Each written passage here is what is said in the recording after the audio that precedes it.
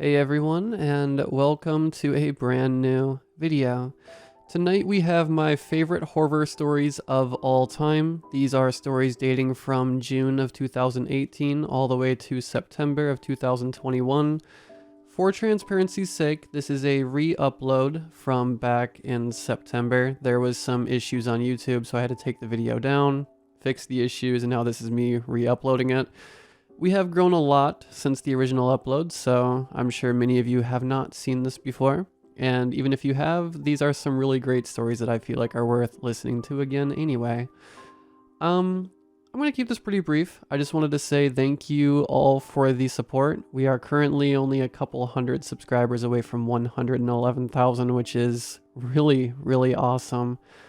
I've been doing this for a long time. I know that I said that this was from June of 2018 through September of 2021, but I've actually been doing this since April of 2015. It's been a very long time. For those of you that don't know, YouTube had like a glitch and I ended up losing my channel, and then I got it back in the mid of 2018. So best of all time is just relevant to when I was back up and active on this channel. Again, just thank you all for the support. I absolutely love what I do, and not a day goes by where I'm not grateful to be able to do this for all of you. If you do enjoy this video, please be sure to drop a like rating. Let's aim for 1,600 likes. I think we could do it. Subscribing if you're new is also very much appreciated, as I post content just like this all the time. Sharing on your social media such as Facebook, Twitter, anything you got is always appreciated, even just telling a friend at work or whatever. Anyway, I hope you all enjoy, and as always, I hope you all have a great night.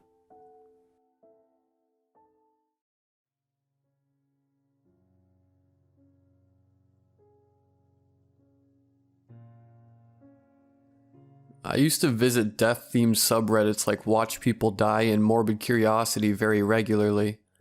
I don't know why, but I've always been drawn to that kind of stuff. Horror movies, real-life stories, it all fascinates me.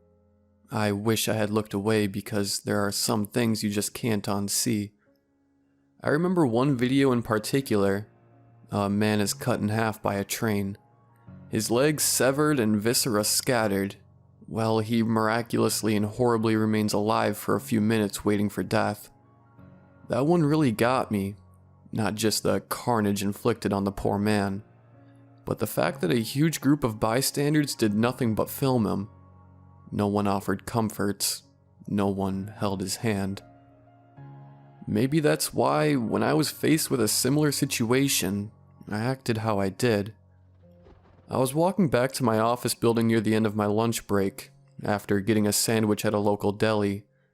The weather was a perfect spring day, blue sky with a slight breeze, and the scent of the ocean on the air. The tranquility was shattered by the screech of tires, the sound of metal on metal, and the most horrendous screams I've ever heard. I quickly saw the source. A bicyclist had been hit by a truck and was lying half crushed on the side of the street. Everyone around was in similar shock, and it was like we all took a collective moment for our brains to catch up to what we were seeing. Suddenly, with the speed of an elastic band snapping back, time moved normally again, and people began calling for 911, directing traffic, clearing the scene. But no one approached the man. In that instant, I remembered the video. I knew what I had to do, and before I could think, I rushed to the victim's side. To say it was the worst thing I've ever seen is a gross understatement. The man's intestines were spilling out of a gash that nearly severed him in two. One of his legs was a pulp of red, and the smell, God, the smell was unfathomable.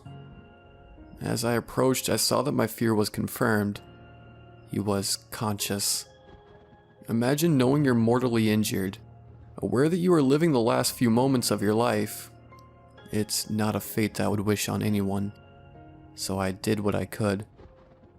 I knelt by his side, careful not to look at his injuries more than necessary. His eyes were huge. with pupils blown out and the whites rolling like a wild horse's. As he saw me, he stilled a little and reached for me with his working arm. I murmured as I clasped his hand, "I'm here, I've got you." I didn't know what else to say in that moment. He stared at me and his labored breathing slowed a little. "Am I going to die?" he rasped, blood frothing in the corner of his lip. I couldn't lie, and I couldn't give him false hope. We both knew the truth. "Yeah, but you have nothing to be scared of. You're going where we all end up, eventually. I know this isn't what you want, but you're going on a new adventure." I tried to make my words even and calm, stroking the back of his hand. After that, we were silent, him broken and prone on the pavement, me his sentinel, cradling his hand in mine. The whole while I prayed for his end to come quickly. Mercifully, he passed soon after.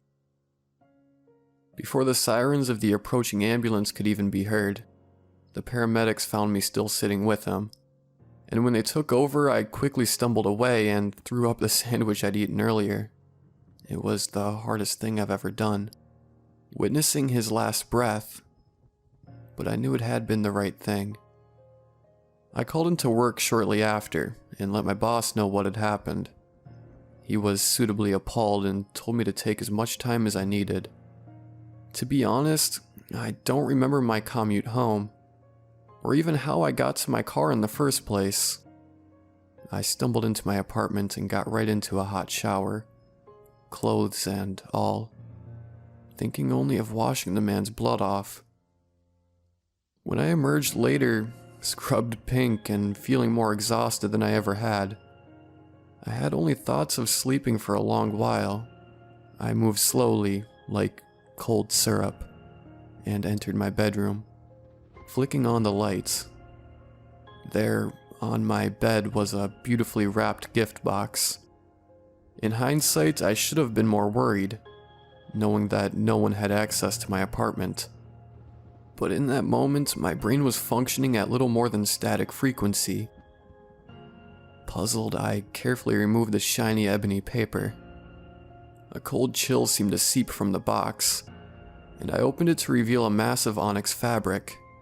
Extricating it fully from the box, I held it up, revealing a long hooded cloak, the color of darkest midnight. It was then that I saw the card. In delicate calligraphy, it only said 5 words: "For a job well done." Despite how it may appear, this is not a story about death. This is a story about free will. The weeks following the accident passed in a blur. I couldn't sleep and ended up with a prescription for some chemical aid, which succeeded in numbing my mind and blunting the edge of reality. For days I didn't bathe, and existed in a fog interrupted by tasteless meals, and even more tasteless daytime TV. The cloak was put into the closet, crammed into the back by the leftover Christmas wrapping paper and spare linens, where it sat forgotten. After a month in a purgatory of grief and shock, I finally emerged and rejoined the living. Work resumed. I cautiously started going out with friends, and life moved on for a time, although my mind never strayed too far from what I'd witnessed that day on the street. I was processing it, and slowly but surely I was coming to peace. It was about 12 weeks later that all of my progress came grinding to a violent halt. Again, it was a beautiful sunny day, birds chirping and not a single cloud in the sky. As I sipped my coffee on the patio, I saw that the apartment groundskeeper was about to do some mowing. I sat and watched him work, idly thinking about my own tasks for the day ahead.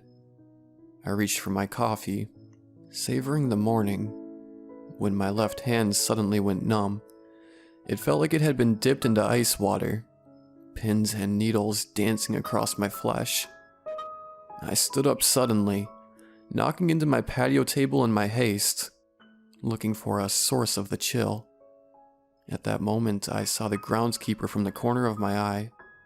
Pushing the mower, between one step and the next, he suddenly went stiff. A marionette with all his strings pulled taut. My hand forgotten, I turned just in time to see him collapse in the grass.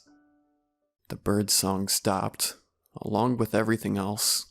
In slow motion, I watched blades of grass float to the ground, and my discarded coffee cup seemed to be suspended in the air.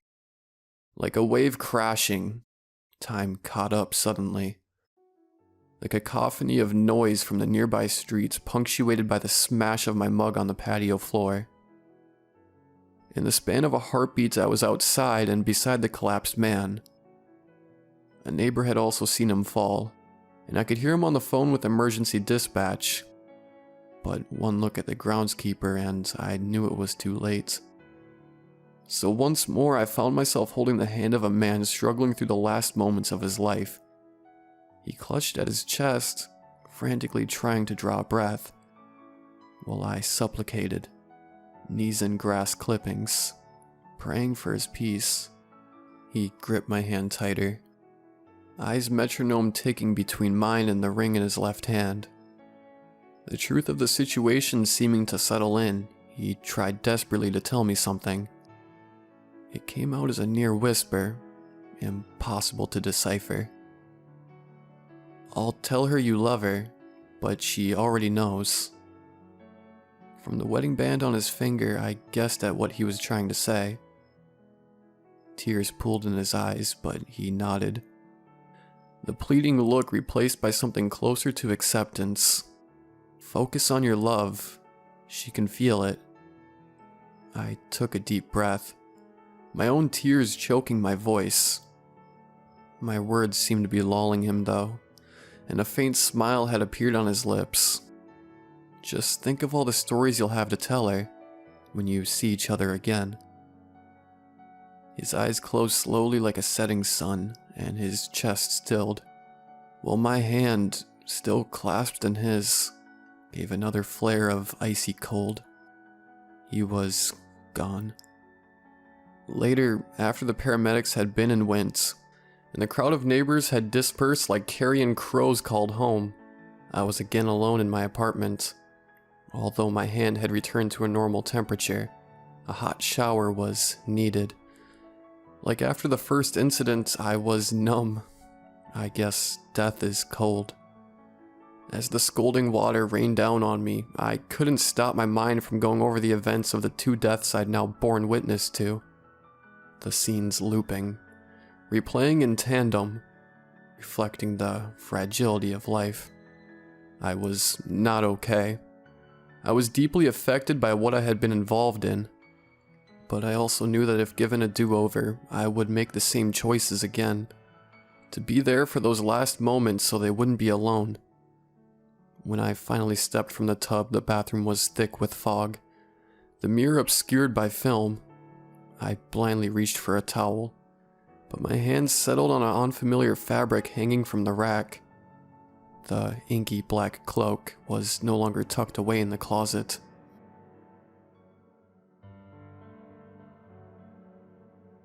After witnessing the second man's passing, I was understandably checked out. Laughter was a memory, happiness a whispered rumor. I was scared to go outside lest I be in the wrong place at the wrong time again, although I was honored to have been able to hopefully bring a modicum of comfort to the men I'd seen pass. My mental state was suffering. I began getting headaches, ice picks driven deep behind my eyes, the only cure being isolation in a dark, silent room. My friends, despite my protests, were determined not to let me waste away behind closed doors. They brought care packages, kept me updated on the lives of mutual acquaintances, and even drove me to doctor's appointments. While I took a sabbatical from work and tried to find relief from my headaches, I was hounded constantly by the thought of the black hooded cloak. I hadn't moved it from the towel rack in the bathroom. The thought of even touching it too much for me to take on in my admittedly fragile state. One Sunday I awoke inexplicably, determined to get some fresh air into my lungs, so I ventured out to the beach near my house. Overwhelmed by the prospect of crowds, I ensured I arrived early and claimed a spot in the shade under a beautiful willow tree. I nestled into my blanket, closed my eyes, and let the sounds of the gently lapping waves drift over me. It was the most peaceful I'd felt since everything had happened. I don't know how long I lay there, in the magical place between sleep and wakefulness, blessedly free from headaches. When I finally fully awoke, the sun was high in the sky, and although my patch of shade had shrunk and I could feel the beginnings of a sunburn, my left hand tingled with a chill. I've never understood the saying, "my blood ran cold," until that moment. I knew, without a doubt, that I was about to witness another death.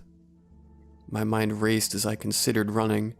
My self-preservation panicked at the thought that this was no longer something I could chalk up to coincidence. But it was too late. A woman's voice, tentative at first, began calling for her child. The woman's calls quickly became more frantic, and soon others had taken up the call as well. I stood up from my blanket, eyes pulled to the horizon, where a small shape was barely discernible amongst the waves. I could have alerted someone else, but I knew this was my task alone. Like the inevitability of death, I had begun to accept what was happening. I sprinted to the water and plunged in, thankful for my years spent swimming as I quickly covered the distance to the child. By now, others had seen where I was heading and were attempting to catch up and help, but I was the first to arrive by a large margin, as I knew I would be. When I reached the little girl, I saw that she was small, no older than 8 or 9, her long blonde hair streaming around her like a mermaid. Her blue eyes were open, and as I reached for her, she slipped under the water. I dove down, her gaze locking with mine as I followed her towards the sandy bottom of the ocean.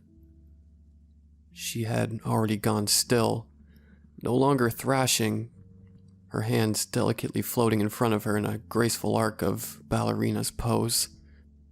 Now parallel and eye to eye, I took her small fingers in my numb left hand, and the air left her lungs in a final cloud of tiny, perfect bubbles.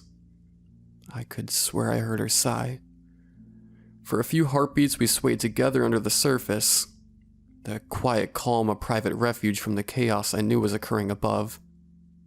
When I finally broke the surface, bringing her up with me, a crowd of other swimmers were there to help pull her to shore. Although it was too late, a few people attempted to resuscitate her on the beach. Seeing all I had needed to, and knowing there was nothing more to do, I stumbled away to the tree, forgotten by the other rescuers and the hysterical mother, now weeping over her child's slight frame. I collapsed on my blanket, unable to move or form a cohesive thought. Slowly, with infinite tenderness, a warmth settled around me. Looking down at myself, I saw that the black cloak had been draped around my shoulders. I whirled around, desperate to see who had wrapped it around me, to finally identify the gift giver, who had been my near constant cause of fear for the last few months. No one was there, and no footprints marred the sand behind me. With raised hair and on the verge of a panic attack, I all but fled back to my home, determined to check myself into a psychiatric facility, or a church, as soon as possible. At home, I hung the cloak up in the entryway, unaware as to why I hadn't left it behind. I was about to call a friend for help when I saw that I had a voicemail on my phone. It was the doctor's office, asking me to come in to discuss the results of my recent MRI. I knew then, without having to fear the diagnosis, that it was something bad. The next day, the events at the beach put aside while I attended a meeting at the hospital brought sobering news. The cause of my headaches, although something I had tried to shrug off as inconsequential, was in fact an inoperable tumor. The prognosis, stiffly delivered by a non-flinching specialist, gave me an expiry date akin to that of a carton of milk. There was a lot of talk about keeping me comfortable, and about decisions I would need to make, but there is one decision I must make before any others. When I arrived home, still in shock from the death sentence I was handed, a letter was waiting for me on my crondunzu. The beautiful calligraphy, written in the same hand as the original card accompanying the cloak, bedecked the envelope addressed to me by name. With shaking fingers, I began to read. Death has never been the end, and as yours is approaching, you must decide, will you wear the cloak? The choice, as always, is yours. So here I sit, my laptop the only illumination in my room, the cloak now draped across my bed. I have decisions to make. Whoever you are, this letter has found you for a reason. By now you know my story, and have likely compared it to the pages of your own. I wish I had had more time to discuss it with you, to hear your thoughts, to ask how you'll react when you're called forth. Maybe it will be me who delivers your cloak, and I wonder what your choice will be when the time comes. Whatever you decide, I hope this last account will help you determine your path. As always, the choice is yours. It's strange, the things that come to mind when one contemplates their impending end.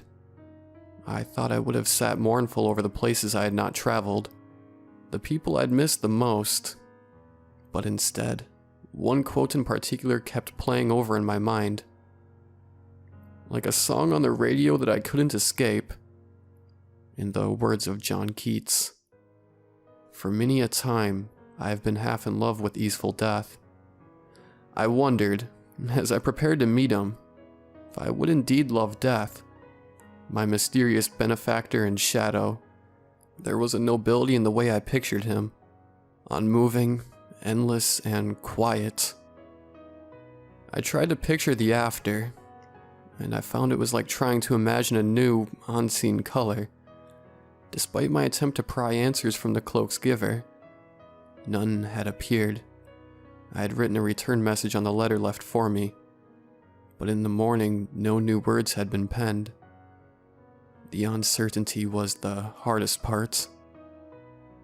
If I accepted the cloak, I had somewhat of an idea of what my eternity would entail, joining the ranks of reapers, ferrymen, and guides. I wondered idly which of the myths were closest to the truth. I wondered at the enormity of it. The possibility haunted me, however, that taking up this mantle would exclude me from the end which all others experience. What if, at the end of the lighted tunnel, a paradise awaited from which I would be barred entry? What if my loved ones were forever waiting on the other side, an eternity spent wondering why I had not appeared? Somewhat cruelly, I had been given a reprieve from the headaches, but the time bomb in my head remained. At least my mobility had returned, and I was able to once again leave my apartment in an attempt to enjoy the time I had left. Those attempts were futile, as my role as witness to death had increased in frequency. I was no longer presented with only the passing of humans. As I walked around the neighborhood one night, a pitiful mew, combined with the familiar tingling in my left hand, drew my attention. Under a towering cedar hedge lay a small black and white cat, mercifully free from blood. Playing my part by rote, I approached and knelt by the animal, and tentatively reached out to stroke its satiny fur. Its ribs were easily felt, its body withered by old age. The cat calmed almost instantly, nuzzling into the chill of my fingers, and for the first time since all this had begun, I wasn't scared. There was an undeniable honor in this gift, or curse. When the cat had stilled, and my hand once again began to warm, I placed its nearly weightless body in a small grave I had dug under the cedar. It was such a stark contrast to the commotion that accompanies human death. To be silent and alone. No sirens wail, no tears or cries or frantic shouts. It was beautiful. A bird with a broken back, shattered upon my window, a dog struck by a careless driver and left behind like discarded trash, a moth, wings frail from a too short life spent chasing flames. All of them sought me, and I in turn was drawn to their ebbing light. Entombed safely within my home, a husk unable to venture out, I regretted that they would not be able to find me. I hoped someone else would comfort them when needed. My lungs struggled, while my heart trudged doggedly on with my Trojan horse chest. Hopes and secrets and all the things left unsaid, guarded safely behind my ribs. I wish I had saved my voice for something important, a grand last statement, but it was as though all of my remaining strength had pooled within my cold left hand. I knew that my friends and family could trust in my love for them. I left behind no large estate to be settled, nor children left bereft. Compared to many, my death was easy and uncomplicated. My thoughts shifted, machine gun rapid, between I'm fine, I'm at peace with this, I'm ready, and please, I'm scared. I don't want to go. I'm sorry. I wish I had done more, seen more, and been more. Please don't let me go. I don't want to go. Don't forget me when I'm gone. Don't let me be a half-remembered name, said only out of obligation and false grief. I don't want to be alone. I can't. I took a deep breath, pulled through lips pressed tight with stubborn resolve lending strength to dug-in heels, still fighting against my end. I regretted not leaving my phone within reach, not seeking hospice care, not asking someone, anyone, to sit with me and talk me through it, to talk me out. Gently a hand clasped mine. I looked up from my bed, unable to move my head much, my muscles as pliant as a newborn calf's, and was struck by the way the black cloak he wore seemed to absorb all of the light in the room. He was taller than I thought, which brought me to near hysterical laughter, the absurdity of the moment too much to bear.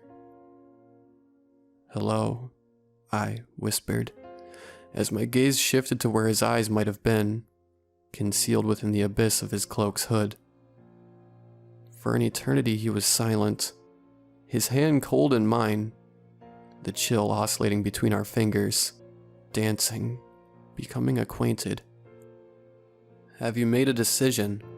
Will you wear it?" His voice was a breeze through a cornfield, the crackling of burning wood.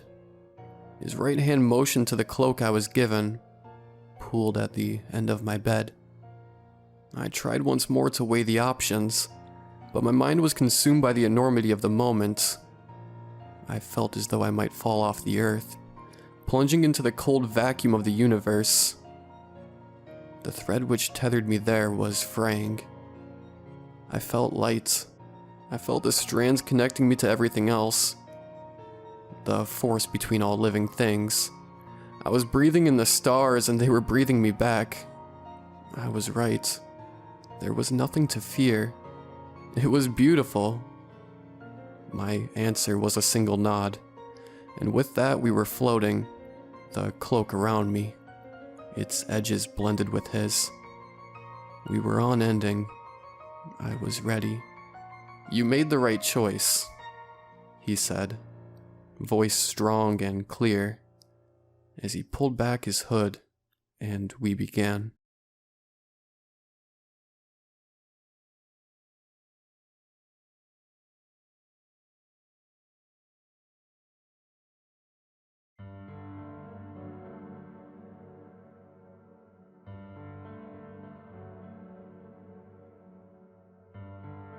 call bank position. No limit to what you can make. Innovative employees call now.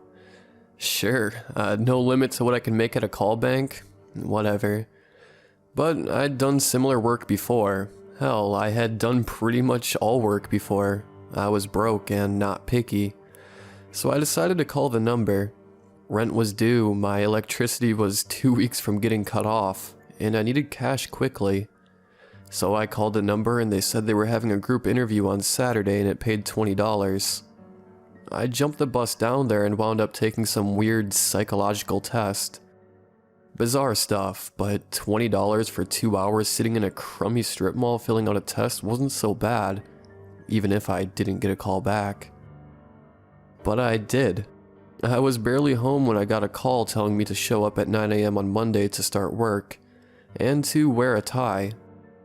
This is where it gets weird though. Well, weirder. I hop off the bus the next morning and I'm at a really nice building. I've worked at call centers before and they're always in some cheap, crummy place where square footage is cheap. This building is gorgeous. I'm brought up to the floor and shown my individual office. Not a cubicle, an office. It's nice, and while I don't have a window, I am definitely not complaining. I'm shown around by an office manager who explains my new job. I'm supposed to call people and ask for some of their time. If they agree, I transfer them to one of the principals. I find the numbers I want to target. Red flags galore at this point. I don't even know what we're selling, and she makes it clear that I just have to get them to agree to give us some of their time. This makes no sense. No product, no call list provided. Paid based on how well I do? Seems like a scam, right? Totally bizarre. Maybe a cult. There are only a few workers and they just seem to be milling around. Then the principals arrived. Older men and women, but glamorous in an old money way. They just dripped wealth. Their clothes were expertly done. Everything looked incredible. One stopped in front of the office manager and smiled a perfect smile. "Mr. Smith, this is our new caller Caleb. He'll be directing calls to you today." Mr. Smith nodded at me. "We're very excited to have you on board, Caleb." His eyes looked strange, almost reptilian. "This is the first opening we've had for a while. I'm sure you'll make us proud." After getting introduced to the phone system, I started just dialing random numbers. Finally, I got an older man who laughed when I asked if I could have 15 minutes of his time. "Sure thing, son. Don't you have anything else to do today?" I quickly put him on hold and dialed Mr. Smith. "Who am I speaking to?" he asked. "Ronald. He's retired. Thinks we've got an exciting new product." "And how much of his time is he providing us?" 15 minutes. "Thank you, Caleb. Please put him through." 2 minutes later, Mr. Smith appeared in my office door. "Good job, Caleb. First calls don't often go that well. Now try to find someone willing to give you more time. You'll get paid for how much time you can provide us. Remember, you can call anyone." That was another huge red flag. He couldn't have been on the phone for more than a minute. What were we doing here? Things got weirder. I figured I would try a phone sex hotline. If I'm paying, they'd give me as much time as I wanted, right? As it turns out, they would not. I got connected to Destiny, and once I asked if I could have some of her time, she got immediately weird. "We told you people not to call here anymore. No, you can't." She hung up. I tried twice more on different lines and got the same response. I hadn't had much luck when one of the other callers asked if I wanted to eat lunch together in the conference room. There were only 3 other callers, and I figured I could pump them for information. I tried to bring up every red flag so far, but they all shot down my questions. Mike finally leveled with me. "Listen, man, I've got a high school diploma and 5 kids. I've been here 8 years and made $500,000 last year, and took plenty of vacation. Stop asking questions. This job is the best thing that'll ever happen to you." Instead of focusing on what we were doing, I asked for tips on who to call. Mike focused on stay-at-home parents he could tell they wanted vacation. Carol liked to call empty nesters. Susan checked resume boards and asked people if she could have some of their time to discuss a professional opportunity. They asked what I was doing, and when I said I tried a few phone sex hotlines, they all laughed. Those stopped working 2 years ago after they caught on to us, Mike said, though I didn't understand what he meant. After lunch I got back to it, trying some of what everyone had suggested. I had a bit more luck, and finished up with 4 hours. At the end of the day I was called to Mr. Smith's office and presented with a check for $250. His office was odd, full of weird books, old in foreign languages and antiques. There was also a red digital clock on his desk, ticking backwards from what looked like just over 600,000 minutes. "A good first day, Caleb," he began. "Remember, it's not just the time you gather, it's the time you use. Today you spent 8 hours here and generated 4 hours. It's a negative day, but you'll get the hang of it."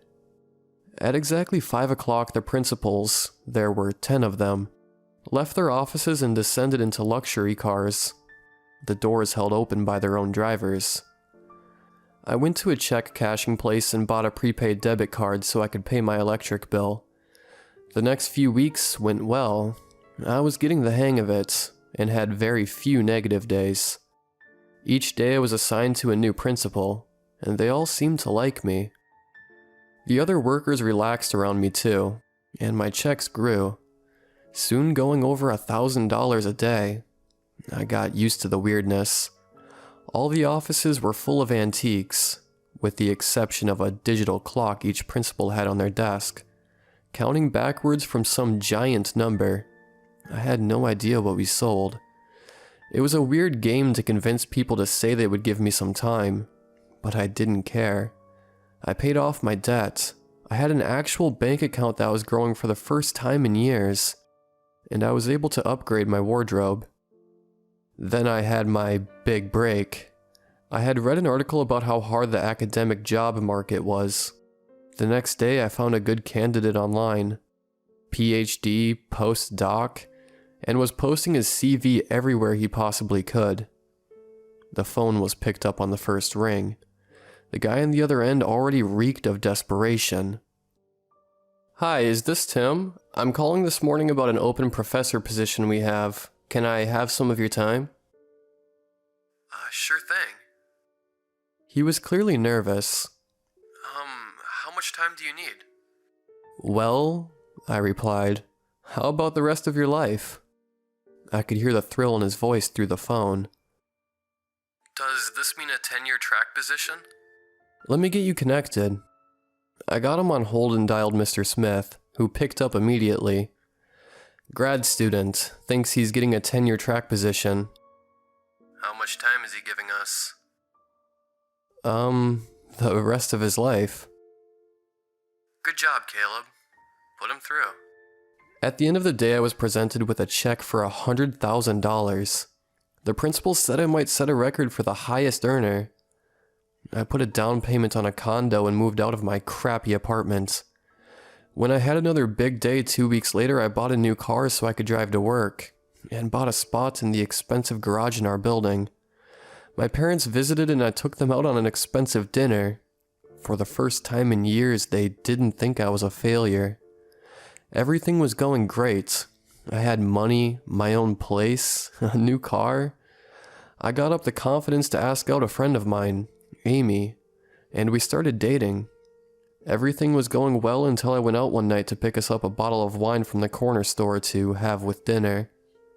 On the newspaper rack was a picture of a young man with a headline, "Grad student found dead." I picked it up and saw the name of Tim. He had been found dead in his apartment, and his death was completely mysterious. I read through the article. He had died the day I called him. I called Amy and said I was feeling suddenly sick and I was going to go home. After a sleepless night and a trip to a local store, I had a plan. I arrived at work early the next day and set up a camera in the office of the principal I would be working for that day, Miss White, It was tiny and discreet, but I could monitor it from my office. When the principals arrived, I said hello to her and retreated to my office where I turned on the recorder. She was in her office with the door shut, reading some book in a language I couldn't understand. Her clock was on her desk and counting down from 754,000 minutes. I made a few calls before I got a hit, a student who jumped at the idea of a 2-week all-paid vacation. I transferred him through, and then turned back to the recording. Miss White picked up the phone and the smooth words poured from her mouth. Good morning to our big winner. I understand you're willing to give us 2 weeks of your time. She smiled and hung up the phone suddenly. As she did, I realized that the clock on her desk had changed. It now had an additional 20,000 minutes on it.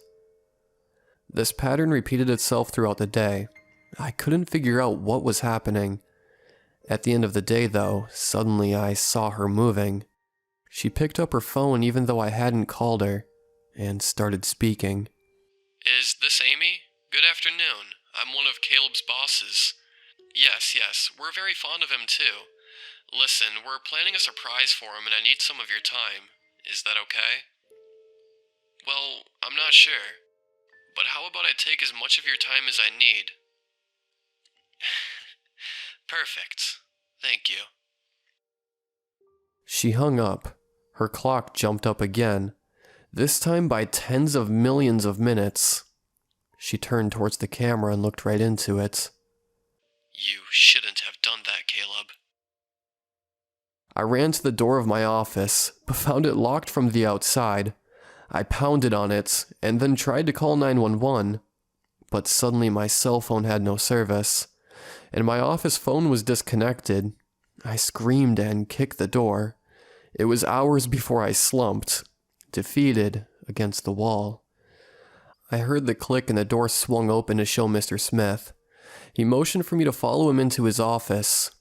When I arrived, I realized his clock, which I hadn't gotten a good look at for a few weeks, was also tens of millions of minutes higher than it had been. "You're a natural, Caleb." I stared at the floor as he continued. "But you pushed too hard for answers, so we had to show you what we were capable of. We had to make you understand." I glared at him. "That grad student is dead." He nodded. "So is your girlfriend. We had to make an example." "What are you?" He smiled. "We've been called many things over the years. So many names, so many rumors. The truth is this: we are immortal. But we need others to freely give their time to us. In old times, this caused a rumor that we had to be invited into a house, that we could not enter freely. But those same rumors also made us seem most unsavory." I spat at him. "So we're killing people? That sounds pretty unsavory to me." "Not very often. Someone will get a phone call and offer 2 weeks of their life, an hour, a month. When they are older, they will never realize that they lost that time. So we hang up and they feel a tiny bit older, though they cannot describe it." I stared at the desk while my world swirled. "What do I do?" He smiled. "You will have a good life. You will come to work and continue to help us get time. You will be handsomely rewarded. You may stop if you like, but you will never speak of this to anyone, or there will be consequences. We needed you to understand that." He paused and then took a check out of his desk for $500,000. "A bit extra, since I know there was an emotional connection for you today." I took the check as he walked past me. "You can have a life people only dream of, Caleb. Your recent work has been exemplary, really pushing the envelope of what we thought was possible." I waited for a few minutes before I took the elevator to the lobby and walked out into the night. I felt nothing. It was like my soul had left my body, leaving only emptiness. My life stretched out before me, and I knew how it would look, full of money, importance, glamour, empty pleasures. I knew I would deposit the check in my pocket into my account. I knew I would be back at work in the morning. What else did I have? What else could I do? Maybe you are hoping for a job, or a vacation, or for your luck to change. Maybe you've been waiting to hear about an exciting new investment opportunity. Or you're just lonely and want to spend some time chatting with someone.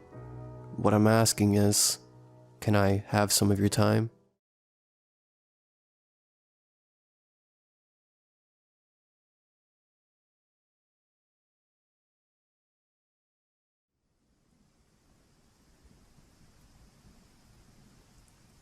I was 9 years old when I first learned the value in hunting for a bargain.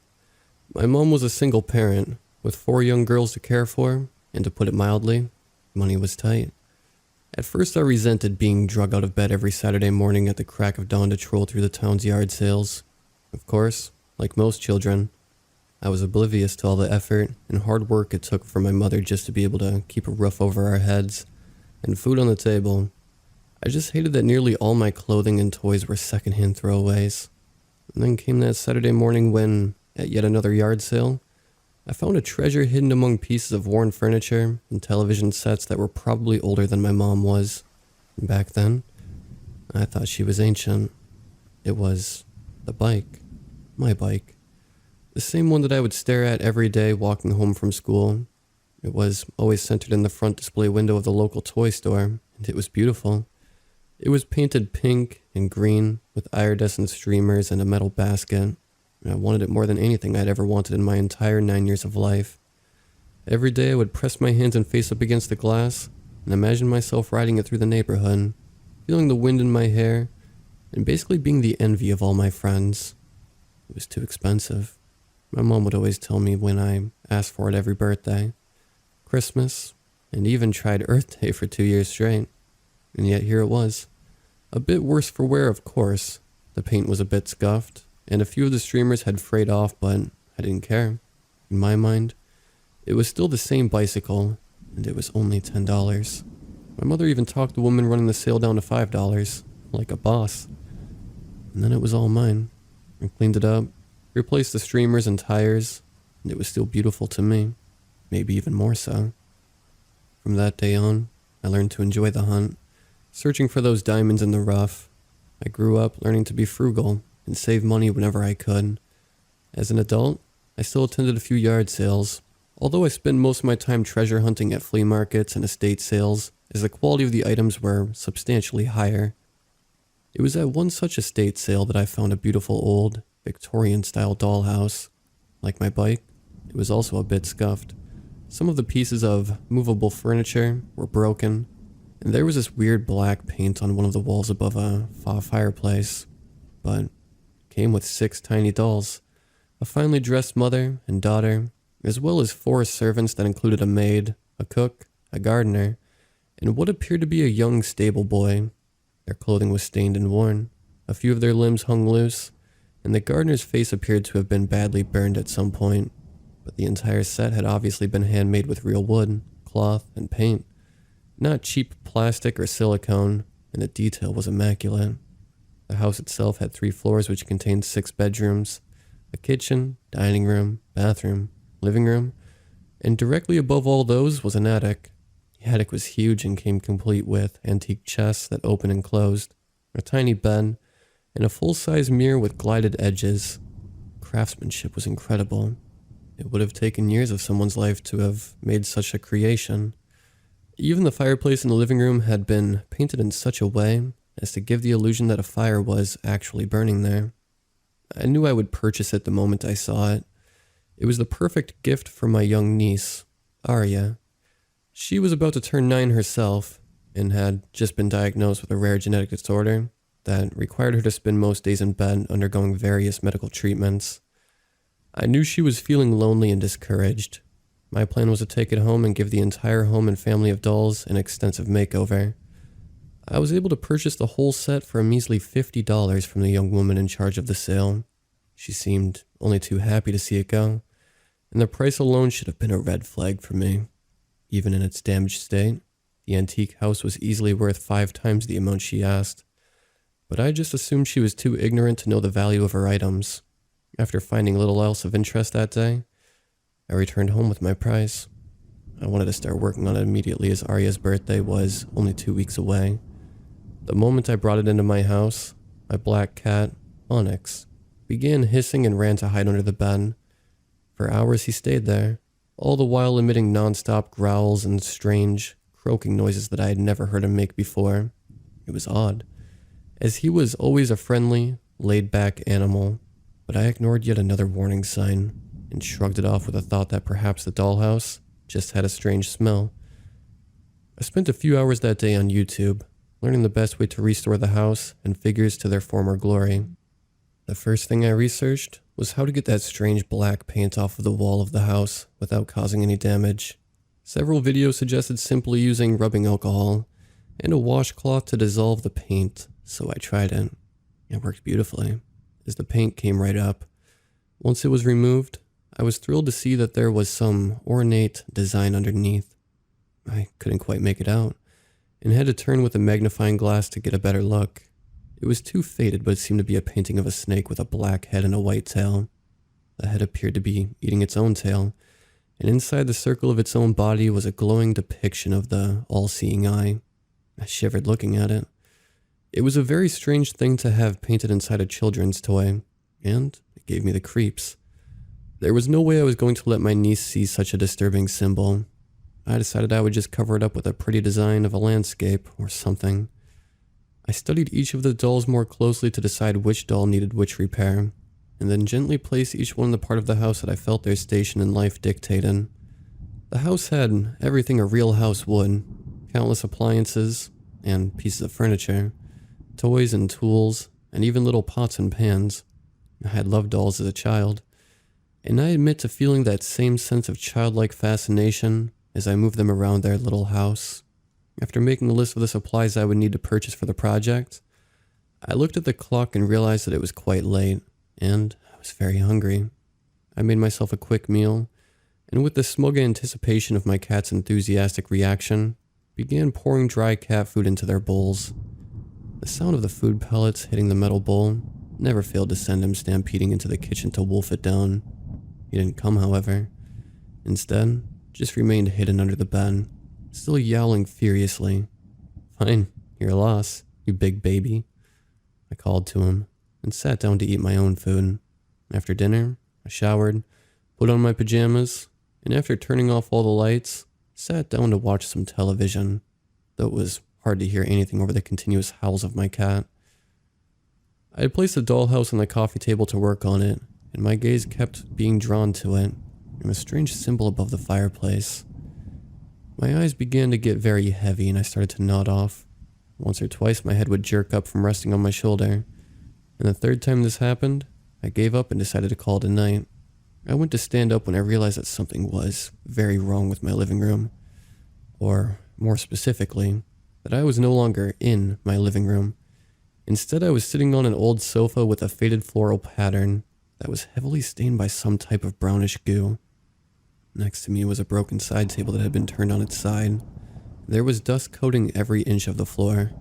My television was nowhere to be seen, except for an odd static light that resembled what you would see cast on the walls if it had been left on in a darkened room. There was a strange stillness in the air. It almost felt like I was underwater, and hearing my own breath through a heavy, muted atmosphere. "What the hell?" I said aloud, as I moved to explore the room. There was a large bookshelf to my right, and as I approached it, I saw that it was filled with books all relating to alchemy, devil worship, and witchcraft. I went to remove one of the books when my fingertips hit flat wood. Rather than leather or paper, books weren't real.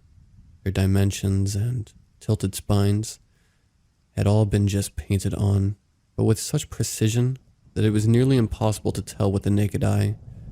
Thoroughly confused at this point, I continued my exploration. I turned to see a fireplace. It was so large that it dominated nearly an entire wall. Embers glowed brightly inside it, but emitted very little light. Then I saw the mural, the same one from the dollhouse, complete with the self-cannibalizing snake and all-seeing eye, Around the design were small, random smudges of black paint. No, thought to myself, as a paralyzing dread filled my body. It's not possible. I am not inside the dollhouse. I quickly ran from the room and found myself in a great hall, also identical to the dollhouse. To the left was a huge, grand staircase. To the right was a large wooden front door, and straight ahead, a smaller sized door that I had a sinking feeling would lead to a dining room and kitchen. I ran to the front doors and grasped the handle, turning it as the heavy door creaked loudly. I ran through the doorway, needing to be free of the house when my body slammed hard into a solid wall of blackness. I felt blood pouring from my nose as I fell backwards onto my butt, and pain splintered through my entire body. On my hands and knees, I crawled back over to the open front door and slowly stretched my fingers through the exit. There was indeed some invisible wall preventing me from leaving the house, and it was cold. So cold that my fingertips started to ache and tingle, as though I were touching dry ice. I quickly snatched my hand back and struggled to come to terms to what was happening to me. Am I dreaming? I must be. The last thing I remembered was drifting off in front of the TV. My thoughts were interrupted by a steadily growing sound behind me. I could hear slow, heavy footsteps descending the staircase at my back.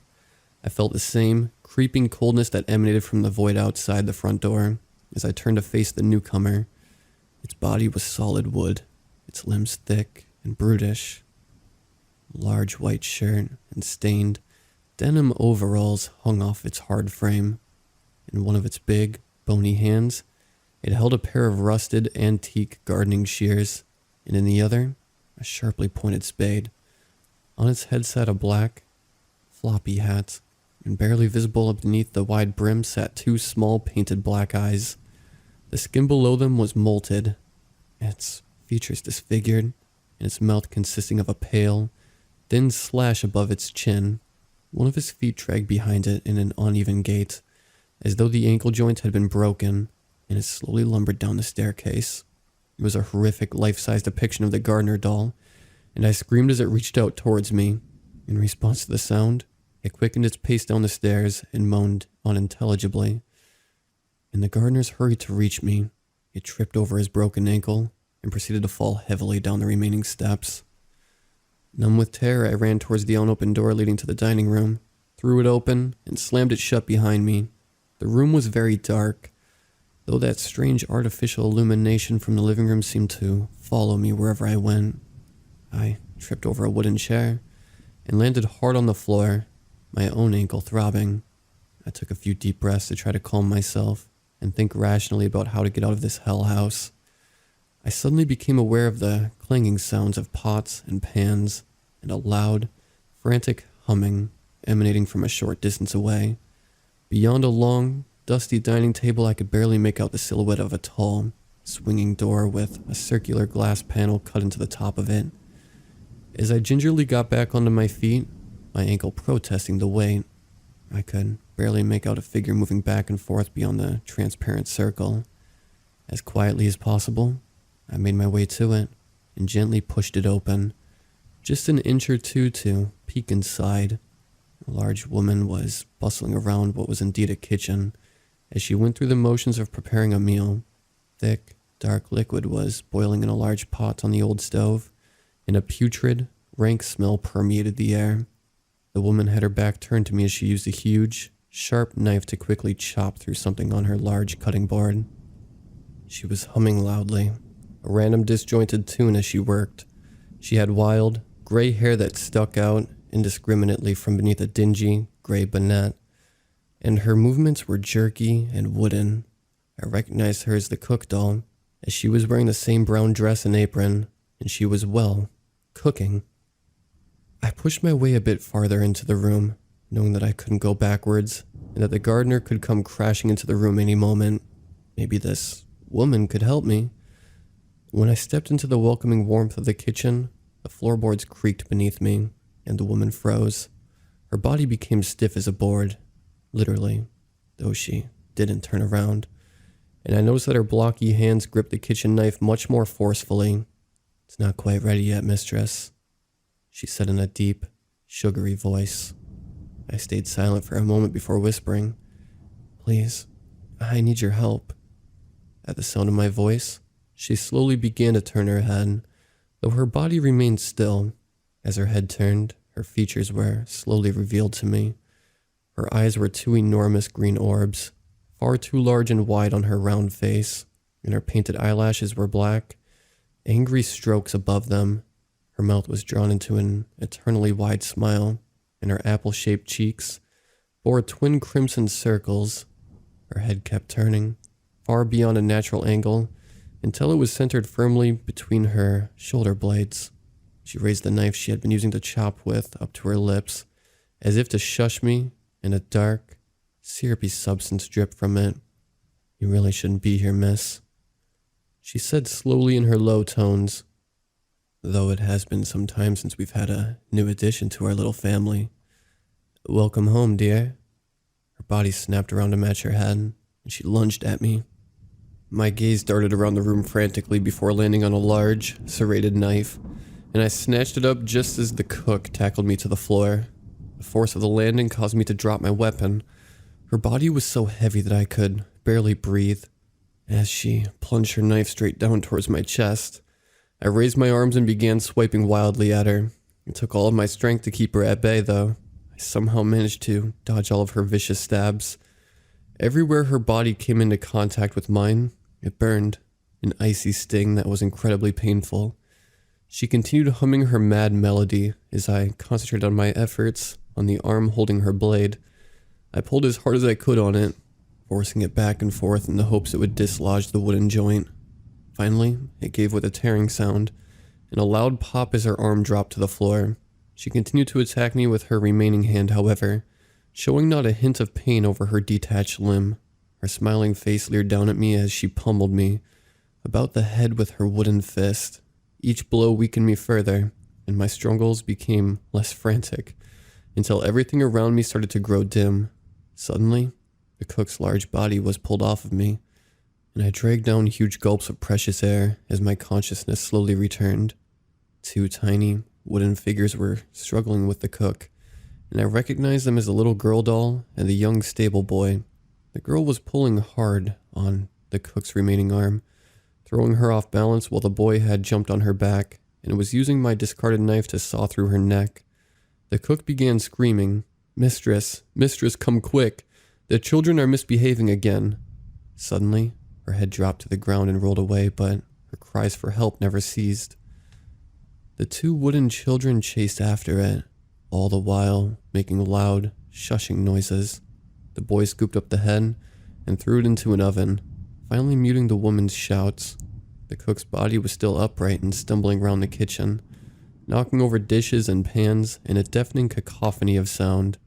The girl herded the cook's large body into a nearby pantry and quickly closed the door. Turning back to face me, she whispered, "Shush, we don't want to wake up Mama." Before I could thank the children or ask any more questions, a tiny servant's bell on the adjacent wall began to ring. Slowly at first, and then it quickly morphed into a loud, constant jingle. The girl looked at me with her wide, painted eyes, and I swear I could actually see the sheer terror overtake her expression. "Too late. She's awake," the girl cried. "Come with us. We have to hide now." I needed no further urging. I quickly jumped to my feet, my battered body protesting every movement, as I followed the children out of the kitchen and back through the dining room. When they moved to open the door leading out to the grand staircase, I called out, "Wait, the gardener." They ignored me and continued running as the little girl called back over her shoulder, "He's not the one you need to worry about. Come on, follow me." Seeing no other option but to trust the girl, I obeyed and quickly followed after them. The freakish gardener was nowhere to be seen as we flew up the staircase and into the door on the right. It was a bathroom, complete with a large, claw-foot copper tub, and we all jumped inside it and pulled the curtain completely around it. We had just finished doing so when a beautiful, feminine voice called out from somewhere outside the door, "Amelia, my darling, where are you?" The voice sounded so gentle and calm that I couldn't understand why the children were so afraid. My mind flashed back to the mother doll, and I could recall nothing about her appearance that would warrant such terror. As we waited in the silence, I could hear the approach of soft, light footsteps down the hall. The little girl, whom I assumed was Amelia, began to tremble jerkily, and the stable boy reached out to place a comforting arm around her shoulders. The force of their wooden bodies, connecting, made a slight knocking sound, and they both froze. "Amelia, stop playing games. Mama's looking for you, sweetheart. You and Wesley come on out now, and bring your little friend." The sweet, soft voice of the mother slowly morphed into a low, demonic-sounding growl that instilled a terror in me so deep that I couldn't breathe. The footsteps stopped right outside the bathroom door, and I had to shove my whole fist inside my mouth to stop myself from crying out. I watched in horror through the tiny gap in the curtain as the doorknob slowly turned and the door began to creak open. Suddenly, a loud crashing sound came from downstairs, and an impossibly swift whooshing noise could be heard as the shadow of the mother abandoned the doorway. After a moment, Amelia and Wesley quietly stepped out of the tub and motioned me to do the same. My body was so sore and stiff from all of its abuse that I slipped trying to come out. Wesley reached out to catch me, and I cried out in pain when his wooden hand burned my skin. He quickly jerked it back and shook his head at me in what I assumed was an apology. "Wesley doesn't speak," Amelia said. "He didn't mean to hurt you. He just forgot that he's not supposed to touch. We need to get you out of here. The process has already started, and it won't be long now before you become like us. Every time you touch one of us, it'll make it worse." I raised my hand up in front of my face to inspect it, and was horrified to see that Amelia was right. The pain and stiffness that I had assumed was due to injury was actually caused by my body slowly hardening. All of my fingers and the majority of my hand had become wooden and hard, and had already spread down to my wrist. I was becoming a doll. "How do I get out of here?" I asked, struggling to remain calm. The little girl shook her head sadly and said, "I'm not sure. We're not supposed to even be awake now. Something must have happened. When my mama died, Daddy made this house for all of us to live in so that we wouldn't be lonely anymore. He came into my room one night and told me that we were all going to live in the dollhouse. He said he fixed it so we could all be a family again, and that Wes and all the other servants could come too. He brought me downstairs, and where everyone else was already sleeping on the floor. Then he did something to me. I don't remember what. It was a long time ago, but I woke up in the dollhouse and he was right. Everyone was here. But Daddy never came. Our bodies all began changing, and it hurt, but he never came. Mama must be so sad without him, because she changed too, but not like us. I don't think she's really my mama anymore. She's mean." Then one day, we all got really tired and Mama started screaming. I tried to stay awake, but I was just so tired. We all went to sleep, and then you came. My mind raced as I tried to piece together everything she was telling me. It seemed Amelia's father had been into some pretty dark things. As I recalled seeing all the alchemy titles in the library, he must have lost his beloved wife and gone crazy, building this weird house. Then I remembered the strange symbol that had been painted above the fireplace. That's it. The symbol. Something had changed. I removed the paint that had been covering it up. Perhaps, as far-fetched as it seemed, all I needed to do was black out the symbol again. Could it really be that simple? I had to try it. I was running out of time. I could feel my body growing stiffer with every moment that passed. "Amelia, I think I know how to get us out of here. Do you know that strange drawing in the library? Well, I think I made a mistake and we need to destroy it. Will you and Wesley help me?" When they both nodded their agreement, I asked, "We need to cover it back up. Do you have any paint we could use?" The two children looked at each other and then slowly shook their heads. Damn, I thought. Of course this wasn't going to be that easy. "Well, we will just have to try and find something else that will work. Let's go back downstairs and..." Just then, a clawed hand reached inside the door and grabbed Amelia. It all happened so fast that I barely got the impression of black skin and sharp red nails wrapping around her throat before she was just gone. That same whooshing sound accompanied her abrupt exit, and Wesley stretched both hands out after her in a panicked and futile attempt to save her. I heard a cackling laugh fade down the hall, and then the staircase. Wesley gave a strangled moan before turning to run out after her. Wait, I cried. We'll get her back. I promise, but first we need a plan, and hopefully a weapon. Do you still have that knife? He shook his head sadly at me before perking up and motioning for me to follow him. As he fled the room, I followed at a slower pace. My stiffening joints made it very hard to move, but I forced myself to keep up. Wesley passed by several doors before making his way up a set of steep stairs, leading to what was, I assumed, the attic. He ran over to one of the wooden chests located there, and began removing bolts of cloth and various sewing implements before finally pulling out a wicked-looking pair of sewing shears. After dropping the shears at my feet, he proceeded over to the small bed in the corner and dove underneath it, reappearing moments later with a large pitchfork gripped tightly in his fist. My hands were now so stiff that it was incredibly difficult to even pick up the shears, and I marveled at how easy the doll's movements were compared to mine. Of course, they had had much longer to adapt to their new bodies. Theirs were solid wood, not a confusing mesh of both. Just as I bent down to retrieve the shears, movement out of the corner of my vision caused me to jump. I almost laughed when I realized that it was simply the reflection in the golden-edged, floor-length mirror that I had noticed when first inspecting the dollhouse. Had that really only been a few hours ago? It felt like years had passed since I had become trapped in this hellish place. Good job, Wesley. Now we just need a plan. I assume the thing that grabbed Amelia was Mama. When he nodded, I continued. And where would Mama have taken her? One of the bedrooms? Or the kitchen? He shook his head to both. The living room, then? Do you think she knows what we're planning? Wesley nodded his head vigorously. Damn. Okay, then. We just need to make some kind of distraction to get Mama away from the living room, and then we'll save Amelia and destroy the painting. Here's what we'll do. After Wesley and I agreed on a plan and went our separate ways, I crept back down the stairs and made my way through the door leading into the dining room. Then I froze. A young woman was kneeling on the ground and sobbing loudly as she fiercely scrubbed the floors with a wet, dirty rag. She would pause every now and then to dip her rag into a bucket of equally filthy red liquid, before sloshing it back down to continue her scrubbing.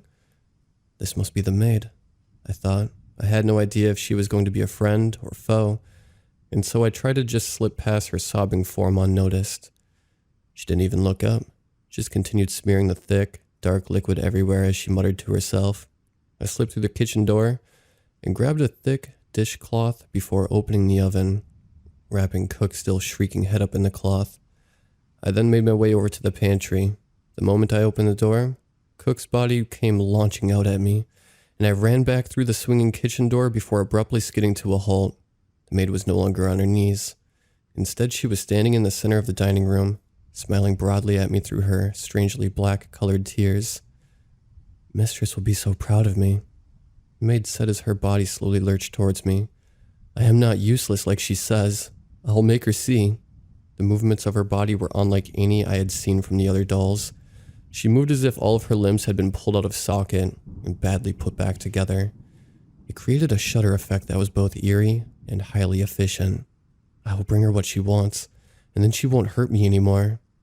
Maid fell on me then, pulling at my clothes and hair as she began pulling me towards the grand hall. Her strength was incredible, and I dropped Cook's head in an effort to free myself from her relentless grasp. She pushed me through the door to the main foyer, before I was finally able to get loose, and I turned to run before my legs gave out and I fell, hard, onto the ground. Looking down the length of my body, I was horrified to see that my legs were turning to solid wood. On one leg, the transformation had progressed all the way to mid-thigh. I began crawling towards the living room, dragging my mostly wooden leg behind me. The pain had gone all to hell, thanks to Maid's interference, but I was still determined to try. Behind me, chaos erupted as Cook's body slammed into Maid's, and they began fighting with each other. I shook my head to clear the stupor-inducing sight of two dolls viciously wrestling each other, and continued crawling towards the living room door. Reaching up, I used the door's handle to pull myself back up to my feet, and slowly turned around.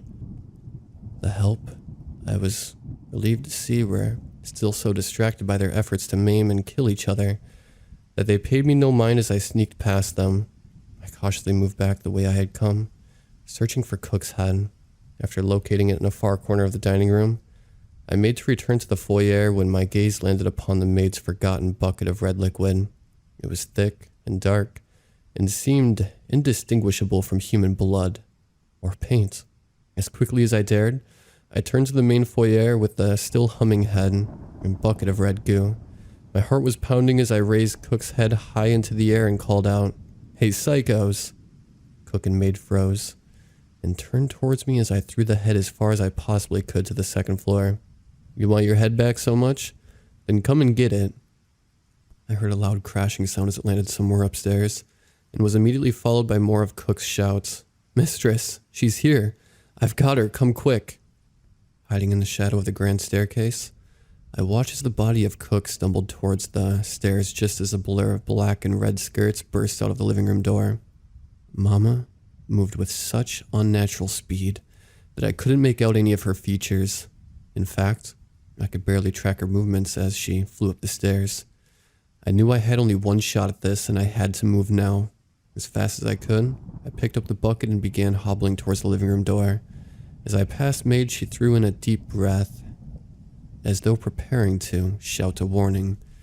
Before she could utter a sound, however, I swung the side of the bucket hard into her head. Hearing a sharp cracking noise as the metal bucket connected, maid fell to the floor and began twitching erratically as she struggled to get back up. I ran into the living room, softly closing the door behind me. Inside the room, Amelia was sat on the filthy sofa, sobbing with her hands covering her face. As I approached the young girl, I began hushing her softly, and she looked up, her little face brightening. It was then that I noticed that her tears were also black, just like maid's. What did that mean? "You're okay," she cried, before I could ask her, and ran over to hug me. Then stopped herself and rested her wooden arms awkwardly back at her sides. "Where's Wes?" she asked quietly. "If all is going according to plan, then he's upstairs leading Mama on a wild goose chase," I responded. She looked worried, and I knew she was concerned for the safety of her friend. To be honest, I was too. Can dolls even die? I asked myself before turning to the more immediate problem at hand. "Quick, let's try to destroy the glyph, and then we'll all get out of here," I said. To which Amelia just gave a strange, sad smile before nodding. Finding the snake painting, I threw the bloody contents of the bucket over it, taking care to cover the entirety of it. Sparks began to shoot out of the wall, but beyond that, nothing happened. I could feel that my body was still hardening, and I was very much still inside the dollhouse. It hadn't worked. "No," I cried internally, as hopelessness began to set in. Anger and despair welled within me as I pulled the sewing shears from the back waistband of my jeans and proceeded to hack at the blood-soaked wall. With the very first stab of the scissors, a horrible demonic screeching reverberated from somewhere upstairs, and Amelia cried out, "She's coming!" Just then, Wesley burst into the living room and began wildly waving his arms in a "follow me" gesture. In blind terror, I ran towards him, Amelia following close behind me. The terrifying screams and growls only grew louder as we followed Wesley upstairs to the second-floor landing. Far down the hall, I could see billowing black skirts floating towards us at an extremely rapid pace. I could barely run anymore, and since I know I had very little hope of ever leaving anyway, I grabbed Amelia and Wesley's shoulders in order to use their faster momentum to propel me forwards. It caused me extreme pain, and I didn't even know where we were going, but all I could think of in that moment was to get away from Mama. The children all but pulled me up the stairs to the attic before they both let me go, and I dropped hard onto the floor. I raised my head to see Wesley frantically pointing at something as Amelia cried out, "Look at the mirror, it's glowing." Turning my attention to it, I could see what she meant. Not only was the mirror glowing, but instead of reflecting the attic scene around us, it was showing a different room. My living room. Was the mirror the way out? It must be a portal. I raised myself up and began crawling towards the glowing mirror. My movements were incredibly stiff and slow, my body now almost completely solid. Just as I was only a foot from the mirror, my arm outstretched towards it. Amelia screamed, and a strong, clawed hand gripped me by the throat and pulled me into the air. It was then I got my first real look at Mama. The beautiful doll of the mother bore little resemblance to the abomination standing before me. Her dark hair was wild, her skin an ashy black color, and her eyes were no longer a soft brown, but rather a bright, glowing red. She was impossibly tall and thin, wraith-like in her long black dress, and I noticed several gaping wounds across her torso. Unlike the rest of the dolls, she, it seemed, could bleed. She held me up with one hand around my neck, as if I weighed nothing, and began to cackle at me as she spoke. Finally a new daughter to call my own. I felt the very last of my strength evaporating just as the few remaining bits of flesh, bone, and muscle in my body gave way to cold, complete solidity. In that moment, I gave up and hung my head as Mama began to pull me closer to her freezing, demonic form. Out of nowhere came the squishing sound of metal slicing cleanly through skin, and for a moment, I thought I had been stabbed. My body once again became reacquainted with the floor, for what must have been the 10th time that night, as I was dropped unceremoniously back to the ground.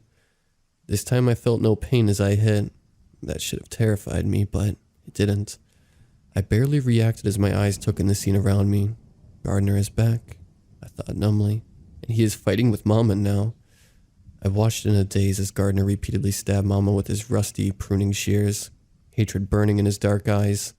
Suddenly tiny hands, 4 of them to be precise, were lifting and pulling my body towards the mirror. I looked up to meet the determined little faces of Amelia and Wesley, and a single, warm tear slid down my cheek.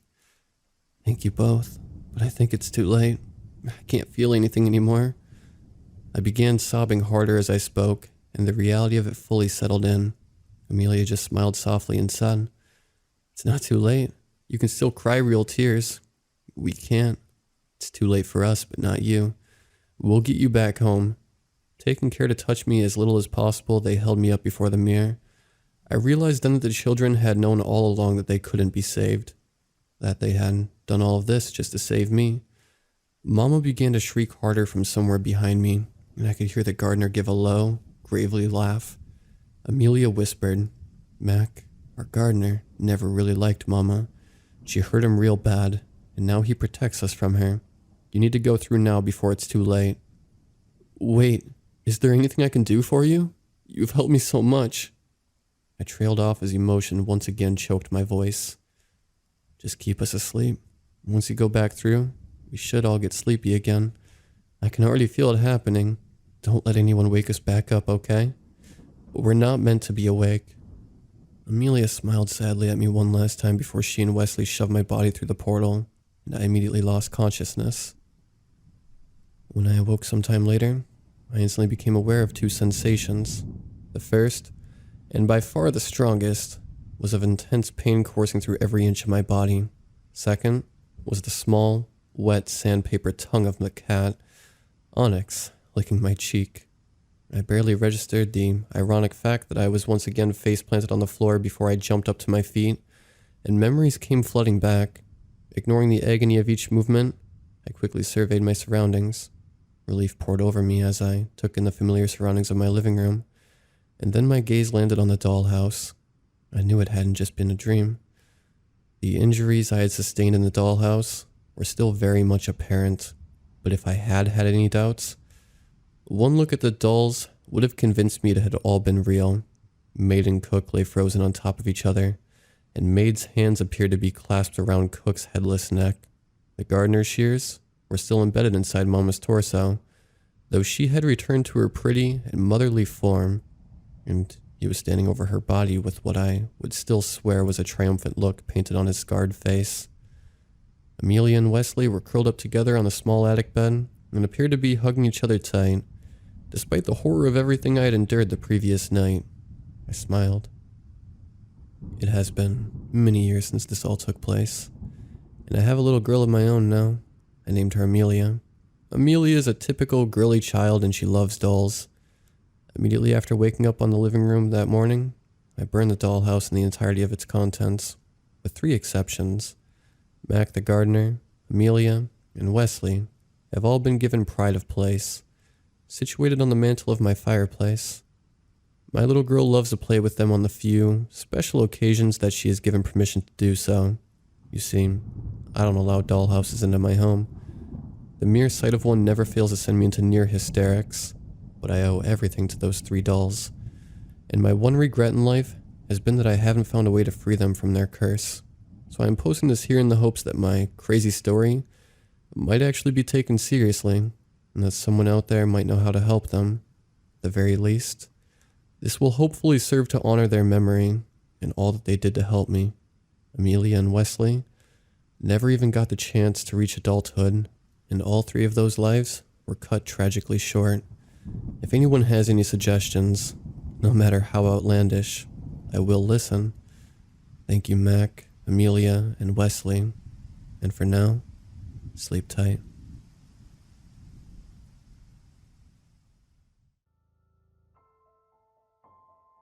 Being a single father, and late, is an unfortunately powerful recipe if you're looking to whip up some quick mishaps. My phone slipped from the dresser, and for whatever reason, managed to turn itself on.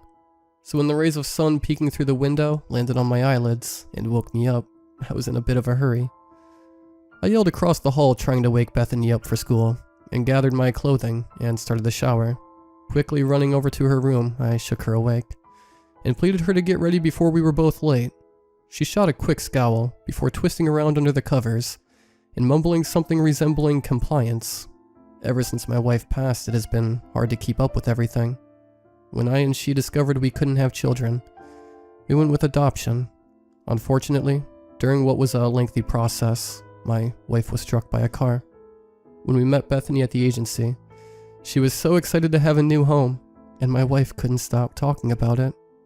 I knew it would be hard, but even after her passing, I decided I would still go through with the adoption. It's what she would have wanted. Being a single parent to a child that is still somewhat of a stranger is challenging to say the least. Bethany isn't a bad kid, she's just distant, and sometimes it's like my words don't reach her. Through the warm water of the shower pelting my face, I could hear the faint shufflings of Bethany moving around the house. Relieved that we might just make it in time, after all, I shut the shower off and threw all my things together. Bethany was pulling her school books off the table, and I reached to get my work binders, and that's where the mix-up must have happened. Neither of us noticed.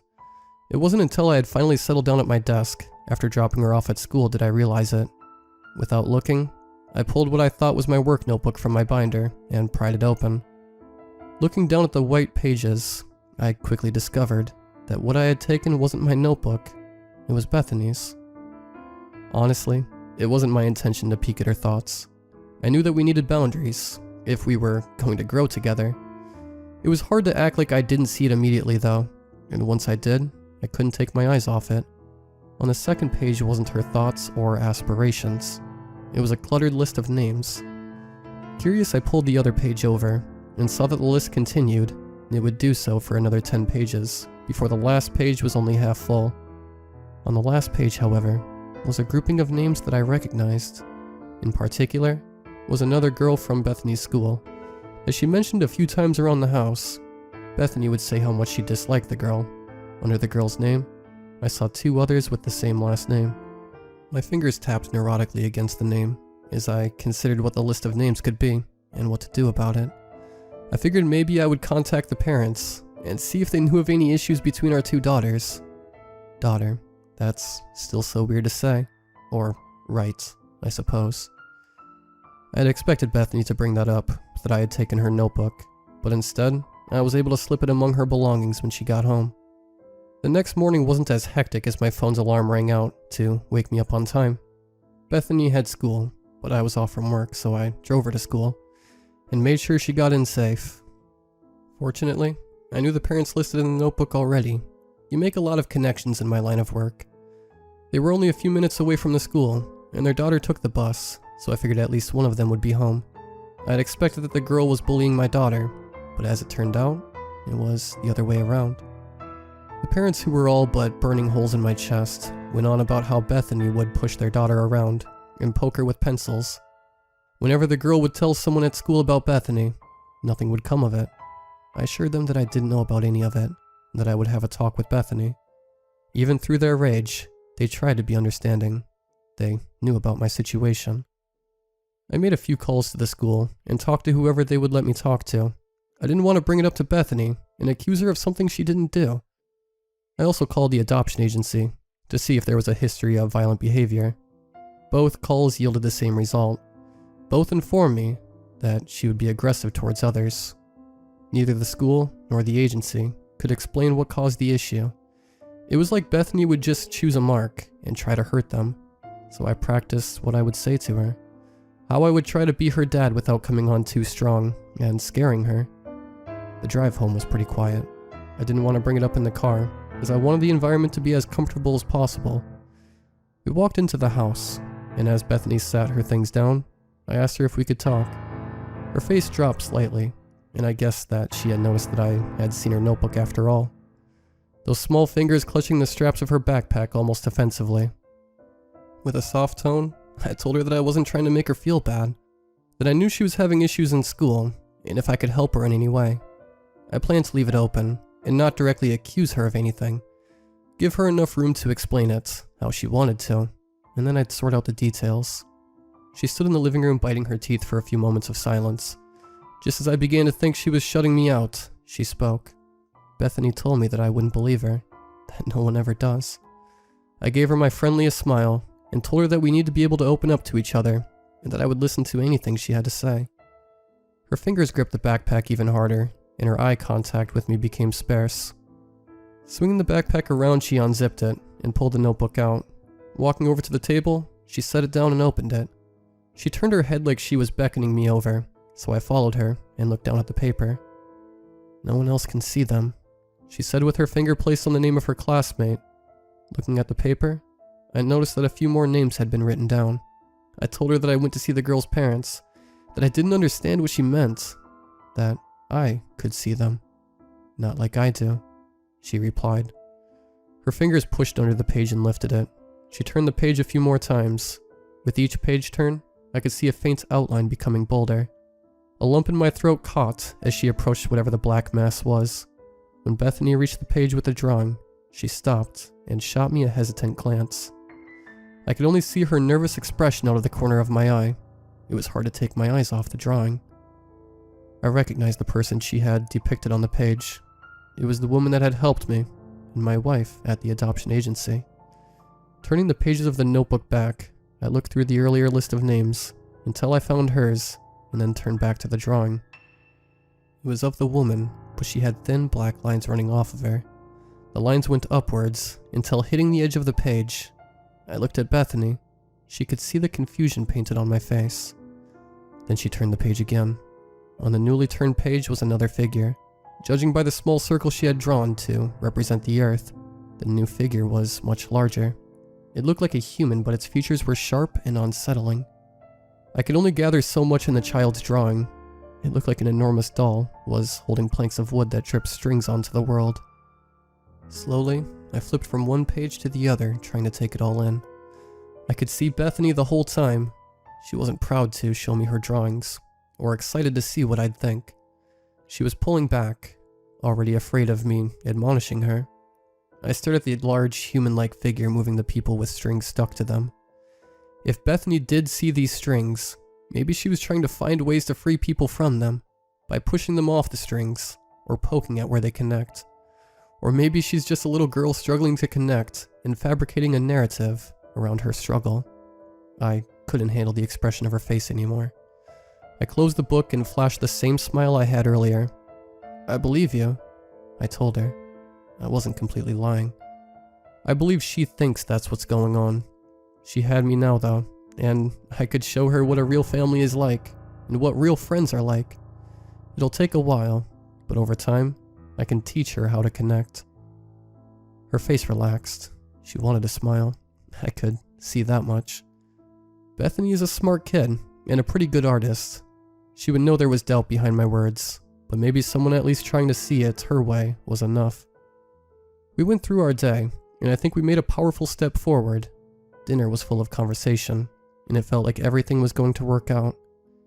It was my plan the next day to go over to the girl's parents once more, and try to explain the situation, and come up with a conclusion. I pulled up to the school, and watched Bethany open the door to get out, and she stopped. Quickly going through her backpack, she pulled the notebook out and handed it to me. "You take this one," she spoke softly. Reaching over, I pulled the notebook from her hands. She was going to school without it, and she trusted me with it. Something I had seen her protecting like it held the secrets to the world. She trusted me. Wonder if she saw me fighting back the tears. I couldn't help but think how proud my wife would have been, Have a good day at school, I replied, putting the notebook on my lap. When she left the car and made it into the school, I opened the notebook again. Turning to the drawings, I stared at them, illuminated by harsh sunlight. The lines of the creature with his hands almost clutching the earth. I thought they were scribbles initially. Looking at it closer, each bit of it was purposeful though. It was made of the very same strings that connected to the agency woman on the page before. I could feel myself getting sucked into drawing. Like a good book, the narrative was tugging away at my suspension of belief. Shutting the book, I allowed myself to take a deep breath and bring myself back to reality. A few short minutes later, I was once again at the door of the parents I had spoken to previously. And rapping my knuckles on their door, the father pulled the door open, and I stood on the porch explaining everything that I discovered. It all went better than I thought it would, and Bethany was even invited to his daughter's birthday party. That being said, I don't think we're going to go. The whole time we were talking, I couldn't help but think of his name written in pencil on that list. I couldn't help but think about the strings coming off of that woman in the drawing. That Bethany would have seen them above him. When he turned away to walk back inside, I watched him. I watched the folds on his shirt shifting around. I could see a fold on his shirt that acted on its own, like someone was tugging it. Something I would never have noticed if I wasn't looking for it. And in the brief time I observed it, I began to notice a thick, black line reaching upwards. Even with the door closed, I kept my eyes on where I thought he might still be, as I slowly and carefully backed away from the house. Each step off the porch revealing more and more in my line of sight, until I was far enough away I could see the whole house. A collection of bold, dark lines blocked the blue sky, like telephone wires. They rose into the sky, until disappearing beyond my perception. They weren't the only ones though. As I turned around to observe the neighborhood, the same inky lines were running up from various houses. Not every house had them, and some only had a few, but the lines painted the skyline.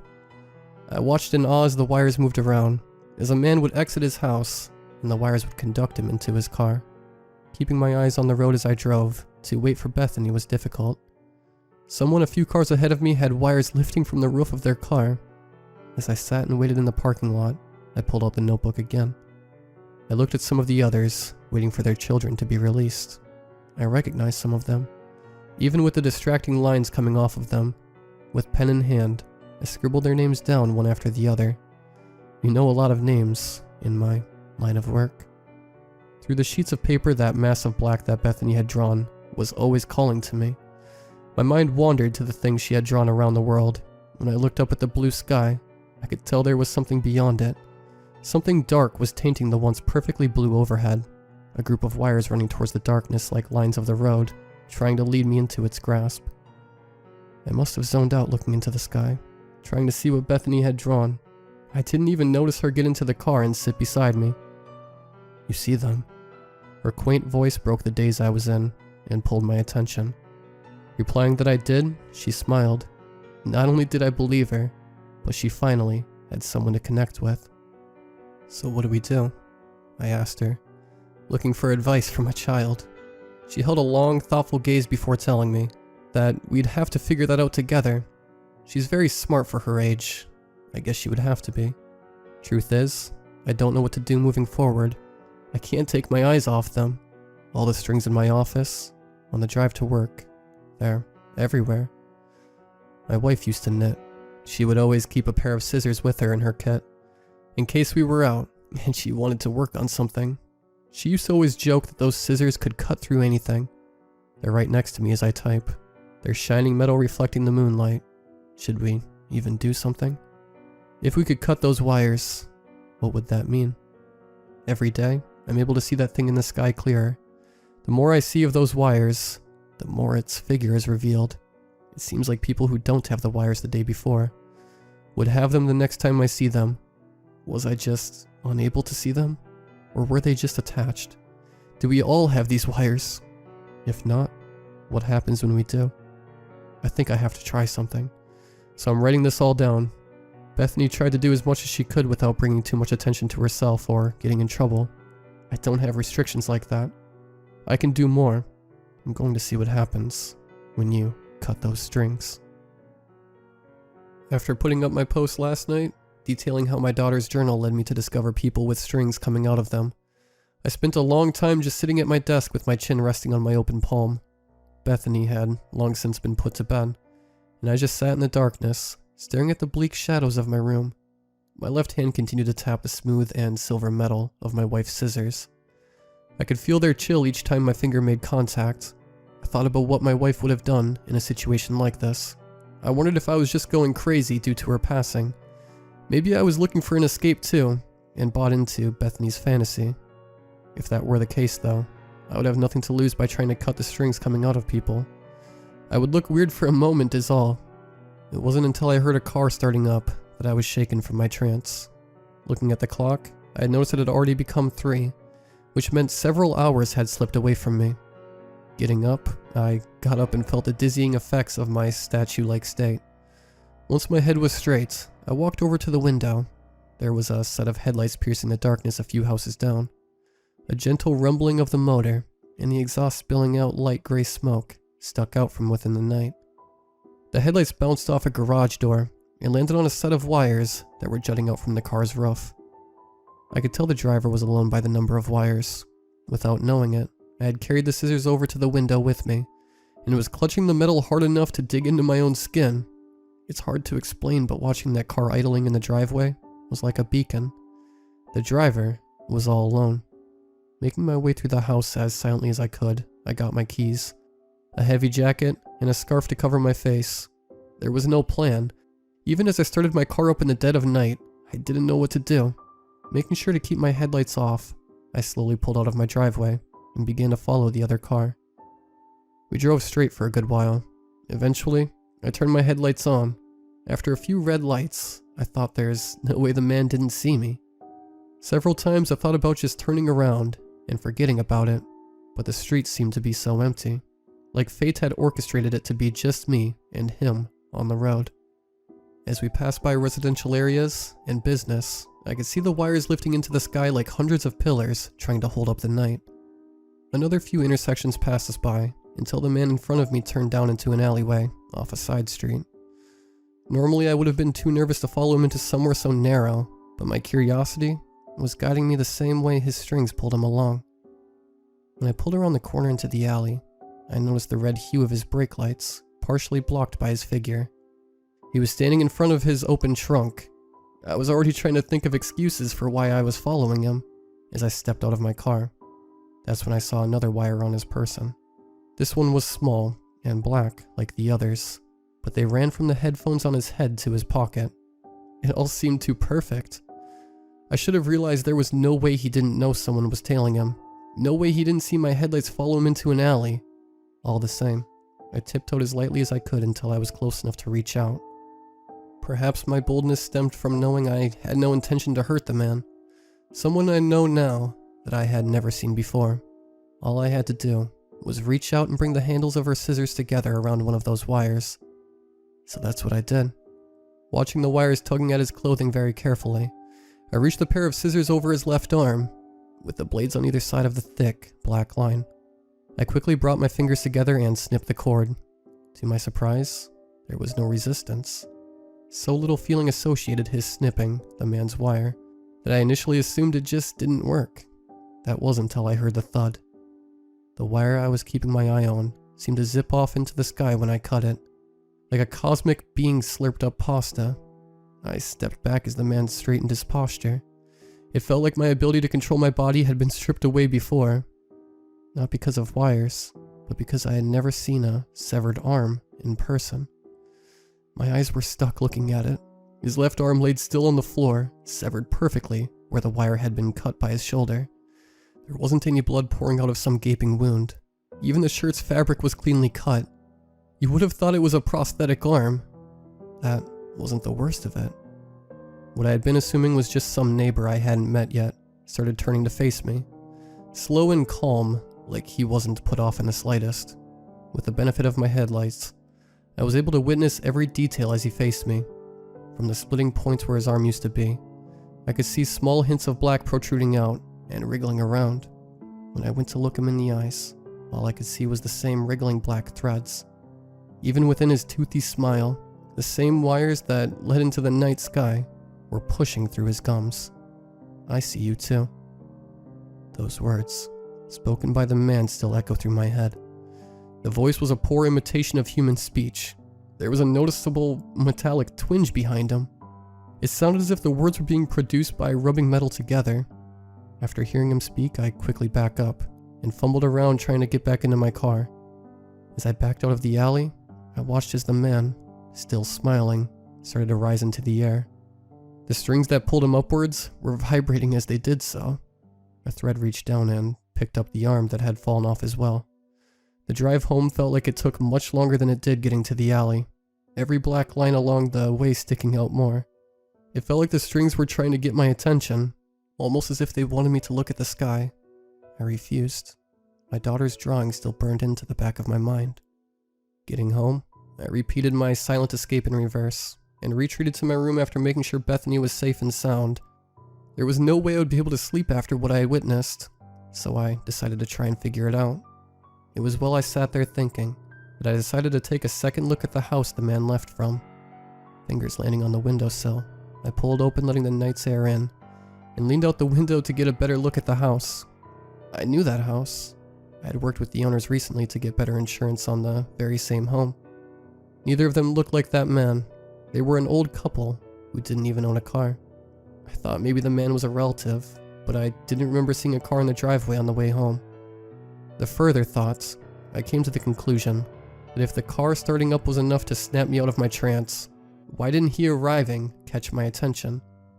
It's not like he could have just fallen out of the sky, was the very thought swimming through my head when I figured it out. Leaving the house at 3, driving around town, and eventually pulling into an alley, paying no mind to me. I had to accept that I had very likely just been played. Even without threads tugging at me, I was played with like a puppet. It had scared me. That's what it wanted to do, I think. It's not that I hadn't noticed. I was just trying to ignore it. All the time I had been out driving, and even when I got home and looked out the window, there wasn't a single star in the sky. The thing had messed up though. In the alley, I discovered that I could in fact cut the cord. Some little girl with no understanding of what she was looking at, or how to handle it, was one thing, but it wouldn't want me snooping around, right? I assumed, somehow in my naivety, that I had gained the upper hand against some cosmic being. Sleep was starting to take over, even though I knew that these strings would attach to more people as time went on. My eyelids could not have been heavier. My last thoughts when falling asleep were ponderings on what would happen if those strings got all of us. When my eyes opened again, it was Bethany shaking me awake. She had found me slumped over at my desk, and was worried since I always wake her. I could hear her calling me by my first name. I don't know why, but I always assumed the title of Dad would have come more naturally, so hearing her echo my name is odd. I lifted from my stupor and gave her a smile. She informed me that we were late for school and work. She was filled with glee when I told her that neither of us had to go in today, until she noticed that dark circles under my eyes. Perceptive. Instead of recounting the entire story, I instead slid the scissors across the desk, resting my fingers on them. I told her how they belonged to my wife, the woman who was going to adopt her with me. I told her that my wife's scissors were able to cut the wires she's been seeing, that I was going to help her. We talked for a while about her. My wife, I mean. Bethany wanted to know all sorts of things, expressing more interest in the pretty lady and all the pictures around the house than all the strings obscuring the sky. It was nice to talk about her for a while, and get to share with Bethany like that, to connect. Once the talk had gone on long enough that Bethany had realized she was hungry, we walked downstairs and prepared something to eat. All the while, I was thinking of what to do next, if I should challenge that beast Bethany had drawn. With breakfast all said and done, I decided at the very least, one person couldn't hurt. I needed to know. I remembered the family I had talked to about Bethany's issues in school, how they had invited her to party, and decided I would head over there. That's where I first saw the wires after all. So before I knew it, my car was resting curbside by their house. Scissors stuffed in my pocket, I exited the car and walked up to their porch. I had called ahead of time, under the pretense of talking more. I told them I had to rush out last time for an emergency, before we could properly go over things. Part of me feels like they were just looking for more parent friends to connect with. The husband once again swung the door open, and greeted me with a smile. I tried to return it, while staring at the black lines above him. He turned around after inviting me in and started to lead the way into his house. Luckily, I was taller than him, so when he turned his back, I just went for it. The situation had presented itself, and I had to take it. Slipping the scissors from my pocket, I quickly swept the scissors above his head, like I was cutting construction paper. It was much easier to see the threads splitting apart in broad daylight. Like before, the threads I had cut was lifted away free of their host. Even the small bits hanging off his clothing seemed to turn into ash and drift off. He straightened his back and began turning to me. Flashbacks of the night before playing in my mind. "Did you feel that?" He asked me like a ghost had just walked through him. I replied that I didn't feel anything, and he scoffed. Felt light for a moment there. He was clearly out of sorts, but none of his body parts had fallen off, so I took it as a win. His mouth opened to speak again, but I couldn't hear anything. Moments after the cords were severed, a noise like a horn sounded out. It was so loud that I could feel it rattling the fabric of my clothing, but the man standing across from me didn't seem disturbed by it, or he couldn't even hear it. Along with the roar was the feeling of a breeze sweeping around me. I could tell where the noise was coming from. An intense roar emitted from the sky above me, like some wounded animal crying for help. As the man continued trying to talk, I saw his wife standing in the kitchen behind him. She was just standing there, staring right into my eyes, until her mouth moved. Even though her mouth was moving, the words she was saying was coming from above, hidden within the scream. "I see you too." Even focused on my own mounting fear, and the woman, I could see a perplexed expression forming on the man's face. His lips stopped moving, and the confusion painted more. As the roaring ceased, he spoke again. "What the hell are they doing?" I swiveled to see what he was referring to, and when I did, I saw a chorus of black threads leading people out of their houses. All of them standing on porches, or by the side of the road just staring right at me. A few of the closer ones started walking towards me, and I wasted no time sprinting to my car, ignoring those around me. As I desperately raced home, worried about Bethany, I caught occasional glimpses of the bright blue sky, and what was behind it. Two bright orbs, like the moon, hung space from each other, and I could see the vague imagery of a figure attached to them looming over the town. All the threads, as I drove home, led right to it. Pulling up to the house, I could already see a few people guided by the threads moving in my direction. Stumbling over myself, I rushed into the house and closed the door behind me, my fingers shaking as I struggled with the lock. I heard the wood floor creak behind me and gripped the scissors in my pocket. Quickly turning around, I saw Bethany. My tension escaped as a sigh, and I dropped to the floor. "There's a lot of wire people outside," she spoke. I could hear it quivering behind her words, the same that would have been behind mine if she didn't speak first. Gathering myself, I got up and brought her into her bedroom. Wanting to calm her nerves, I told her that if we make a fort, they couldn't get us. We worked together putting pillows on top of each other and throwing the sheets over the top to close it off. We climbed inside, and I made sure to tell her I'd protect her no matter what. We spent a long time in that fort, playing various games and coloring in her book. Anything I could come up with to distract her. I don't know how we played patty cake for nearly an hour, but we managed. Before long, the dark lines that stuck out so well on the blue backdrop became hidden against the night sky. I knew they were still here though, surrounding our house. Every time I got the courage to look outside, there was more of them, and I couldn't imagine a way out. Finally, there was a knock at the door. I and Bethany nearly screamed when we heard it. We were so focused on coloring in one of the characters, on some after-school program, that we had forgotten about the outside world. With a whisper, I told Bethany to stay in the fort no matter what. She tried to protest, but I showed her I had the scissors and guaranteed her I would be safe. Leaving the fort, I quietly paced my way to the stairs. The knocking would periodically sound out during my slow descent down the steps, placing both of my hands on the door ready to brace it if something tried to break it down. Whatever good that'd do. I looked through the peephole. On the other side it was my wife, looking just like she did the day she left, the day she got into her accident. With the porch light illuminating her like a halo, I could see her fair skin and rosy cheeks. I know she died. I know that, but it's her. She's out here right now knocking on the door. She's asking if she can come in. I know she's dead. I can see the wires, but It's her. Maybe I can be with her again. I couldn't possibly express how long I was standing at the other side of that door, my hand gently pressed against the wood, feeling the occasional vibration. Time could have bled into absolute nothing around me, and I'd still be there with my eye pressed against the peephole. It was her. There was no doubt in my mind that my wife, or some semblance of her, was standing on the other side of the door. Her smile showing the teeth that had been cracked during the car crash, and the scar running down her face, stitched with wire. Most importantly, I could see the faint glimmering of her wedding ring. Every so often, I would feel my hand sliding across the door. Heading towards the doorknob, I would just accept it. I could see the strings that controlled her movements. I knew my wife was dead, and she wasn't coming back. But if I went to meet her by her design, then maybe that would be okay. Minutes could have passed, or hours could have swept me by, before eventually my hand did fall on the handle. All it would take was one turn, and the door would unlock. There would be nothing between me and her. The other wired people standing outside would be free to flood into the house, and I'd be with her. My fingers tightened around the door handle, and like I was being manipulated, I began to turn. "Daddy?"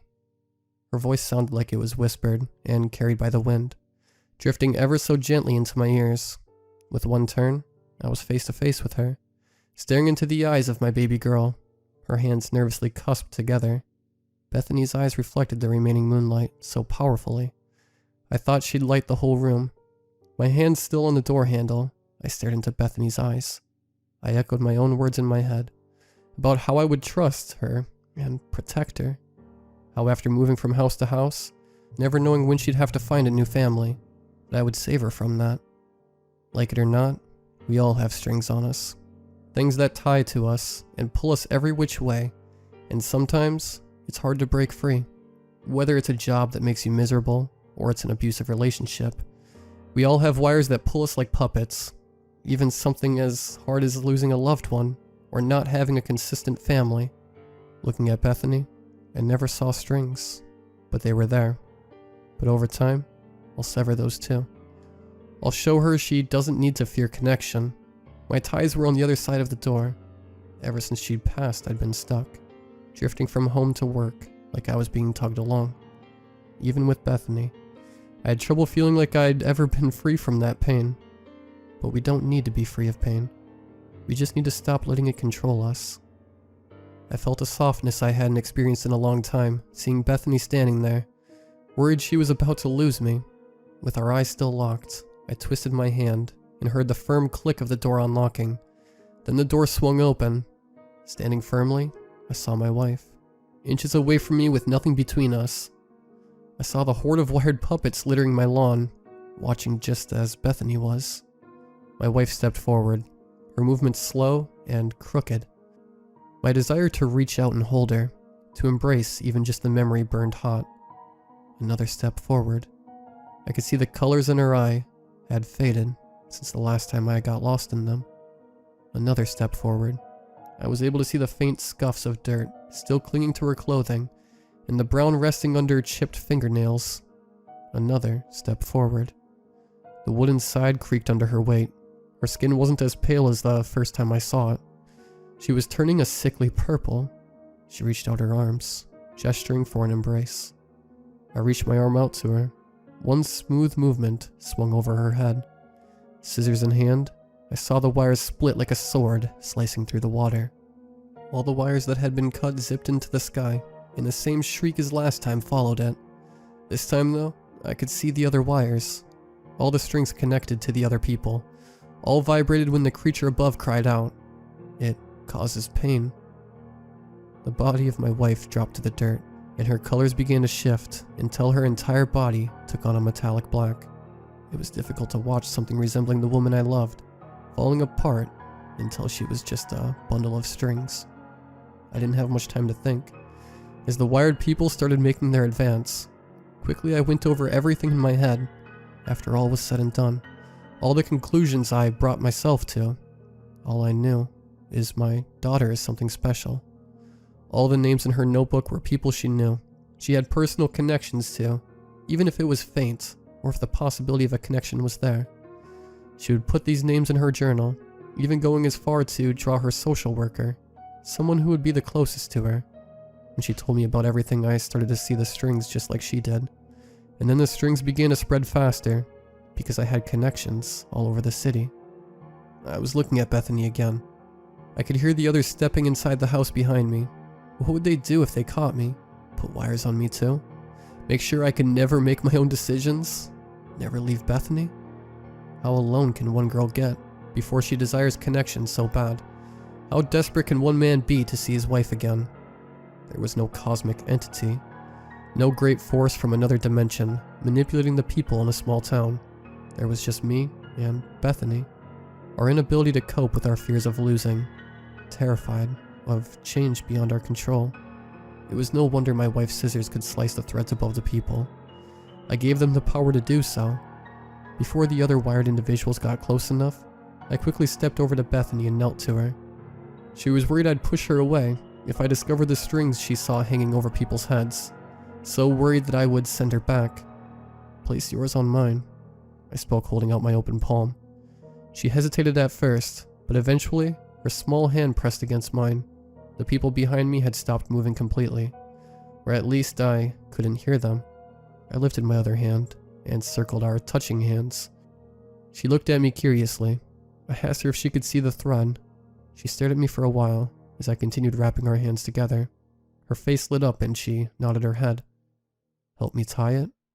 She used her other, and together we tied the thin red string that I saw on my head around our hands. I smiled at her. She returned the expression. Now no matter what, we're tied together, okay? I questioned, hoping I was on the right track. Still beaming, she nodded her head. I heard the people behind me starting to stir again, creaking the wood as they moved. Anxious, I turned around to observe them walking. Only, they were leaving the house, and my heart became light. Standing up, still holding Bethany's hand, we walked to the front door and watched the citizens spreading out, the strings directing them home. Once all of them seemed far enough away, the strings that held them in chorus started lifting into the air. One after another, the people in town were being freed of their strings. Bethany had found her connection, something she can hold on to without forcing people to be with her. Well, I'll never get the knowledge that I don't get to be with my wife anymore. I have a light in my life again, a beaming little girl with a big heart and a dangerous imagination.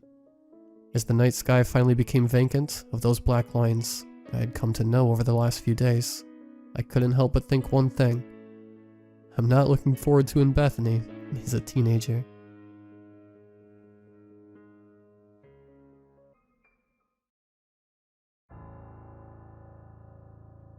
When we lived in the city and it came time to put Muncher to sleep, Dad said we would have to leave the body at the vet's. I didn't want to abandon my dog, even if he was dead. Muncher looked so vulnerable, lying there with his tongue lolling, and his limbs splayed out like a puppet. He could almost be asleep, except for that his eyes were wide open. I was 9 years old when we brought Muncher to the vet. I guess my parents thought I could handle watching his life go out of my dog's eyeballs, like a dying candle flame. Watching his panting slow, then stop. If so, they were very wrong. I had nightmares about Muncher for years. Those slowed and stopped too. But the dark dreams restarted when it was Diva's turn to go off to the great kennel in the sky. By then, with my older siblings Brett and Sierra away at school, and with me leaving the nest for New York in a couple of months, my parents had downsized and moved into a quaint bungalow outside of a small town called Kearney. When you live out in the country, you don't leave your dog in a white room at the veterinarian's office for their corpse to add to the summit of a mass grave. You bury them out back on your own property. Most of the bumpkins substitute euthanasia for the business end of a shovel when it comes time for their dogs to pass. But Diva went quietly in the middle of the night, before we had even thought about how she would go. I loved Diva. She was a rescue. A beautiful Belgian sheepdog. We got her straight after Muncher, and she saw me through the toughest times of my life. She was there to comfort me when Brett and his friends tossed water balloons into my bedroom when I was asleep, ruining every book I had. She was there for me after my high school breakup, when I thought my heart might explode out of my chest like the creature in Alien, and for the second breakup, when I was sure that it did. Diva was there when Dad got cancer, and I'm positive she was the reason he ended up beating it. Cancer-free for 4 years and counting. It was like Diva absorbed the disease, lifted the maniac cells out of my father and into her own body through sheer force of will. It was barely surprising when the tumors emerged under her skin, and less so when the disease killed her in less than 1 month. My whole family knew Diva would die for any one of us, and cancer had waited 4 deceptively calm years to take a life. It could not wait any longer. I buried her myself. Dad wanted to do it. I think more than that, he wanted me to have not to do it. But I told him it was fine. Mom didn't say a word when I left the house that morning with a shovel and a pine wood box, but I didn't expect her to. She had always been uncomfortable with the idea of death, never mind being within arm's reach of the thing. I took Diva's body into the forest out back. I didn't go too far in, and I think it was my first mistake. My parents bought a place right on the edge of town limits, and if I had gone maybe 20 or 30 steps farther in, maybe Diva would have stayed dead. The coffin I made for her was heavier than I expected it to be, and I felt that as soon as I was out of sight from my own bedroom window, I had gone too far. "Goodbye, girl," I said, staring down into the fresh hole. My hands were blistered from digging. "You were a good dog. Thanks for everything. Thanks for saving Dad." I stopped, feeling I should say more, but the moment passed. Before I knew it, I was shoveling dirt back into the hole. I think maybe that was my second mistake, not giving her a proper goodbye. She deserved one, but for the life of me I couldn't think of anything else to say. I picked a heavy rock to serve as a tombstone, and wrote out an inscription with a Sharpie I pulled from the house. The ink was supposed to be waterproof, but if it didn't last long, that was fine. The grave was for me. I know how weird that sounds, to be possessive over another creature's grave, but I was. "Here lies Diva," I wrote. "The best dog you could hope for. Take care of her, God. 2002 through 2011. It occurred to me that God is dog spelled backwards. A strange thought to have at any time. Even stranger knowing what happened afterwards. When I got to the edge of the forest, I spared one last glance over my shoulder to look at her stone. The message was still there, but the first drops of rain coming down made it look like either the stone or the message I had written on it was crying. "How'd it go?" My father asked when I joined him at the kitchen table. He had Fridays off, a strange thing for a car salesman, but my dad had the sales numbers to do pretty much whatever he wanted. "Fine," I said. "Did you cry?" I hadn't. I had not even considered crying until that moment. I'm not an emotionally guarded person by any stretch. Almost all of the guys on my own high school team were a hell of a lot tougher than I was. I told my father the truth. "That's alright," he said. My mom was at the kitchen sink pretending to wash dishes, but I could tell from the harsh way she was glaring into the faucet and the tight slash of her mouth that she was listening. "Don't feel bad, Ethan. She knows you loved her." Mom had spoken the words as if they were escaping from the end of a balloon. They rushed out all at once, flapping at a pitch 3 or 4 octaves too high. My father looked at the back of her head, trying to feel out if she was okay. Then he nodded at me. "I don't feel bad about it," I admitted. "I just didn't cry." "She knows you loved her," my mom repeated. "What are you going to do today?" my father asked. "I don't know." "Why don't you take Lila into town?" he said. "I think it's Fish Fest this weekend. I'll give you some cash and you can get her a hand-carved wooden necklace or something. I heard they sell all sorts of knickknacks." If I could sum up my father in just one sentence, it would be this. He is the sort of person who unironically uses the term knickknacks. "I don't want your money," I said, but I took the 20 when he handed it to me. After a brief text exchange, I drove over to Lila's. When her dad's farm disappeared behind us, Lily asked me about Diva, and how I was feeling about the whole thing. I told her that I appreciated the concern, but I didn't want to talk about it. I parked in the spot behind Rooster's pub so that Lila could use her employee parking pass, and we held hands as we walked through the town towards Victoria Park. She was telling me a story about the new girl at work, Caitlin or Katie, and how she was such a brown-nosing bitch. I nodded in all the right spots, managing a sharp exhale through my nose to pass for laughter, when she mentioned that the new girl was probably blowing the owner, but my thoughts were on Diva. One time, when she was just a puppy, she had been so happy to see my mom walking through the front door, her arms laden with grocery bags, that Diva had urinated straight into the carpet with the force of a pressure washer. I was thinking about the tired, half-angry, half-amused expression on my mom's face when we strolled under the waving Fish Fest banner. For most of the summer, the park had served as a place for teenagers to get together to smoke when the sun was up, and drink when it went down. Now though, colorful booths with local vendors and their customers lined the park. Farther along, the cooks and their grills were set up, dispensing deep-fried fish and french fries with genuine smiles. We passed straight by the jungled merchandises and collectibles, and straight towards lunch. The fish vendors were arranged along the perimeter of a semicircle stretch of grass. This area was crowded with tables and chairs, and there was a large plastic trophy painted gold displayed in the center. Whoever served the best dish, as voted by the attendees of Fish Fest, would have their name engraved into the trophy to join the elite club. It was the height of honor in Cairney to participate in Fish Fest, and a prestigious affair akin to winning the Stanley Cup to be the year's victor. Lila went to one of the booths and I went to a different one. "Thank you for choosing Harry's House of Halibut," said a teenage girl who might have been Harry's daughter or niece. "What can I get you?" "I don't care," I said. "My dog died today." Her smile faltered, and she shoved a plate into my arms and all but shooed me away after I paid her. I didn't care.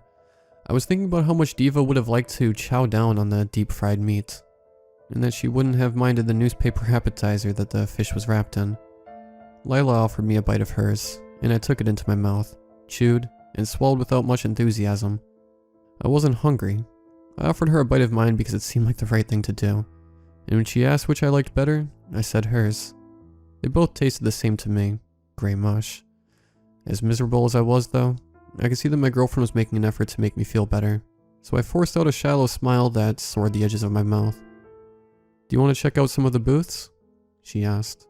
"Sure." "Did you see anything you wanted to look at?" "No," I said. "Did you?" "I saw one lady selling silver jewelry from Thailand.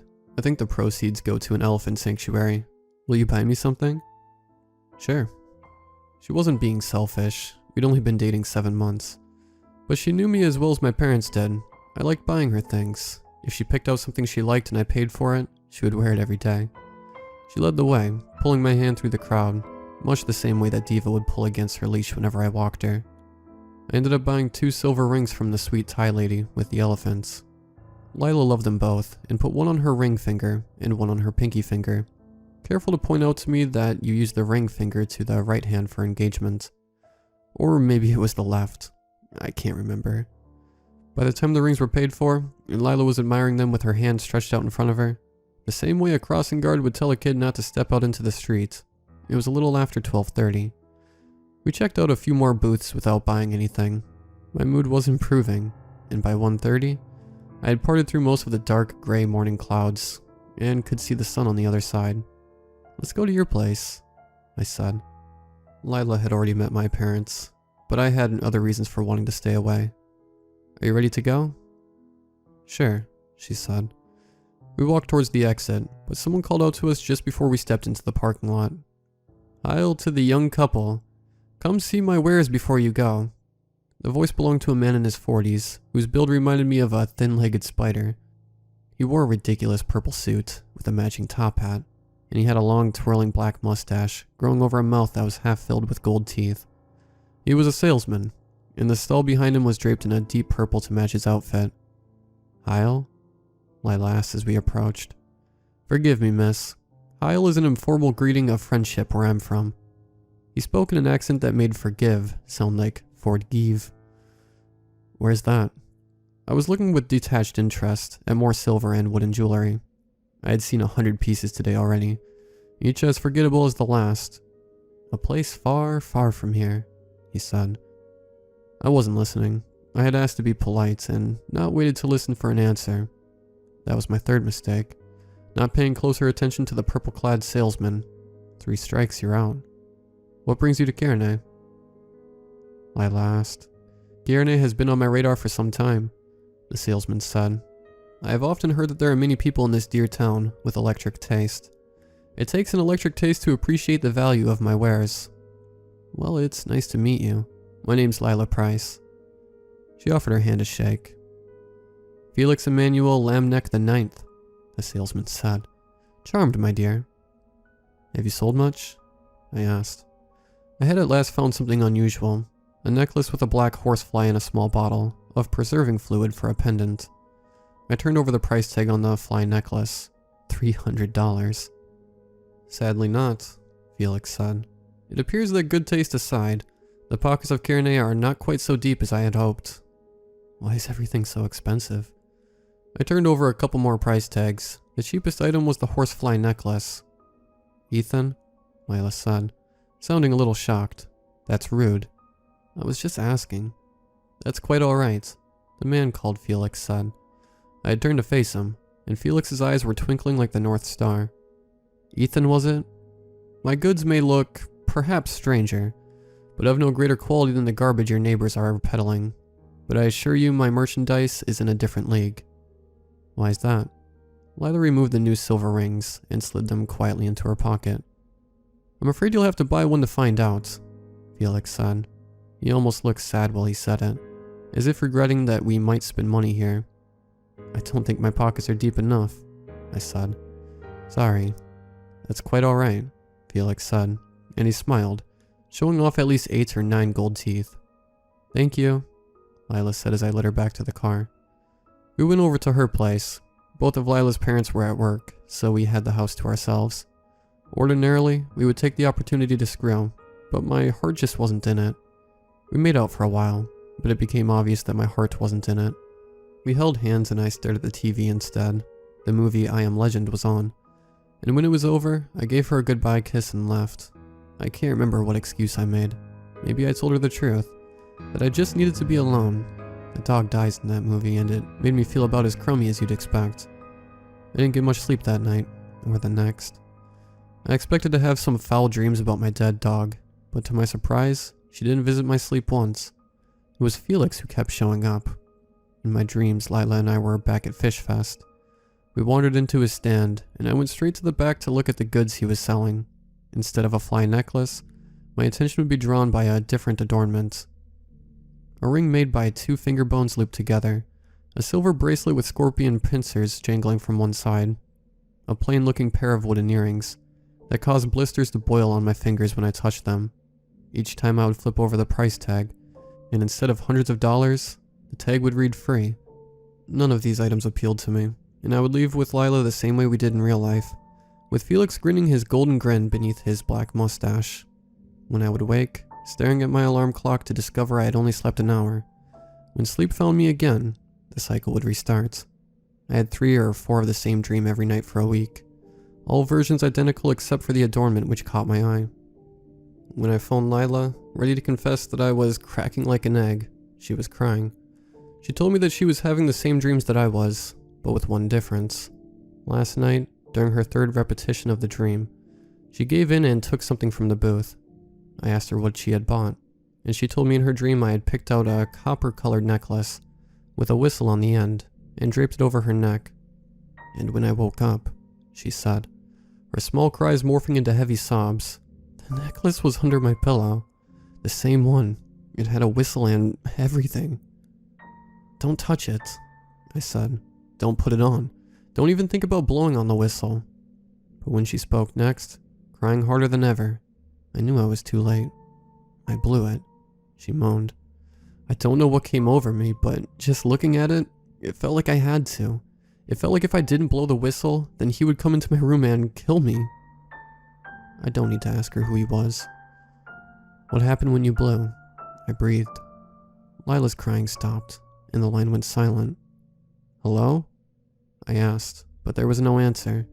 I pulled the cell phone from my face to make sure the call was still connected. Hello? I tried again, a little louder. I was ready to end the call and drive straight over when she whispered a reply. Nothing, she whispered. It didn't even make a noise. I just blew and nothing happened. And then I realized what I was doing and how dangerous it might be. And I threw it in the garbage. But I think it's too late, Ethan. I shouldn't have blown the whistle, but I did. And now something awful is going to happen to me. I tried to comfort her. I told her I would drive over, that it was just a coincidence that we were having the same dream. Lila thought something awful was going to happen to her, and I was sure she was right. I got dressed and showered, but as I was stepping out of the door, I heard my mother. Ethan? She said. Her voice was wavering and hushed, like there was a burglar sticking his pistol into her ear and demanding she remain calm. Are you okay, Mom? Diva's in the backyard. I ran back into the house, through to the kitchen to where my mother was standing. She was staring out of the window. Her skin was as white as milk. I was ready to tell her to relax, that whatever dog was in the backyard, it could not have been Diva, and if it didn't have rabies or something, we could see about getting in touch with its owner. I stopped cold when I looked out the window. My blood cemented in my veins. Diva was coming towards us, or at least, what was left of her. Most of her hair and skin had decayed or been eaten away by worms, and the remaining tatters of her were coated in dirt and scuttling insects. One of her eyes was gone, and a yellow mushroom sprouted from the socket. I could see most of her guts. One loop of intestine was dragging across the ground like a fleshy tail. She was moving towards the back door, was perhaps 10 feet away. I noticed a splinter of her pine wood coffin sticking up from between her toes. I sprinted to the back door and got the lock down on the screen door just before Diva jumped to paw at the handle. Her remaining eye had been dyed a dull red, and when she saw me, she snarled. She tried the door handle again, and when it didn't give, she backed off a few steps.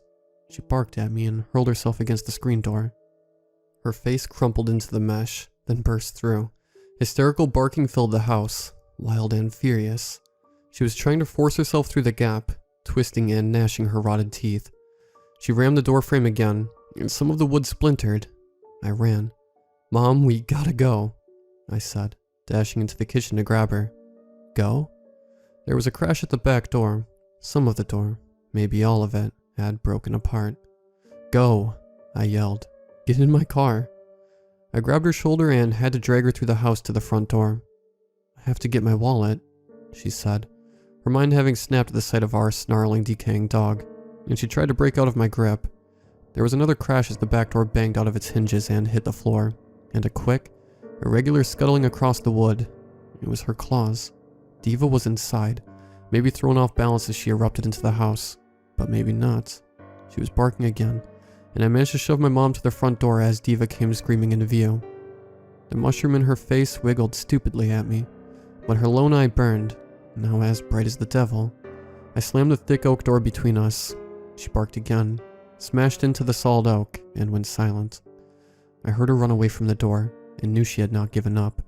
She was going the long way to get at us, out the back door and around the house. Mom was standing on the porch staring at me. "Mom, the car." "Ethan," she said, "Diva's sick." I shoved her towards the car, too hard, and she almost toppled down the porch steps. Diva was still barking, had never stopped. She was outside already and rushing around the house, faster than she had ever been in life. "Move." I raced ahead, not to leave her behind, but to get the car unlocked and her door open ahead of her. Mom was coming a little faster now, but at a light trot and not the breakneck sprint she needed. I wondered how long it had been since my mom ran to or from anything. I was in the driver's seat. The car was rumbling, and the passenger door was open. All Mom had to do was climb in and shut the door. She was 5 or 6 steps away. Diva hurtled around the side of the house like a banshee, bearing gray teeth as sharp and serrated as kitchen knives. Mom didn't see Diva coming or couldn't bear to look. She took one shaking step into the car, and Diva was still on the other side. She was going to make it. She had maybe less than a second to spare, but she was going to make it. That was when Diva leapt clean over the car. At first, I didn't realize what had happened. Diva was there 1 second, a zombified monster, and in the next moment, she had disappeared from my car window. Then Mom was shrieking. Diva had pulled her out of the car, then the screaming stopped. Diva was tearing at something wearing my mother's clothes, tearing it apart. I pulled the door closed and backed out of the driveway. I would have erupted into inconsolable tears if I looked back, or even took the time to think about the horror I was leaving behind. But I didn't. I put the gas pedal to the floor and drove. The drive to Lila's farm normally took 10 minutes, but I did it in 5, sending a huge cloud of gravel and dust along my trail. On the way, I passed an older woman in a yellow sundress screaming to high heaven. She was being pursued by the fleshless skeleton of a greyhound. It was moving without tendons or muscles to propel it, barking without lungs or a throat to funnel air. Before I could even think of stopping or slowing down, the skeleton had knocked her into the gravel and was pulling the lady apart. Blood splattered across the yellow dress and I turned to look away. A minute later I drove by a pack of medium-sized dogs in various states of decay. They saw me coming and chased the car for 30 seconds or so before giving up. One of them got distracted when it noticed a nearby farmhouse, and the pack broke off from me to chase a man who was driving a tractor and facing away from them. I rocketed the car across Lila's lawn without bothering with her driveway. Far off in her daddy's field, I saw 3 dogs ripping and tearing at someone in denim overalls.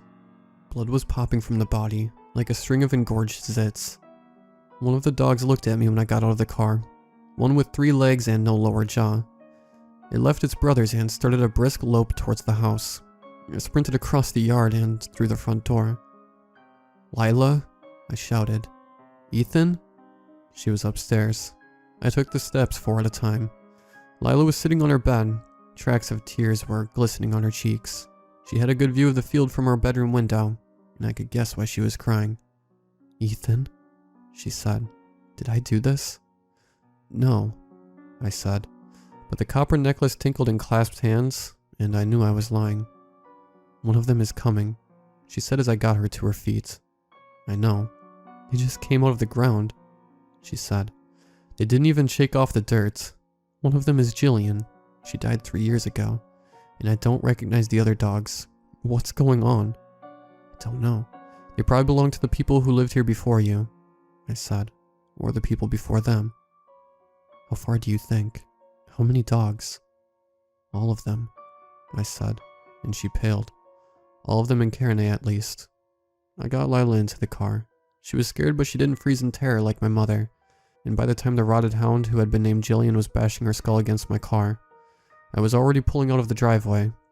"Where are we going?" Lila asked. "Coastal dealership," I said, thinking it was unlikely any dogs were buried in the center of town. I had to get my dad. "Okay," Lila said, and rubbed her arm against her face to get the tears out of her eyes. "I just realized I'm an orphan," she said. I reached over and squeezed her hand, not sure what else I could do. Lila's mother had died when she was 11 in a drunk driving accident, and her father was still back in the field, lunch for the undead. I brushed against the necklace she was still holding and jerked my hand away in surprise. The whistle was freezing, so cold it burned to touch. I rolled down my window, took the necklace from her, and threw it into dust. "What if we needed that?" she cried. "What if we needed it to stop the dogs?" "That whistle brings them towards us," I said. "There's only one person who can put an end to this, and we're going to deal with him after we pick up my dad." "Felix?" she asked, and I nodded. Karenay was in a worse state than I thought it would be. There was a half-decomposed German shepherd with no tail, working away at a fat woman in the McDonald's parking lot, and a whole pack of wiener dog skeletons chasing a middle-aged couple down the Main Street sidewalk. Gray storm clouds were gathering over the town. I had an idea they were there to blot out the sun. Another gift from Felix. "Oh God," Lila breathed. "I just hope there isn't one of those mass pet graves nearby," I said. She stared at me, expecting me to take back an ill-timed joke, but I didn't. I couldn't stop myself from picturing an army of undead canines marching into town, with Muncher's skeleton leading the vanguard. "Oh God," Lila repeated. I pulled into the coastal dealership parking lot so fast that the brakes squealed, and the tires smoked when I stopped. The outside of the building had been almost all windows, so that people driving by could see the newest vehicles on display. But the glass was all smashed. There were 3 dogs inside, and each of them were chowing on a different victim. Not a single human face was recognizable, but a cold tingle running along my spine told me that if I thought about it hard enough, or stared a bit longer, I would recognize a pair of shoes, jumping as the owner was massacred, or the pattern of a blood-stained shirt. I could stay and wait for that to happen, or I could go. I kept driving. "Ethan?" Lila said as we turned back onto Main Street. "Are you sure?" "I'm sure." "Okay." She didn't say anything for another minute or so. Rooster's pub was burning in the middle of town, and more than one store had a howling zombified dog inside. Some of them were munching on a gored hunk of person meat, and those that weren't eating were stalking or chasing prey. I drove through a red light. There was a cop car right in front of us, but most of the driver was already inside of the distended stomach of a golden retriever. The retriever had a bright blue collar on, and its body was riddled with bullet holes, and it was also missing half of its skull. "Where are we going?" she asked. "Where do you think he is?" "It's Saturday," I told her. We're going to the last day of Fish Fest. Victoria Park was lifeless. Various woodwork and metal craft was strewn across the grass like we had just missed a tornado running through. The Fish Fest banner was flapping pleasantly in the wind, but there were 1 or 2 extra splatters of red paint on it today. I pulled the car onto the grass, then turned to the sky. The engine died obediently, and Lila and I sat listening with the windows cracked. "I woke them up," she whispered. "I blew the copper dog whistle. I woke them from the dead." "It's not your fault," I said, putting a hand on her leg. "If you didn't pick the whistle, then you would have gotten something else. Or I would have. How were you supposed to know? It was just a dream." We both mulled over the last part, because we both knew it wasn't just a dream, as if the town burning around us wasn't evidence enough. Felix had done this to us. Ayaneve was being mauled to death because of him. "I don't see anything. Let's get out," she said. "Not yet. What are we waiting for?"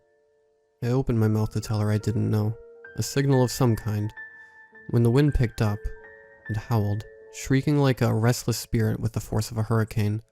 Most of the vendor booths were a little more than canvas propped up by thin beams, and they were whisked out of Victoria Park, into the air, and gone forever.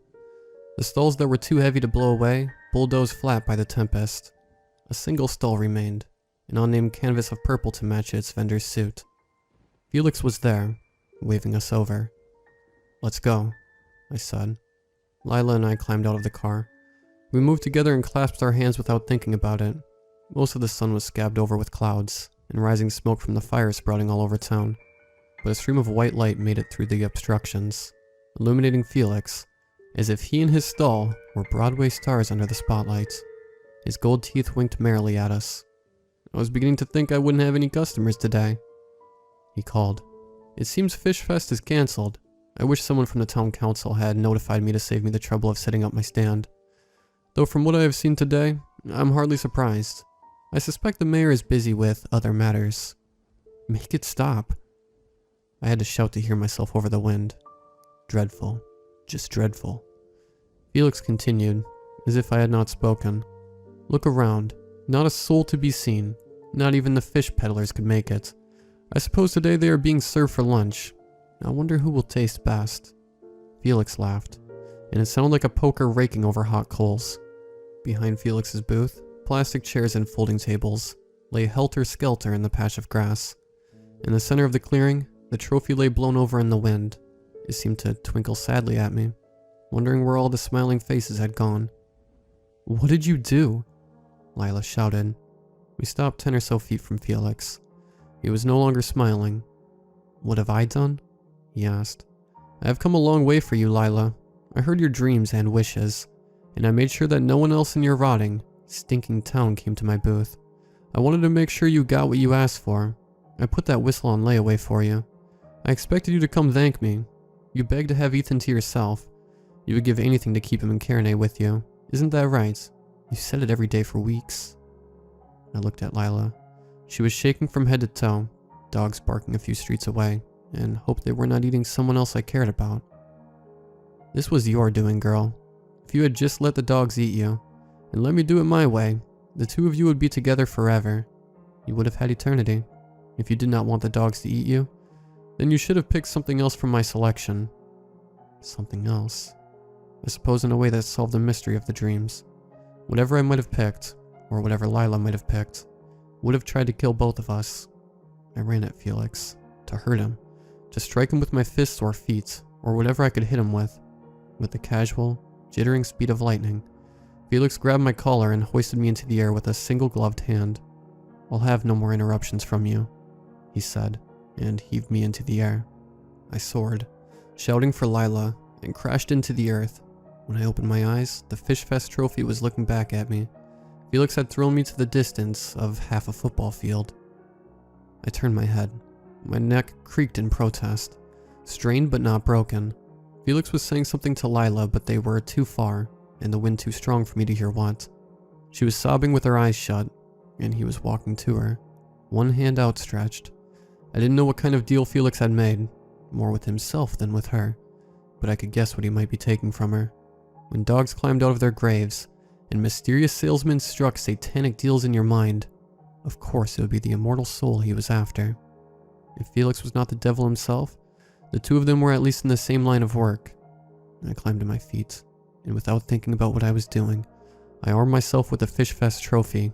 The second my fingers closed around the stem of the trophy, it began to glow. It was warm in my hands, and I turned it upside down, coming towards Felix with my two-handed club. The trophy seemed to be speaking to me through the warmth, and shining gold as I wielded it, through my hands and into my brain. It said that there was a force giving me power through the trophy, not God or anything so grandiose, but the good and white to oppose Felix's evil red and purple. The gold and good was equal to Felix at best, certainly not greater than him, and maybe a little weaker.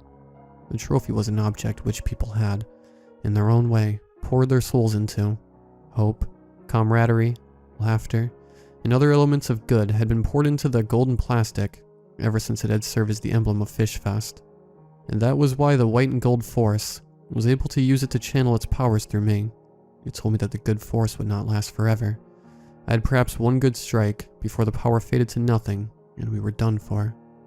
Felix spun as I grasped the trophy, sensing that I had found a weapon or that the weapon had found me. His eyes burned with black flames. He screamed and pointed a long pale finger at me. His fingernails were ink black and sharpened to razor-thin points. Nothing happened straight away, but the trophy throbbed forebodingly in my hands. Time was short. I accelerated my shambling walk towards Felix into a jog, and as I broke into a run, the ground beneath my feet shook like a mild earthquake. Something was coming. Undead dogs stampeded into Victoria Park towards us. They snapped and barked at us. Some of them were laughing at us too. Deep squawking laughter that came in crow-like bursts. Most of the zombies were nothing but skeletons, and it was easy to pick out the dog in the lead. Diva was tied to me by the bond we had when she was alive, and she had followed this bond, like a physical thread linking us together, into town. I guessed that she had been sprinting towards me since I drove away from the house. I ran at Felix, coaxing the last burst of speed from my aching legs. The light of the trophy was beginning to fade. It would be gone any second now. I swung at his head, but he stepped back and I missed him. Lila screamed behind me. I had swung too hard, and Felix took a step forward again, the trophy still swooping in its arc, too heavy to pull back in time. He reached a hand at me, and I dropped my weapon. She caught it under my arm.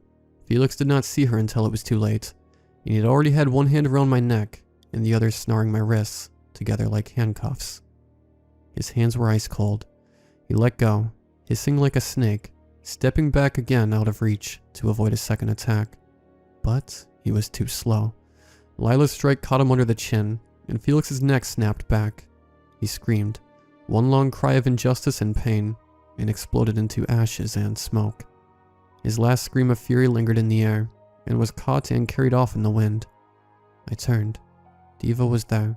She took another step towards me, leapt, and burst into dust, less than a foot from my face. The dogs behind her were gone too, one after the other, as if dissolved by an invisible ocean wave. In a moment they were all gone, blowing away in a wind that was already calming down. Then it was just Lila and I. She was covered in sweat, and I realized I was too. Sweat and dirt clung to my skin from when Felix had thrown me into the earth. She smiled and I smiled back. I went into her arms. She had dropped the trophy. The glow had faded out of it. It was just plastic. "Are you okay?" We both asked at the same time. "No." We both answered, and both laughed. "I think he's done for," I offered. "I don't," she replied, a shadow cast over her face. "I think he's gone for now, from Kierne, and maybe he won't ever come back, but he's somewhere. Creeps like him are never gone for good. Maybe we'll see him in our dreams," I joked, and wished I had kept my mouth shut. What if it was true? What if it was all we dreamed about ever again? Unending trips to Fish Fest to pick out cursed trinkets. But Lila was shaking her head. "No," she said. "I know that's not how it works." I grabbed her hand, squeezing it to tell her she didn't need to explain. I knew things too. Things I had no business knowing about the forces of good and evil. The trophy had given me the courage to attack Felix, and inspire Lila into action. Maybe it had given her the knowledge she needed after it was all done. "Did you really pray that I wouldn't leave?" I asked her. "I didn't know you were religious." I'm not, she said, blushing, but I felt like I had to try. I'm so sorry. You couldn't have known. No, not about this, she said. The hand not holding mine swept over the chaos around us. We passed under the Fish Fest banner again, and strolled into the parking lot, and she continued. It was selfish of me to want to hold you back. I know you have to go away to school. I love you, Ethan. It was the first time either of us had said it. I love you too, I said. Then in a burst of passion I added, come to New York with me. Come with you? She asked, climbing into my car. Why not? The ownership of our parents' house will pass to us. I'll have to split the money with Brett and Sierra, but I'll make them sell. They won't argue. You could sell too, and we could get an apartment together and... She put a hand to my lips. Let's do it, she said. She kissed me. I kissed her back, and I drove. We let the town of Kearney burn around us, and didn't look back. Let's get a cat.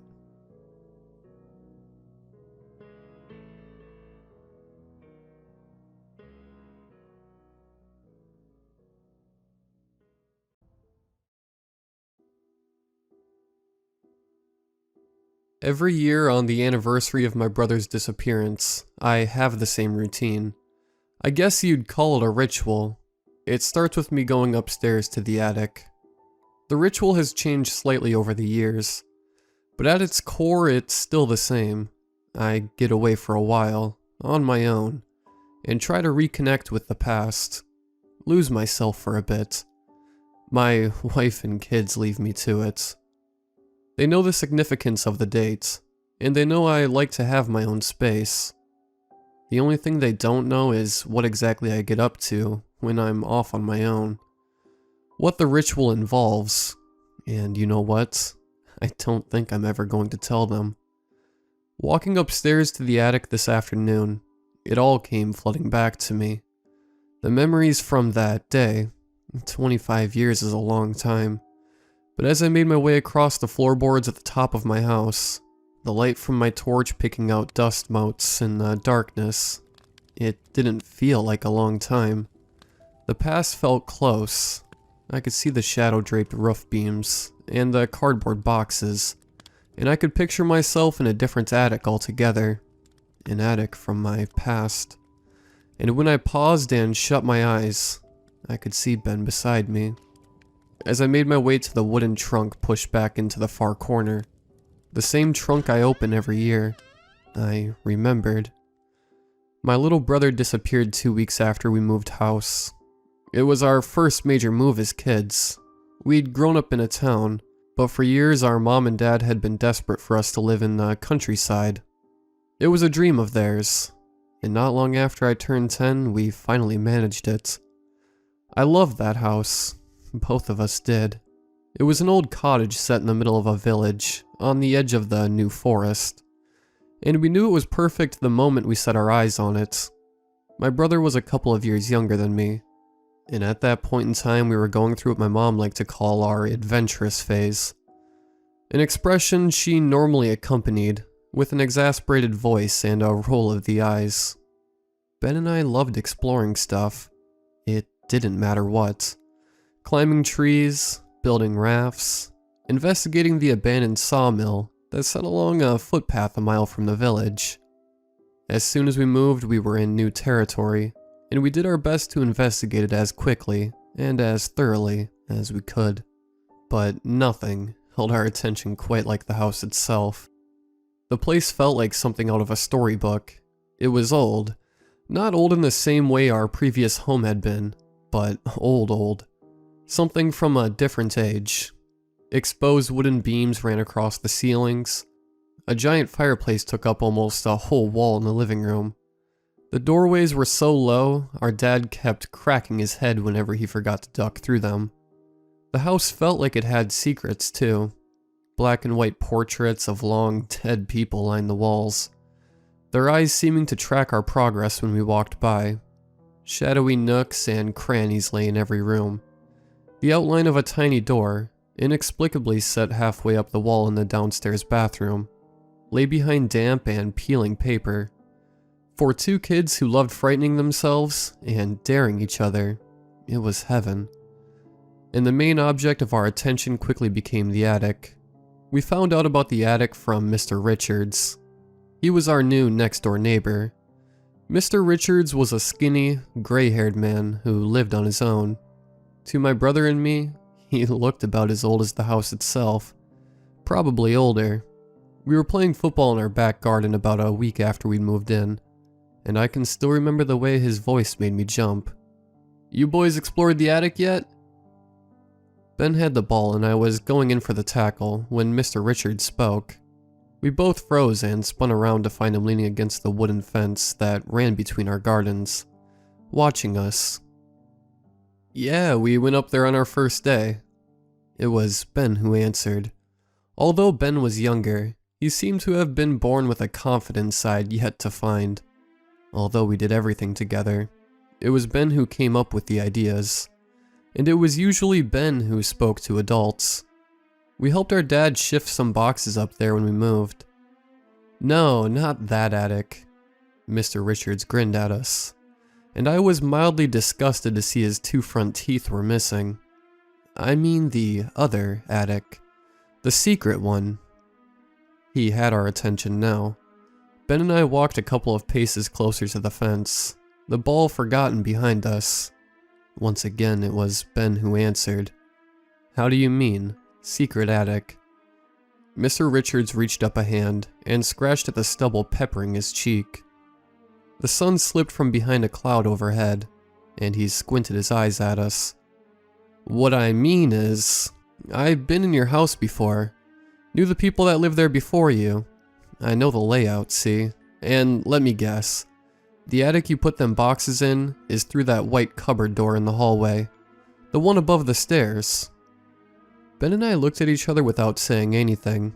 Mr. Richards was right. We'd both been there on the day Dad had climbed up through that little white door, balancing one foot on the banister before pushing himself up to reach it.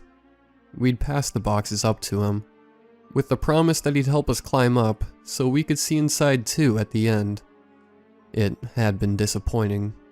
The space in the cupboard extended away towards the back of the house, but there was nothing inside but beams and insulation. Mr. Richards didn't wait for us to respond. "Well, that's not the real attic," he continued.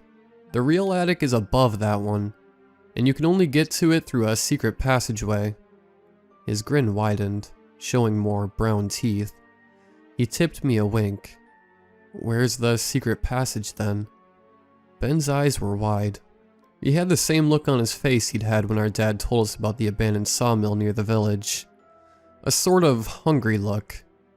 Mr. Richards tapped the front of his shirt pocket.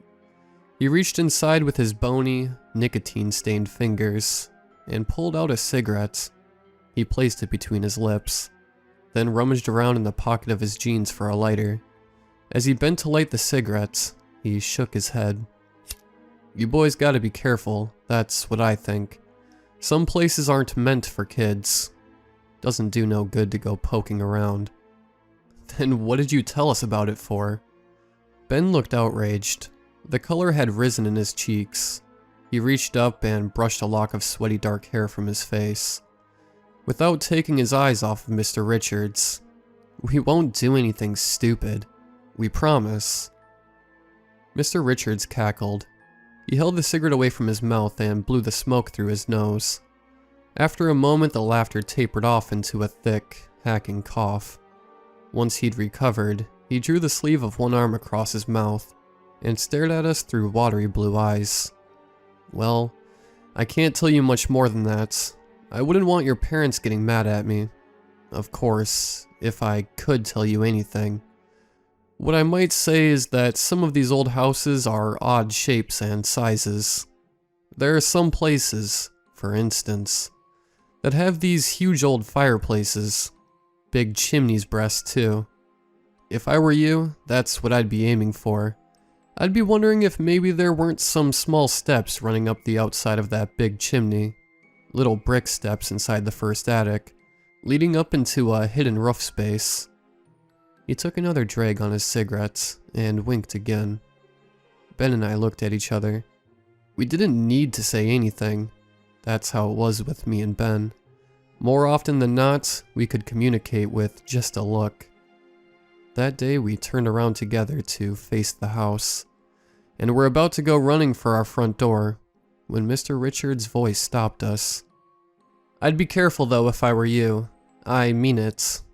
We paused and looked back at him. He took another drag on his cigarette and stared at us, the smile gone from his face.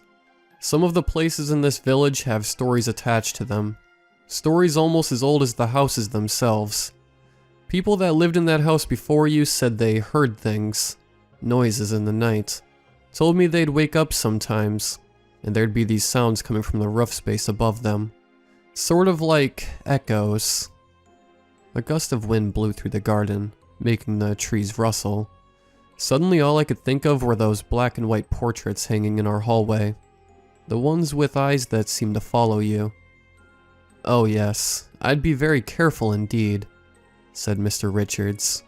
"Some of these houses have hidden places that no one's been to for years and years.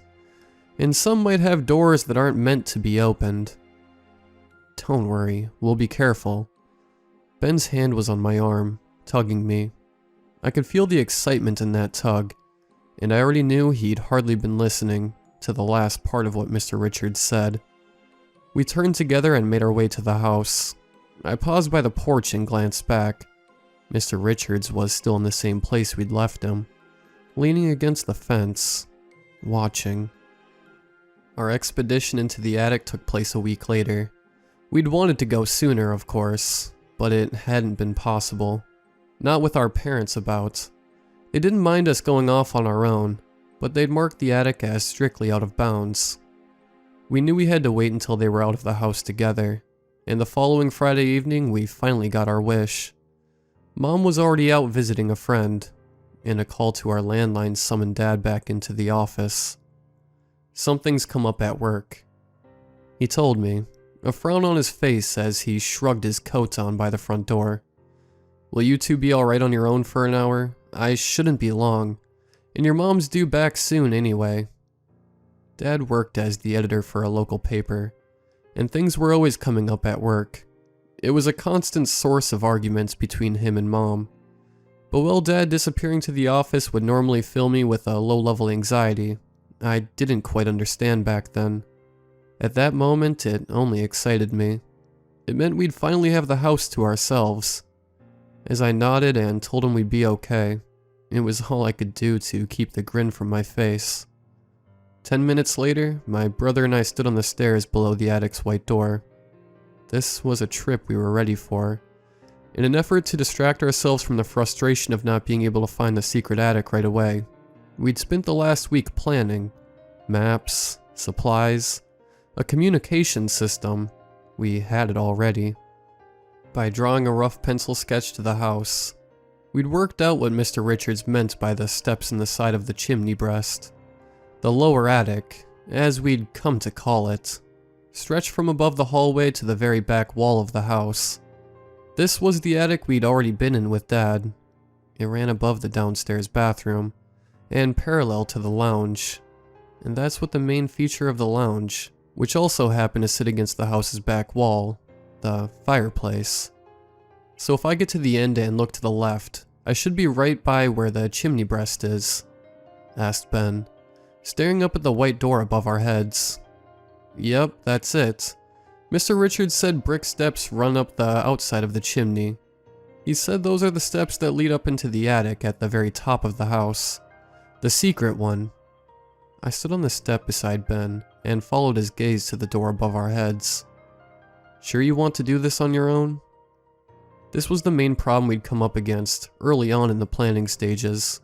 No matter how many different ways we tried it, we couldn't figure out a way for both of us to climb up into the attic together.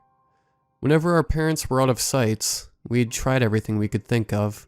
Lifting each other up, balancing on the banister, trying to stand on top of the random objects we placed on the stairs. Nothing worked. Because of its position above the staircase, reaching the door to the attic was awkward. It was okay when our dad had been up there because he'd been able to reach down and haul us up. But for two kids, we were barely 4.5 feet tall. The process was a nightmare. In the end, the only way we'd been able to manage it was by Ben climbing up onto the banister and me boosting him the rest of the way by locking my hands together in a foothold. But once he'd reached the doorway and pulled himself through, we knew there'd be no easy way for me to follow him. Staring up at the door, Ben brushed his dark hair from his eyes. His face was fixed in a determined expression I'd seen plenty of times before. "Sure," he said. "You got your walkie?" "Boxes. All the boxes we put up here with Dad." Ben's voice cracked through the black box in my hand. The walkie-talkie had been my idea. They'd been a present from Dad for my 10th birthday. We'd tested them out a few times when we were exploring the village. But up until now, we hadn't really found a proper use for them. But they were perfect for this. They meant Ben could tell me exactly what he was seeing the whole time he was up there. We'd even come up with a system. Once every 10 seconds at least, Ben would radio back to me with an update. Just a word or two, to tell me what he could see at that exact moment. I told him it was so I could keep an accurate log of everything. But really, it was so I'd be able to know he was safe. From my vantage point at the top of the staircase, I could just see into the open white door above my head. The darkness glowed with the beam from Ben's head torch. I pressed the button on my walkie. "Can you see the back wall of the attic yet?" "No, not yet. I'm just getting past all the boxes. It's tricky because there's all that green stuff on the floor, so I can only step on the beams." "You mean the insulation?" "Yeah." "Well, go slowly, okay? If you step on that stuff by accident, your foot could go through the ceiling. Then we'd really be screwed." I glanced at the digital watch on my wrist. Gone 8. Had Dad said what time Mom was due home? I couldn't remember. The last thing we wanted was for her to get back while Ben was still in the attic, though, so I was on high alert, straining my ears for the sound of a car coming down the road by our house. We had a system for this, too. If I heard Mom pulling up in the driveway, I'd press the button on the walkie and call Mayday 3 times. And if Ben got into any trouble up there, he'd do the same. For the time being, though, there was no approaching engine in earshot. There was nothing much at all in earshot, for that matter. I could hear the wind gusting outside, and the occasional creak as the house settled around me, but nothing else. My brother and I were alone. "It's freaky up here, Max." Ben's voice was a low whisper, issuing from the walkie speaker. "There's cobwebs everywhere. It's like nobody's been up here for 100 years. I shivered. Although I was wearing a thick jumper, it felt cold in the hallway. There was something about Ben's words that caused a faint worm of unease to stir in my stomach, too. What was it Mr. Richards had said to us the week before? Some of these houses have hidden places that no one's been in for years and years. That was a weird thought, wasn't it? Ben might be the first person to see the secret attic in a long, long time. Maybe even since the house itself was built. Mr. Richards had said something else, too, that I couldn't quite remember. Something about doors that weren't meant to be opened. Max, you there?" Ben's voice almost made me jump. I lifted the walkie to my mouth and pressed the talk button. "Here, Ben, what's up? What can you see?" "The back wall's up ahead, Max. I can see it with my torch. And there's something else, too." The worm of unease twisted in my belly. "What?" "There's this dark patch up in the corner of the attic, over to the left. It looks like a hole in the wall." A weird mix of emotions filled my stomach. There was excitement down there, sure. The kind of nervous energy I'd felt before going on a roller coaster the first time. But there was something else, too. A faintly sick feeling. For the first time since we'd started this mission, I had the sudden urge to call Ben back. I didn't know why I felt this exactly. But it was there all the same. A nagging in my belly. Ben wouldn't come easily. That was the thing. He didn't seem to get anxious about stuff the same way I did. But I thought I might be able to convince him if I needed to. And if that failed, I could always tell him Mom was home. My thumb hovered over the talk button, but I hesitated. What exactly was I worried about? It was just an attic. It might be old, and it might be full of cobwebs, but that's all it was. Just another roof space that we hadn't been in yet. And before I had a chance to think any more about it, Ben's voice cracked through the speaker again. Beams, more cobwebs. There's a low beam running from the left to the right. Ben was listing everything he could see. Another 10 seconds, another update, sticking to the plan. I'm near the end now, Max. I can see bricks on the left. More bricks. Oh, hang on. There's stairs, Max. I can see little stairs on the left, leading up into the darkness. He'd found it. Found the secret way up that Mr. Richards had mentioned. I didn't know what I'd been expecting exactly. But just then it felt like the unease in my belly was winning over the excitement. My stomach felt the way it did at school before a test. I strained my ears, listening for the sound of a car on the road. And right then I was hoping I'd hear it. I was hoping Mom would come back. That way I could call Mayday to Ben, and the game would be off. There was nothing though, just the wind outside, and the silence of the hallway. Then the sudden crackle of static barking through the box in my hand. Max, you still there? I'm on my way up, Max. I climbed up on the beam, and I'm about to go up the stairs. I can't see anything up there yet. It's dark. Be careful. It was all I could manage.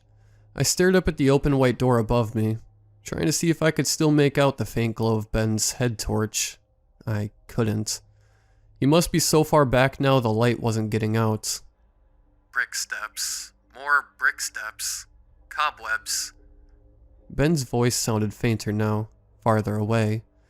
I wasn't sure if it was the extra wall and distance between us, or if he'd started whispering. I glanced around the hallway, trying to distract myself from the growing unease in my stomach, and my eyes fell on a portrait on the wall beside me.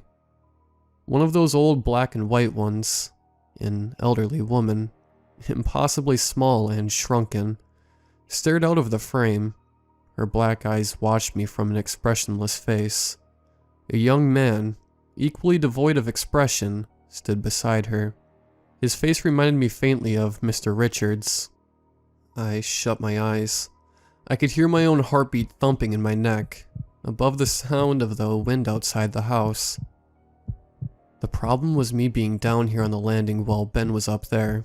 We had the walkie-talkies, sure, but it wasn't the same. We were normally together in all our games. Now I felt unable to help, and it was making my anxiety worse.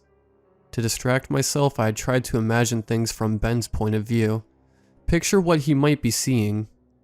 Feel his excitement. It didn't help. I could see the darkness in my mind's eye. Imagine his torch beam cutting a path of light through the shadows. But the image only gave me the creeps. More darkness. Jeez. It's really dark up here, Max. It's like my torch isn't working properly. He'd be close to the top now. I could feel it. Almost in the secret attic.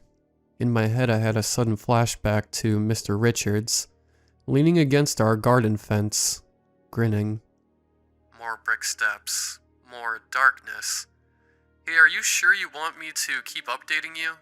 Even if it's all the same stuff? What I wanted was for Ben to give up and come back. Stupidly though, I didn't say that. I just thumbed the button and said yes. Okay, I think I must be nearly... Yep, I'm at the top now. Ben's voice had dropped to a whisper again. I thought I could detect a hint of uncertainty in it, but it could have been my imagination. The stairs have stopped, Max. It's really dark up here. Was that the sound of a car engine in the distance? I shut my eyes again, straining my ears, but I couldn't tell. The wind was playing tricks on me. Dark, wooden beams. Dark. Was Ben speaking even more quietly? His voice sounded like it was coming through a pipe. Dark. Wait. Hang on. The worm of unease was a knot now. It felt like something alive and moving inside me. Max, there's something up here. Up ahead. A car engine. Yes, I could hear it now. Over the wind. There was no mistaking it. There's a door, Max. Ben's voice was ragged and faint, and I could no longer detect the excitement in it. Now all I could hear was the fear I felt myself. It's in the middle of the attic. It's dark red. The knot of worms clenched tighter. The people in the black and white photo leered out at me. In the distance, the hum of the car engine grew. I moved my thumb over the talk button, ready to call Mayday, but Ben spoke again before I had the chance. It's red. A red door. The walkie growled static in my head. Ben's voice was almost lost in it. His next words were the last full sentence I ever heard him speak. I'll keep my thumbs down as I go through it. Ben, no, don't. Mayday, Mayday. I hammered down the talk button and yelled into the walkie, but it didn't work. Static still crackled through the speaker. Mayday! Mom's here, Ben! Come back! Mayday! Time seemed to slow down. The thing I remember most about what happened next was the sound. 4 sounds, all blurring together into one. There was the bass drum of my heartbeats, high up in my neck. In the background, howl of the wind. There was the sound of Mom's car, drawing closer to the house. And there was the static. The static surged from the black box in my hand and, for a short time, eclipsed everything else. It was like my brother had walked into the center of a storm. The sound seemed to freeze me in place. I should have tried the talk button again, and I should have yelled at the top of my voice. Ben was only in the roof after all, wasn't he? But I did neither of those things. Instead, I simply stood there, the eyes in the black and white portraits gazing on, as cracked noise blared from the box in my hand. There were words in the static.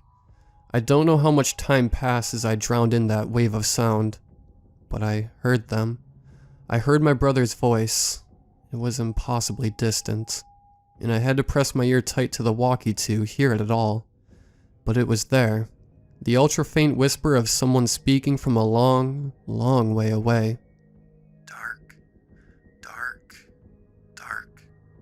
Looking back now, I think the words must have been every 10 seconds.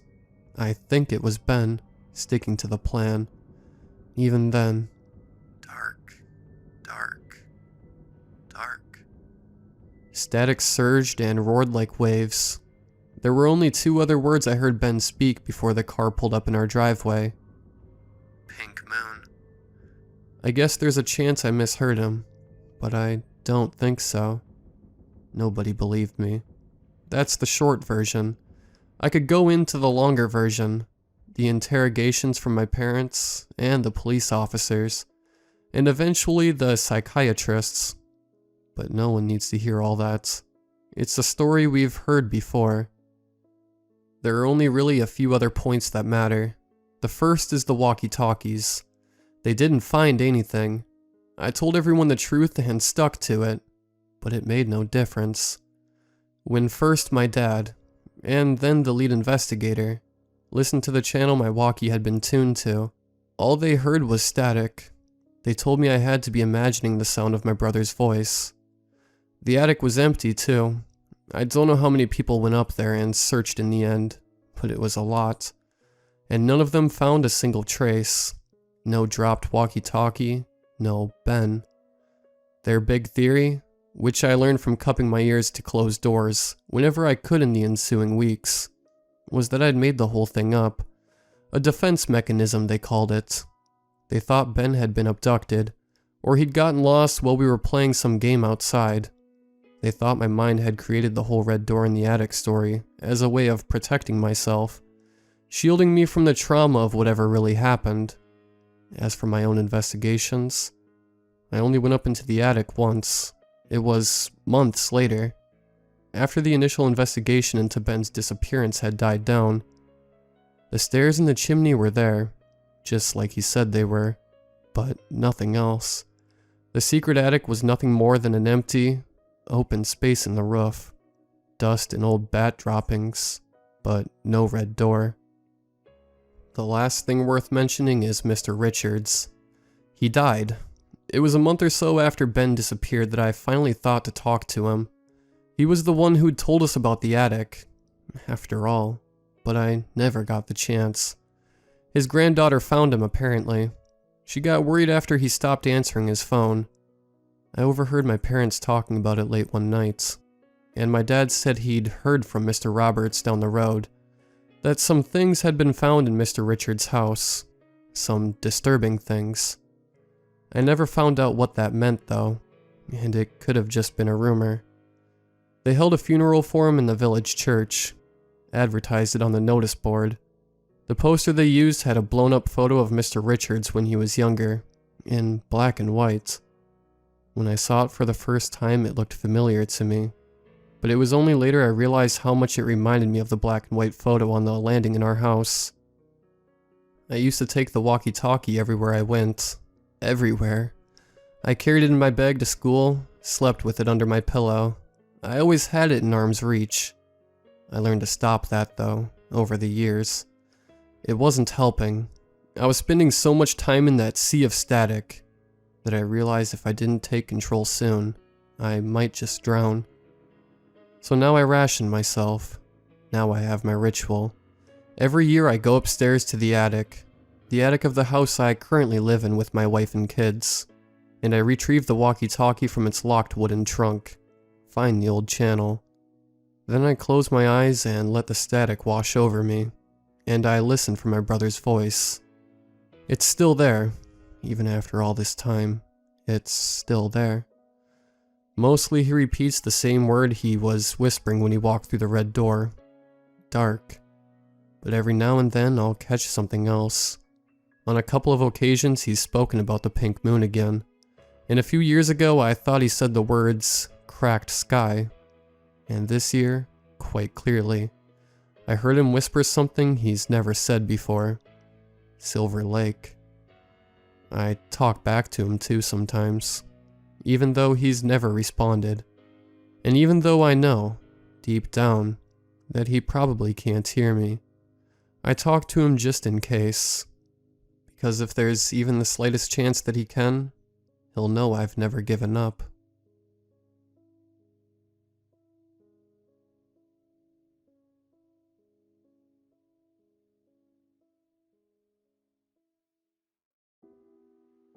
I used to break into houses. I'm not particularly proud of it, but it was a different time in my life, a more desperate time. I won't make excuses for it. All I can say is I needed a quick way to make money, and typical employment options were not exactly open to me. My last job, however, something happened that I can never explain, and also never forget. Something I have never really told anyone, but I think it will drive me insane if I don't. Maybe I am heading there anyway. I had a buddy named Sam who helped me, or rather, I helped him since he was more experienced at the whole career criminal thing. I did this for about 2 years, going into houses, taking whatever we thought was worth it. We only ever did it when we were absolutely sure nobody was home. Sometimes we would stake out a place for weeks or even a few months. We tried not to get anything too physically heavy. Pretty much anything valuable was fair game. Sometimes we would keep things for ourselves though. We once found a few 8 balls of coke and made a pretty good windfall out of that at this one place. Sometimes we just found pot or booze, but usually we just partook of that ourselves. Usually in celebration of a successful job. A lot of times we would take little knickknacks we thought were cool too. Keychains, clothes, stuff like that. Sam had found us a nice little mark for a little bacon and eggs, our code word for our little thing. It was out of the way, so minimum chances of witnesses, and apparently the owner was trying to sell it, and was no longer living there, but had yet to move all their stuff. This was an unusually easy job. That should have been a hint. It sounded like a cakewalk. We just had to time it right and be careful. We decided we would want to start after dark the following Friday. We had to arrange to borrow the van we used, which incidentally cut TC, the guy who owned the one we used in some of the action. TC was a madman, but we needed him. And for this kind of work, you need a specific kind of vehicle. It was a piece of junk, but it had a lot of space, and it was easy to change. We repainted it and switched the tags on it at least a dozen times after, and before every job we used it. The ride there was long. It was a bit out of the way, and Sam only knew of it because he knew a guy that knew the owner that let it slip what the situation was. It had only taken a bit of online research to find the address based on the fact it was for sale. It was unusually empty on the highway for a Friday night, but we rarely went this far into the boonies. Dusk was falling. So why is the guy even selling the place? I asked Sam. I think Mikey told me about it, but I was more interested in the other details, not so much if anything is wrong with the house. This bothered me a little. Yeah, well, what if the place has a gas leak or mold or something? I asked. I looked at him and he leaned back. Then I guess this might be our last job together. Nice knowing you, buddy. I remember him saying that while smirking. He must have sensed I was a little nervous. Relax. If it was anything serious, they would not be putting it on the market so fast, would they? He said. Something was kneading at me about the whole situation, but just barely. A little prick in the back of my mind that I could not quite figure out. The sky got darker, and there were fewer and fewer cars on the road. There were no headlights either, only open fields and dark thickets on either side of us. We got into town a bit after 10 p.m., and it was drizzling a little. We waited a bit longer at a gas station parking lot before going to the place. It was an old house. Not like ridiculously so, but you could tell it had probably been built before cars were a thing. The house was out of the way, a few blocks from any neighbors, so we had that as an advantage. It was 3 stories including the attic, but Sam also told me there was a basement. It was fogging up from the rain, which was actually great, as it would give us farther cover. Everything seemed perfect, and yet something about the house seemed off to me. I remember a slight sense of foreboding, as a large wooden structure seemed to loom over us. Yeah, that's the word for how it looked. It was looming. I remember thinking how tall it looked and yet narrow. It had a very angular designed triangular roof, and was made mostly of wood, it looked like. I asked Sam about the potential for cameras or alarms, and he shrugged. We had a police scanner, in addition to radios to keep in touch. We just gotta boogie on out if there's an alarm. And we got masks and gloves for cameras. Come on, let's do this. He said as we moved towards the back of the house, going around the side. We had an idea of what the place was like, and yet there was a cellar in the back which led into a sub-basement. We had brought bolt cutters, and made short work of the chain and padlock. A faint spark flying from the strain of the cut, as we opened the cellar doors carefully, and looked down at the wooden steps that led into the dank, dark basement. I remember the hair on the back of my neck standing up. I remember not knowing for sure that something was bothering me about this place. It was not a superstitious type. I never believed in ghosts or demons or anything like that. But there was just something about how the whole thing was going down. An instinctive dread that had been building steadily. It was more than the typical nerves and adrenaline that came with doing a job. This was different. Like a tiny bell ringing somewhere in the city of the mind, letting the villagers know to go inside. Oh ho ho, bogeyman living down here. Sam teased, probably sensing the apprehension. I'll go first then. He said as he crept down the stairs and put on his flashlight. It was a bright one too, and as I followed and turned on mine, I was a bit put off by how little of the cellar they were illuminating. The darkness was sticking, and stubbornly refused to be washed away by the light easily. Too thick to be completely dispelled. It was not the kind of thing you can confirm as really being a problem, but it was enough to be annoying at best, and unsettling at worst. There might be some old wine down here. That shit might sell, eh? I asked. But it's not like me and Sam knew people in the vineyard business. We separated a bit, and I did not like that. But I was refusing to give in to my anxiety. We were professionals at this point, after all. I heard the sound of the bolt cutters again, and I heard Sam making a weird noise from the other room before yelling out, "What in the flying ever living... Yo, come and see this!" I followed his voice, and I felt the room I was in was getting a little chilly. I thought I had seen shadows moving, but I chalked it up to the tricky lighting of my flashlight. When I got to Sam, he was in a separate room behind a heavy metal door. What we were looking at was disturbing. It was like some of a weird cross between a BDSM party room and some kind of shrine. I let out a whistle, my discomfort forgotten as I absorbed the scandalousness of it all. This was out there. Red walls, leather suits hanging on hooks, candles with weird-looking statues. There was a strange sort of altar. It looked like it had a brass frame, and there was a red cloth over it, though it was dusty and torn. There was one particular idol on it that looked to be 4 people intertwined in an act of debauchery and torture. The wax the figures were made out of were melded together to create the gruesome figurine. I had never seen anything like it before, and that foreignness made it all the more unsettling. This was not something you recognize from the movies or folklore, which made it seem all the more real and yet strange. Each pale face on the idol was a mixture of horror, agony, and something else. Maybe pleasure. What the hell? I said in a low tone. I felt the overwhelming urge to turn the light on. We normally did not turn on lights, for obvious reasons. But we were still in the basement, and being seen was not likely anyway, given the house's relative seclusion. I went to feel for a light switch and found one. I flicked it, but it would not go on. It clicked again and again, but I was not getting any juice. Do you know if the electricity is still on here?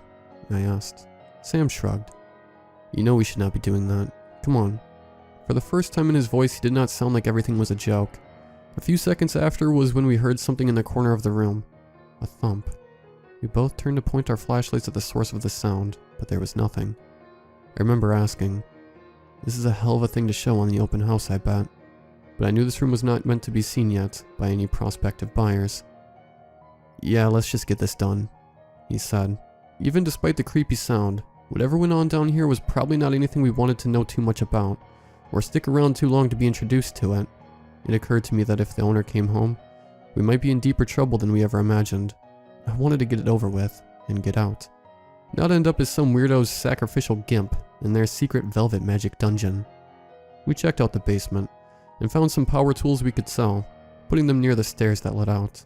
I was focusing hard on looking, and quickly moving the goods, ignoring the growing anxiety in the back of my brain, a rattling of the cage of my mind.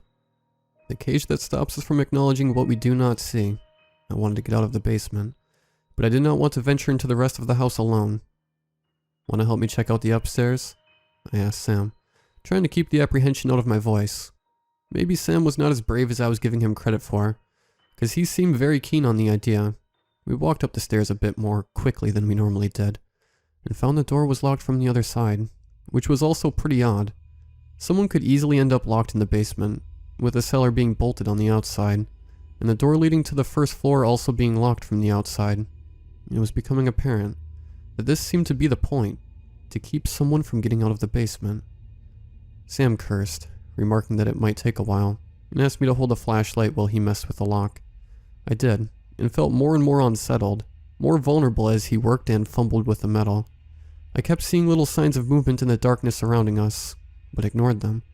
I thought I heard something faint in the shadows, but it was hard to tell with my partner in crime messing around with the lock. He got it open after what seemed like it must have been at least 20 minutes, and the door creaked open all too slowly, and all too loudly. We both went into the house proper, and found ourselves in the kitchen. This was the rough part. We knew we had to split up. Sam said he would take the lower floor. He told me to take the upper one. For some reason this irked me, like he gave me the shit job. I did not want to put that much distance between me and our exit, but he was the brains of the operation. I got to the stairs, and they were very steep. Wood, with a narrow wall heading up. The stairs went up into a yawning abyss, an abyss I would rather do anything else other than go into. I went up, one step at a time, carefully. The stairs seemed to go on a bit longer than they should, and I kept the flashlight on the ground to guide my footing, as if the stairs seemed designed to easily trip someone up. I was also afraid to point it into the shadows that waited at the top of the stairs, but when I finally started getting to the summit, I had no choice, and the light I was shining found itself only piercing the darkness to a shallow degree. I remember thinking I had never been in a house so pitch dark before. I heard Sam messing about downstairs, moving stuff. As I went into the upstairs hall, there were a series of doors, and all of them closed. With the damn feeling of dread I had, the thought of opening each one at a time was torture. I was about to start with door number 1, when I heard steps coming up the stairs. I turned around fast as hell, and was relieved to see Sam. It was slim pickings downstairs apparently, so he had to come up to help me handle the upstairs. I was extremely happy about it, but I, of course, didn't show it. I felt just a little bit more courage than I had previously. Then the image of the sick little doll thing on the altar flashed in my mind. Yeah, I wanted to get the hell out of there.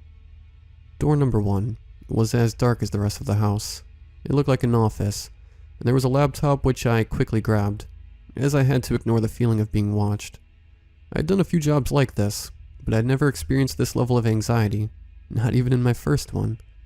I took the laptop while Sam rustled around, and told him what my haul was.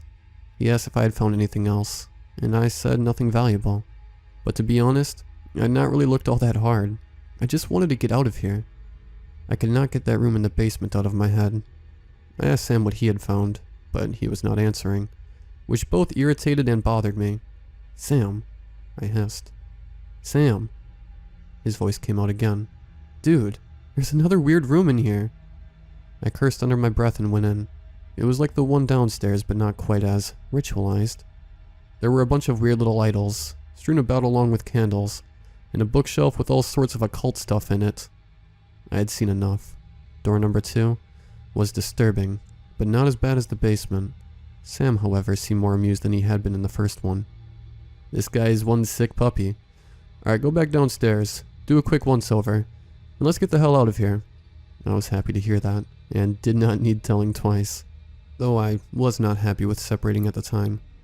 I went downstairs, and looked around with my flashlight, seeing that there was an old heavy TV, the kind that most people had not used in about 20 years. It was not worth taking. But I remember thinking it was strange they were still using such primitive stuff. I looked around a bit longer, going through some drawers. There were some things I might have taken for personal use under normal circumstances, but I wanted nothing to do with this place, much less wanting to take a piece of it home with me. I kept checking around, and that's when I saw it. The same statue that had been in the basement, the figure of the 4 intertwined bodies, bound into the unspeakable or unknowable act. There was hunger, lust, agony, bliss. I wondered how anyone could make one of these abominations, much less 2. I went to the basement to start bringing some of their stuff out of the house, and I could not help but take another look at the weird room. That's when I noticed that the figurine was no longer on the altar. I remember an icy fist grasping my heart, and I turned on my walkie. The static hit me as I went on the channel. We both used walkies because in case we ever got caught, they could not track our conversations or locations via cell phone. "Sam?" I hissed. "Sam, did you move that sick-looking figurine upstairs?" There was nothing but static. I continued calling into the walkie. Just static. I tried once more. "Sam, answer me." The static turned. "Sam's with us now." A voice whispered. That icy fist on my heart, it clenched harder. "What? Who is this?" The static returned, and I heard what I thought was a short chuckle. A voice came in once more, and was deeper and far harsher, almost guttural. The word inhuman comes to mind. It was different than the last voice. "Come see." I cursed hard, and felt the overwhelming urge to drop the walkie, to throw it at the wall the same way one might throw a bug that had crawled on their hand. It invoked revulsion. The walkie was a bridge between me and whatever was on the other side of that channel, and more importantly, what was lurking upstairs. I was worried about Sam. Very worried. I was scared for myself too, but I was not going to just leave him here. The thought occurred to me that this was a trick, a joke, but this was not a time for games, and even if it was one hell of a feat to pull something like this off. No, it didn't make sense. This was not a joke. I was torn between a sense of urgency in helping my friend, and the dread of staying in this house and going farther into it. I steeled myself as best I could, and decided if I had to do it, it was going to be fast. And I ran up the stairs like a bat out of hell, into the kitchen, and back towards the other narrow set of stairs that led upstairs to the second floor. I could hear banging on the walls, scratches. It was like the entire house was coming to life. I tried to ignore it, but it was damn near impossible. And it was all I could do to not piss myself, and take off right then and there. Sam be damned, metaphorically and literally. I made it to the foot of the stairs. The darkness at the top was encroaching farther down, invading beyond its borders almost aggressively. The darkness was getting more dense, getting deeper. "Sam?" I called up into the darkness. I could not bring myself to walk up those steps and into the pitch black. I was starting to panic. I saw a shape at the top of the steps. It was a mass, and at first I could not make it out in the darkness, but as it got closer, it became more clear. The lack of visibility did not matter, because I was not seeing whatever this was with my eyes. The only way I could describe it was I was seeing it with my soul. It was the figurine, only life-size now. The 4 writhing bodies bound together, melted as if their skin was made of wax. limbs intertwining as they flailed, and the abomination crawled slowly down the stairs. I could hear my heart beating in my head. The scratching, the knocking, it had all stopped as if in reverence for what was now coming down those stairs to meet me. Its footsteps uneven from the extra limbs. The deliberate shuffle began as it navigated its way down the path, coming down to me. Its other limbs stretched out as if to embrace me, beckoning me into the hell of its existence. One of the faces turned to look at me, twisted in the rictus of a dozen sensations, lost in equal parts bliss, terror, and torment. It was Sam. I ran.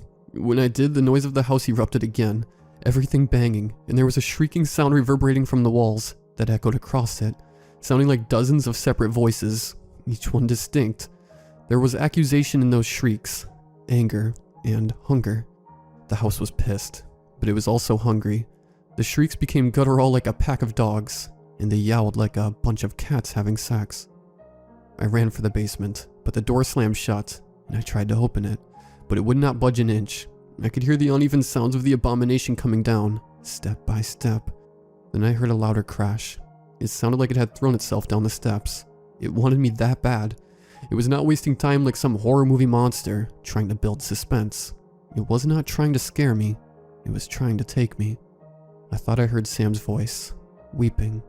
It hurts so good. It hurts so damn good, buddy. Get some of this. I screamed and pulled with all my might, and the door finally unjammed and I headed down the stairs, tripping halfway down and hitting the ground. I felt pain in my temple and was bleeding, but I didn't care. I was up again in an instant and going out the cellar door. On my way out, I felt something reach out of the weird room, groping for my neck. Clammy and vice-like. It tore my hoodie but slipped as I ran out into the moisture of the night. I did not care about the goods. I did not care about anything other than getting as much distance from me in this place as I could. Luckily, TC's piece of crap van didn't need a key, and it was turned on via screwdriver. I jumped in and fumbled for it, looking frantically in the rearview mirror. The storm was picking up now.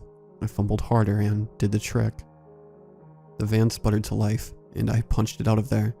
I only stopped once for gas and was gripped by paranoia, thinking I saw the abomination in every dark corner. I tried to tell TC what happened, but could not really bring myself to speak of it. He was pissed he did not make anything out of it either, and told me to lose his number, accused me and Sam of holding out on him. I never figured out what that house was supposed to be, and I was too afraid to look it up again to see if it had been sold. I am thinking of doing it again, but even opening that tiny door terrifies me. The house taught me something profound in the brief time spent in there. Not knowing was better sometimes. As for Sam, I checked desperately for any news of him being found in that town, but there was nothing. I did not know his family, nor many of his friends. No one came to ask me about him. Sam was prone to wanderlust, and this was not the first time he had just up and vanished. As far as everyone else was concerned, I knew what happened though. They, or it, had told me. Sam was with them now. He would always be with them.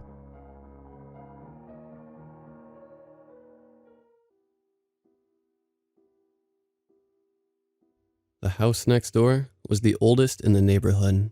It was built long before the neighborhood came into existence. At some point, the owner must have fallen on hard times and sold the 100 plus acres, and the neighborhood was born. I was 6 when my family moved in. There was an old woman who I thought lived alone there.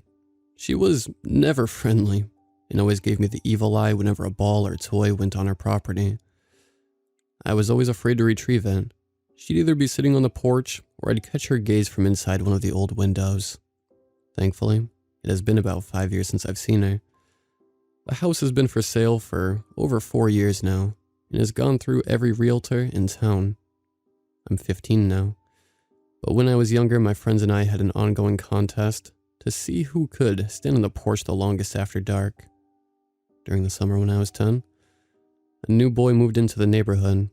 His name was Robbie, and he was a one-upper. Anytime we told a story, he would always start with, "Oh yeah?" and then go into how he did something similar, but of course a lot better. It was annoying. We still hung out with him because he had an awesome video game set up in his basement, and whenever we were over, his mom would bake the best cookies and always had Kool-Aid for us. There were 5 of us that spent a lot of time together. Me, Julie, Robbie, Jay, and Tess. We spent our summer riding bikes through the neighborhood, hanging out and talking, and occasionally going to the market downtown for candy and pop. It was great having friends my age that lived so close. In the fall, we introduced Robbie to the old house. It just looked old in the summertime and we were always doing something so we didn't pay it much mind. But in the fall when the days got shorter and the leaves began to fall, it took on a more sinister air. After school, we'd meet outside on the days when it was raining. It seemed to rain too often in the fall of Michigan. And then in winter, the sun would hibernate and only peek out every so often to make sure we didn't forget it was still there. One mid-October evening, we were hanging out and talking about what we were going to be for Halloween. "I'm going as Elsa," Tess said. My mom made me her cool ice princess dress. "Oh yeah?" Robbie jumped in. "I'm going as Scarecrow from Batman, and my eyes and mouth glow. I made it by myself." Julie rolled her eyes. "That's awesome, Tess. I wish my mom could make me something cool. I'm going as a vampire this year." "Steph, what are you going as?" Julie said to me. "I'm just going to be a witch. How about you, Jay?" "I'm going as something real," he said. "I'm going as the zombie in old lady Gertrude's house." "That's not her name," I said, giving him a sarcastically stern look. "And she doesn't keep a zombie in the basement. It's a monster, like Dr. Frankenstein's monster." No. She's actually a witch, and she's been living there for over 200 years, said Tess. "What are you talking about?" Robbie asked. "The house next to Steph's," said Jay. "And it really is a zombie. I heard that she keeps her husband in the basement and feeds him squirrels and chipmunks to keep him from attacking the neighborhood." "Who told you that? Was it Katie?" Julie said, making a flirty face at Jay. She then started giggling.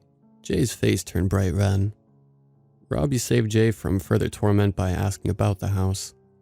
"Have any of you been inside?" "Of course not. I don't want to become a zombie," said Jay. "We have a contest to see who can stay on the porch the longest," I said. "Steph has the record now," said Jess. "Julie almost beat her last year, but got scared of a noise she said she heard." "I did hear someone. They were behind the window," Julie replied. "What about you and Jay?" Robbie asked. "I could only stay on the last step, and Jay's a scaredy cat. He won't even go on the first step," Tess said. "No, I'm not," Jay whined. "Jay, you're scared of everything. You're even scared of the Easter bunny," said Tess. "A 6-foot-tall giant bunny is creepy," he said. "I'll win your silly contest easily. When do we go?" said Robbie. "I have to be home by 8:30, said Julie. "Let's meet at 7:30 in front of Steph's house." We then told other stories about the house we've heard from the older kids in the neighborhood. After a couple stories, we started making them as far-fetched as possible. We were laughing and having fun. I wish I had known that it would be the last time we'd share a laugh like that together. We all said goodbye and went home for dinner. I was excited to go back over to the house.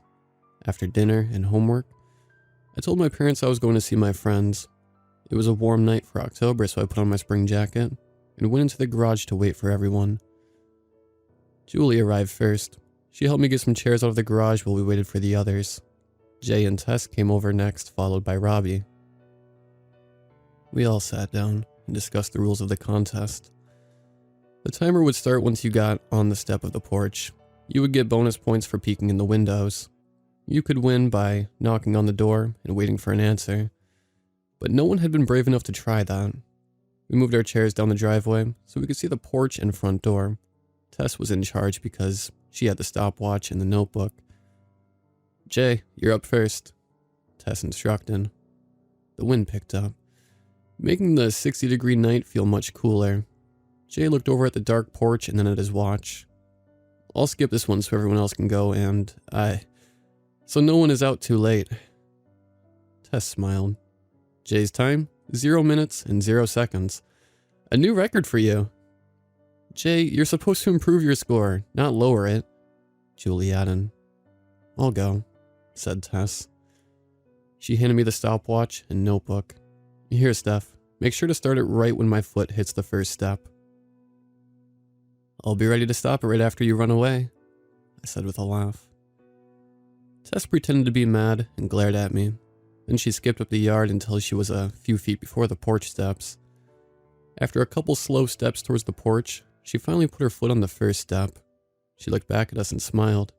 I started the timer. She made it to step 2, and then finally to step 3.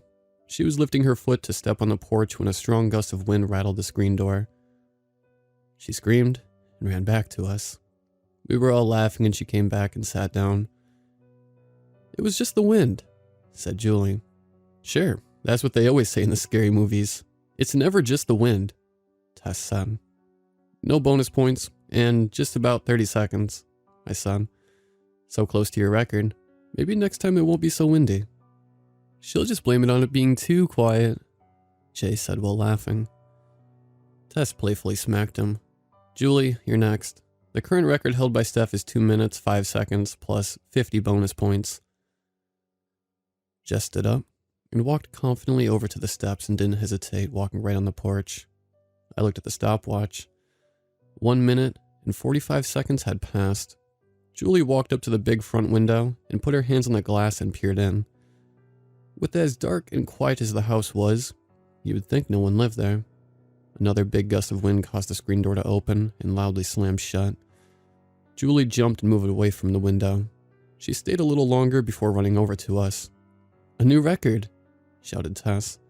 2 minutes, 19 seconds, plus the bonus points for looking in the window. What did you see inside? Asked Jay. It was too dark. I didn't see much. She replied. Steph is up next, and we'll finish the night with Robbie's first attempt, Tess said. It'll be more than an attempt. I'm going right up there to knock on the door. I'll win this contest on my very first try, Robbie said. I don't think you'll be so brave when you get up there. There's just something weird about that house. Gives me the heebie-jeebies, said Jay. You sound like Shaggy, Julie said, laughing. Will you go up there for a Scooby snack? Okay, Steph, don't let Julie beat you, Tess said. I walked over to the steps, but stopped when movement caught my eye at the big window. After convincing myself that it was just my imagination, I went right onto the porch in front of the door. My heart was racing from just standing there. I liked the feeling of being scared. The slightest noise or touch is enough to get you to jump and have that chilled feeling surge through your body. I walked up to the window. My eyes were adjusting to the dark, and I could see shapes in the living room. I think I saw a couch, maybe a bookshelf, and a coffee table. My eyes scanned around some more, and I saw movement again. There was a shape moving back and forth in what must have been a rocking chair. Was she just sitting there in the darkness watching us? I started to feel bad. Maybe she was just a lonely old lady that wanted to be left alone. Suddenly the rocking stopped, and the figure stood up rather quickly. There was more movement from the other side of the room. That was enough for me. I ran off the porch and back to my friends. My heart felt like it was trying to escape through my throat. So close, Tess said. If you had stayed 5 more seconds, you would have won. I saw her in there. And there was someone else with her, I exclaimed. We should just go.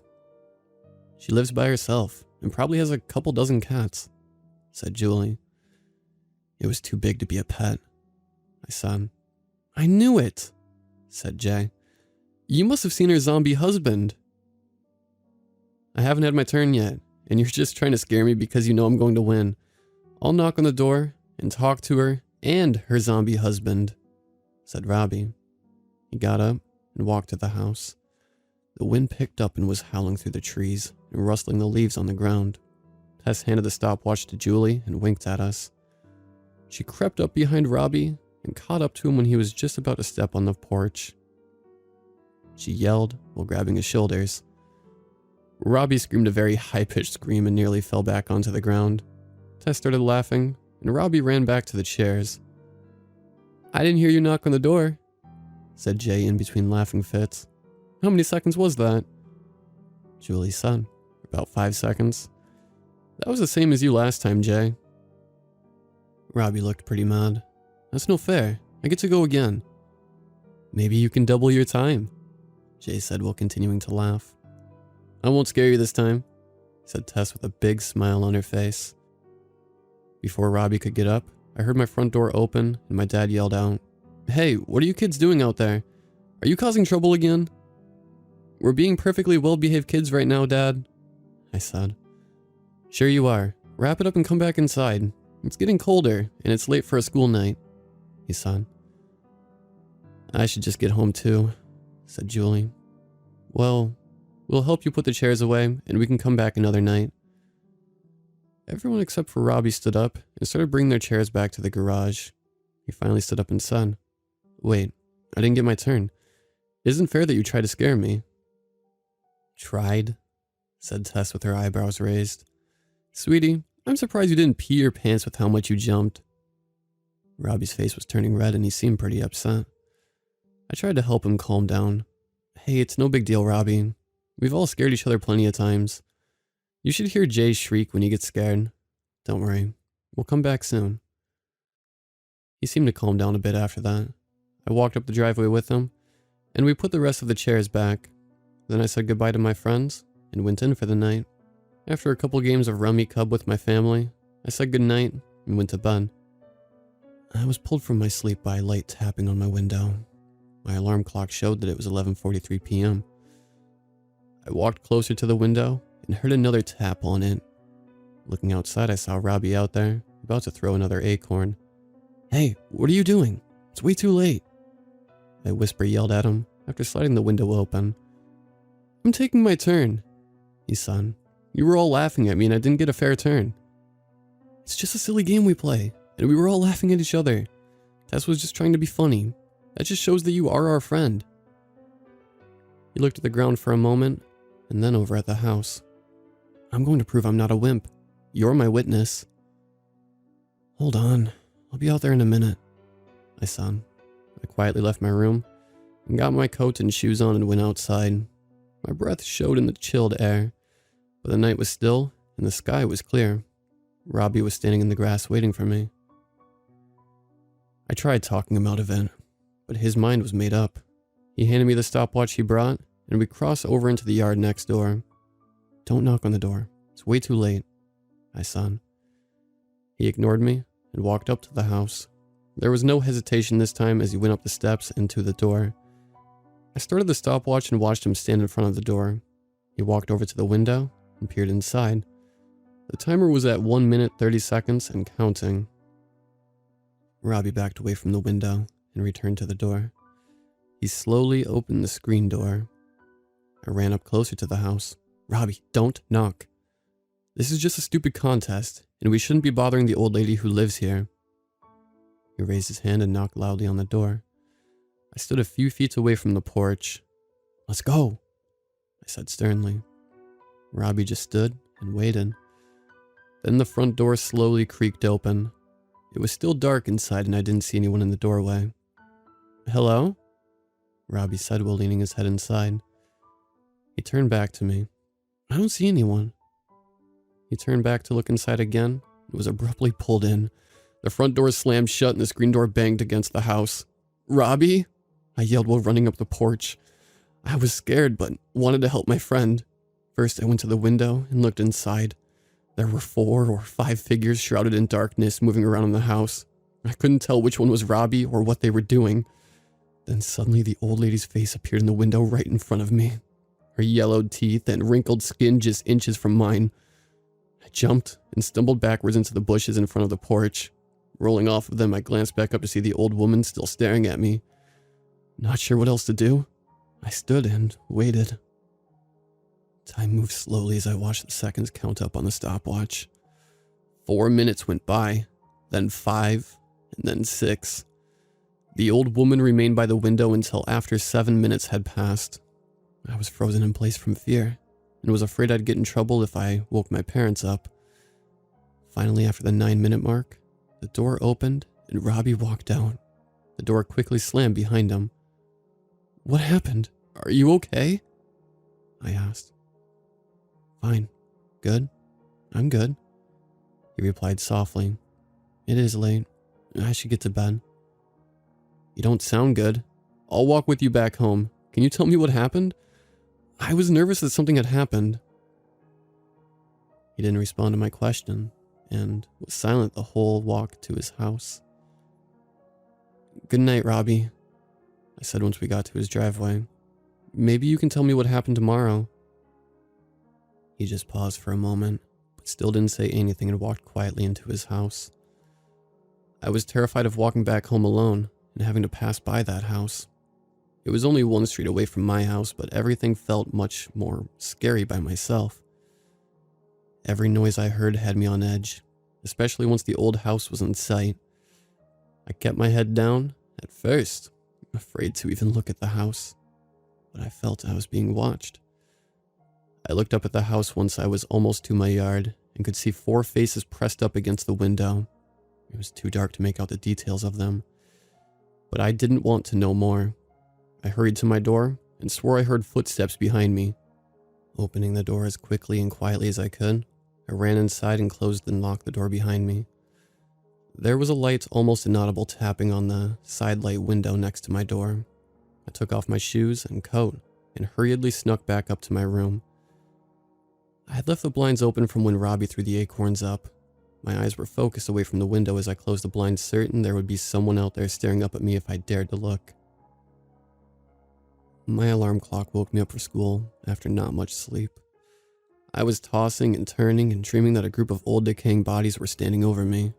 An old woman was sitting in a big chair, overseeing whatever was happening to me.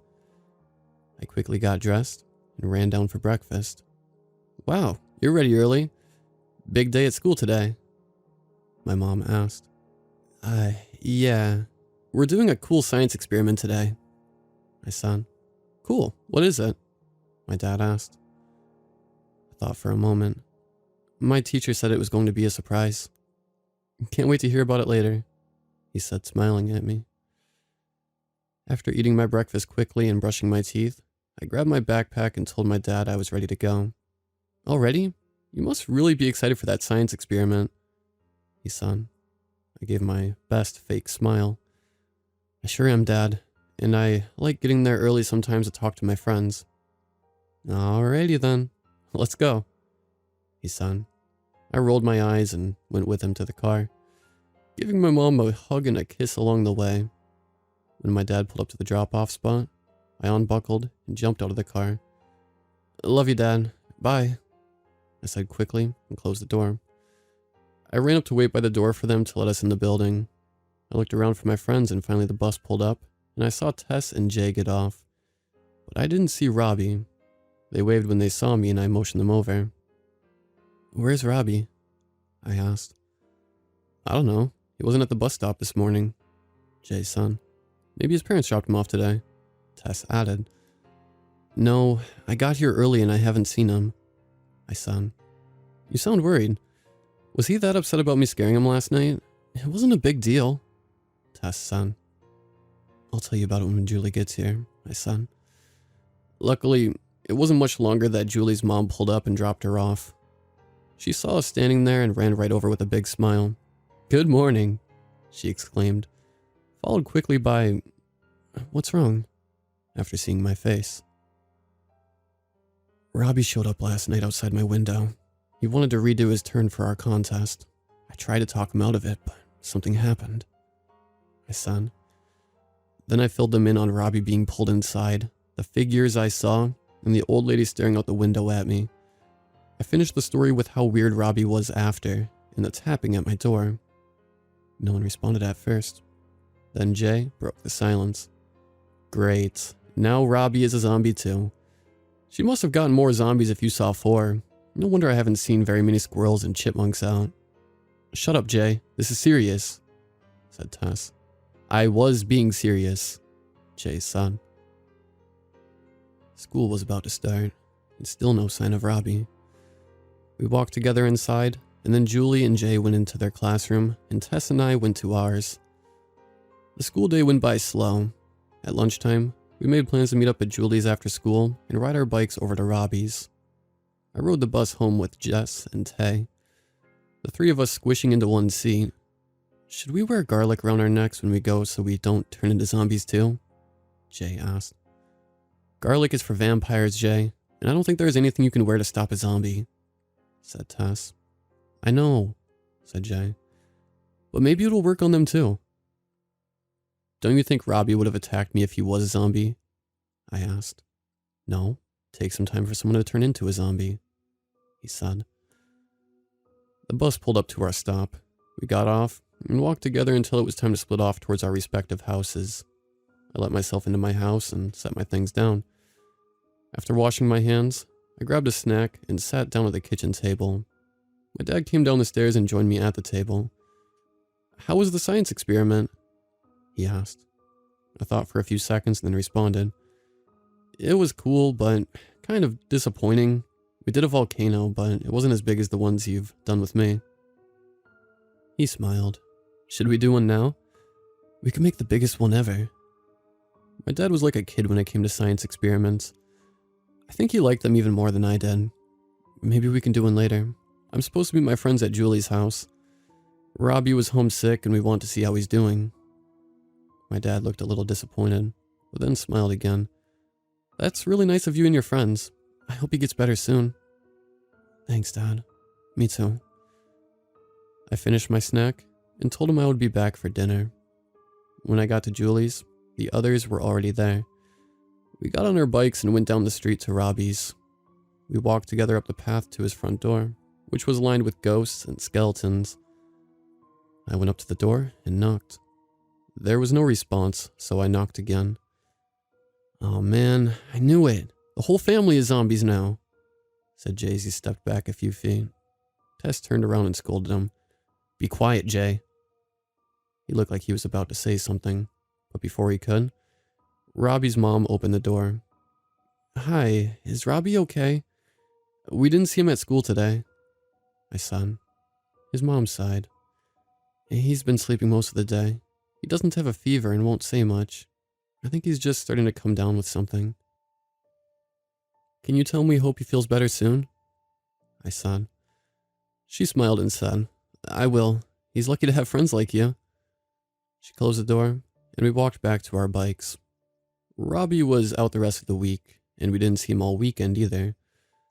I was really worried about him, so I went to his house by myself late Sunday afternoon. His mom opened the door pretty quickly after I knocked. Her hair was disorganized, and she looked like she had been crying. Hi, Stephanie. Robbie's been asking about you, she said. Is he any better? I asked. Our doctor said for him to get some rest, but she didn't know what was wrong with him. All the tests came back normal. She looked down at the ground and then right into my eyes. He has been screaming every night in the middle of the night at the same time, just before midnight. This morning he started repeating your name over and over, and then he said, "Don't go in," over and louder until he threw up.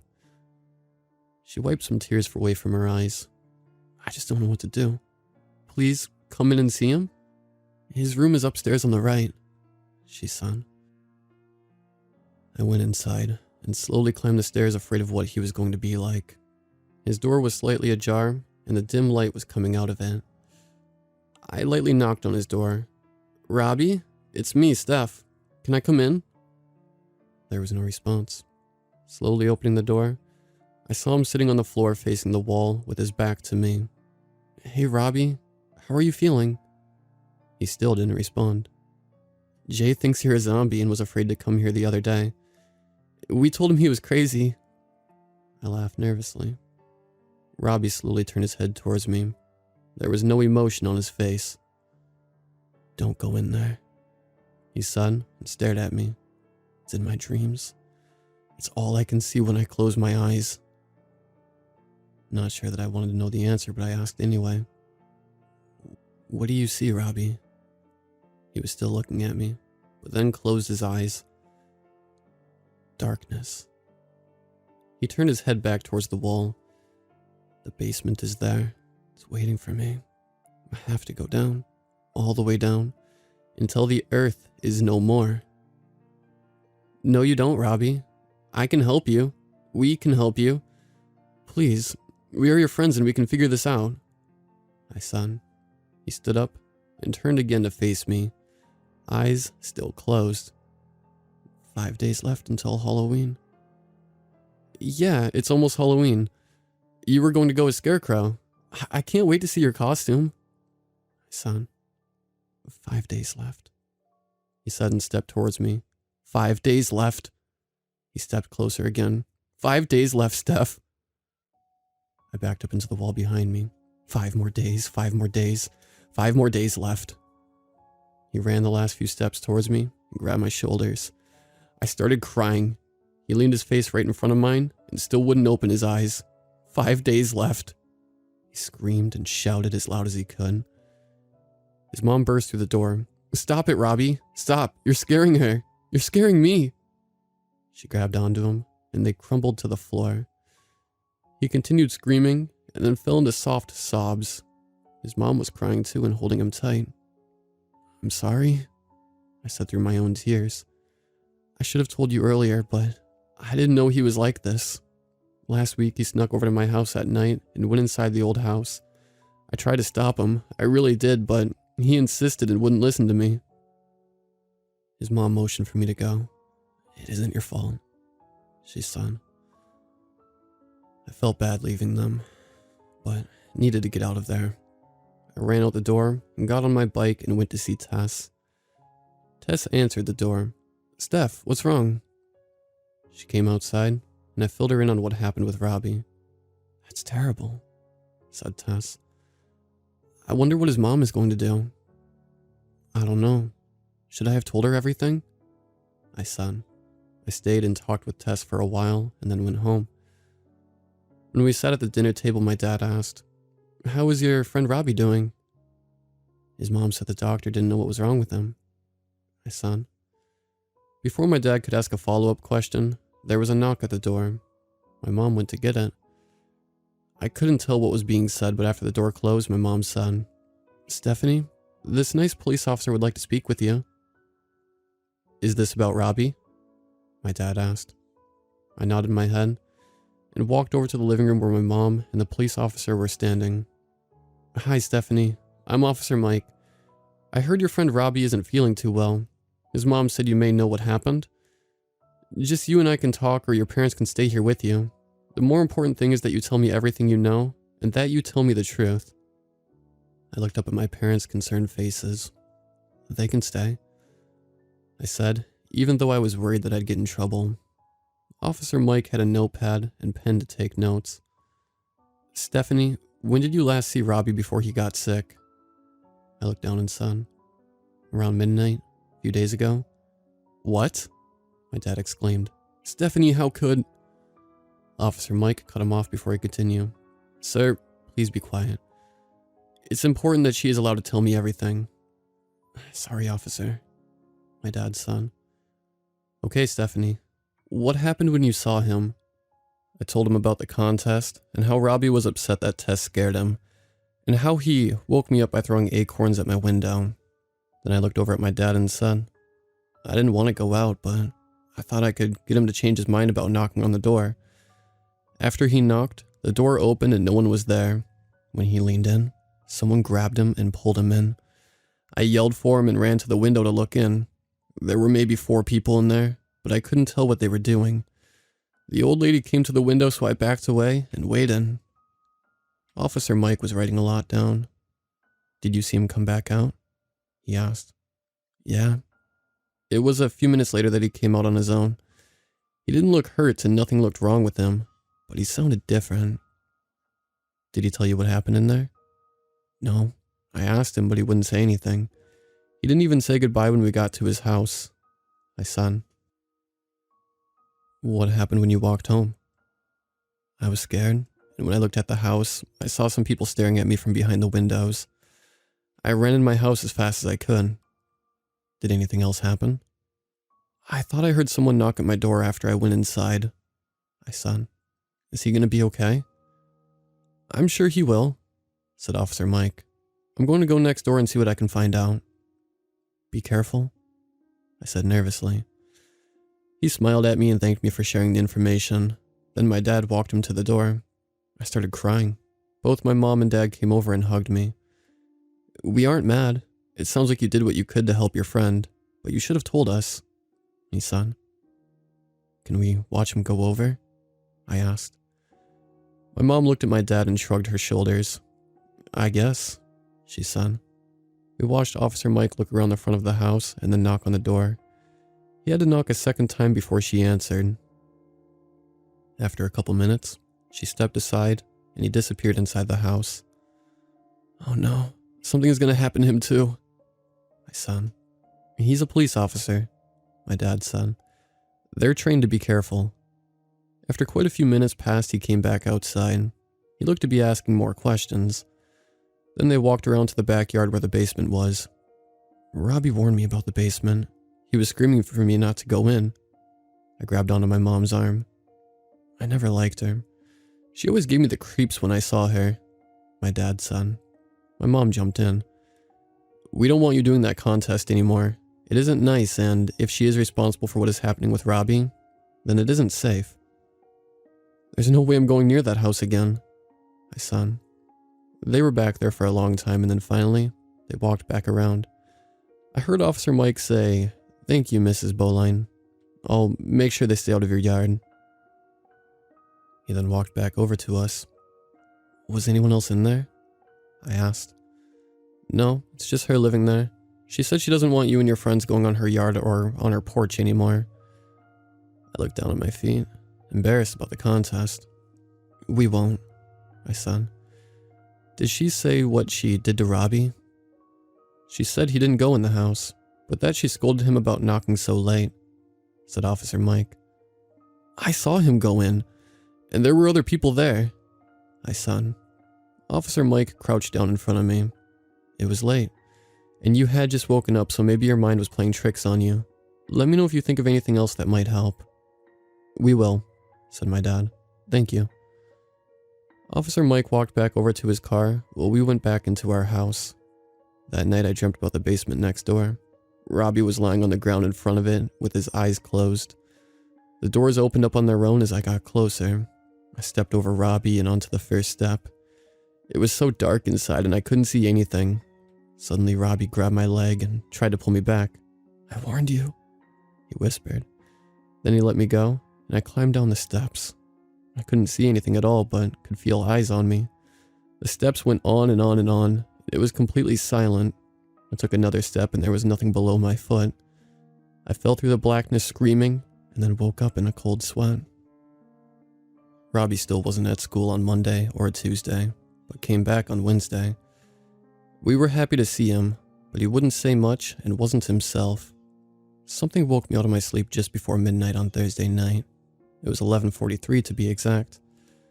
I heard tapping at my window, but wasn't sure if it was a dream or if it was real. I went over to the window and peered through the blinds. My eyes scanned the grass and trees outside my window. I didn't see anyone out there, so I headed back to my bed. As soon as I got back into my bed, I heard it again. Tap, tap, tap. I watched the window and saw something bounce off it. Tap. I ran over and saw Robbie standing there. I slid open the window and whisper yelled at him again. Robbie, what are you doing? He didn't respond. He just dropped the acorns in his hand and headed towards the backyard of the old house. Robbie, wait, I'm coming outside. This time, I ran into my parents' room and woke them up. Dad, wake up. Robbie's outside again.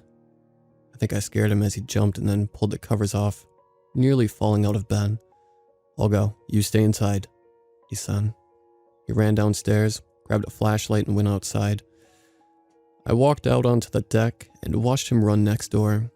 He went past some trees and all I could see was the beam of light jumping around. A few minutes later, my dad came back in. I didn't see him or anyone else out there. I went around the house, he said. Are you sure you saw him out there? Yeah, I tried talking to him, but he wouldn't respond. He just walked towards the old house. I said, well, thank you for getting me. I'm going to call the police so they can make sure he is safe. You can go back to sleep now. My mom came over to join us. Let's go, dear. I'll tuck you in.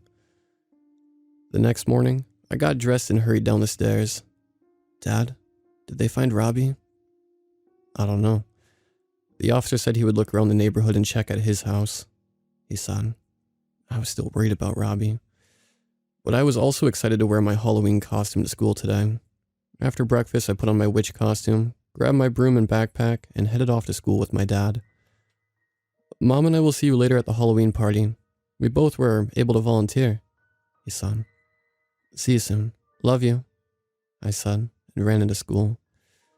I caught up with my friends and we all talked about each other's costumes and couldn't wait to go trick-or-treating the next day. It was great that it fell on a Saturday that year. It was almost time to go into our classrooms when Tess asked, "Is that Robbie?" There was a kid with a burlap hood facing the wall. "Hey Robbie, cool scarecrow costume," said Jay. We all knew it was Robbie when the kid didn't respond. Robbie wasn't around at lunchtime. We heard he was sent to the principal's office for not taking off his mask when the teacher asked. The rest of us made plans to meet at Jay's house for trick-or-treating. This was the first year that all of our parents were going to let us go on our own, so we were extra excited for it. That night I had another nightmare, almost exactly like before, except this time Robbie wasn't in front of the entrance. He was inside waiting for me with his scarecrow mask on. There was fire where his eyes should be, providing light to the stairs going down.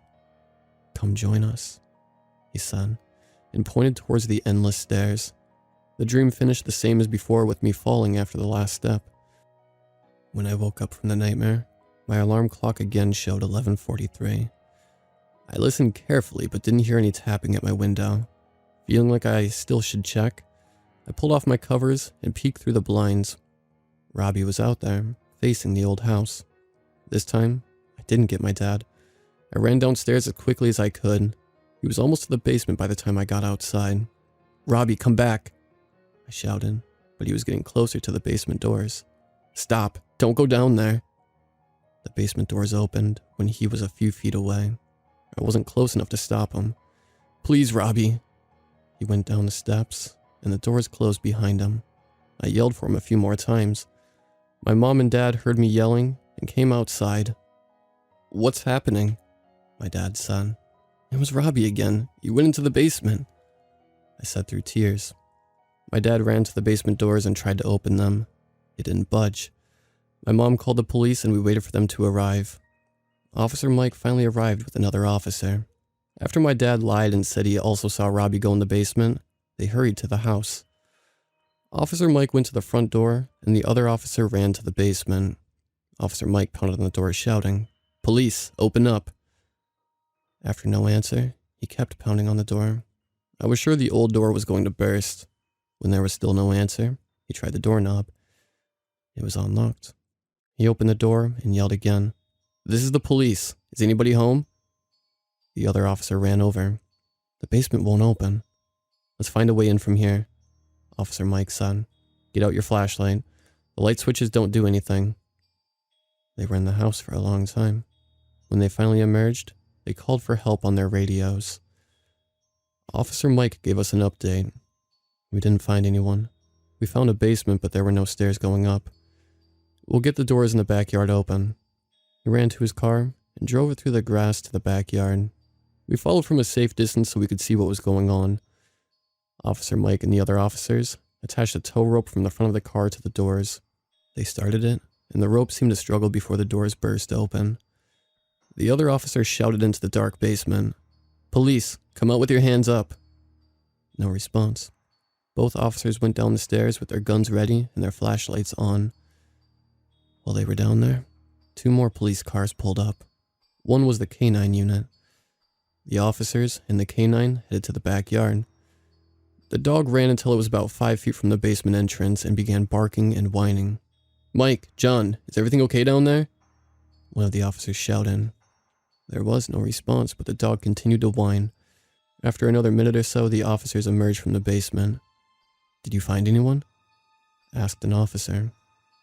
Officer Mike didn't respond right away, but eventually said, "No, there was nothing down there." I saw his face in the light of the police car, and maybe it was just the lighting, but he looked terrified. There was a huge search effort that night, and for the next couple weeks. All our parents helped with the search, and me and my friends put up posters. Sadly, Robbie was never found.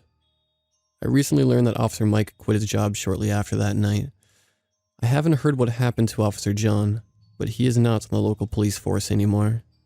Every Halloween since then, I thought I've seen him. He's in the scarecrow costume, but far away. Every time we get closer, he's nowhere to be found. I've also been having that same dream about the basement every so often. When I wake up, I expect to see Robbie outside. I never have, until this year. We're coming up on the 5-year anniversary of his disappearance. Although I don't think that number has any significance, something different is happening now. This year, each night in October, I've had that same dream. I'm always drawn to the basement and can't stop from going in. These last few nights, when I've woken up at 11:43, I've seen him outside. The first couple times he motioned for me to follow him, but last night he spoke to me and said, "We're waiting for you. Come join me. I know I will see you soon." With each passing night, I'm afraid I'm losing control. Halloween is 17 days away, and I'm afraid I won't be able to stop myself from going down there just like Robbie, and just like in my dream.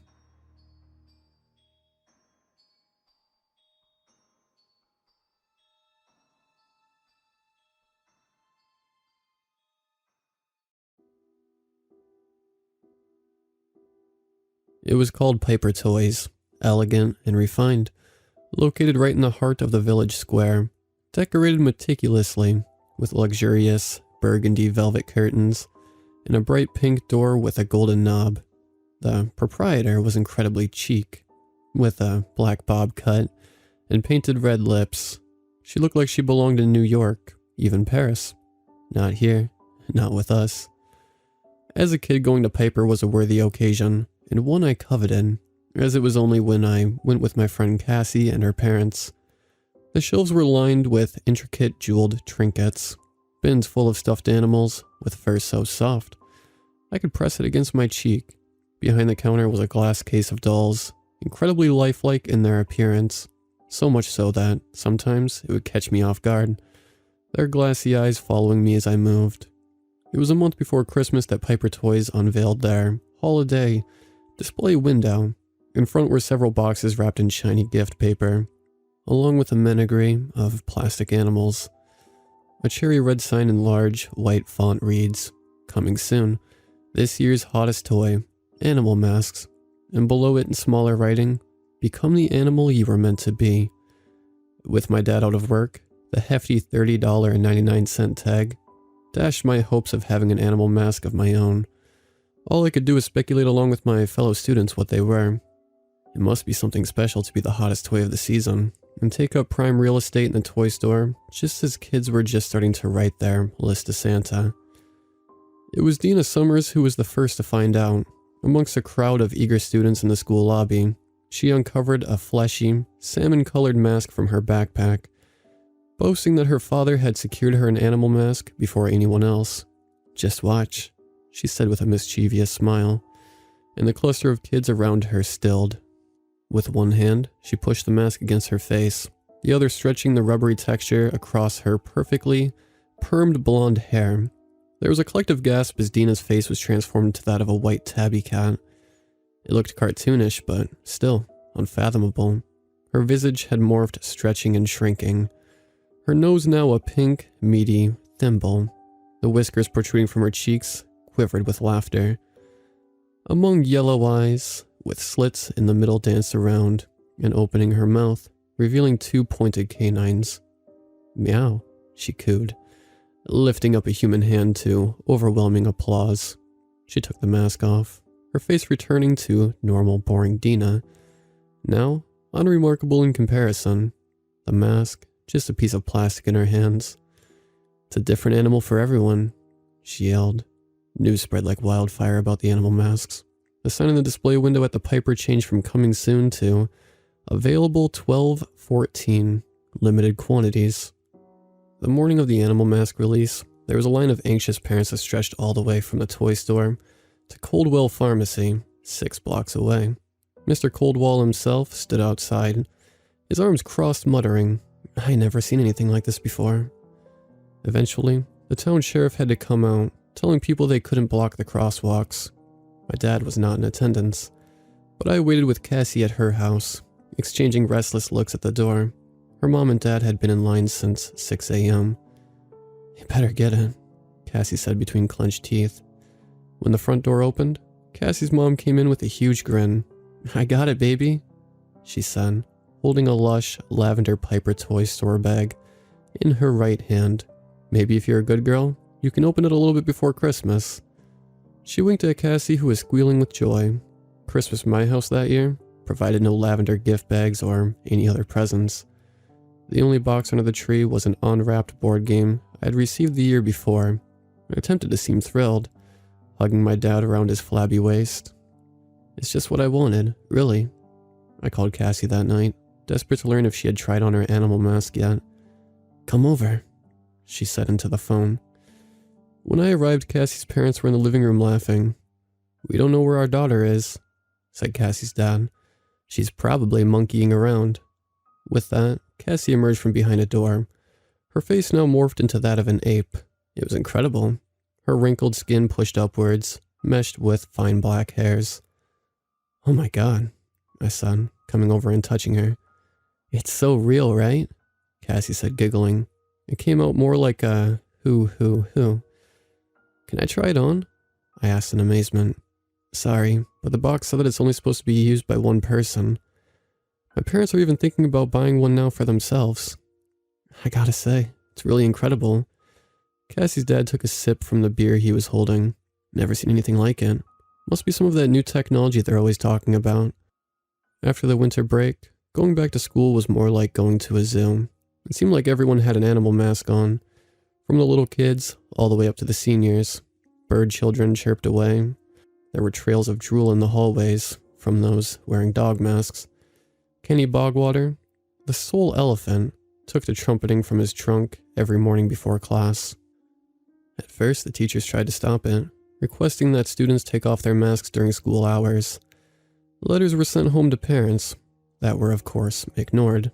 Everyone thought it was just a fad that would pass, and eventually, the school officials conceded.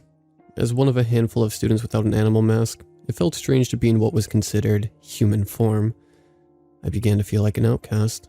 Students began to group themselves together based upon their animal mask, and identifying as such, Cassie began to distance herself from me, becoming friends with a pocket of students who were also ape masks. I would sometimes sit with them at lunch. They began to talk in grunts, as if they had their own secret language. The bat masks began to lurk in dark corridors. Mice masks scored for snacks and leftover food, while cat masks watched them with alert eyes. Dog masks refused to come inside at all, and fish masks started to petition for the school to build a swimming pool. One day when Cassie and I were walking home, when I noticed some red lesions, blisters cropping up around her skin, where the flesh met the mask. I might have been imagining it, but the mask was starting to look more realistic as well. When I mentioned it to Cassie, she dismissed my concerns, claiming that I was just jealous. Several months after Christmas, I found myself in front of Piper Toys, looking longingly into the window. The owner came into view, her dark-rimmed eyes focused down on me, her hand motioning for me to come inside. "No animal mask?" she said with an arched eyebrow. "You must be the first kid I've seen in ages without one." I dug my hands into my coat pockets, embarrassed. "Perhaps it's not for you. I have lots of toys." She went over to the counter, retrieving one of the beautiful dolls. Its cheeks were rosy with soft eyes. It looked so real I imagined that I saw its chest deflate as if it was breathing. "I have no money," I said sheepishly. "Oh," she said, tilting her head. "Consider it a gift. Anything you want in the store, my treat." She flicked out her tongue. I couldn't believe it, looking at her incredulously. "Really?" "Anything," she said again, leaning closer. She smelled of cloves, deep and earthy. From that proximity, I could see under her worn lipstick that her lips were actually black, the crevices in the corners showing. "I'd like an animal mask, please." As I said it, she went to the shelf, pulling down a shiny new box and putting it in one of those delicious pale purple bags. "Perfect timing," she said, handing it to me. "Would you like to try it on here?" I shook my head. "I want to try it on with my best friend Cassie." Elation filled me, like drinking hot chocolate after playing in the snow on a cold day. I thanked the owner again, before running out of the store and towards home. I called Cassie, but there was no answer. Circling the edges of the box with my finger, I was eager to open it. What animal would I be? I hoped I would be a monkey, like Cassie, or something cool and different like Kenny Bogwater's elephant. It really didn't matter though. The only thing that did was that I would be part of it now. I went to bed, waking up anxious the next morning to call Cassie.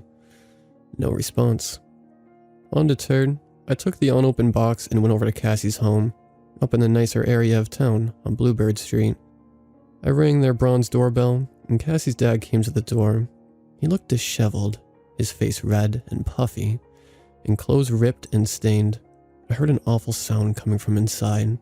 Peering around him, I saw a small but fully formed monkey, its body covered entirely in dark black fur. It bared its fangs at me, jumping on the couch, before swinging its hands and feet up at the stairwell to the second-floor landing. "She was like this when we woke up this morning," said Cassie's dad, his eyes filled with horror. "We're waiting for the police to come." Cassie wasn't the only one. All of the children in our small town who had adorned the animal masks had transformed into their animals. Those that were dogs and cats were easily caught and captured. There were a few unfortunate cases of a parent finding a rat or mouse and swiftly killing it unknowingly, as well as several fish found dead in a pile of clothes. Those that were birds took to the sky never to be seen again. Kenny Bogwater, now a 2-ton elephant, was sent to a local zoo, where as far as I'm aware, he lived out the rest of his days peacefully. There were no answers. Upon the discovery of the animals, it was found that Piper Toy Store and its mysterious owner had disappeared into the night, along with her strange collection of toys.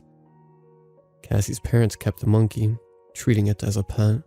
I would sometimes come to visit, less so as I grew older into adulthood, moving out of state.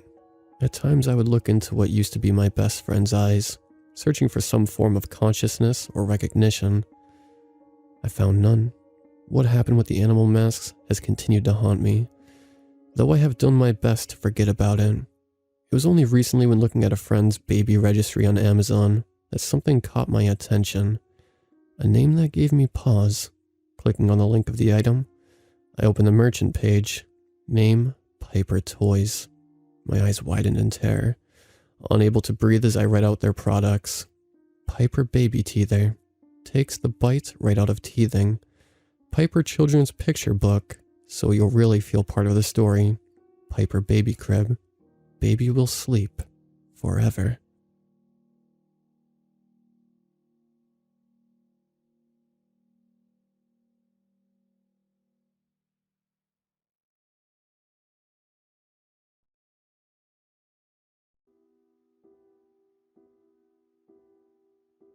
Every old-timer in Alum Creek has their own version of what happened. Hell, even half the young people think they know how it went down. Don't listen to anyone who wasn't there. It's like that game we used to play as youngsters, where you take a piece of yarn tied to 2 cups and pass it around a circle, repeating some message. Telephone, that's what they called it. Only difference is that in Telephone, the story starts as something simple and gets more and more ridiculous as it goes. But this story, it gets more and more plausible the younger the teller. Almost like it's too much to be believed. So listeners correct for realism when they retell it so as to not sound crazy. My own grandson told me the other day that I remember it wrong.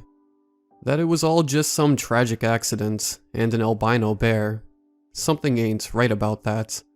12-year-old kid telling his grandfather what he should and shouldn't remember.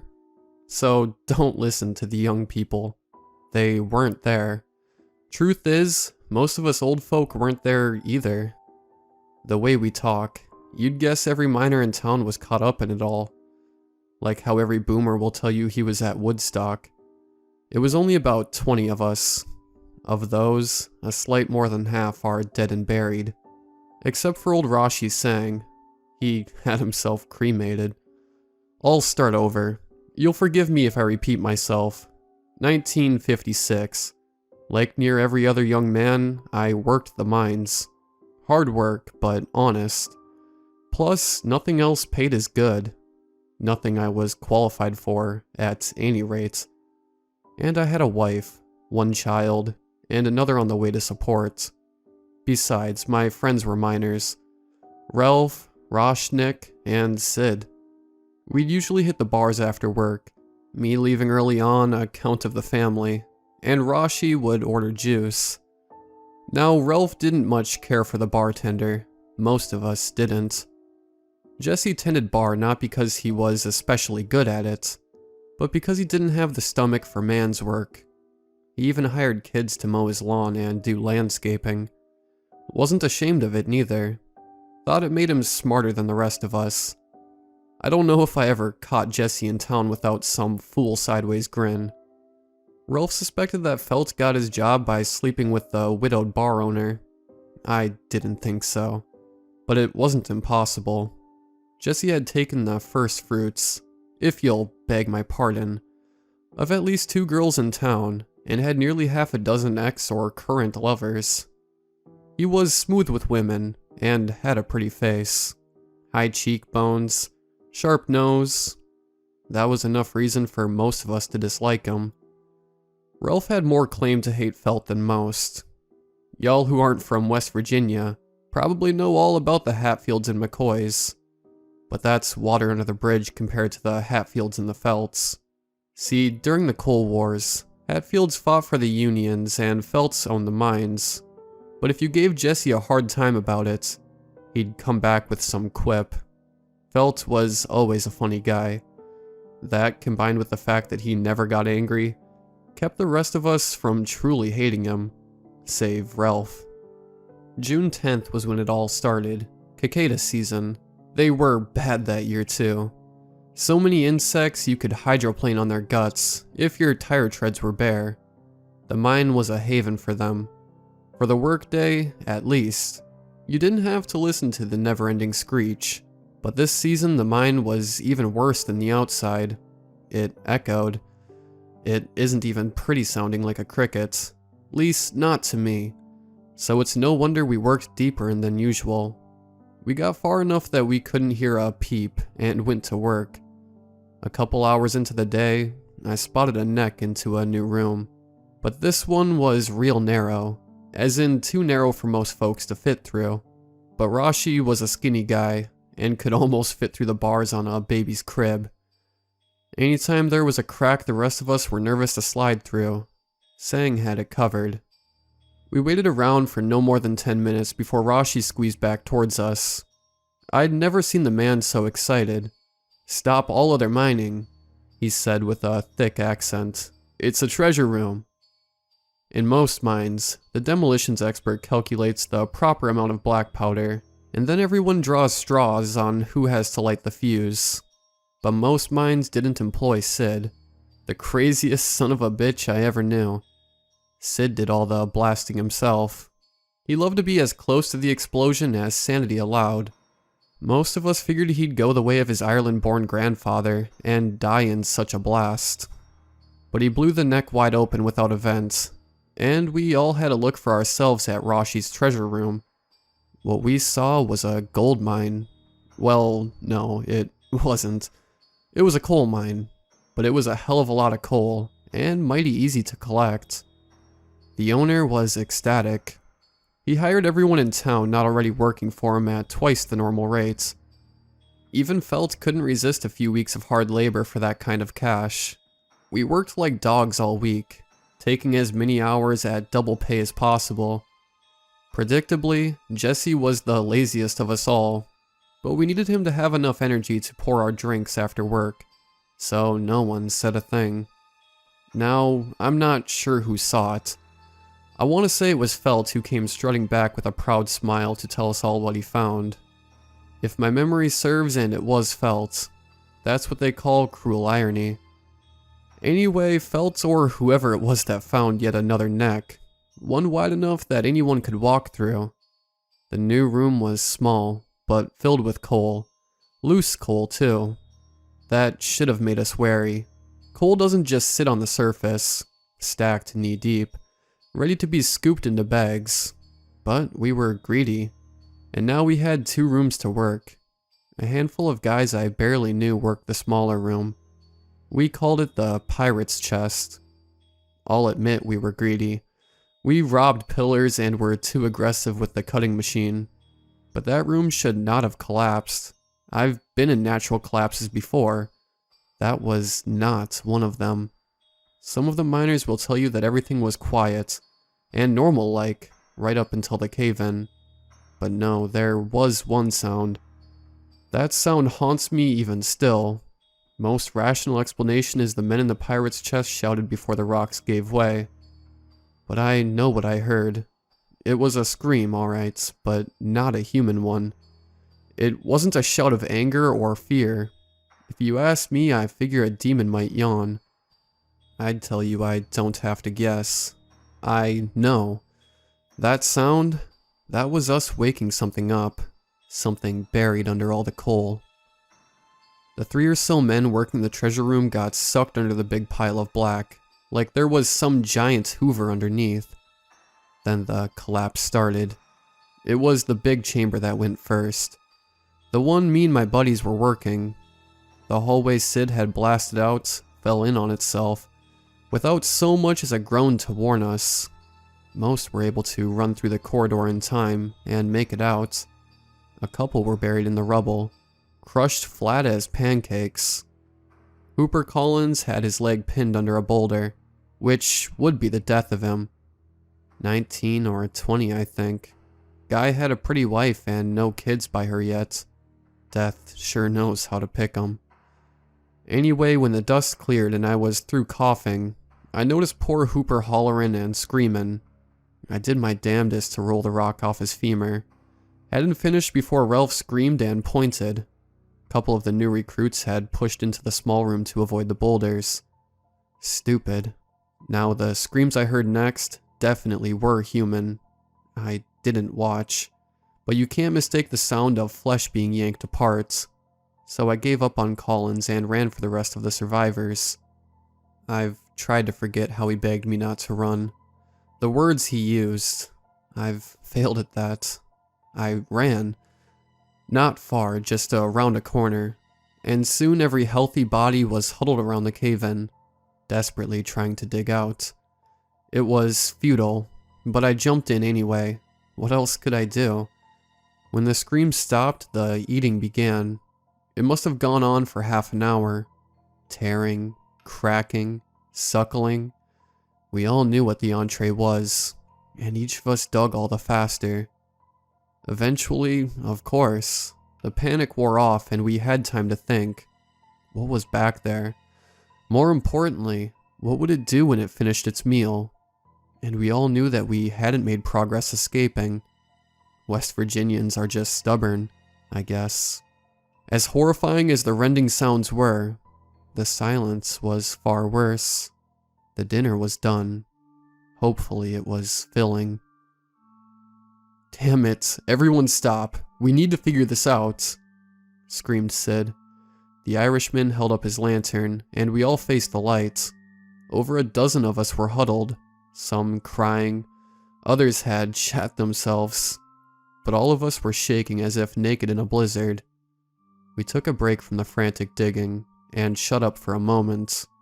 All but Rodney, the preacher's son, who fell to his knees and wouldn't stop praying, no matter what the rest of us did. Rodney wasn't half as holy as his father, but at least one of us was asking heaven for help. Finally, someone spoke. Ralph. He always had a clear head, even did a couple years of college. He kept his voice lower than Sid had, what with the creature around the corner, so we leaned in. It'll take days to dig ourselves out. That thing will get us if dehydration doesn't. And it's guarding the TNT. If that becomes our only option, we can post a watch. Guards to make sure it doesn't come in here. It was Jesse who said it, trying poorly to maintain his composure. Are you volunteering? You'd rather stand around than dig like the rest of us? Said Ralph. No, Most of the water and lights are in the room with it, said Sid. We've got it outnumbered. Can it die? Of course, said Ralph. I read a whole issue on undiscovered species in the National Geographic. Most life in the ocean is unknown. And there's all sorts of cave creatures we never knew about. This thing is an animal. Animals can die. What's it eat then? I asked. No one responded for a minute. Then Ralph nodded. The coal. Coal's energy too. Made of carbon. Just like living things. There's beasts out there that digest minerals. They call them lithophiles. Now, I can't speak to the accuracy of Ralph's claims, or even the exactness of my memory, but I'd like to think Ralph was right. It was an animal. Don't know that I believe it though. Around that time, Rodney stopped muttering and shouted at us. It's no animal. It's no natural thing at all. Shut up, man, hissed Sid through his teeth. It's a demon, drawn to our greed and wickedness. Rod, please, said Jesse Felt in a whisper. We need to repent. We need... I think it was Sid that walloped him in the back of the head. Not hard enough to knock Rodney unconscious, but with plenty of force to knock him over and shut him up. Fuck, I said, and a few of us took a step back. Right away, Rashi knelt to tend to Rod, giving Mick Namera a sharp glare. No one else seemed to care. I don't know of many animals that can survive being hit with 8 pickaxes, said someone whose name and face I can't recall. 9 by my count. It was Ralph. He didn't have to tell us the math, that there weren't enough axes for everybody. Rod could barely walk, and Paul had a broken arm, which left me and 2 others to fight with rocks. Sang was a little luckier. He kept this special blade on him everywhere he went. They called it a kirpan, and it's this longish dagger with all sorts of ornaments. In the 50s in Appalachia, a knife wouldn't bother anybody. Shoot, back then it wasn't uncommon for a guy to walk through town with a 6-shooter on his belt. None of us had a gun, of course, but I would have traded my rock for a good knife any day. Biggest threat here is going to be friendly fire. Who was the fellow who said that? I can't get his name. I remember his stories, and that he'd been a sergeant in Korea. Age is a hell of a thing. Anyway, the vet advised us a bit. Watch where you swing, but don't stop hitting it until it stops moving. We quickly drew up a battle plan with Sarge's help. We'd approach from what angle, pairing up with battle partners. The longer we waited, the more we feared we'd lose our nerve. That the creature hadn't made a sound for so long only added to our worries. Was it planning something? Was it even smart enough for plans? As a unit, we rounded the bend and shined our lanterns best we could. Half the standing lights were out, and of the remainder, most were knocked over. Little strips of white shined in random directions, like some sort of plaid pattern. But unless it was hiding in the shadows, no creature. Blood and gut trails told a story, that the thing had drugged the dead into the pirate's chest to feast. Hooper's legs were still pinned under the boulder, but there was no sign of the rest of him. No one was eager to be first in line, so we crept towards what had to be the monster's lair real slow, weapons raised. About halfway there, something dropped onto us, or rather, onto Sarge. We hadn't figured an attack from above, so the whole plan was shot. Half of us ran, half attacked. I did a little of both. Before I go farther, I'll try my best to describe the creature. Just keep in mind this was nearly 30 years ago. It moved faster than a rabbit. Light was scarce, and I only ever got a real good look at it once. At least with my eyes. Can't count how many times I've seen it in my dreams, but I suppose I saw it well enough for any man. I'm certain it was tall, but how tall I can't even guess, because it was bent over with the twistiest damn pretzel of a spine I ever saw. At least 4 legs and as many arms, and at the end of each limb a dozen fingers. Or maybe they were antennae, tentacles, those spindly legs on a shrimp. I don't really know. I know it didn't have eyes. I remember that well. It only had one thing on its head, The mouth. A cross between the tail of an earwig and a crocodile's maw. But boy, was it skinny. Too skinny for how strong it was. And the flesh didn't look so tough. Translucent. Almost worm-like.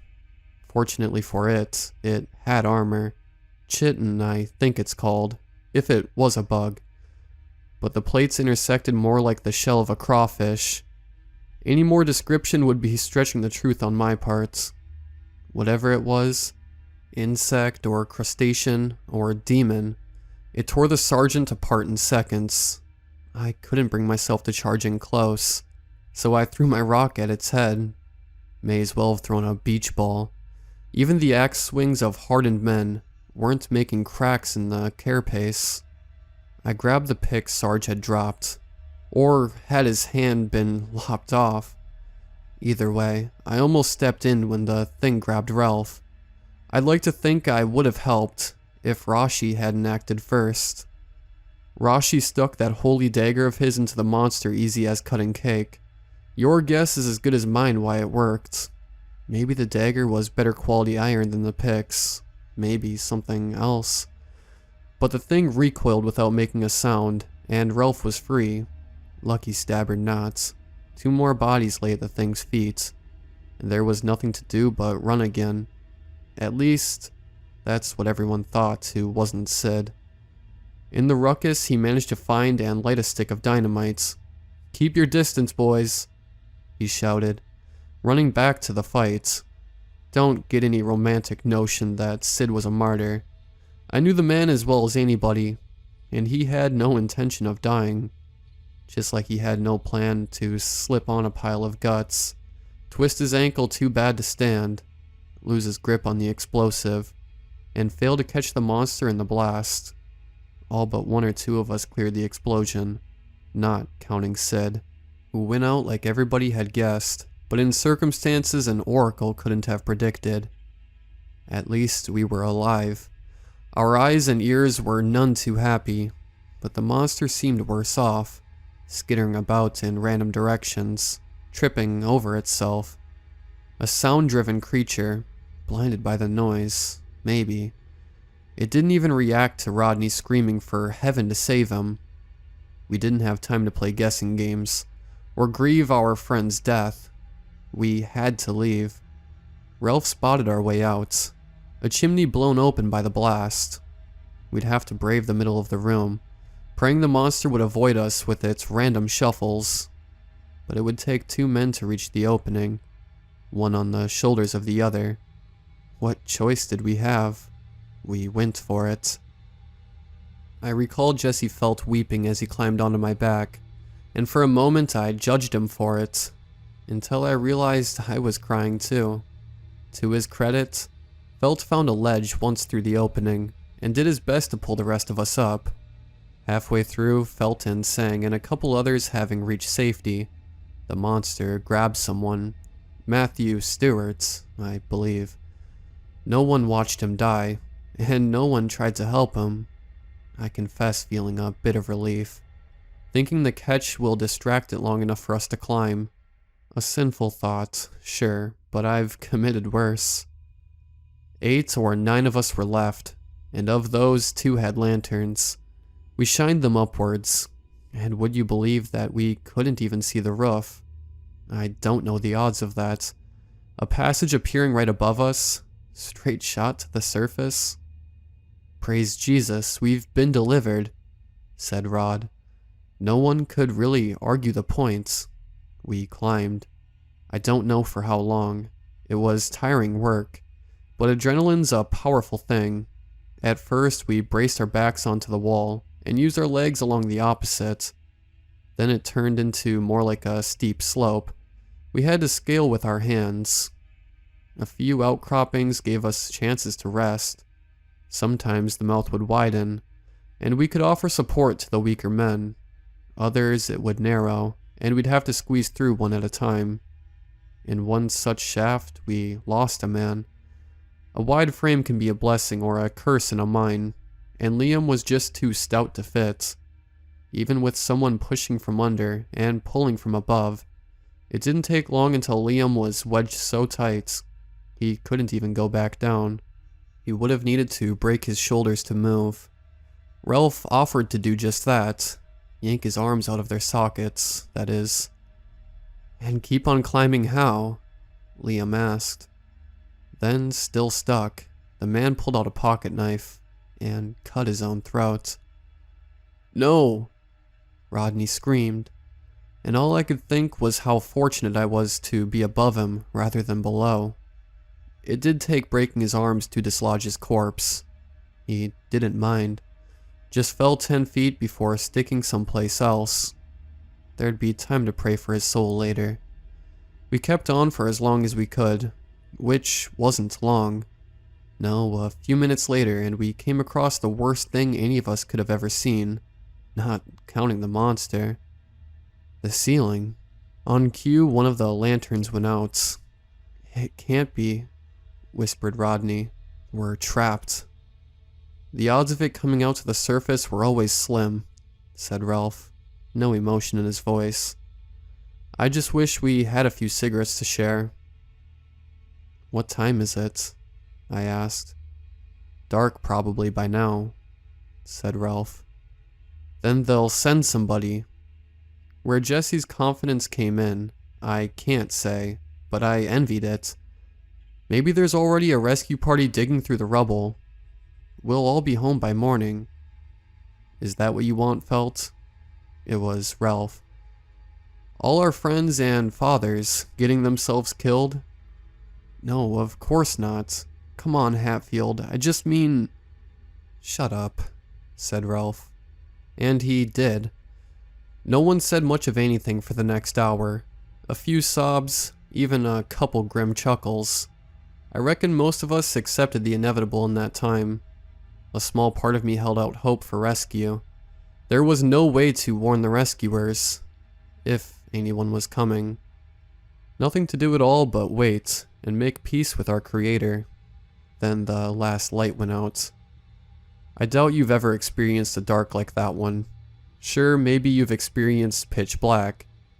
Maybe you've been underground, but I'm talking about the kind of dark that fills your insides, where even a pair of eyes 3 inches from yours don't glow. The kind of dark so deep, you know you won't ever see light again. The little room we'd sat ourselves in felt an awful lot smaller all of a sudden, and the rock scraping my back became harder to ignore. There's no one on this earth who had wished that sort of death upon, being buried alive. I would have traded anything just to stretch my arms out. In a way, it was almost like drowning. I'd nearly drowned once. 12 years old, tried to impress Susan by swimming across a lake. It was fun at first, until it hit me like a baseball bat how much water was between my feet and the lake's floor. I remember clearly how oppressive all that water felt as my head sunk under it. An older girl saved me then, and I didn't even have the wherewithal to be embarrassed by that. Dying underground was similar. All the stone above and below me, for who knows how far. But no 11th grader was coming this time. Of all the things to reach out in mercy, it was the moon. A little stream of blue light above our heads. Took our eyes a bit to adjust, and even make the light out. I thought I was hallucinating, until Felt shrieked in joy. The chimney did go all the way to the surface, but only a tiny slit, not near enough to scurry up. It was like Artemis herself was teasing us. That's the moon goddess, right? Right. I can do it, said Rashi. The hell you can, snapped Ralph. Hey. Rashi placed a hand on Ralph's cheek. I can do it. Have faith. Okay, said Rod. I have faith. Sang took off his boots and his jacket, spit on his palms, and steeled himself. Rashi, I said, I have faith too. I'll be back, he said, with a whole bunch of people. And guns, added Ralph. Rashi smiled. And guns. Before he left, he paused. I thought he was second-guessing himself. Then he handed me his knife. I thought your religion said that you always had to carry this. Sang just laughed. Then up he went. We couldn't see him climb, mind you. He blocked out the light, but we listened for minutes as he wiggled through the impossibly small opening. At some point his grunts stopped, and I feared he'd suffocated himself. But then he shouted down to us, "I made it. I'll be back soon." There still wasn't much conversation as we waited, but at least it no longer felt like drowning. Thank you, thank you. I'm done with drinking. I'm done with gambling. I'll never stray from my wife again. Rod prayed. Speak for yourself, said a fella I can't remember. First thing I'm doing when we get out of here is having a cold beer. Make that 3. A few of us laughed, a lot louder than the joke was funny, but then I heard it. Shh, I said, and everyone clammed up quick. The air wasn't quiet though. We could all hear it. Liam's flesh, tearing, then being swallowed. No, no, no, said Rodney. We've been delivered. Why is it back? We were delivered. Sang's coming with guns, said Felt. He'll make it back fast. It took that thing a while to eat the poor fellas last time. We have time. It had more than one body to eat last time, said Ralph. What if it finishes before Rashi returns? I'm not sure if I thought of it on my own, or if it's what Ralph was trying to imply, but a way to buy us a few precious minutes crossed my mind. I didn't voice the plan, though. It was just too mean. Rodney voiced it for me. An offering, he said. That thing down there, it's a devil, a demonic spirit. We don't know that, said Ralph. Rodney continued. It's a demon if there ever was one. Demons are drawn to wickedness like moths to a flame. Someone brought it here, and only an offering will satisfy it. An evil offering for an evil thing. What are you trying to say, Rod? Asked Jesse Felt. No one answered for a moment, but the silence was broken by a bone cracking, marrow being sucked. Monster was wrapping up his meal.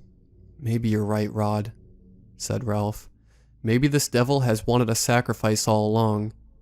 Come on, Ralph, you don't believe in that sort of superstition, said Jesse, with something that may have been a chortle under different circumstances. Oh, I'm not sure what I believe anymore, Felt, but I know that thing is hungry. I've got a pretty strong notion who the most wicked man among us is. He comes from a long line of wicked folk. The next minute or two is a blur, probably because I've tried to block it out. But like most everything I've tried in my life, I didn't do it well enough. Please understand. I don't remember laying a finger on Felt. Cross my heart and swear on my children. The way I remember it, I stood back and watched. Even tried to reason with Ralph and the others to leave Felt be. I've gone over it 1,000 times in my head. Maybe 100,000. But I still don't remember myself as a murderer. But maybe the mind is more powerful than the soul, able to change memories as are too horrible to recall. Because I do remember my knuckles stained in blood, half mine and half his.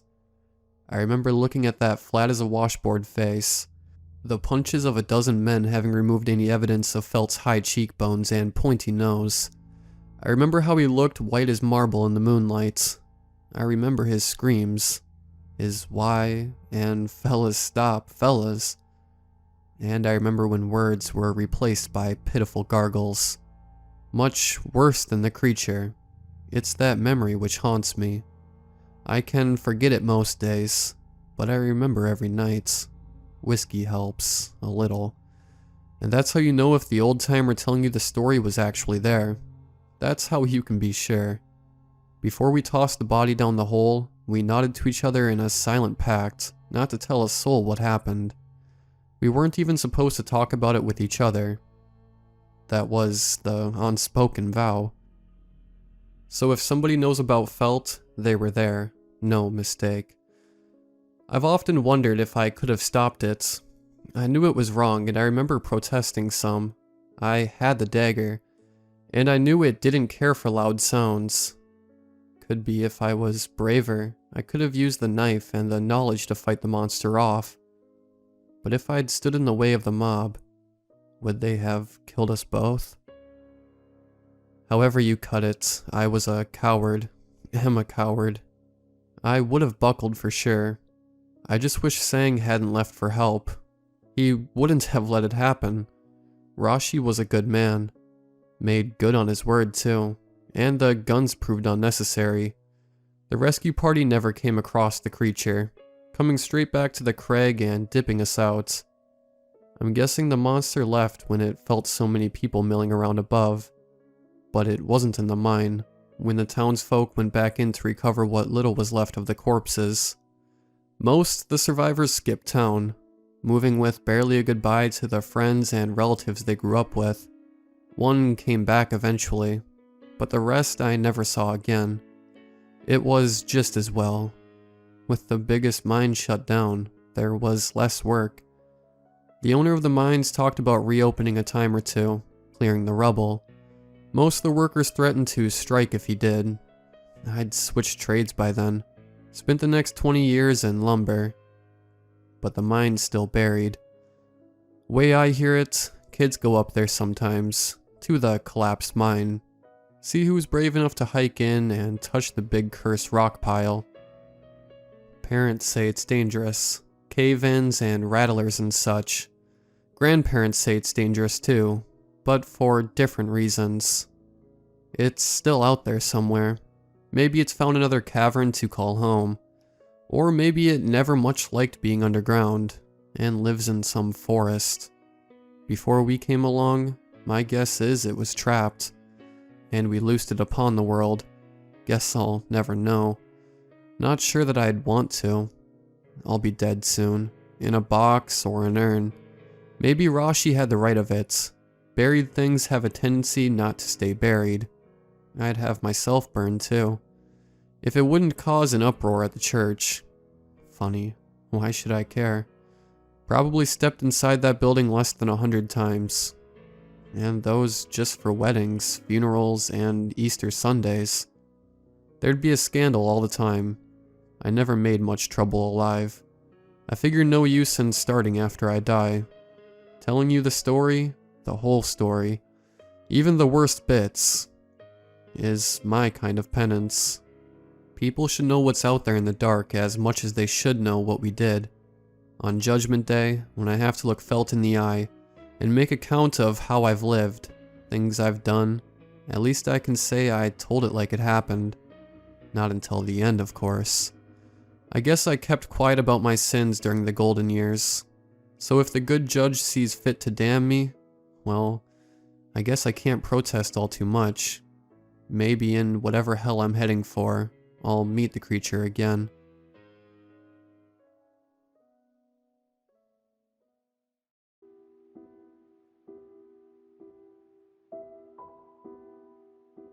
When I was growing up, I lived in a small town called Coventry. We moved away when I was 15, but I always considered Coventry to be my hometown, and Mike Mattis was always my best friend. We moved to another state, so I only saw Mike a couple of times between the move and college. But we always stayed in touch, and even wound up going to the same college the last 2 years, when Mike transferred in from a junior college near Coventry. After college, I went on to graduate school at Texas A&M for architectural design, and Mike went back to Coventry where he started teaching at the local high school. Life went on, and we drifted apart some over the years. But when I got married, he was my best man. When we had our first child 2 years later, he was in the waiting room with me. We were best friends for life, regardless of how often we talked. Maybe that's why it didn't seem strange when I stopped hearing from him for several months. Our communications had never been very regular. A text every few weeks, a phone call every couple of months, that kind of thing. And we tried to get together when we could, but in the 2 years since having our little girl, Travel plans had slid to the back burner.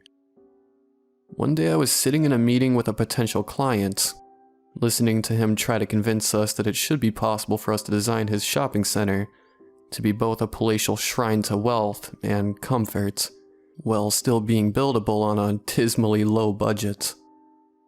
I was about to tell him for the 10th time that he needed to get with his contractor to talk about the build costs when I heard my phone buzz. I picked it up and saw it was a text from Mike. Up for coming back to Coventry for a long weekend? I didn't respond right away, but the more I thought about it throughout the day and on the way home, the more appealing the idea became. It occurred to me that I hadn't actually been back to Coventry since we moved away over 14 years ago. More importantly, looking back through my call and text logs, I realized it had nearly been 4 months since I had talked to Mike.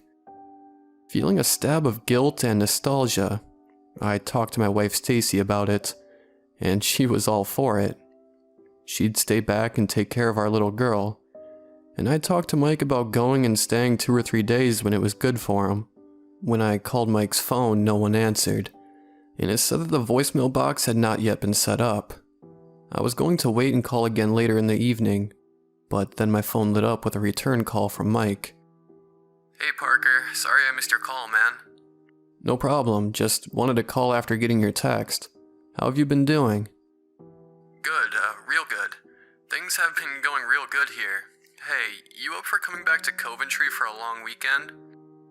Mike's voice was slightly strange, almost like he was distracted or stressed out about something, and his question struck me as oddly awkward, mimicking the text message word for word, and sounding almost like he was reading from a telemarketer's script, and was new at the job.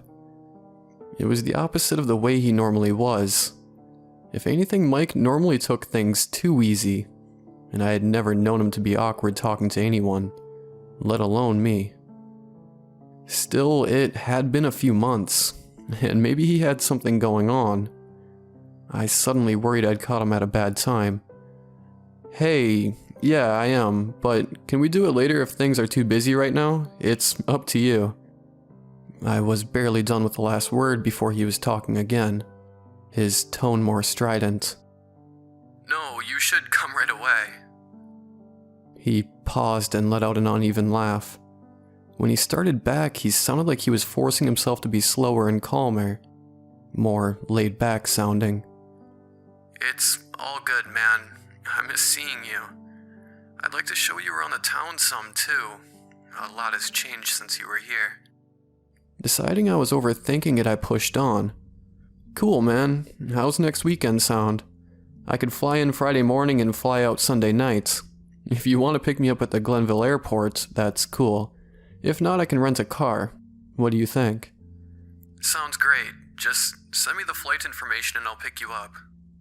When I got off the phone, I told Stacy about the weirdness of the conversation, but she agreed that he was probably just preoccupied or just woke up or something else innocuous.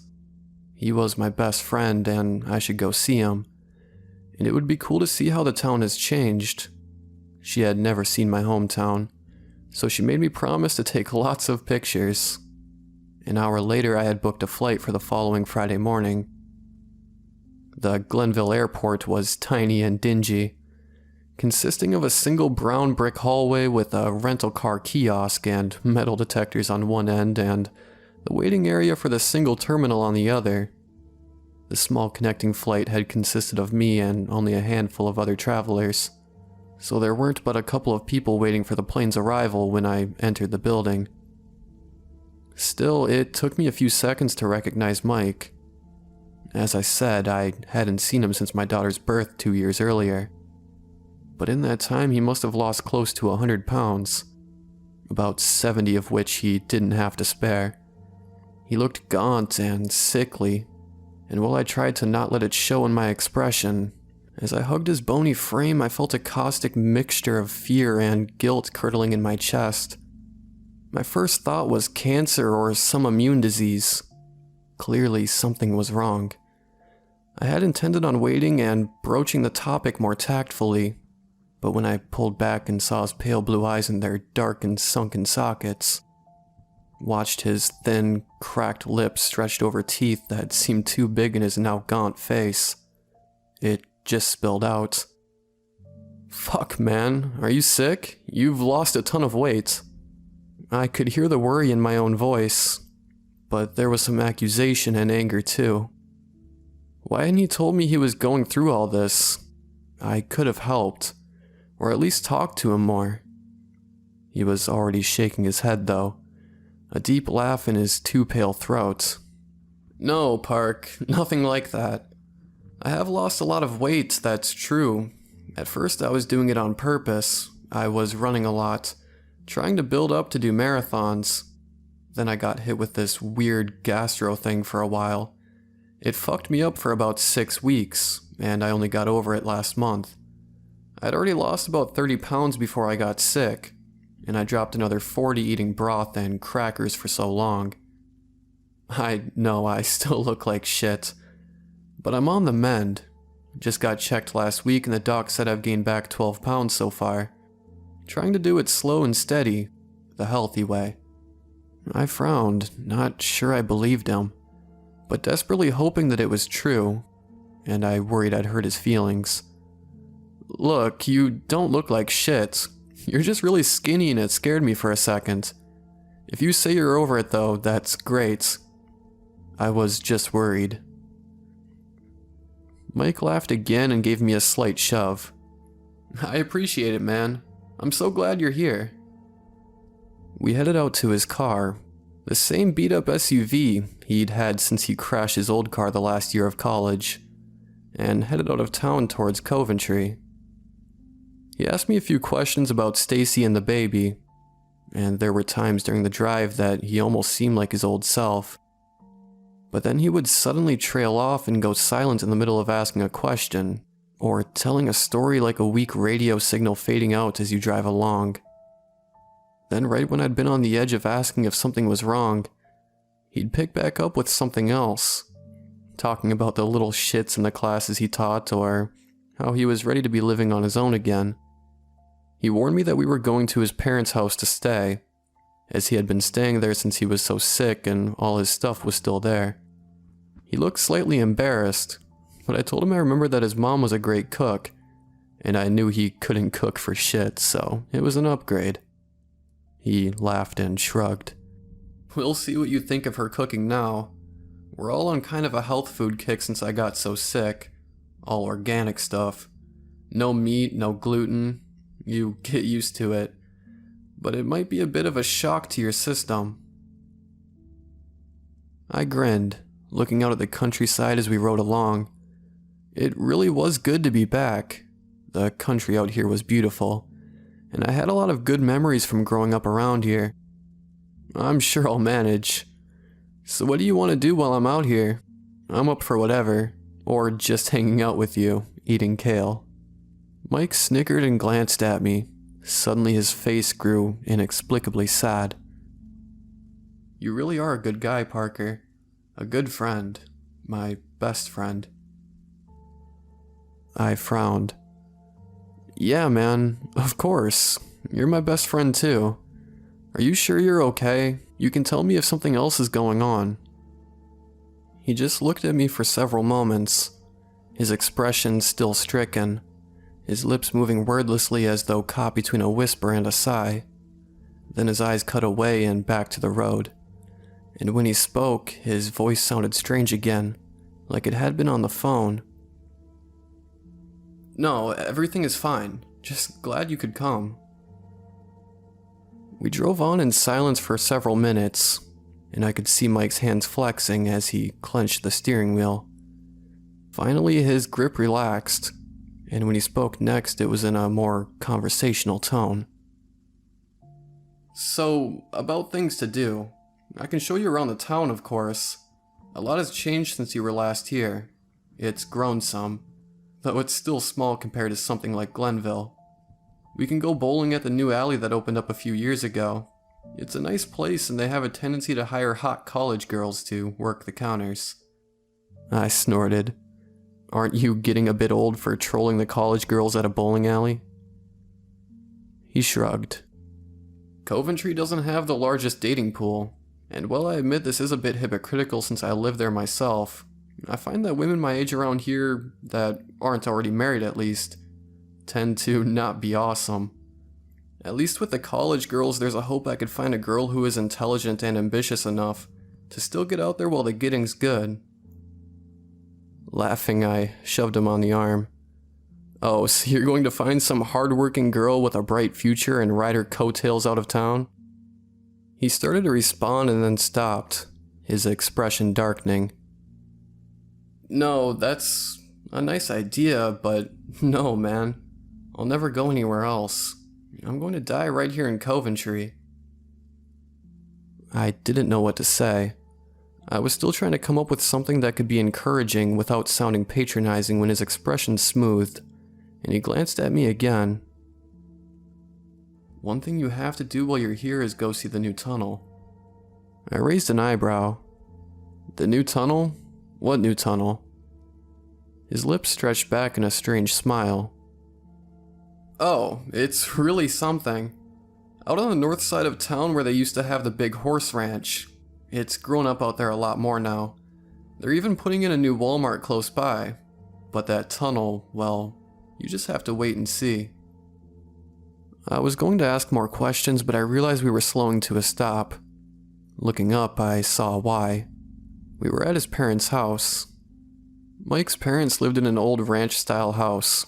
They'd lived there since I was 12, and I remember always being amazed at how clean and well kept up it always was. Not that my family's houses growing up were terrible, but between Mr. Mattis keeping up the yard and the exterior, and Mrs. Mattis keeping the inside immaculate, I always felt like I was walking into an idealized version of what a family home should be. This extended to Mike's parents themselves. His father was a kind-hearted man who ran a local hunting supply store, and was always quick with a funny story or joke. His mother had been like a second mom to me growing up. She ran her own accounting firm and was always running around, but she was also one of the few adults that seemed to actually care about what was going on in Mike's life, and my own beyond the normal cursory check that we weren't being abducted or hooked on drugs. Seeing the house now was almost as big of a shock as seeing Mike himself. More than one shutter was partially fallen down, and a ragged blue tarp was draped like a sash around the chimney, presumably to try and stop a leak. The yard was a thick mess of weeds, and as we entered the house, the sense of clutter and disuse only multiplied. It wasn't filthy, and I understood that people sometimes let their housekeeping slide as they get older, but it was such a sharp contrast from what I remembered. Mike led me down the hall to the guest bedroom so I could put my stuff down, and as we passed the kitchen, I saw his parents from behind. They were standing side by side, still and silent as statues, staring at the faded floral wallpaper on the far kitchen wall.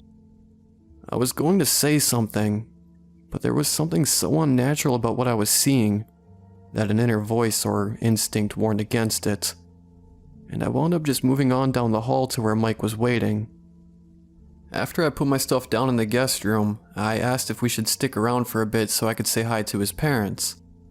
Mike seemed to ponder it momentarily and then shrugged. Nah, let's just catch up with them tonight. We can grab lunch and then go goof off for a while.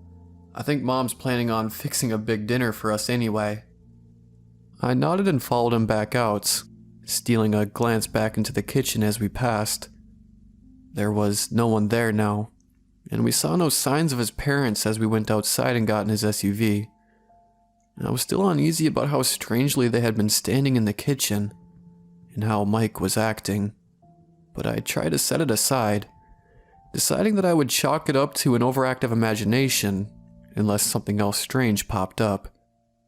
The afternoon was actually pretty good. Mike took me by his high school and showed me his classroom. School was out for the summer and all of the rooms were in disarray, from the custodians re-waxing all the floors. But it was nice to see a part of Mike's life that was relatively normal. It was weird to think of him as a grown-up with a grown-up job, but he seemed to like it despite all his complaining, and I had no doubt he was a good teacher. We then went to get something to eat, but the first two restaurants were closed despite it being early in the afternoon.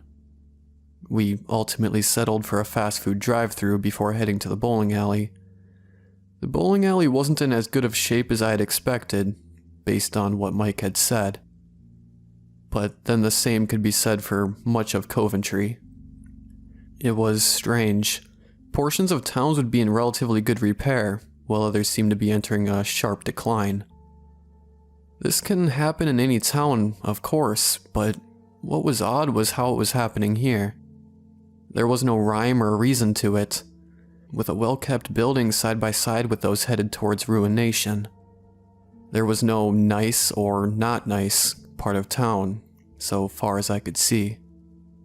There was still smaller houses in poorer neighborhoods, and larger ones in wealthier areas, but the neglect and air of disuse was spread equally among everyone. When I mentioned it to Mike as we were getting out at the bowling alley, he just shrugged and laughed. Yeah, property values and stuff have been all over the place lately. I think it'll get better with some time, though. I think that new tunnel is going to help things a lot in the long run. I almost stopped walking and forced him to tell me about the tunnel. I should have. But I was enjoying being back around him, and it seemed like it was doing him a lot of good too. So I just smiled and nodded, pushing my worry down as we entered the bowling alley. The place was relatively clean inside, though it was dimly lit in spots due to overhead lights that had gone out and not been replaced. Mike led me up to the counter where a young woman was staring at us. The girl probably was of college age, but it was hard to say for sure due to her appearance. Her curly brown hair hung in damp, tangled strings down the side of her long, pale face. Her skin had an unhealthy, waxy quality to it, and the glazed look in her eyes made me think she was either high or suffering from a substantial fever. The worst part was that she had these clusters of pus-filled sores, festooning the skin around both nostrils. I had to fight from reacting as we approached. And when Mike asked for shoes, I echoed him dimly with my own size, while trying to avoid looking at her farther without being obvious. It didn't stop me from noticing that one of the sores was starting to drip down onto her lips, as she handed me my pair. When we were away from her and at lane 12 putting on our shoes, I whispered to him, "What is wrong with her? That's not acne." Mike glanced toward the front counter and then at me. "Yeah, she's sick with something. I don't know. That kind of thing has been going around lately. Luckily, my stomach problems didn't include killer pimples." He tried to smile, but it faltered. "I do feel bad for her, though. Poor kid." Glancing around at the empty lanes, he let out a sigh. "I guess Friday afternoon is not the beehive of activity I was hoping for. Still, when's the last time you had a nice, quiet bowling alley all to yourself?" Dinner was surprisingly normal until the end. Mike's parents were older and a little odd, but more in the normal way you expect people to get in the last third of their life. They would talk over each other, repeat themselves occasionally, and take turns pelting me with questions about my life. It was kind of sweet, and it filled me with a sense of profound relief to just laugh and talk with these people that used to be a big part of my life, without any of the disquieting strangeness I'd been seeing lately. The meal itself was not great, but it certainly seemed healthy. Grilled artichokes and steamed kale, along with a small cold salad that seemed to be a mixture of tomatoes, cucumbers, and some odd vegetable I couldn't identify. I took a bite of it and my mouth was filled with a pungent, smoky-tasting liquid that I assumed came from the inside of the vegetable. Grimacing, I caught myself before I swallowed and spat it out into my napkin. I didn't know what that was, but I didn't want any. I could even feel a light tingling numbness on my tongue and lips from it. After we had finished eating and the conversation was starting to die down, Mike's dad asked me what we were going to do the next day. I shrugged and said I was up for whatever, with Mike adding in that he was thinking about taking me to the old state park west of town to go hiking in the morning. I remembered us camping out there with Mike's dad when we were 12 or so, and I was already nodding enthusiastically at the idea of visiting it again. Mike's father smiled thinly as he looked at Mike. "That sounds just fine. Make sure you take him to see the tunnel. It's really something. His gaze shifted to me. You really won't believe it. At this point, I'd had enough. Okay, what is this tunnel about? Mike keeps talking about it, now you are too.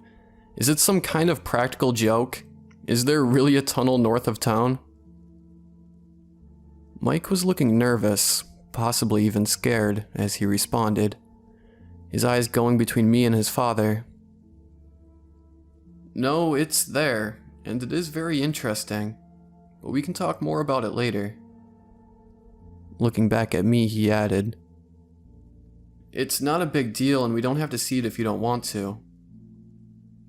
I saw his father staring at Mike out of the corner of my eye. I turned to face him while talking to Mike, catching the older man's gaze again. No, Mike, I'm fine to see it, but what is it? Why do we have a tunnel around here anyway? Most of the land around here is flat. Did we suddenly grow a mountain I'm not aware of? Mike's father just stared at me silently, his expression stony. When Mike didn't respond, I addressed his father. What about you, Mr. Mattis? Can you tell me why there's a tunnel here and what's so great about it? The man's lips stretched tight across his face, slowly slipping back to reveal his gray, receding gums and his long, yellowed teeth. It looked less like a smile and more like a rabid dog baring his teeth. He looked at me steadily, and I could see a trace of yellow around his irises that matched his mouth. He clicked his tongue together once, twice, and then turned his poached egg eyes back to Mike. He'll understand better when he sees it, son. You make sure he sees it tomorrow.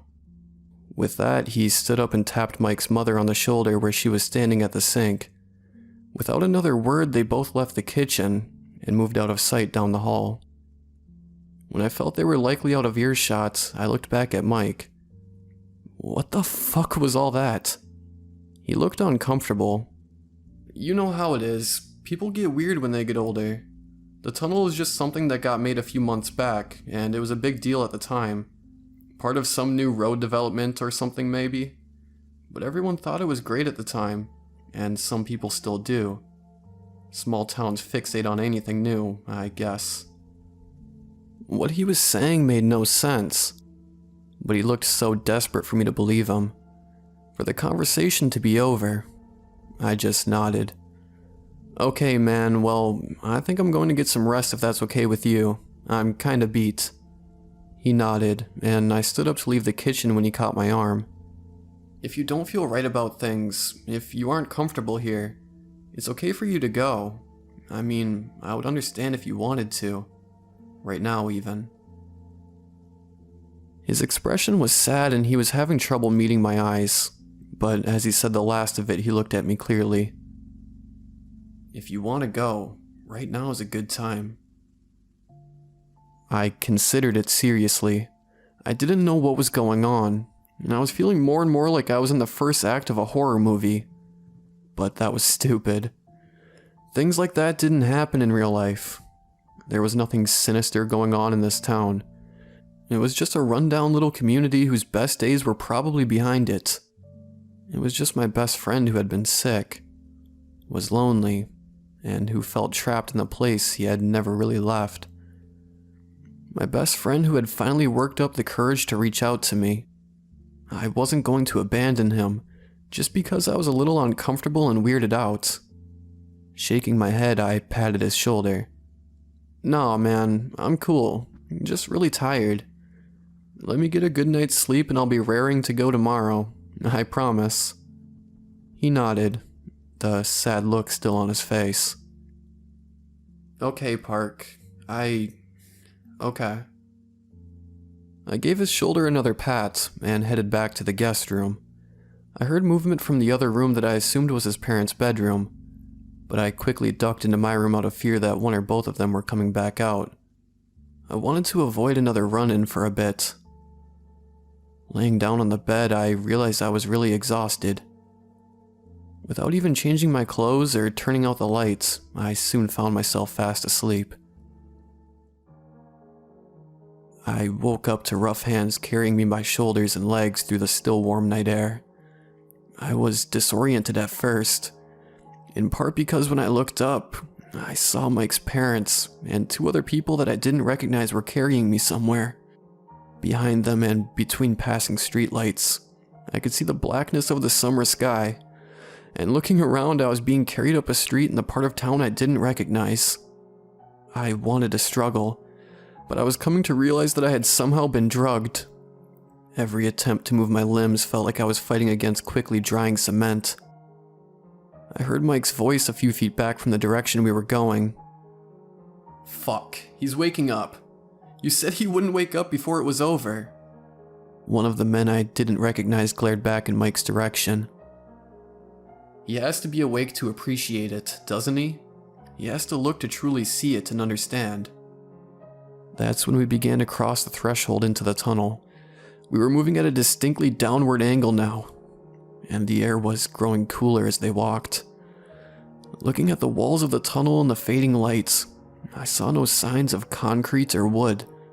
Instead, every angle of the tunnel seemed to be made of packed earth, held together by clusters of ebony nodules, and gray tendons rippling and twisting through the earth, and connecting one group of black barnacle-like protrusions to the next. I redoubled my efforts to move, and while I managed to pull my arm free from Mike's mother's grip for a moment, she quickly regained control. I cast my eyes around for any other avenue of escape. That's when I saw the stomach of the man who had yelled at Mike. His shirt was ridden up and toting me, and I could see what kind of looked like a handprint on his lower stomach. Except the handprint was abnormally long and narrow, with what seemed to be 6 distinct and spindly fingers. And the print wasn't just some stain or even a burn. It was made up of the same fetid, blossoming sores that had been clustered around that poor girl's nose. I began to scream then, and a moment later I was on the ground. At first I thought I was being dropped intentionally, but then I saw Mike had shoved down Handprint Man, and then done the same to his father. I understood he was trying to help me, but there was only one of him and I couldn't fight. The thunder of gunfire echoed in the tunnel, and the muzzle flash lit up the darkness enough for me to see something moving towards us, from farther within the void. I don't remember what it looked like now, or how we even got out of the tunnel. All I remember is Mike helping me into the driver's seat of his SUV, and pressing the keys into my hand. He was sobbing, and his left arm flopped uselessly by his side. He told me I had to go. I had to drive as best I could and get away. Drive back down away from the tunnel. Keep going south until I hit a state highway, and then pick up a direction. Keep going until I got to a bus station or an airport. I was more lucid now and interrupted him. "No, you need to come with me. I'm not leaving you here." He shook his head. I told you, I can't leave here. He reached out and grabbed the sides of my face. Park, you listen to me. You need to get away now and never come back. I may call or text you, but you never answer, and you never come back. I didn't fully understand, but I'm ashamed to say I didn't argue farther. Whatever shadowy recollection I had of what was in that tunnel was more powerful than my love for my best friend. I drove away and made it to the bus station, then an airport. Mike must have been at least considering this plan for a while, because I found my wallet in the glove compartment of his car, a new photograph tucked in with my cash.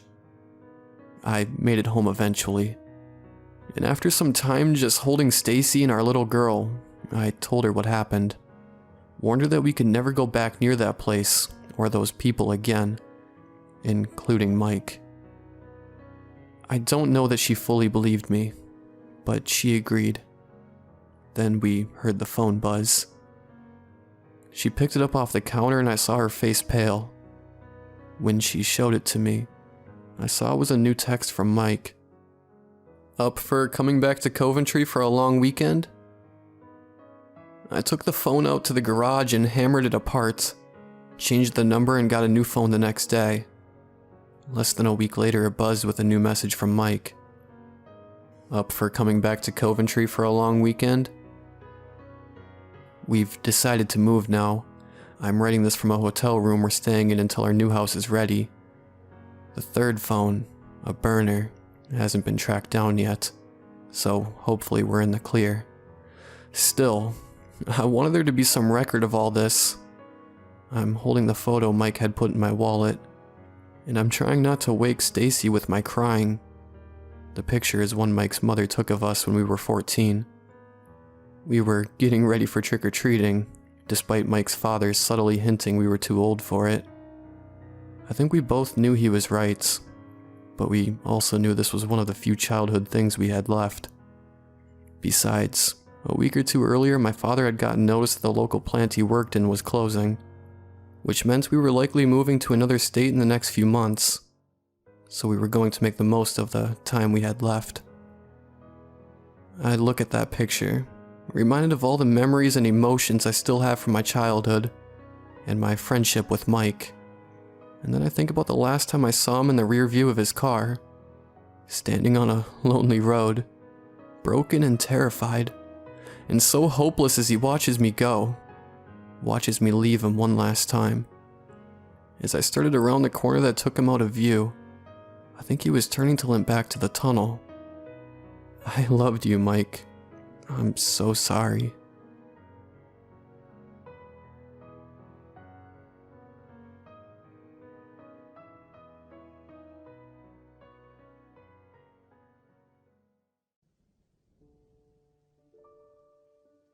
It was nearly midnight when I first saw her. There was only one 24-hour grocery store in my small hometown, and she looked as out of place as anyone could possibly be. Rather than wearing the old, faded denims that all the townspeople seem to prefer, she was dressed in a white, pressed blouse and an obviously expensive black, pencil skirt that reached to just above her knees. She stood out like a sore thumb. Unlike most of the working-class farmers in our area, she didn't dress plainly, nor did she look old before her time. Her smooth, creamy white skin and long blonde hair revealed a pampered lifestyle that none of the townsfolk here could possibly afford. She also had wide, innocent green eyes that seemed oblivious to the harsh realities of this world. And I was instantly smitten. We had both arrived at the mom and pop shop at the exact same time. Myself, I had come for some late-night microwave pizza and a few beers. And she, well, I could only wonder as to what had brought such a beautiful and sophisticated young woman to this small place, and at such a late hour. I froze in my steps when I noticed her. She swept by me with a shy smile and continued into the small establishment. I shook my head in an effort to clear my thoughts and followed her through the dimly lit entrance of the store. I made it quickly to the frozen food aisle to grab my pizza, and then moved on to the wider beer and liquor section of the market. I was pleasantly surprised to find the same woman also standing there, seemingly debating over 2 brands of red wine. She looked up at me as I approached and gave me another quick smile as she hastily returned 1 bottle to the shelf and turned to walk purposely toward the checkout line. I hurriedly picked up a 12-pack of my favorite brand and followed after her. Due to the late hour, there was only one checkout lane open, and I impatiently took note of the other shopper standing in line. There was an old woman whom I instantly recognized as Dorothy Woodsworth at the front. She watched with an eagle's eyes the checker rang up her meager items, her fist tightly clenched over what looked to be a stack of painstakingly clipped coupons. Behind her was a rather disheveled and dirty-looking man in his late 30s. I didn't recognize him, but with his numerous piercings, tattoos, and a strong stench of alcohol and body odor, I was instantly on guard.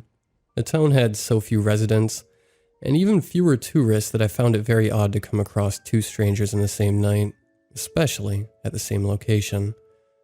He must be a drifter, I decided, and a rather suspicious-looking one at that.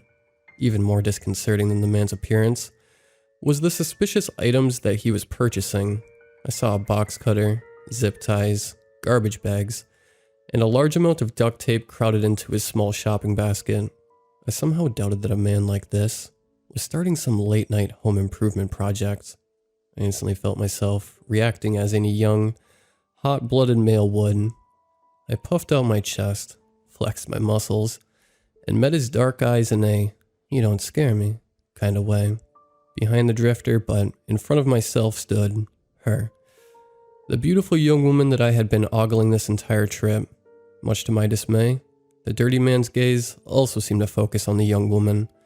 His tongue kept darting out to wet his dry, chapped lips, as his eyes raked up and down her body in a clearly lustful way. I felt my protective instincts roar to life as I watched her uncomfortable gaze dart quickly from old Mrs. Woodsworth to the strange man and back again, as though seeking a safe place to land. I racked my brain for some form of conversation that would distract the girl from the man's inappropriate scrutiny and put her more at ease. "Hi there. Buying some wine, huh?" The words just fell out of my mouth, and I visibly winced as I stated the painfully obvious in a choked voice. The unkempt man snorted and gave me an amused and knowing look. Yeah, I'm having a late-night dinner with a friend," she calmly said with a relieved smile. Her voice was as soft and alluring as the rest of her, and I instantly felt my body start to relax. I couldn't help but hope that there was more than just gratitude behind that smile. "Oh, dinner, that sounds nice," I replied awkwardly. "Must be going on a date then, huh?" She opened her mouth as if to reply to my question, but after a moment, she shut it again and turned her eyes toward the cashier without answering me. Too shy and embarrassed to press her further, I also turned my attention solely to the cashier and attempted to pretend that no one else existed. The young man, whom I vaguely recognized as the grandson of the owners, Timmy or Jimmy I think was his name, made quick, competent work of everyone's purchases, and before I knew it, I was all paid up and walking towards the store exit. The same mysterious woman walking only a short distance in front of me. Once I reached the parking lot, I watched as she quickly walked to a car a few spaces away, placed the wine in her trunk, and unlocked her car doors. I was already at my truck as I parked closer to the store than her, and was about to climb into the driver's seat when something came over me. A last-ditch attempt to catch the girl of my dreams, I suppose. "Hey," I called out to her. "My name is Sam, and I don't mean to bother you, but I would really like to know your name. And well, do you have a boyfriend or anything?" The girl paused in her motion to open her door and raised one perfectly groomed eyebrow in answer to my question. Damn, that had sounded awkward and far too needy to be anything even approaching casual. But then I always had been somewhat awkward around the ladies. Well, do you?" She smiled briefly, revealing a cute little dimple in her left cheek, and I felt my heart melt even more. "I'm Mina, and no, I don't have anyone like that. But please just trust me when I say that you don't want to get involved with me. I am too much trouble." With that, she flicked back her long hair with a careless movement of her pale, perfectly manicured fingers and slid into the front seat of her luxury car. Following suit, I plopped down into the driver's seat of my beat-up pickup inside. Wow, smooth. I sarcastically taunted myself. I can't imagine why she didn't just fall into your lap after such a brilliant line like that. Punching my steering wheel in several frustrated movements, I gloomily watched her car back up and head towards the exit of the parking lot. It was then that I noticed the top of a head peeking out of her rear window, barely visible in the back seat of her car. Oh, wait, what the? I trailed off, and I quickly backed out of my parking space to follow her car towards the exit. It was only when I was directly behind her that I realized I recognized whose head I had seen peering at me from her rear windshield. The long, greasy hair together with the reflection of the store's lights glinting off his many piercings finally clued me into who this was. Somehow, the same dirty man who was in line before us had slipped into the back of her car without her noticing. He quickly ducked back down below eye level until I could no longer see him. Meanwhile, she had switched on her turn signal, indicating that she was going to turn left out of the parking lot. Even though my home was in the opposite direction, I too flipped on my left turn signal and prepared to follow her. I was concerned for her safety. Given the rough appearance of the man and the fact that he was obviously hiding out in her car, I knew he must have bad intentions. There was just no other explanation. I fought the urge to simply blare my horn at her, knowing that the man was quite possibly armed and able to cause her fatal injury if he knew that he had been discovered. Instead, I followed closely behind her as she slowly made her way through the streets of downtown and then turned off to a smaller, less brightly lit road. I considered then rejecting several strategies that might get her out of her car without alerting the menacing stowaway in her backseat. Several nerve-wracking minutes passed as she navigated through town before finally turning into an all-night gas station, and my heart leapt. Thank God, this was my chance. I quickly turned in behind her and stopped at the pump adjacent to hers. At this time of night, I could see no other patrons, and only one scrawny teenage boy who seemed to be manning the register from inside the small building. There was really no one else in sight. I could see no sign of the man in her backseat, and concluded that he must have flattened himself onto the floor of her car.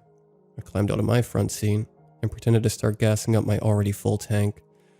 I tried to appear nonchalant as I knew I had to be smart about this. If I just ran over to her screaming, as my first instincts demanded, then I would likely just frighten her back into her car, then be back at square one. She got out of her vehicle and looked at me somewhat suspiciously as she began pumping her gas. I opened and closed my mouth several times, my mind racing to come up with a plan to get her away from her car. "You know, this place has great coffee," I began. "Could I buy you a quick cup?" She made an exasperated sound in the back of her throat before replying, "Boy, you just don't give up, do you?" Attempting a casual smile, I said, "I just really think we should get to know each other. That's all. Just give me 10 minutes, 1 cup of coffee, and you're still not interested. You can go on your way, and I promise to never bother you again." Please let this work. My mind chanted over and over again. "I really can't," she finally said. "Look, you seem like a nice guy, but I'm just not interested. Sorry." Damn. I had meant to say that out loud, and once it came out, it sounded rather angry. I watched helplessly as she took a frightened step back and looked down at the gas nozzle that I had just been holding, not even bothering to put it into my tank as it was already full. "You followed me here, didn't you?" she asked accusingly. "Listen, man, I've tried to be nice, but if you don't back off right now, I'm going to call the cops. Do you understand?" She angrily finished pumping her gas and slammed the nozzle back into position at the pump. She had every right to be upset, and I knew that I was probably scaring the hell out of the poor girl. I just didn't know what else to do. I was not the kind of man who could just leave a helpless woman to the wicked plans of a deranged man. I returned the nozzle to his compartment as I briefly considered calling the police myself. We only had one sheriff, who always left the station promptly at 6 every morning. That left only a single, young deputy whom the whole town knew to be drunk far more often than not. I couldn't help but think it would be the wrong move to involve him. If this guy was armed and got spooked, he could kill her long before we got close enough to stop him. The situation required far more delicacy than an inebriated and inexperienced cop would be capable of. But then, what should I do? She was just about to climb back in her car when I desperately called out, "Wait, Mina, don't go. Your tire is flat. Come see." She made a movement as if she was about to get back out to check, but then she merely shot me a fearful look over her shoulder and started her engine. I quickly jumped back into my pickup and fired up the engine. When she turned out of the parking lot, I hesitated a few moments before turning behind her. I followed slowly at what I hoped was a discreet distance and tried to plan my next move. I was cursing myself for not thinking of writing her a note and slipping it discreetly to her somehow. If only I had thought of that sooner. She made several turns which led her out of the downtown area and eventually turned down what appeared to be a long dirt road. I had thought I knew every inch of this city, but I soon found myself in unfamiliar territory. I followed about 200 yards behind her, and the tall stalks of corn on either side of the narrow road caused eerie shadows to dance on my windshield. My heart and mind seemed to be in a competitive sprint, and I knew that the finish line lay somewhere at the end of this rural road. There was no other option. I would just keep my distance until she reached her destination, and then once she stopped, I would intervene when the man made his move. I was too far away to see into her vehicle now, but would still catch the occasional glimpse of what looked like a top silhouette of a head through her back window. I took a mental inventory of everything I had in my truck that could aid me. I had a cell phone with a flashlight, and thankfully also had an old shotgun that my dad had lent me for a hunting trip several weeks prior. I hated hunting. I was not a violent man and couldn't understand the thrill my friends seemed to get from taking down a defenseless animal, but there wasn't much to do in my hometown, and hunting had always been my buddy's favorite pastime. I was actually very thankful for that now. After driving through the darkness for what seemed an interminable amount of time, I suddenly realized that I could no longer see the black lights of Mina's car. I slowed my speed down to a crawl and scanned the area up ahead and to the sides, thinking that the man might have decided to force Mina to drive into the cornfields. I watched the road closely for any fresh tire tracks, but I saw nothing. After traveling the road for another couple of minutes, I pulled my truck over, removed the shotgun from the rack behind my seat, and cautiously climbed out. The sounds of night creatures and crickets was nearly deafening way out here, and the still, hot air began to coat every inch of my skin with slick sweat. I could see nothing around me, and was just about to give up to my crushing defeat to save Mina when I heard a loud, shrill cry. I quickly jumped in the direction of the scream, and it was only then that I noticed what looked to be a huge old barn roughly 300 yards behind me. How the hell did I miss that? I cursed myself as I jumped back into my truck, tossing the shotgun into the passenger seat, and somehow managing to only take out a few of the towering stalks of corn in my haste to get turned back around on the road. No longer concerned about stealth, I roared down the road as dirt and bits of rock hammered at my truck. Realizing that the situation had escalated far beyond my control, I quickly whipped out my cell phone and dialed the emergency police number. It rang 11 times and I was near to hanging up when a sleepy male voice came on the line. Emergency. What's your location? Came the familiar, slurred voice of the deputy. Damn. Why couldn't he have been sober? Just this once. As quickly as I could, I relayed the night's events, trying to speak in a clear, concise voice so that even a drunk hillbilly could comprehend the urgency of the situation. This had better not be a prank, the deputy said, after I had finished my explanation, suddenly sounding far more sober, kind of, with only a tiny hint of the slur still evident in his voice. I felt my hopes rise slightly. We've had a string of people go missing this week, and so far, there have been 0 real leads. If what you're saying is true, then this girl could be in very real danger. It's definitely not a prank, I quickly assured him. My name is Sam Larson, and I don't know the exact address, but I am in a large cornfield roughly 8 miles west of the Hillards farm. There's a huge barn or something in the center, and that's where I believe the woman is being held. I heard a scream a few minutes ago, but nothing else since, and I need to go in. I was abruptly cut off by several fast beeping noises on the line. Looking down at my phone, I realized that the phone was no longer getting a signal. In such a rural area, cell phones here were notoriously unreliable. I tried calling back, but it quickly became obvious that I had no service. Damn it, I yelled, and threw the phone onto the seat in frustration. I was on my own now. There was no time to try to move to a place with a better signal. The poor woman might already be dead at this point, and I needed to act now. I switched off my headlights and slowed the truck down to a slow crawl, and I approached the old barn. I could see Mina's expensive black car parked carelessly in front of the decrepit old building, both of its doors left wide open. Beyond that, there was no other sign of life. Quickly scooping up the shotgun and repocketing my cell phone, I opened the driver's side door and stealthily slid out of my truck. I was hypersensitive to the slightest noise, as I cautiously made my way towards the structure. Peeking into the nearest, grime-smudged window, I could vaguely make out 2 people. One was seated in a chair and seemed to be struggling against some type of restraints. The other stood a few feet away, and it looked as though they held something large and threatening with both their hands. Both figures seemed to be arguing based on their hand movements, and the muffled shouts I could barely hear through the thick walls. I walked around the entirety of the structure until I came to a large hole where the wood had disintegrated just enough so that I could crawl through without alerting them of my presence. Once inside, their voices were much clearer to me. Please, just let me go. I'll give you whatever you want, and I won't tell anyone what happened here. I swear. It sickened me to hear this sweet young woman begging for her life, and I felt a white-hot rage begin to well within me, replacing my earlier fear. It was almost completely dark inside. The only light seemed to come from a small candle or lantern towards the front of the building where the voices originated.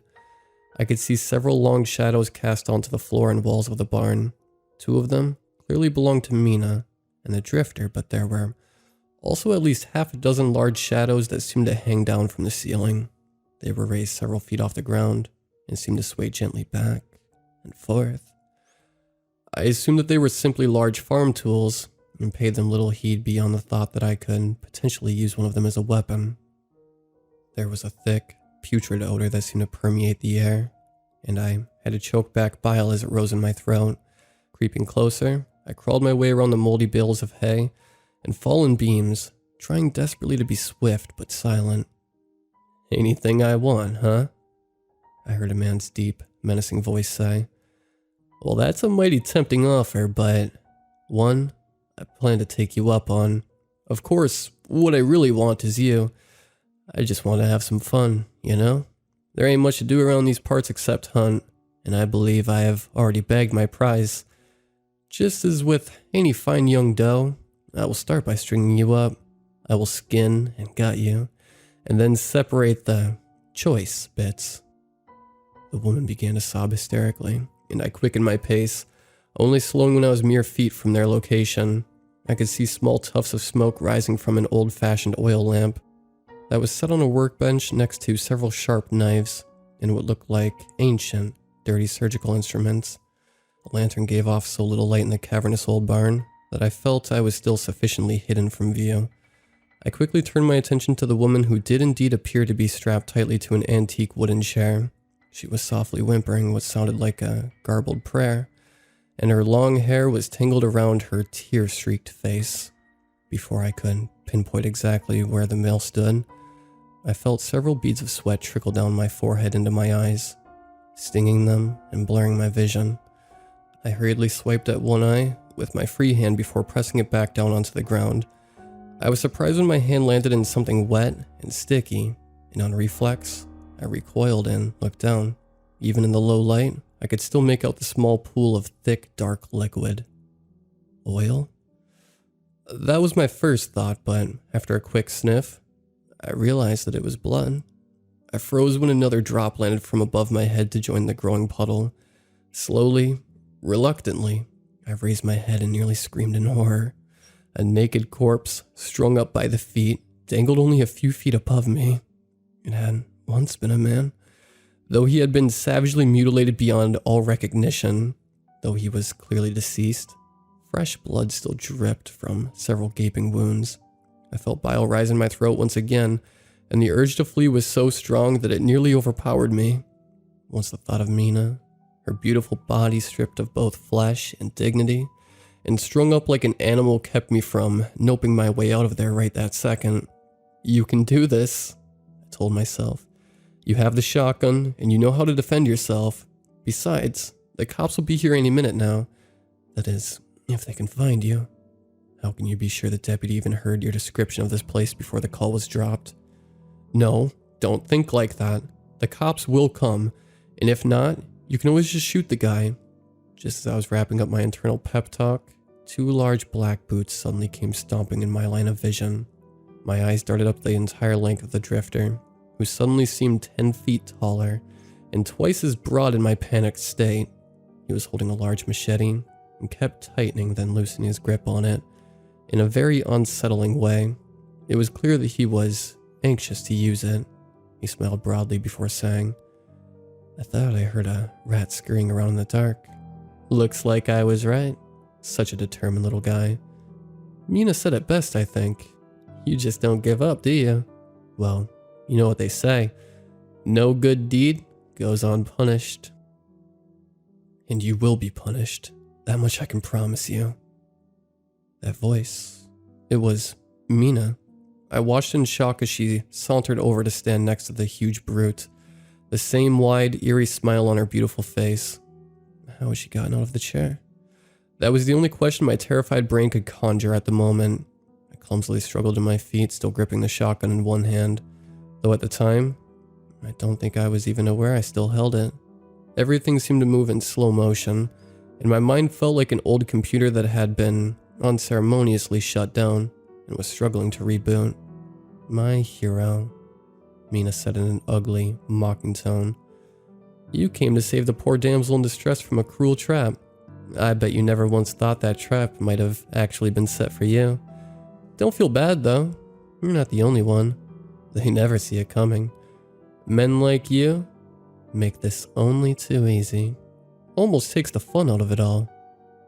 I could only stare blankly at both of them for several seconds, as I felt my stomach swiftly drop and my comprehension slowly dawn. They were in this together. They planned this whole damn thing, and the disappearances the deputy mentioned. Why would you do this? I only wanted to help you. I've been chasing this guy all night trying to keep you safe. I cared about you. I tripped over all the questions flooding up my throat. Did you do the same thing to the poor fool strung up behind me? You're sick, both of you. You all like to hunt here, right? Mina responded in a sugary sweet tone. You think nothing of setting your traps and stacking the odds in your favor. Well, I like to hunt too. She shrugged her shoulders. And at least I hunt on an even playing ground. I choose game that is intellectually and physically matched to myself.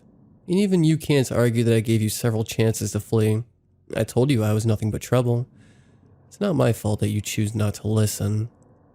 Stop playing with your food, Mina. Mikhail suddenly snapped. That's a very bad habit of yours, and I will never understand why you enjoy this elaborate little game so much. Let's just finish him and get the hell out of here. Mina pouted prettily at the man before she shrugged once more. I just enjoy the irony, I suppose. But fine. You win, Mikhail. I have had my fun now.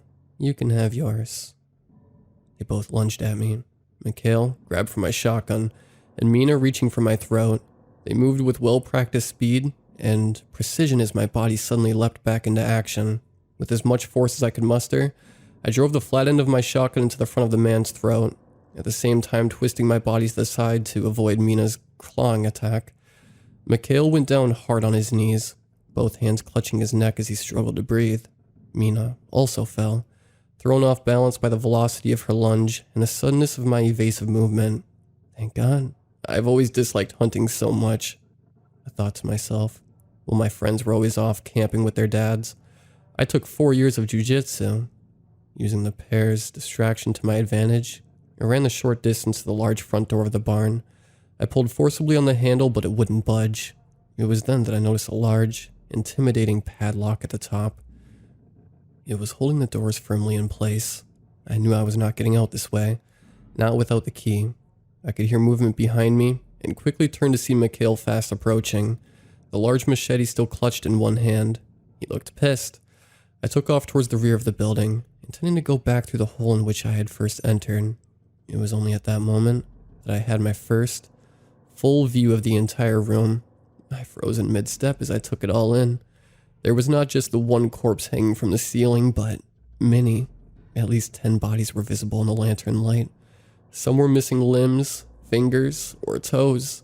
There were a mixture of male and female bodies, and one poor boy looked like he couldn't have been more than 13 years old. He appeared to be the newest of their victims. His body had been ravaged and torn, but he showed no obvious signs of decay, and blood still poured freely from his wounds. All of these people wore identical looks of terror, and pain frozen in their tortured faces. I realized then what I had originally taken for large farm equipment upon first entering had actually been corpses. So many of them. Before I could force myself to resume running towards freedom, I felt a quick, sharp pain in the back of my skull and then nothingness. I awoke to a feeling of pain and a strong pressure centered in my head. Upon opening my sore eyes, I saw that the whole world was upside down and spinning. I quickly closed my eyes again and took a few deep breaths to gather myself and tried to get my bearings. My memories were just a haze of blood and terror, and it took several seconds to sort through them all.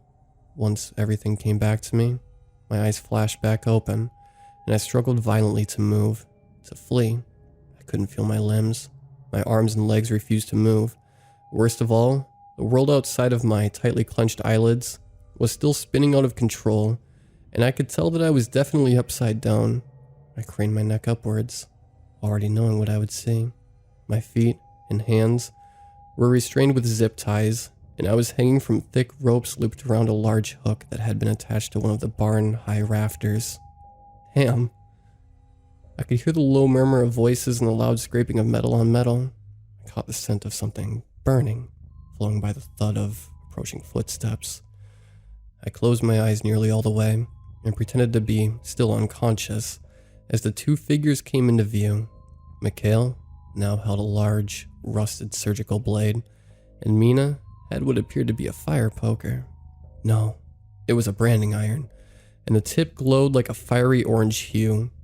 I knew it was coming next as my shirt was roughly ripped away from my chest. I remained as still as possible, trying not to panic as Mina leaned in close. "Wakey, wakey," she started to say, as I roughly drove the blunt part of my forehead into the tender skin above her nose. "Ouch, what the hell?" She trailed off, dropping her torture instrument as she grasped her gushing nose. "They may very well kill me tonight, but I am not going down without getting a few licks in myself," I thought. Mikhail grabbed me roughly by the hair, twisting my face as he punched me so hard that I nearly passed out again. "You will pay dearly for that," he spat as he sliced a long, deep gash into my chest. "What's the matter?" I asked, hearing the nasally sound of my own voice, and knowing that my nose was likely now as broken as Mina's. "You said that you wanted an even playing field, remember?" Couldn't help taunting. Maybe I hadn't made them angry enough they would just kill me quickly, and I wouldn't be subjected to hours of torture first. Mikhail just laughed at me though. That same wide and creepy grin that held more than a hint of madness in it. That was Mina who said that, not me. You see, I don't care if it's even or fair. I just enjoy the screams and the meat.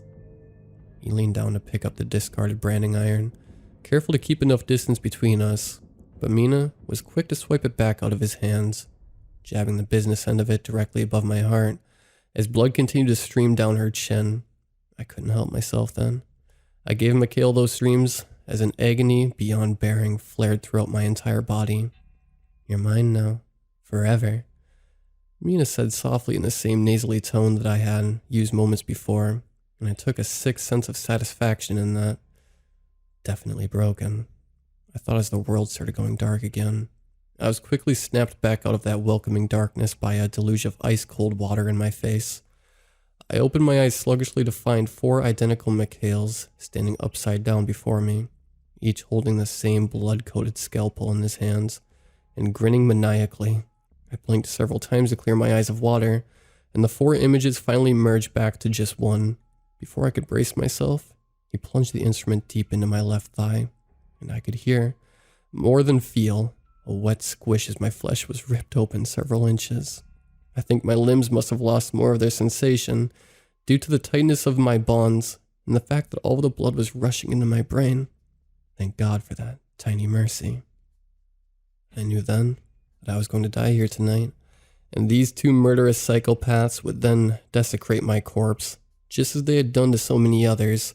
They would be long gone before the deputy or anyone else ever found me. My overwrought mind was desperately looking for an escape, not a physical one. I knew that was impossible. All I wanted in that moment was to mentally slip from the reality of what was happening to me and find a warm, soft place to burrow into. Another long, deep cut was carved into my opposite thigh. For some reason then, I thought of my mother. She had died in a horrific car accident when I was only 9 years old. Her sudden death had devastated me back then. My father toiled long hours on our farm, and as a young child, she had been my whole world. Her name was Samantha, and I, their only child, had been named after her. Dad had never been the same after that. My mind vaguely registered it, as a serrated blade of some kind began to saw back and forth through the muscles and tendons that lay a foot below my groin. My father had started coming in later, and later every night. I think he just couldn't handle stepping foot into a house that she no longer occupied. I felt Mina's hand lovingly stroke the side of my cheek, right before she again plunged the fiery iron against my neck. This time, though, I didn't scream. Instead, I put all of my energy into summoning back the images of my family. Eventually, my dad and I had fallen into a sad and lonely routine, both too immersed in our own grief to acknowledge or care about each other's pain.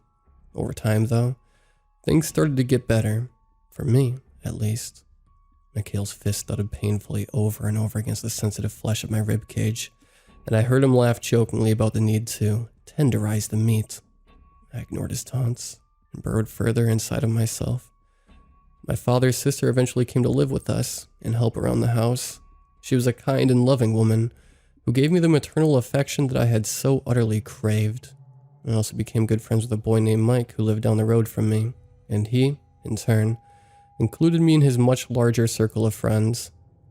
I felt bone crunch, and then my ears picked up on a high-pitched laugh as it pierced sharply through the fog of my memories, and I struggled frantically to cocoon myself in them once more. I am ashamed to say, but I eventually began to forget my mother, piece by piece. First, it was her smile.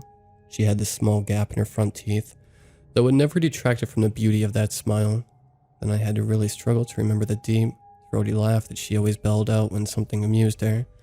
The sound had been so contagious and sincere that no matter how badly I was feeling that day, I always started laughing too.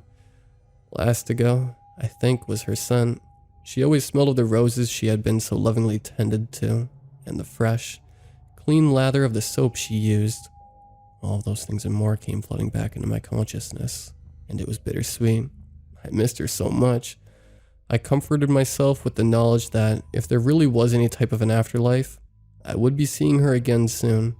The sharp, agonizing sensation of my femur splitting in two pulled me roughly out of the past once again, and no matter how hard I tried, I just couldn't seem to go back under. I knew I was losing far too much blood to last much longer. The sick smell of iron and decay that had once permeated this hell slowly gave way to another far sweeter, and I inhaled deeply as I imagined the scent of my mother's roses now hung in the air. I resigned myself to my death, and even through my agony, I smiled. Ah, you like that, don't you? Well, then you're going to love what comes next. Mikhail's voice cut off abruptly as the sound of several male voices suddenly shouted at him to get down on the ground. Finally, Mikhail was no longer grinning as shock and fear quickly replaced his smug expression. I watched from outside of myself as he raised the bloody knife he held and began to run in the direction of the armed police officers, who had seemed to appear out of nowhere from the back of the barn. They were all standing behind where my body still hung from the rafters, and I should not have been able to see them, or what happened next. Mikhail shrieked a demented war cry as he lunged at the men, giving the officers no other choice but to fire on him. I watched his body jerked over and over from the barrage of countless bullets, and then he finally dropped to his knees before finally landing face down on the filthy mixture of fermented hay and old blood and viscera that coated the ground. Mina just stood there, seemingly frozen in shock, as the police swarmed the old barn. They ordered her down to the ground and she complied woodenly. She was quickly cuffed, but then one of the officers told her that everything was going to be okay now and that she was not under arrest. They just needed to secure the crime scene. She shot me a quick, evil look over her shoulder and then turned back to the cops and began sobbing and thanking the men for saving her from the evil man. They don't know she's involved, I thought to myself. I knew that I had lost a tremendous amount of blood at that point. The fact that I was watching all of this unfold from outside of myself struck a mortal terror into my soul. I knew that I was close to death, and I also understood that if I died here tonight, she would be free to go on killing. I was the only one at this point who knew the depth of her complicity in all these twisted murders. I had to keep fighting. For the first time that night, I prayed. I cried out with all of my being to a God that I wasn't even sure existed. At that moment, I slammed forcefully back inside myself. The first thing that hit me was the pain. It washed over my entire being like a tidal wave of misery, and for several moments, I couldn't even breathe. Then I began struggling and pulling at my restraints with a strength that I didn't know I possessed. I shouted out to the men, words that only sounded like panicked gibberish, even to my own ears. 3 of the police ran over to me, calling out for the paramedics as they urged me to stay calm. Help was on the way. Mina, I croaked. She and Mikhail, All of a sudden, I could feel the ties holding my limbs abruptly loosen as I was cut loose, and that tidal wave of pain became an ocean of fire as feelings surged back through my nerve endings. I could no longer speak as I was gently lowered to the ground by the men. The EMTs then swarmed over me, quickly attaching several electrodes and IVs to my battered body. It was a scene of organized chaos around me. I could hear the murmured voices and occasional retching of the officers as they took in the full scope of Mikhail and Mina's depravity. My ears dimly registered the distant peal of sirens, Mina's loud sobs, and my father's voice bellowing my name and demanding to be let in to see me. All of my strength left me then. My vision began to dim once again, and I could feel myself drifting away. Before I lost complete consciousness, however, I heard my name being called again.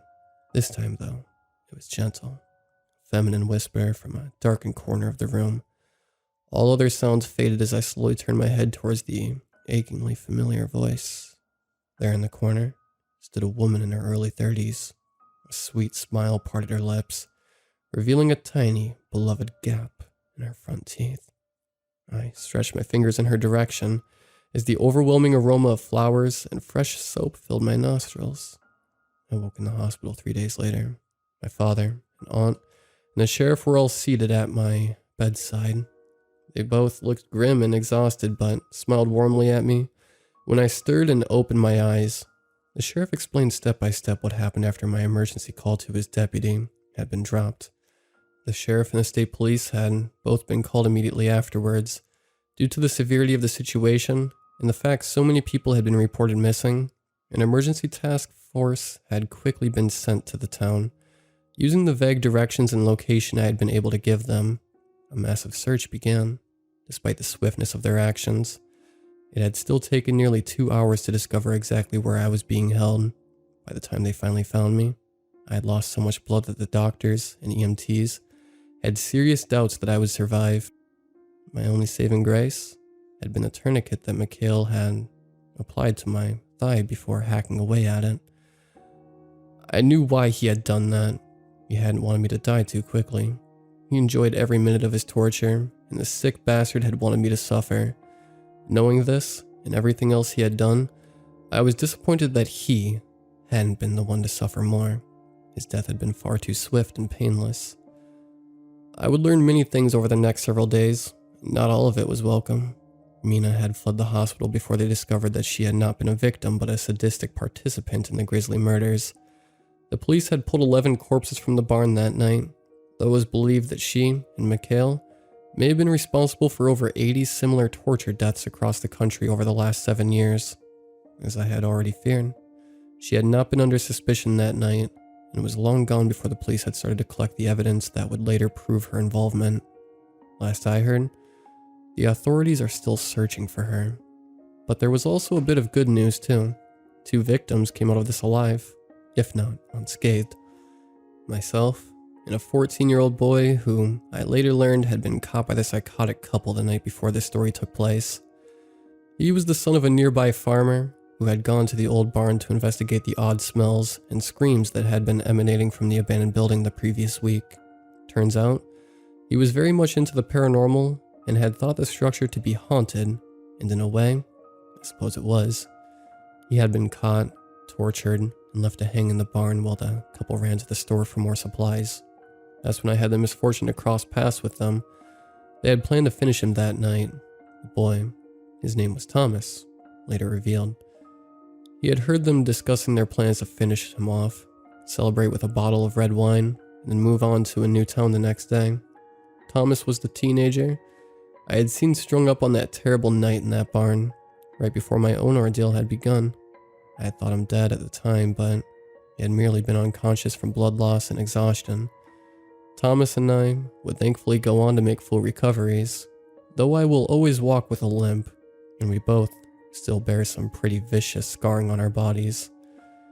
We were both just thankful to be alive, though.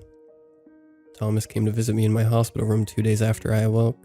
He introduced himself, and he said he wanted to thank me for ultimately leading the police to his location. I didn't feel much like a hero, though. I had been so duped by Mina's pretty face and the idea that I could be her knight in shining armor. that I had never considered that there could be anything more to the situation. Before leaving my room that morning, Thomas turned to me and asked in a very hesitant voice if I too had seen the lady in the white dress on the night of our rescue. I looked at him in confusion for a moment, having no idea whom he could possibly be referring to. Seeing my puzzled expression, he then added that she had been a pretty woman with dark hair and eyes like mine, as she had a small gap in her teeth, and she smelled of roses. I knew exactly who he meant then, though I could hardly believe it. Thomas had also seen my mother that night. I had thought her to be merely a hallucination caused by trauma and too much blood loss, but the way Thomas described her, she must have really been there, in one form or another. After speaking with others who had been at the scene that night, no one else claimed to have seen her, not even my father. I can only assume that this was due to one of two things. Thomas and I had both been dying in that moment, and perhaps coming so close to death lessened the barrier between this life and the afterlife. Or maybe my mother had just sought to comfort two scared and traumatized boys. That sounded a lot like the woman I had known as a child. It has been 4 years since that horrific night, and I have tried desperately to put all of this behind me. I moved to the city shortly afterwards. The numerous cornfields, dirt roads, and old barns that surrounded my small town were just far too anxiety-inducing for me. I needed the bright lights and the busy crowds of a city just to be able to sleep. Even here, I find myself unable to quiet my mind enough to drift off most nights. I have become an insomniac, often spending many late hours at my computer surfing YouTube, creepypasta wikis, and Reddit. I think in some odd way, it relaxes me to read about creatures not of this world. Perhaps it distracts me from thoughts of the real monsters that roam this planet, and that is what has brought me to sharing this story with all of you.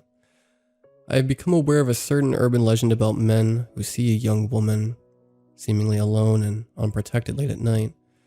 You may have read some of these stories yourself, though the places and circumstances differ. The theme is always the same. These men notice a creepy guy lurking in the young woman's backseat, one whom she is seemingly unaware of. They go to great lengths trying to convince her to leave her car and go with them to safety, all without alerting the dangerous man hiding in her car. Sound familiar? Without fail, every time a story like this is posted, it ends up with the would-be savior being unable to convince the woman. In fact, she seems to think that the man trying to coax her from her car is the real threat, and ends up driving away from him in fear. The Good Samaritan ultimately walks away from the situation, feeling they have failed to save her, and is left haunted by the gruesome possibilities of the woman's fate. Now, perhaps many of these stories are fake, perhaps originating from my own experience and all the publicity that it attracted, but maybe, well, Mina still remains at large to this day. It stands to reason that she may have found a new partner, and that they both may still be out there somewhere, trolling for more hapless victims. I can't help but think I need to get this warning out there to all who may come across a similar experience. I am certainly not saying that you should never risk yourself to save an innocent. Valor and bravery are some of humanity's best qualities.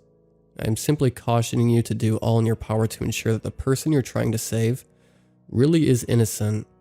Now, with all the darkness in this story, there is one element of light that I wish to leave you with, and it is an absolute fact that is corroborated by the numerous police reports regarding this incident. While the police were still searching for myself and Mina in the cornfields, they drove straight past that old barn without seeing it. It was so shrouded in darkness and overgrowth that, just like myself, they hadn't seen it from the road. It was only after driving several miles past it that a woman had called the emergency services line and directed them to go back and look specifically for the barn. The call only lasted a minute or two before the woman abruptly hung up, and the only information they had to go on concerning the caller's identity was her first name, Samantha, just like my mother. There will always be forces of evil at work in this world. That has always been, and always will be a sad fact of life. Though perhaps on that night of so much pain and darkness, there was also a strong force for good. I'm sure many of you will say that phone call to the police was simply a coincidence, and that my mother was long dead, and could not have possibly been the one to make it. As for myself, I have only one thing left to say. Thank you, Mom.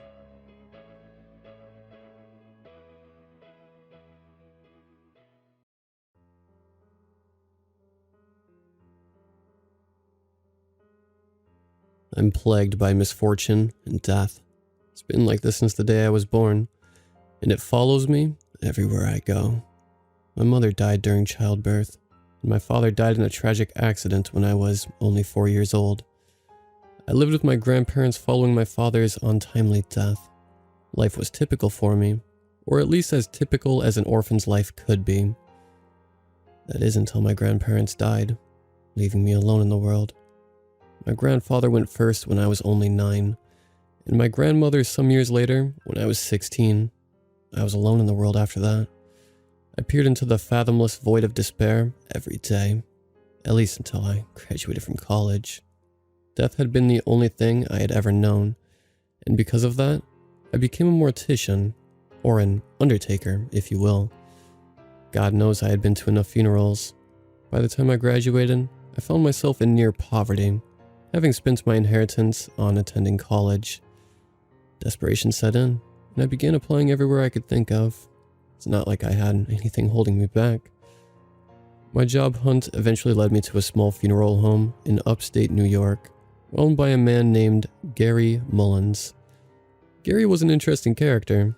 He appears as though he is a century old, and his mental health is self-admittedly declining.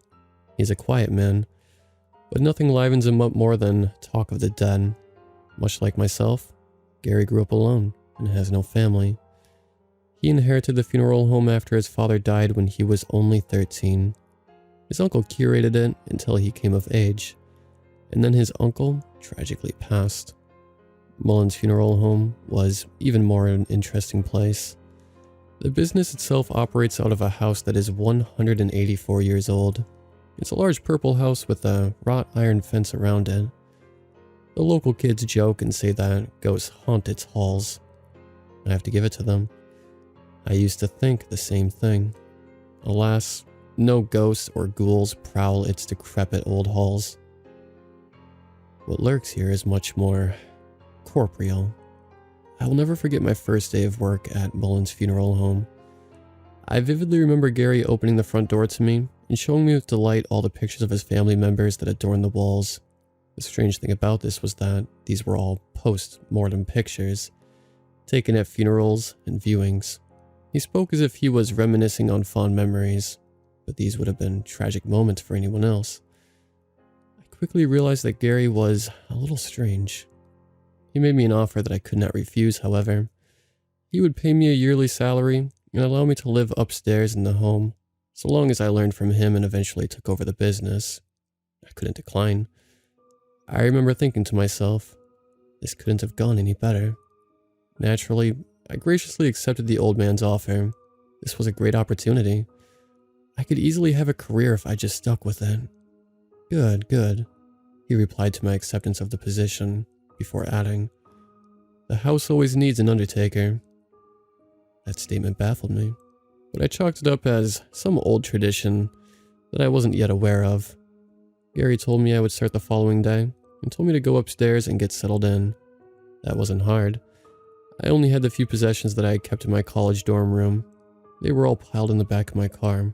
All I had to do was bring them upstairs. Bringing my things inside was a more laborious task than expected. The house had a narrow, twisting spiral staircase leading only upstairs. Navigating these staircases did not prove to be a straightforward task. I finally got all my things up the stairs and chose a room to settle into. My room had high ceilings and beautiful hardwood floors. The furniture in there had to be original. It was as if I stepped into a Victorian time capsule. The room had a unique aroma to it, the scent that you could smell in an antique shop mixed with various herbs. I thought nothing of this smell, however. This was the nicest room I had ever had. It being inside a funeral home didn't much bother me. I don't remember falling asleep, but I remember awaking to a knock on the door. It confused me, considering that the sun hadn't even risen yet. What could that be? I thought to myself. Jason, it's time to go to work, I heard Gary say through the heavy wooden door. I quickly remember that I lived at work now. Yes, sir. I'll be right there, I yelled back, looking down at my phone to check the time. It was 4 a.m. I stumbled out of bed and quickly threw some clothes on, then made my way to the door. Good morning, son, Gary exclaimed, looking chipper as ever. Good morning, sir, I replied. I didn't realize that we started this early. I'll make sure I'm up next time. Oh, it's of no concern. Today's a special day. That's why we're up so early, Gary replied, motioning for me to follow him downstairs. As we navigated the winding staircases, I asked, Why is it a special day, Gary? Every Monday is a special day, son. We get to meet so many fresh faces, he replied. Fresh faces? I asked. Yes, that's when the city morgue brings bodies over. Been that way for 46 years, he replied. I wouldn't have been completely in shock if I didn't share the same macabre sense of humor and enthusiasm for the dead. Instead, I was eager. I was excited to meet the new cadavers, excited to practice the skills I had spent the past 4 years learning, and excited to learn from Gary. As we made it to the bottom of the stairs, we approached a door, hidden by a curtain, behind the central room which is used to conduct services. Gary handed me an old, worn piece of paper before he opened the door. Jason, you'd best read these over before we start. If you follow these rules, you will have a very productive experience here, Gary said as he handed over the piece of paper. I began looking at the piece of paper. Scrawled at the top was Mullins Funeral Home, Undertaker Handbook. Written under this were 9 rules. 1. Always, and I mean always, close their eyes. If you don't, you will sleep for at least a week. 2. Keep all limb freezers locked at all times. 3. We deal with a very specific clientele. Always adhere to any last wishes the family may have. We don't want any disgruntled customers. 4. Your workdays are Monday, 4 a.m. to 5 p.m., and Tuesday through Friday from 9 a.m. to 5 p.m. Saturday is for fun. Sunday is for the Lord. You will always work these hours and must be out of the preparation area by nightfall. 5. I permit you to have guests, but they too must follow the next rule. 6. Don't get caught in the halls between the hours of 11 p.m. and 1:31 a.m. 7. The power will go out at exactly 3:36 a.m. This will last until 3:42 a.m. Do not search for the cause of the outage. You would rather not know. 8. Should you hear weeping, never, under any circumstances, search for the source, no matter how close it sounds. Should you look, you will die a most horrific death. 9. Should anyone knock on the door before or after business hours, do not answer it. Gary? What do these mean? I asked, in complete and utter confusion. Just ensure that you adhere to those. If you do, everything will be just fine, he replied. Before I could say anything else, Gary opened the large metal door in front of us and began walking down the cellar stairs. The first thing that I had noticed was that it was frigid. As we made our way into the cellar, I saw that it was a large, open room with several metal tables. Several large, metal limb freezers lined one wall. Gary approached one of these freezers, opened the door, and swung it open. He pulled the end of the stretcher inside of the freezer, and a corpse slid out. This one was male, mid-50s. He had short, graying hair and a scruffy beard. I scrutinized the body, looking for what could have brought him to us. A heart attack, Gary said, while making eye contact with me. Gary lowered the stretcher down and I helped him transfer the body onto a table. The body itself was heavy, just dead weight. We finally got it on a table, and before we could go any further, Gary closed the man's eyes. Rule 1, I thought to myself. We spent the next hour draining the blood and finally replacing it with the embalming fluid, as this was going to be an open casket funeral. After that, we diligently prepared the body with makeup and dressing it in clothes it would wear forever. His name is Tony, Gary said out of the blue. When is the service? I asked.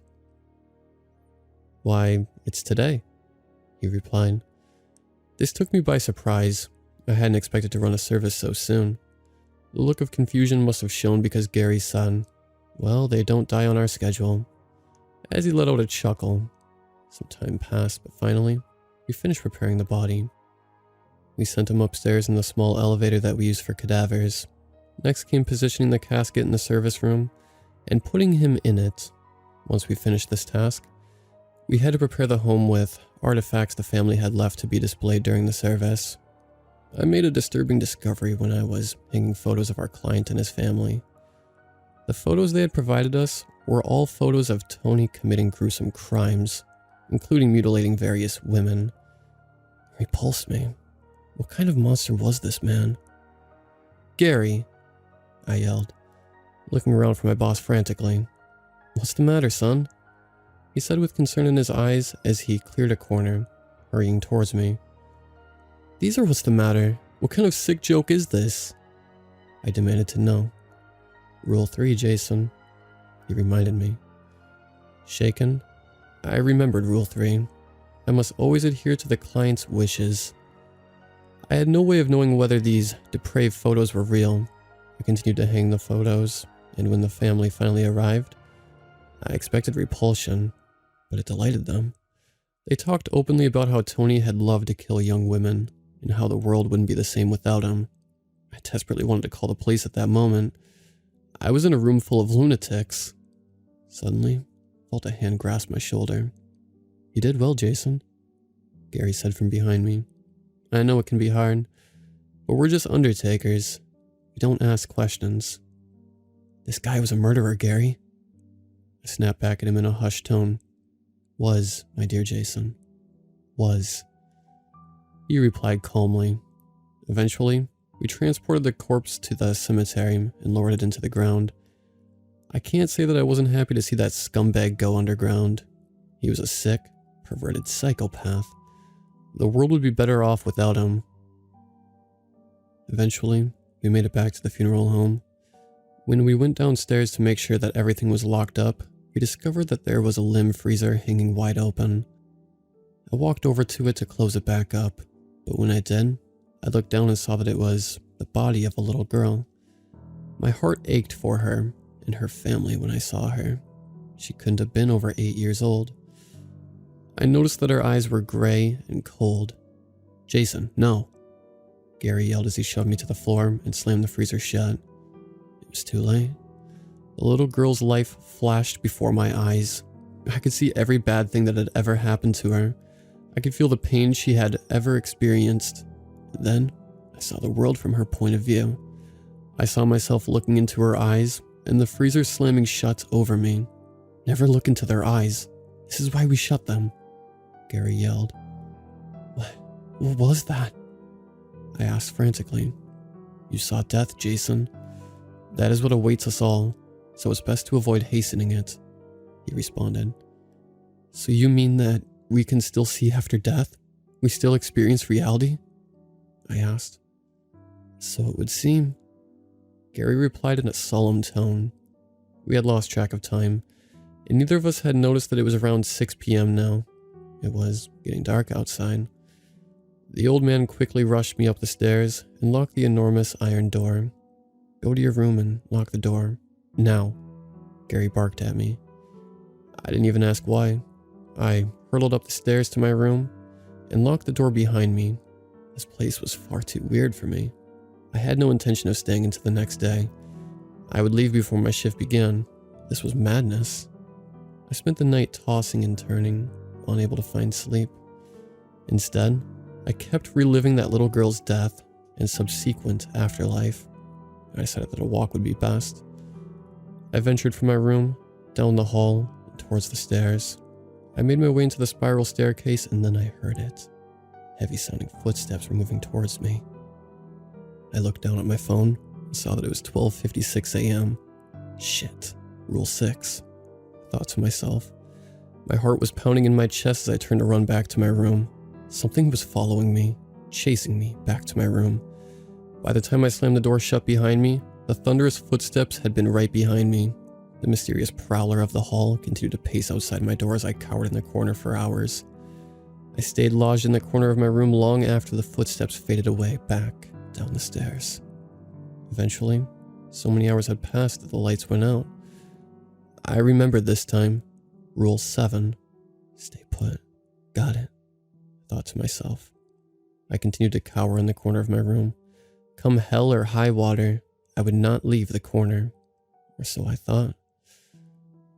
Not 2 minutes after the lights went out, I heard quiet sobbing from the other side of my bed. There was someone or something in the room with me. I slowly crawled from the corner and navigated around the edge of the bed. Craning my head around the corner of the bed, I strained my eyes to see the outline of a little girl. She was wearing an old-looking dress, tattered and dirty. She buried her face into her hands as she wept profusely. Before I could avert my gaze, she lifted her head to look directly at me. Her eye sockets were bloody caverns where eyes had once been, but she still stared directly through me. Her mouth opened wide, revealing only bloody, mangled gums, as she let out a haunting shriek. Suddenly, the battered little girl crawled towards me as she continued to scream. When she was around arm's length from me, a human hand, covered in blood, shot from her mouth and fixed itself to my throat. I tried to peel the hand away, but its grip was vice-like. I could feel the air being squeezed from my lungs as I stared into her hollow face. Remembering Rule 8, I realized that I was going to die. She continued to scream as I gasped for air. The world was going black around me when a flash of light assailed my eyes. Within an instant, I drew air into my lungs. She had vanished. The lights had come back on. Thankfully, I survived the horrific encounter, and I immediately began packing my things. I would not spend another hour longer in that house. I marched my things down the stairs and towards the front door, but before I could open the door, a voice called out to me. "Leaving so soon?" Gary's voice called out from behind me. "Yeah, I'm leaving, you madman. What in the hell is this place?" I asked him in a harsh tone. "Jason, calm down for one moment and hear me out. That's all I ask." Gary pleaded. "Hear you out? I was just attacked by a child from hell." I responded. "You looked? And you're still alive? Interesting," Gary said, his eyebrows raised as he spoke. "What do you mean, saw her?" I asked, now livid. "Mary Baker. She got out of the limb freezer around 38 years ago. That's why we keep them locked." He replied as if I should have known that. "Ah, yeah. The corpse just woke up and got out. That makes perfect sense," I barked sarcastically. "There's no need to be harsh, Jason. Obviously she's a handful. It's not like I can just catch her. Avoiding her is just easier." He replied before adding, "Jason, this place is special. It's been in the family for generations. My grandmother built it when her husband died." "So what? So far we have held a service for a serial murderer. I've been chased down the hall by something and attacked by an evil corpse," I screamed at him. "Well, my grandmother couldn't let go of her husband, and when he died, she took up witchcraft. Locals said that she made a deal with the devil to keep him around forever. I guess you could say some of that magic rubbed off on the house." "Wait, so the man who chased me up the stairs was also a ghost?" I asked, still angry but exhausted now. "No, boy, we don't deal in ghosts. We deal in cadavers. Uncle Bartholomew is very much a physical being, and a real doozy at that. He was grandmother's least favorite." He calmed before adding, "And that is why it is imperative you follow the rules I gave you." Just then a knock at the front door interrupted our conversation. Gary and I looked at each other in unison. We said, "Rule 9. We stood there frozen for a minute, just looking at each other. "Gary, who is that?" I asked in a quiet, exasperated tone. "Sometimes the devil likes to come to check on the place. He was very fond of this house when my grandmother was alive." Gary replied in a hushed tone before adding, "Please think about what I said. I would love for you to stay." I believed the strange old man. I knew, without a doubt, that Satan was standing on the front porch. I promptly went back upstairs and waited until daybreak, still unable to sleep. I stuck around until business hours so I could talk to Gary.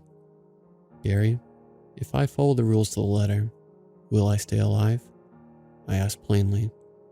"I'm 160 years old and still kicking." He replied. "Come again?" I asked. "I was born on June 14th, 1853, he said.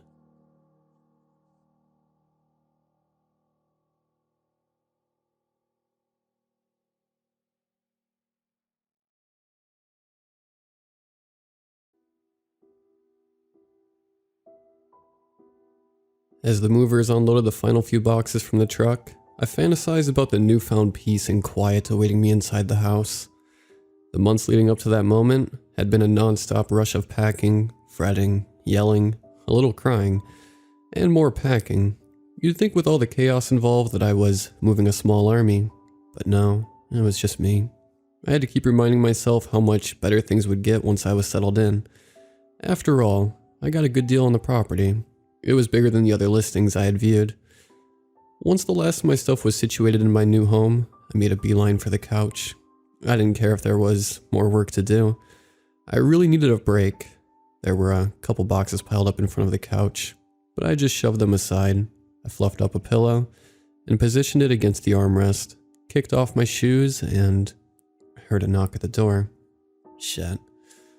I begrudgingly made my way back to the front of the house, wondering if the movers had forgotten something. I looked through the peephole and instead saw a shorter, balding, middle-aged man. With a sigh, I opened the door and greeted the man. He introduced himself as Frank, and although he was struggling to balance several bags in his armpits, he awkwardly reached his hand out for a shake. I obliged and told him my name was Dave. "Nice to meet you, Dave," he said cheerily. "I live just a few doors down, and I wanted to welcome you to the neighborhood." Well, he was certainly efficient, even if a little intrusive. I thanked him and told him I would have invited him inside for drinks, but the kitchen wasn't set up yet. Frank didn't seem to take the hint. With a huge grin, he informed me that the bags were for me. He said I should consider them a housewarming gift. Frank then proceeded to reveal the contents of the bags. 2 dog bowls and several bags of dog food. "Oh, thanks," I said, forcing a smile of my own. "But I don't actually have a dog." Frank was quick to respond. "Oh, no, I know. These are for Shadow." He must have seen the confusion on my face because he went on to explain. Apparently, Shadow was a local stray that went from door to door around the neighborhood begging for food. The residents got accustomed to him, and everyone just started leaving food and water out on their front porch. This struck me as a bit odd, but I didn't feel like questioning it at the time. I thanked Frank again, and he turned to go. He started to take a few steps but then stopped, his back still facing me. "Dave," Frank said in a much more serious tone, "if Shadow pays you a visit after sunset, do not under any circumstances open the front door." Frank's cryptic warning kept replaying in my mind as I tried to relax. I couldn't understand why he had given me such strange instructions. If this dog was dangerous, why did everyone feed it? Why didn't anyone call animal control? Why did I only have to keep the door shut after nightfall? I wondered what kind of dog Shadow was, and why Frank's first instinct was to supply me with bowls of food for him. For a stray dog, Shadow seemed to take a high level of priority in his life. My questions didn't go unanswered for long. I only had to wait 2 days before the mysterious canine made his way up to my front porch. It was late afternoon, and I was still busy unpacking when I heard the distinct patter made by paws on wood. I stealthily walked to the front door and took a cautious peek out the window. There he was, lapping up water from the bowl Frank left me. Shadow didn't strike me as a very intimidating dog. He was a border collie with a white and black fur coat. I knew they could be an excitable breed, but Shadow held a calm, still stance as he drank from the bowl. He must have sensed my presence because he abruptly stopped drinking and lifted his head. He turned to meet my gaze. I'd never seen a dog act like this before. He didn't bark or wag his tail. He didn't bare his teeth at me or growl. He just silently stared at me through the window. I began to feel uneasy, and that's when I noticed his neck. Despite the fact that Frank had told me he was a stray, Shadow was wearing a faded blue collar. I was confused. Why would Frank lie to me about that? I tried to read the name of the dog tag, but I needed to get closer to see it. I glanced up at the sky. The sun was still well above the horizon, and Frank's word had already proven to be less than truthful. I decided that Shadow seemed harmless enough, so I opened the front door to get a closer look. I approached Shadow slowly, holding my hand out for him to sniff. Shadow just continued to stare at me motionless. I knelt down and patted his head with one hand, and reached for his collar with the other. Still no reaction. There were only 2 things listed on Shadow's tag, his name and an address. I felt a chill run down my spine. It took me a second to realize it, but the address was mine. I was thoroughly confused at this point. Did Shadow used to live here? Again, why would Frank keep this information from me? Up close, I could see that Shadow's fur was pretty dirty, and he had a couple of bald patches around his legs. If he did have an owner, he wasn't being well cared for. I thought about it for a minute and decided I should call animal control to see if anyone had reported a missing dog. I walked back inside and grabbed my phone. I looked up the number for animal control and gave them a call. A female operator answered on the other line. Animal Protective Services, how can we help you? Hi, I responded. I just wanted to report a lost dog. No problem. Does the animal have any identifying markings? Yeah, he has a collar. It says his name is Shadow. There's an address listed too, but it can't be right because it's the house I just moved into. I was wondering if maybe the previous owners were looking for him. Have you received any missing reports lately? There was dead silence on the other end. Hello? I asked after several seconds without a response. When the operator's response finally came, she was curt and she spoke quickly. I'm sorry, sir, but our department will not acknowledge that particular dog. Wait, what? I tried to object, but I was cut off. The operator had hung up the phone. At this point, I was more perplexed than ever. I'd never heard of animal control refusing to acknowledge a dog. What did that even mean? I turned back to the doorway to take another look at Shadow, but to my surprise, he was gone. I walked out onto the porch and looked as far as I could down both ends of the street. There was no sign of him. I wasted no time making my way to Frank's house. There was clearly more to this dog than Frank had initially let on. As I walked, I took notice of the houses I passed. Each and every one of them had their own set of bowls put out on the porch. It was like some sort of weird dog cult. Of course, Frank's house was no exception. There were a couple of shiny silver bowls set next to his front door. They even had Shadow's name etched into them in fine calligraphy. I rang the doorbell, and it didn't take long for Frank to answer.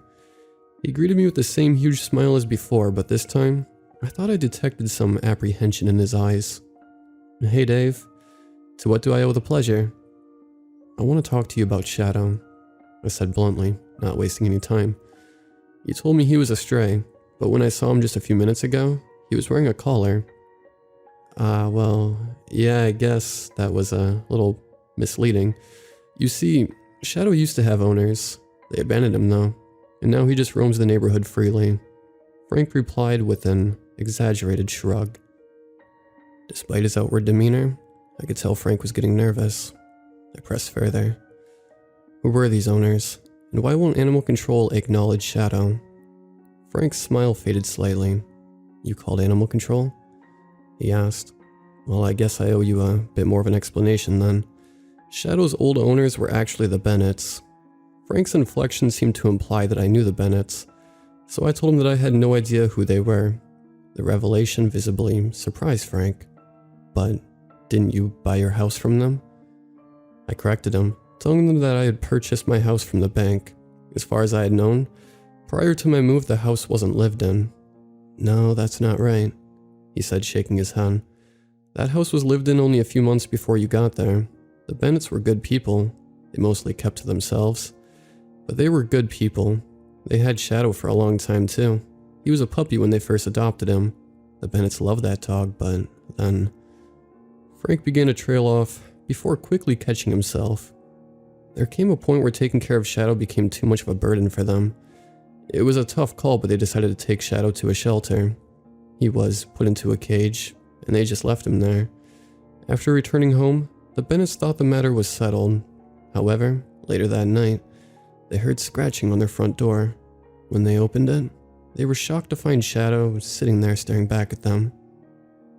How did he get out of the cage? I asked. That's the thing. No one working at the shelter saw it happen. Not only did he get out of the cage, but he also made it past 2 locked doors before starting a multi-mile trek back to the house. It doesn't stop there either. After Shadow returned, the Bennetts called animal control just like you. On 3 separate occasions, that dog was taken, and each consecutive night they found him again at their doorstep. Once again, no one could explain how this dog kept getting loose. Eventually the Bennetts just gave up and moved away, leaving Shadow behind. I took a moment to process what I had just heard. A million new questions formed in my head. Why hadn't anyone told me my house had prior owners? Why didn't they sell the house directly? If they loved Shadow so much, why did they abandon him? Unfortunately, before I had a chance to voice these queries, Frank gave me an ultimatum. Listen, Dave, trust me when I tell you that you should just drop this. I understand that you probably have a lot of questions, but I promise you that you don't want to hear the answers. There are just some bells that can't be unrung. Please, for your own sake, just let this go. With that, Frank closed his door, leaving me alone and utterly baffled. Over the next few days, I began searching for answers in different places. It was obvious that Frank wouldn't help me anymore, so I turned to my other neighbors. On the street, at the grocery store, even at church. Anywhere I could stop and ask people about Shadow, I did. It seemed like everyone knew about Shadow, but no one wanted to talk about him. Despite the repeated warnings, my curiosity remained resolute. I was more determined than ever to find out the truth. I decided I would have to change up my tactics. If people wouldn't give me info about Shadow, maybe I could learn more from the dog himself. I set up camp next to the front window with a chair and a couple of books. I figured I would wait for Shadow to make another appearance on my block and follow him to see where he went. Luckily, I didn't have to wait very long. Around noon on the second day, I saw Shadow walk up a house across the street. This was my chance. I went outside onto my front porch and sat on the front steps. I waited impatiently for him to finish eating. I wanted answers. I wanted to know what made this dog so special. After what seemed like an eternity, Shadow finished his meal and started walking back towards the street. When he reached the curb, he noticed my presence. Once again, the dog just stared in absolute silence. His somber black eyes seemed to pierce through my very soul. I began to worry he wouldn't move, but he did eventually turn away. I kept my distance, trailing Shadow from the opposite side of the road. He walked with a clear sense of purpose, never stopping to sniff anything, and always keeping his attention fixed firmly ahead. I'd only ever seen other dogs behave like this in dog shows with people, never when they were on their own. We walked for about 15 minutes, and made our way to a part of the neighborhood I had never seen before. Shadow kept a steady pace throughout, so when he suddenly stopped, I was caught off guard. He walked over to a telephone pole and laid down at its base. From my viewpoint across the street, I could tell something else was at the base of the pole, but couldn't quite discern what it was. I needed to get a closer look. I slowly made my way towards him, and as I did, the other figure at the bottom of the pole became clearer. It was a large pink teddy bear. Time and the elements had worn its once vibrant coat into a dark, grimy mess. It was missing an eye, and some of its stuffing was falling out of its side. Shadow rested his head on the bear's lap. He noticed me approaching, but made no sign that he cared. The bear wasn't the only thing under the telephone pole either. Flowers in various states of decay were spread around the base, as well as some unlit candles. I knew what this was. I had seen far too many living in the city. I reached a point where I couldn't get any closer. I stood only a foot away from Shadow and the bear. That's when I saw it. Taped on the post was a picture of a young girl who looked maybe 8 or 9. There was writing on the top and bottom of the picture. It read, "Caroline Bennett will never be forgotten by her mother, her father, her friends, her community, or Shadow, the dog who never left her side." The pieces of the puzzle began to click in my mind. The Bennetts had a daughter. Shadow was Caroline's dog. This must have been why they no longer wanted him, because he was too painful a reminder of what they lost. Frank's actions made a bit more sense too now, though I still didn't agree with them. He wanted to shield me from the dark truth of the house I had just bought, the sad fate of its previous owners. I took another look at Shadow. He kept his head resting on the teddy bear's lap, but his eyes peered up at me. He gave me a look of deep sympathy, as if he understood what I was thinking. I returned to my house with a newfound respect for its history. The story of Shadow and the Bennett family was a tragic one, but I felt a certain peace of mind finally knowing the truth. I made my way through the next few days, gradually shifting my focus to other things. By the time a week passed, I felt as though I had returned to some semblance of normalcy. The illusion didn't last forever though. I was getting ready to go to bed one night around 11 when I heard a strange scuffling sound. It was coming from downstairs. I cautiously made my way to the top of the steps and listened. The scratching sound felt quiet. I wasn't completely sure, but I thought the source of the sound was outside. I tiptoed down the steps and looked out the peephole on my front door. Sure enough, there was Shadow waiting impatiently on the other side. I realized I had forgotten to put his bowl back outside after I refilled it that day. It was still sitting on my kitchen floor. I began to reach out for the handle but then stopped myself. I remembered Frank's warning from the very first day. Don't open the door at night.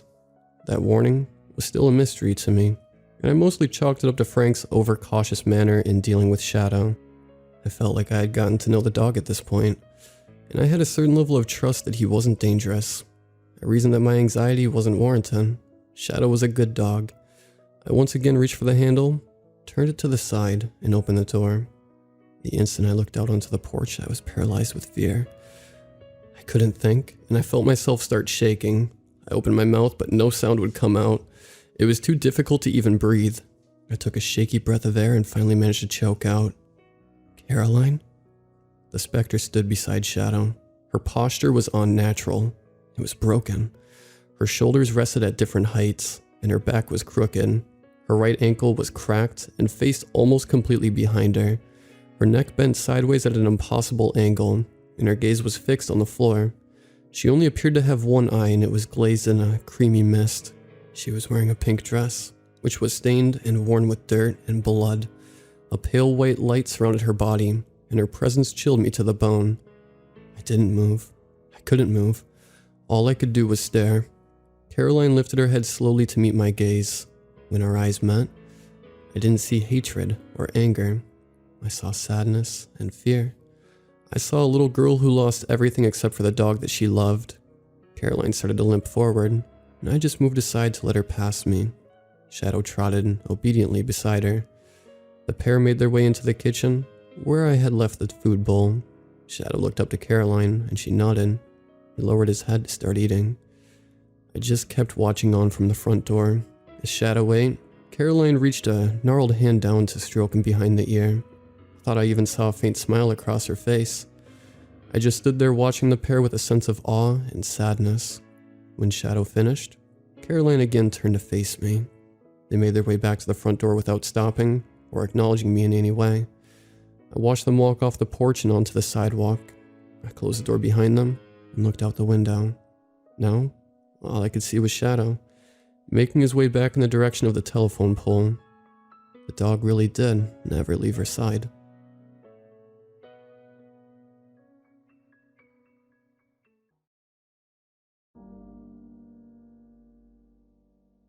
Everybody has a pet they can talk about forever. The one that changed your life. For me, it was Azrael. But let me start at the beginning. I was 20 years old and I moved into my own apartment. I was in a quiet part of an up-and-coming town, Tahita Gardens. It was the kind of clean, little town that had everything you needed when you got off the highway. The first few weeks were pretty great, but something was missing every night I came home to a dark apartment. It unsettled me. I never really liked being alone, and to be honest, I still ran up the stairs because I was afraid of the dark. My mom had gotten me 5 nightlights as a joke for my move-in gift. The joke was on her though. They were littered throughout the apartment to light up every dark corner. My best friend was over to check out the new apartment one night, and I was confiding to her how lonely it was to come home to an empty apartment. Get a pet, my friend suggested, while inspecting her newly painted toenails. The pet deposit though, I argued. I had enough saved for an emergency after first month's rent and a security deposit, but not enough to extravagantly spend a chunk on a pet deposit. She shrugged and wiggled her toes, impatiently waiting for them to dry. But you wouldn't be so alone, she sing-songed. Her suggestion planted a seed in my mind, and before long, I caught myself surfing online at the local animal shelters. I clicked the X in the corner every time I found myself looking at adorable kittens and puppies, but there I was, browsing a few days later. My curiosity finally got the best of me. My apartment really was lonely. I could only convince my best friend to spend the night so many times in a week to combat the eeriness of living alone. I headed to the shelter on my day off. I hadn't even talked to the landlord about getting an animal yet. A young woman welcomed me warmly, asking what animals I would like to see. I hadn't thought that far ahead. I gestured to the whole facility with my hands awkwardly. Right this way, she smiled, taking me left towards a cacophony of barking. I knew right away a dog wasn't for me, despite the whole man's best friend title. They were very loud and I just felt like my small apartment wouldn't be big enough. I asked to see the cats next. We were greeted with frantic meows as we walked into the room walled with cages. Each cage had a laminated card with a name on it with a description of their personalities. Maisie, Luna, Misha, Mittens, and Purris. I grinned at that one. But one high-pitched meow stood apart from all the rest. In the left corner, a lithe tabby pressed against the bars. She meowed more as I came closer. Her name was Lyra, but no description, just her age, 10 months. I put my fingers through the bars. She purred as she nuzzled my fingers. Can I meet Lyra? I asked tentatively. The woman nodded, stepping forward to let Lyra out. I got a better look at her. She was such a pretty tabby. I couldn't tell if she was gray or brown, but she had little black tiger stripes. A thick band of black fur went all the way down to her tail lip. She tipped her head up, meowing loudly and purring. She had these bright green eyes rimmed with white eyeliner fur and a white chin. She settled on my lap, the meowing never ceasing. I took her home that day, got all her paperwork and paid. I guess I had a cat now. I winced when the pet deposit hit my account, but she was worth it. Her name didn't really suit her all that well though. I ended up calling her Azriel after an old rerun of the Smurfs came on one night. From then on, it was Azriel and I. She came out of her shell after a few months. She was the clingiest, most vocal cat I had ever met. She was exactly what I needed to fill my lonely apartment and the void in my life. She greeted me by the door every time I came home like she just waited for my return. She curled up on my pillow or on the crook of my shoulder every night. I soon discovered she liked to fetch, but only fluffy scrunchies. She started carrying my everyday scrunchie around in her mouth until I got her a pack of rainbow ones. There was one on the floor in every room of the apartment. She developed a habit of chirping when she was woken up, when she had a scrunchie in her mouth, or to announce she was padding into her room. She had such a sweet little chirp, just a soft little burr noise. Azriel made sure I was never alone. She was the kind of cat that turned a person into a cat person. She protected me, and I protected her. She had a few odd habits, sure, nothing out of the ordinary for a cat. Sometimes at night I'd wake up to her sitting on the edge of the bed, growling at the closet. In the early hours of the morning, I'd hear her hissing at God knows what. She'd stare at dark corners and the fur on her spine would lift. It was just peculiar things that she did that I chalked up to her being a cat. When Azriel was about 5, she started developing some even odder behaviors. She started peeing in places other than the litter box. She couldn't keep her food down, and she hardly moved around as much as she used to. She would wake up in the middle of the night yowling. This wasn't like my little trooper. Something had to be wrong, so I took her to the vet. That day, my entire world shattered. Azriel was dying. Felt like a punch to my gut. She was in the end stages of kidney failure, the vet said, and it came so suddenly that there was nothing I could do. Within 2 weeks, she was so weak that I couldn't bear to see her suffer anymore. I sat in the stuffy vet room, sobbing as I held her in her final moments. I was supposed to have her for so much longer. The same empty feeling returned in my chest, but this time the hole was bottomless and the edges sharp. No longer was I greeted by chirps when I got home. The apartment felt as empty as ever. Ominous, almost. That first night I couldn't sleep. How could I? Azriel wasn't curled up next to me, my trusty sleep partner. I was laying there crying myself to sleep when I heard the closet door creak ever so slightly. I sat up in bed, rubbing my eyes. My best friend was snoring softly. She was spending the nights out of support. The closet door had been closed, but in the angled moonlight that shone through the blinds, I could see that it was about 6 inches open. I got out of bed and closed it again. Just a draft, probably. Days turned into weeks. I had dark circles under my eyes. I hardly had an appetite. My best friend gently suggested maybe we should look at kittens. but the very thought brought tears to my eyes. How could I replace her when I hadn't even accepted that she was gone? Odd things had started happening in the apartment since that first night. Items were going missing, or ending up in spots I didn't remember. The closet door kept opening in the middle of the night, and lights flickered. It was like the hollowness in my heart manifested into the apartment. I ignored it for the most part, but things gradually started getting worse. It had been 4 months since Azrael had passed away. I still wasn't sleeping very much. Just short, fitful periods where I managed to close my eyes. My eyes shot open as I heard shuffling from somewhere in the direction of the closet. The closet door sat ajar. I held my breath, listening. Something was in the room with us. I nudged my best friend with my foot ever so slightly. Her breathing faltered for a second, but returned to a sleeping rhythm. A slight sound caught the attention of whatever stood at the foot of the bed. I heard it shift its position.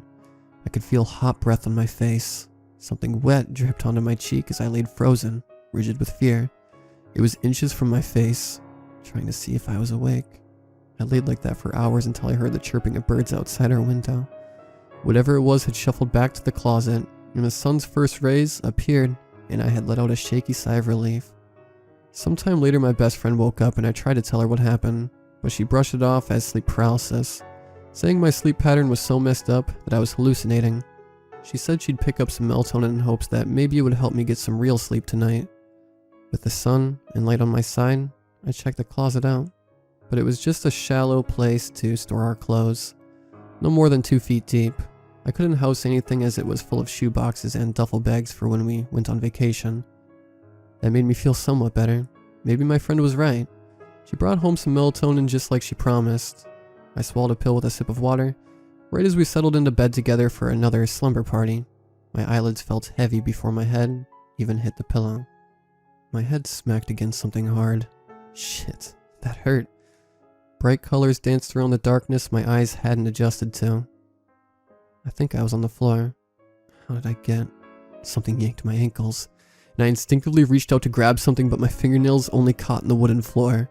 I started screaming and tried to glance down at my feet, but I only caught a glimpse of long, black skeletal fingers wrapped around one of my ankles. It was attached to a sinewy, too long arm that looked like it was attached to the black mouth that was the closet doorway.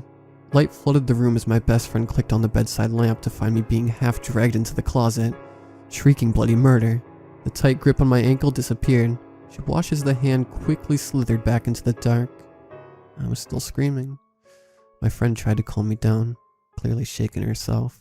She tried to provide a logical explanation for it, but I wasn't having it. I was adamant that we needed to leave the apartment that instant.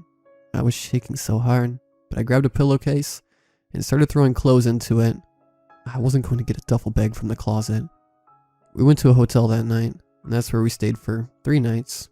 Each night, I lied awake curled in her arms, watching the corners of the hotel room. A figure bled apart from the shadows, and just stood there for 3 nights. It was tall and thin, black as night. It didn't have any distinct facial features, but black, decaying skin was stretched taut against a bony humanoid skull. It had no eyes, just sunken eye sockets covered with flat skin. It has a mouth full of sharp, jagged teeth, shiny with saliva that dripped onto the floor. My friend tried to convince me to go back, and by day 3, she was saying we didn't have any extra money to be spending on a hotel. We had to go back and figure out what the thing was. I was reluctant because she was right. We were out of money, but the thing didn't seem as active as when we were at home. But whatever it was getting braver, and it wasn't going to stop until it had what it wanted. We returned home in the middle of the day. I was shaking by the time it was time to go to bed. We hid under the blankets, knowing it was waiting for the sun to set so it could come out. The closet door groaned on its hinges as the creature began to come out. We could hear its drool splashing to the floor, its footsteps as it trudged towards the bed. Tears started streaking down my face as I held onto my best friend tightly under the comforter. And that's when I heard it. A low, guttural growl, so faint I thought I was imagining it. It grew louder and I let out a gasp of recognition. I knew that protective growl, but how? How could it be? The growl sounded like it was in the room, and we felt something leap on the bed. A small, compact shape. 4 little points of pressure as the growl turned into a threatening yowl. I peeked out from under the comforter. and at the edge of the bed was Azrael, translucent and slightly shimmery. Her back was arched, fur on end, as she caterwauled at the creature standing halfway out of the closet. It snapped its teeth and made a grotesque slurp, disappearing back into the closet. The door shut by itself. Azrael's fur flattened, but she still remained rooted at the edge of the bed, staring at the door. She let out a final hiss and turned towards us. I patted my lap, too emotional to speak her name. She was really here. Her familiar, content purr reverberated throughout the room. "You're really here," I said softly, as I held out my hand to pat her. As she bumped her nose against my hand, I noticed I could see almost completely through her. Well, almost all here. "You came back to protect me." To this day, I still don't know if Azrael has protected me from the thing from the very beginning, but every night now to the right of my head, there's a warm circular indentation. Just as I fall asleep, I hear a soft purr, and if that door even creaks, I hear a warning hiss.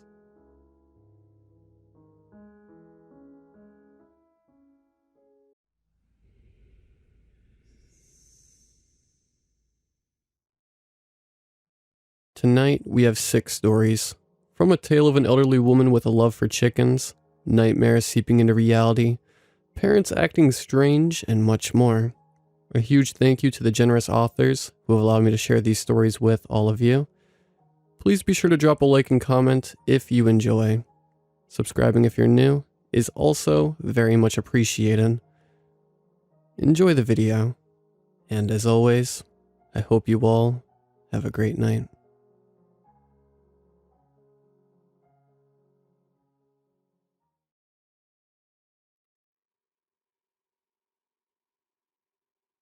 When I think of Miss Rossi, I like to think of her sitting in her garden on a hot July day. She's content and relaxed, watching the afternoon melt away, not a care in the world. And, of course, there are chickens everywhere. That's the only image I care to remember Miss Rossi by. I first met Miss Rossi through a friend of my mom's back in my hometown. Like many others lucky enough to graduate college in 2020, I'd been thrown headfirst into a non-existent job market and a country economically and ideologically ripped apart by a virus. I can't believe I'm even typing that out. It sounds like the beginning of a cheap dystopian novel. But anyway, there I was, fresh out of college with a useless creative writing degree, caught up in the time of Corona and rotting the summer away in my childhood home. I needed a way to occupy my time and make some extra cash. That's where Miss Rossi came in. Miss Rossi was old, lived alone, and needed a helper. Just someone to come by a few times a week to help her organize, tend to her garden, and take care of her chickens. Yes, chickens. In lieu of cats, Miss Rossi kept herself busy in solitary retirement by maintaining a flock of walking McNuggets. After a brief phone conversation with her, I was hired, and the next morning I found myself standing on the porch of a decrepit one-story bungalow across town. Faded yellow paint was curling off the shingled exterior, and overgrown trees and bushes gripped the house on all sides, as if slowly dragging it down into the earth. As I waited for Miss Rossi to answer, I noticed 3 young boys sitting parked on their bikes across the street. They couldn't be more than 10 or 11, and they stared at me with furrowed brows. I couldn't tell if they were angry, worried, or both. It was weird. Something about little kids when they're that age is terrifying. They're like a pack of dogs. Cute, but definitely could kill you if they tried. Then suddenly, their eyes widened and they scattered, hopping on their bikes and cruising down the street into the distance. "Hello?" An elderly woman's voice softly crooned. I turned. Standing in the open doorway was Miss Rossi herself. She was pretty tall for an old woman, and thin. Her face was wrinkly and true to her age, but when she smiled, her bright eyes exploded with such warmth and youth that I almost forgot she was in her late 80s. "You must be Eric," she cooed. She was honestly adorable. "Yeah, nice to meet you," I replied. She eagerly waved me through the front door and into the dark living room. Large indoor plants cluttered what would otherwise be a modest, geriatric abode. As we made our way through the room towards the kitchen, I realized the little trinkets placed around the room were all eggs. Wooden eggs, ceramic eggs, bejeweled eggs. It was like the world's biggest Fa-Fa-Bear egg collection. I guess everyone needs a hobby, I thought. "Let me show you the garden," she exclaimed, and a smile crossed her lips. She led me through a back door out onto a porch. As I stepped into the sunlight, my jaw dropped. Her garden was an oasis, a jungle of overgrown rosemary, lemon trees, bushes, tomato vines, and unidentifiable flowers that looked and smelled amazing. It was like the cover of a Better Homes and Gardens magazine on steroids. And most importantly, everywhere we walked there were chickens. They scampered amongst the shrubbery, pecked in the dirt, squawked and clucked at each other. Some had large, wrinkly red wattles that sagged down to their neck, and others were tiny, delicate, little balls of fluff. All different sizes, color, and breed of poultry seem to live in this miniature jungle. They sleep in the coop over there when it gets dark, but I let them roam free all day. Sometimes I like to pull the rocking chair out here and just watch them. It's very soothing, Miss Rossi explained, pointing to a large red coop in the far corner. She snapped her fingers, and a group of hens ran up to her. They pecked at her feet and squawked, begging for food and bobbing their heads up and down like tiny zealots worshipping their giant granny deity. "Oh, I almost forgot." Miss Rossi snatched my hand and guided me to the far corner of the yard, where a large black compost bin sat amongst the thickets. "This is their food," she explained excitedly. "I just mix all my scraps together in here and throw a bucketful out for them. They love it. It's way better than that junk from the pet store. It has all the vitamins and minerals they need and keeps them strong and healthy." "Really? They just eat your leftovers?" "Oh yeah, of course. Chickens will eat anything." Over the next month, I went over to Miss Rossi's house 3 times a week. Each day was more or less the same. I'd arrive around 9 in the morning, take out her garbage, and clean and organize around the house. In the afternoons, I'd work in the yard raking leaves, cleaning the chicken coop, and feeding them piles of slop from the compost bin like Miss Rossi showed me. The chickens went crazy for it. They learned to associate me with food, and every time I walked into the garden, they'd come scampering up to me, begging for more mushy leftovers. As the weeks went on, I learned more and more about Miss Rossi. She had lived in that house for most of her adult life and started keeping chickens almost 50 years ago. When she first learned she couldn't have kids, her husband had died a few years ago, so the chickens were all she had left. They were her pride and joy, her surrogates. Healthy chickens were happy chickens, she always said. Miss Rossi was a strict vegan, with one major exception: the eggs that her own hens laid. In fact, each and every morning, Miss Rossi had exactly 3 eggs for breakfast. Fried, scrambled, poached, didn't matter. If her hens laid them, she would eat them. She claimed the eggs were the secret to her longevity. "They're the best, most nutritious eggs you'll ever have," she would say. "Happy chickens lay the best eggs, and I have the happiest chickens." And she was right. She was really right. On top of my normal pay, I got an added bonus of taking home a carton of eggs each week. The eggs came in a variety of colors: brown, white, green, even blue. Their yolks were a bright orange color, and the taste was immaculate. It feels weird raving about good-tasting eggs. I mean, they're just eggs, but I truly cannot emphasize just how good these eggs tasted. They were rich, buttery, and meaty. So good that sometimes I felt like I could just eat them raw. It was true what Miss Rossi said. Healthy chickens were happy chickens. Happy chickens lay the best eggs, and Miss Rossi had the happiest hens. However, another thing that quickly became a constant of that summer was the group of boys on their bikes.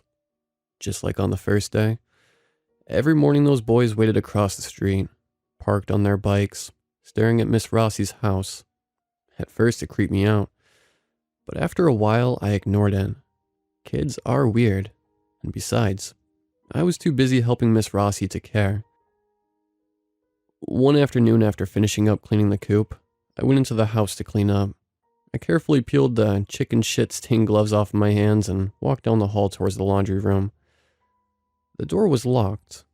Weird, I thought. I tried it again, but the knob didn't turn. Who locks a laundry room? Maybe I misremembered, and this was just another room. A special closet for nice linens or family heirlooms or something. But I could have sworn on the first day when Miss Rossi had shown me around the house, she told me this was the laundry room. Then again, she hadn't actually opened the door to show me. Need something? I whipped around. Miss Rossi was standing at the end of the hall, yawning, having just woken up from her afternoon nap. Oh, sorry. This is the laundry room, right? Miss Rossi cocked her head with amusement. She approached me with a smile on her face and gingerly grabbed the gloves from my hands. Oh, don't bother with that. If I had you doing my laundry, I'd have to pay you double, wouldn't I? She let out a sweet old lady laugh. I laughed too and went back out to the garden. I didn't think about the laundry room for the rest of the day. That evening, I walked home on my usual route. The sun was just starting to slide down the horizon, the last vestige of golden hour light warming my face as I strolled down the sidewalk. Then a voice cut through the silence. Stay away from her. I wheeled around. It was a boy. Can I help you? I breathed a sigh of relief, trying to mask my moment of genuine fear as mere annoyance. He took a step toward me. You have to listen to me, he pleaded. I looked the kid over.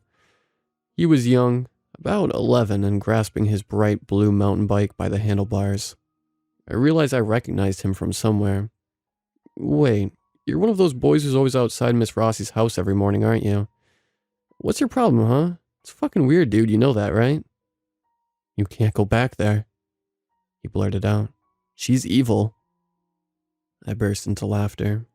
This is why he and his little group of Stranger Things knockoff friends were spying on Miss Rossi. Please, you have to believe me. She took Timothy. Timothy? Who's Timothy? The words escaped my mouth between chuckles. Our friend. We were playing in the streets and he kicked a ball over Miss Rossi's fence into her yard. He went over to get it and he never came back. Went to retrieve a wayward ball and never returned. Very original. Like a more morbid version of The Sandlot or something. That's rich, kid. It's true. She kidnapped him. You have to believe me. Okay, enough. I scoffed.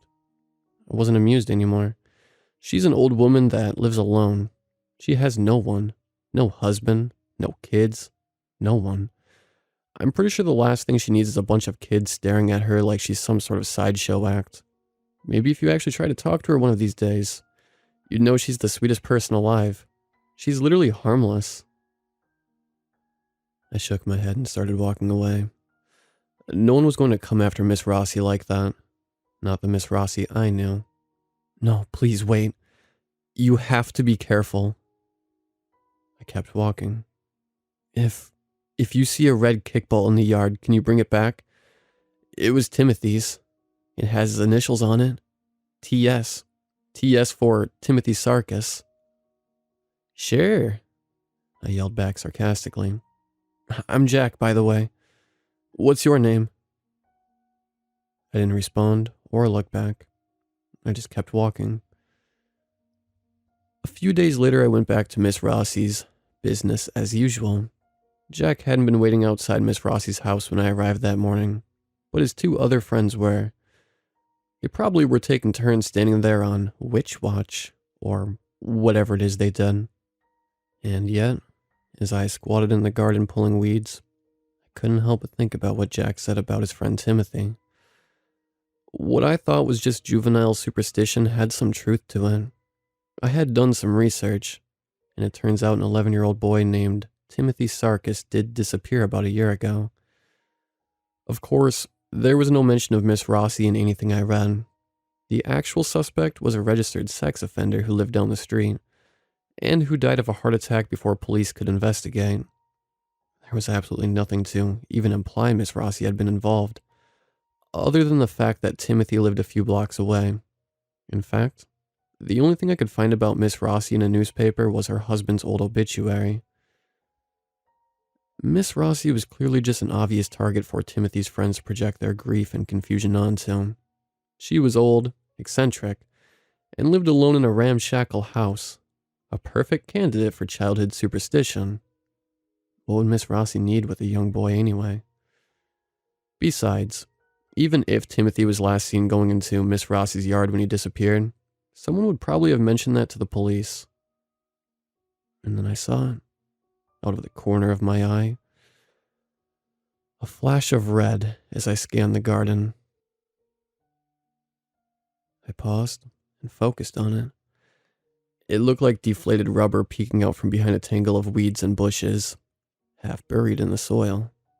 I had never noticed it before. Without thinking, I got up and walked across the garden towards it. I began to dig.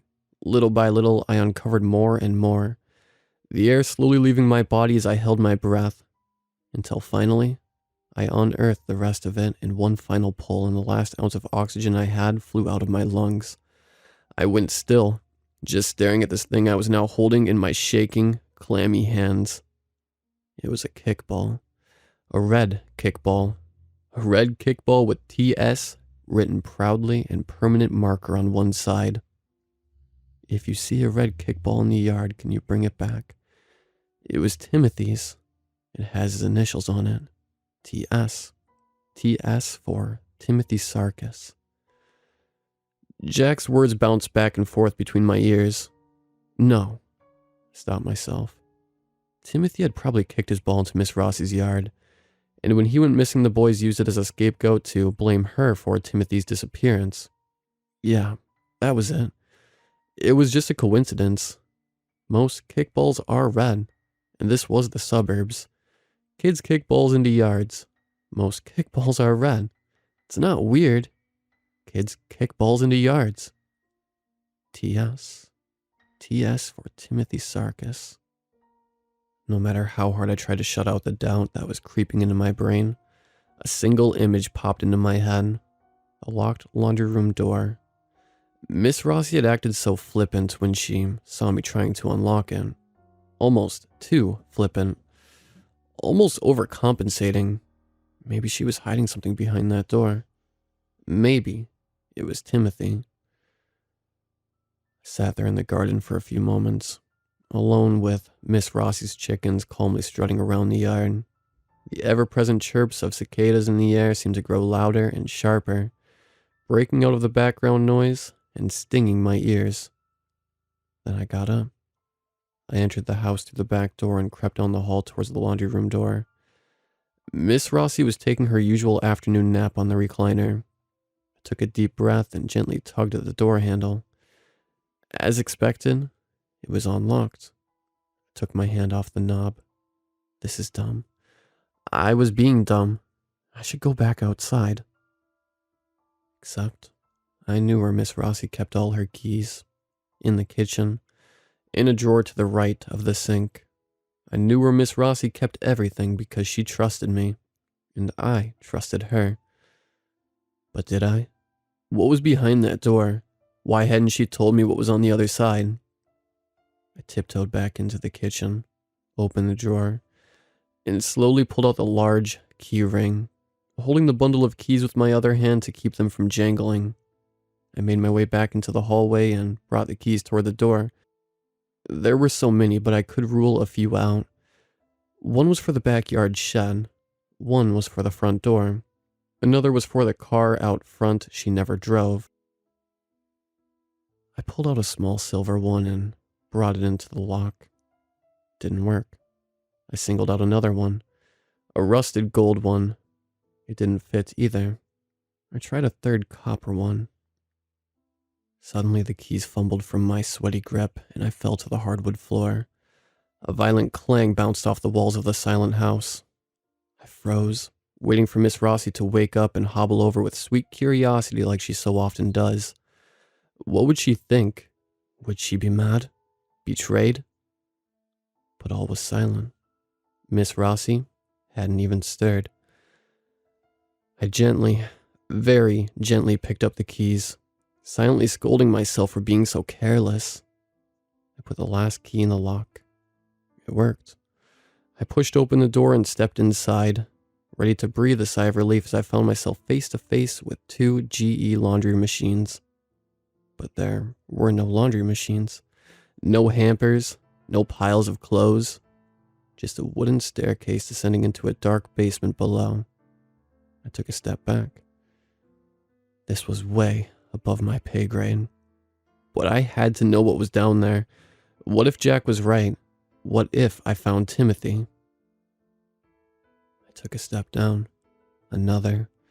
Then another, carefully shifting my weight on the creaky wooden stairs to make as little noise as possible until I reached the bottom. I took my final step onto the cold basement floor and my heart sank. To the right, leaning against the wall, was a pile of bicycles. Children's bicycles. Some new, some old, some so rusty they hardly looked like bicycles anymore. And there on top of the pile was a shiny, blue mountain bike. Jack's bike. The one he held by his side as he and his friends watched me walk up Miss Rossi's stoop each morning this summer. In that moment, I remembered he hadn't been there with his other friends this morning. In fact, the last time I saw him was a couple days ago, when he confronted me on the street, when he was warning me about Miss Rossi. There was a second door to the left on the other side of the basement. I turned and walked towards it. I don't even know what compelled me to walk towards it. I just did. There was no room in my head to think or process anything. I just had to see. I had to make sense of this. There had to be an explanation for this. There had to be. I reached the door and grabbed the handle. It wasn't even locked. It gave way so easily I practically flung myself into the room. The first thing I noticed was the bloodstains on the ground, stained into the gray floor like Rorschach blots. Then I saw the large hooks hanging from the ceiling. To my left, an industrial sink. To my right, a freezer. And at the far end, against the wall, a large, rectangular vessel with a tube coming out of the side feeding into a bucket. I'd never seen something like this in real life, but I knew instantly what it was. A meat grinder. And there, hanging above it, was a collage of newspaper cutouts. They were missing children notices, hundreds of blurry, smiling black and white faces from papers going back years and years. And above this twisted art project, like an idol at the top of a totem pole, hung a large metal frame picture of Miss Rossi and her husband, sitting on chairs in their garden, each of them holding 2 hens in their lap, while the rest of the flock gathered at their feet. I couldn't even begin to make sense of what I was looking at. All I could think about was the smell. Oh my God, the smell. It was a smell I had never smelt before, but a smell we all instinctively know to avoid, programmed into us through hundreds of thousands of years of evolution. The smell of death. This was definitely not a laundry room. This was a slaughterhouse. Now, what are you doing down here, dear? I went pale. Slowly, I turned around. It was Miss Rossi. Of course, it was Miss Rossi. Who else would it be? This was her house. Her charming, unassuming house. There she was, standing in the doorway, her hair in curlers, fresh from her nap, smiling at me with the sweet condescension of someone watching a dog chase its own tail. I opened my mouth to speak, but nothing came out. I stood there, staring at her in horror, the first waves of a panic attack about to wash over me. She just chuckled and opened her mouth. Well, I told you, didn't I? Chickens will eat anything.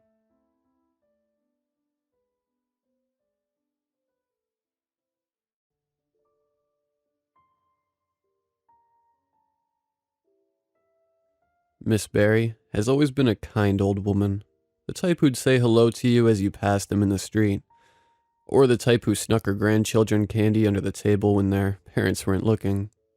She was there when my wife and I first moved into my home, being the first of the many in our cul-de-sac to welcome us into the neighborhood. I remember the first day I met her, with her long gray hair tied in a bun and a fresh apple pie in her hand as she stood outside our front door with a smile. "Hello there, I'm your new neighbor, Jolene Barry, otherwise known as the neighborhood kook, Miss Barry. I own a bakery down the street. You're welcome to stop by any time for a free pastry."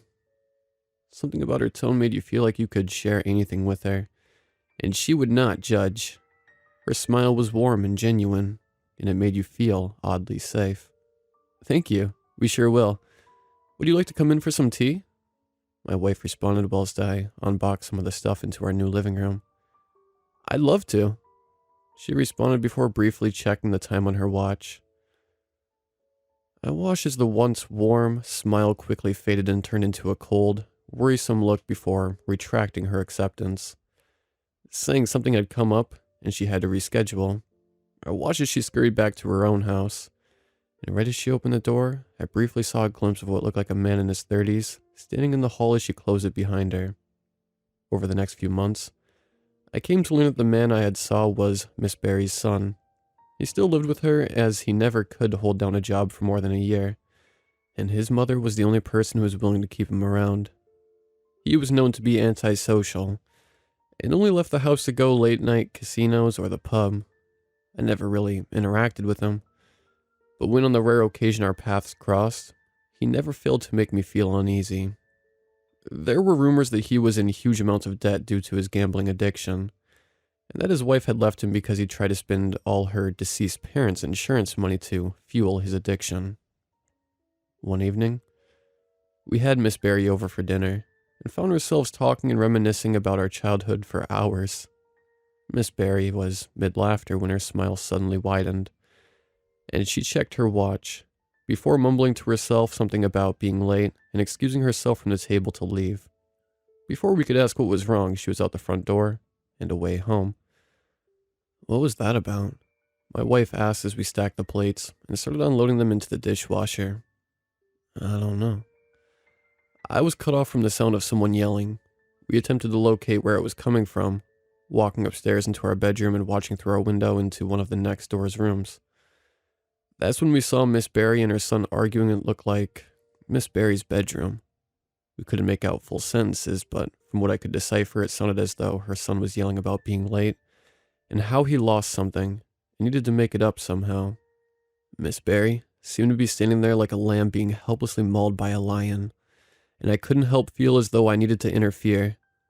My wife stopped me though, and the voice quickly died down before stopping completely as we headed to bed. In the morning, I did my usual routine and began opening the curtains before nearly jumping out of my skin at the sight of Miss Barry greeting me at the window of her bedroom. She seemed to be sitting down on a chair facing the window, smiling at me. Something about this smile was different to her normal warm one, but I gave her a small smile and waved before continuing with my day and heading to work. I returned home late around 7 p.m., with the sun beginning to set, and my stomach rumbling loudly. Everything seemed to be normal up until I went to change out of my work clothes, only to discover Miss Barry at her window again. She was sitting in the chair, once again looking at me and smiling. I began to feel unnerved as I gave her a confused wave, waiting for her to return one. She never did, continuing to stare at me. I went downstairs and alerted my wife of what was going on, before both of us going back to the scene and being equally weirded out. This brings us to now, as I sit typing this. It's been around an hour since, and Miss Barry still hasn't moved. And the more I go to check if she's still there, the more I'm starting to realize that she hasn't blinked once.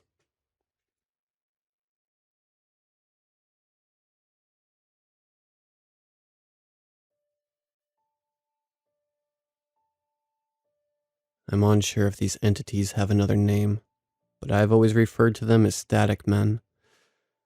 When I was a young child, I remember waking up late in the middle of the night. I was fast asleep, blanketless on a round, woven rug that laid midway along the wood panel wall of my aunt's living room.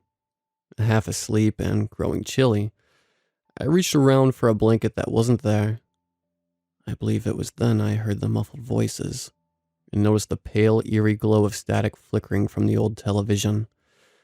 The light from the television painted the room in weakened and sickly hues of greens and blues, still half washed with sleep. I was able to see my uncle asleep in his recliner from across the room. I heard the muffled voices again and assumed it was my parents arguing. Not wanting to get into trouble for being awake, I kept my eyes slightly closed while pretending to be fast asleep. The muffled voices seemed closer and yet still unintelligible.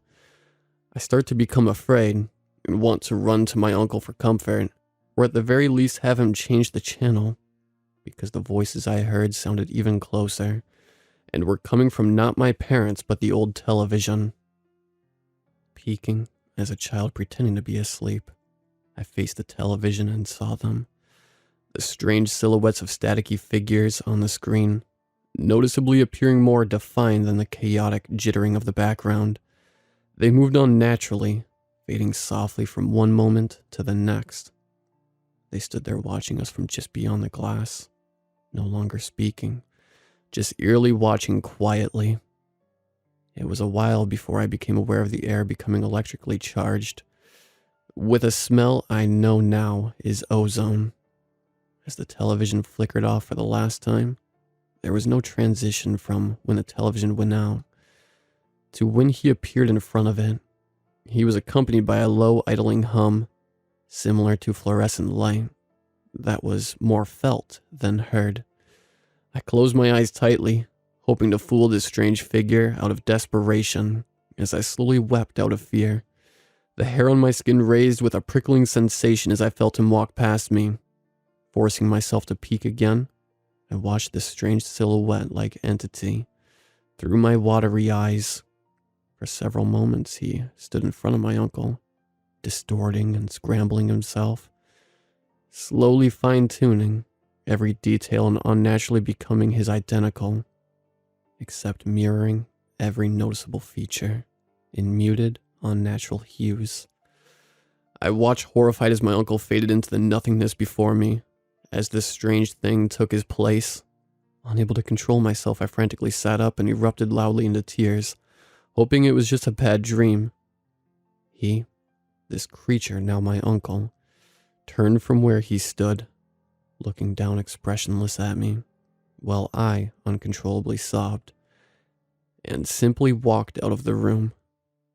I sat there fearfully crying in the dim room, unknowing what to do, while listening to the same unintelligible voices being heard again from elsewhere in the house.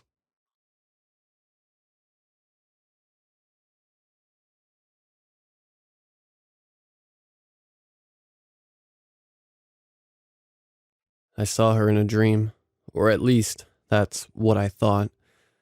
When I was really young, maybe 7 or 8, I couldn't really tell you what the dream was about, but I vividly remember waking up terrified, my eyes flying open and looking up at the ceiling, expecting the cloudscape my father had painted, but instead being met with her face. It took up the whole ceiling, like she ripped off the roof of my house and stuck her head inside. Her black hair floated around the room like it was submerged in water, her dark eyes staring at me blankly, her mouth gaping open like she was trying to call for help. I thought I was still dreaming, so I screamed, trying to wake myself up, but it just woke my parents. My father was at my side before I knew it, and the woman's face was gone, her hair retracting into the ceiling as my dad tried to soothe my tears.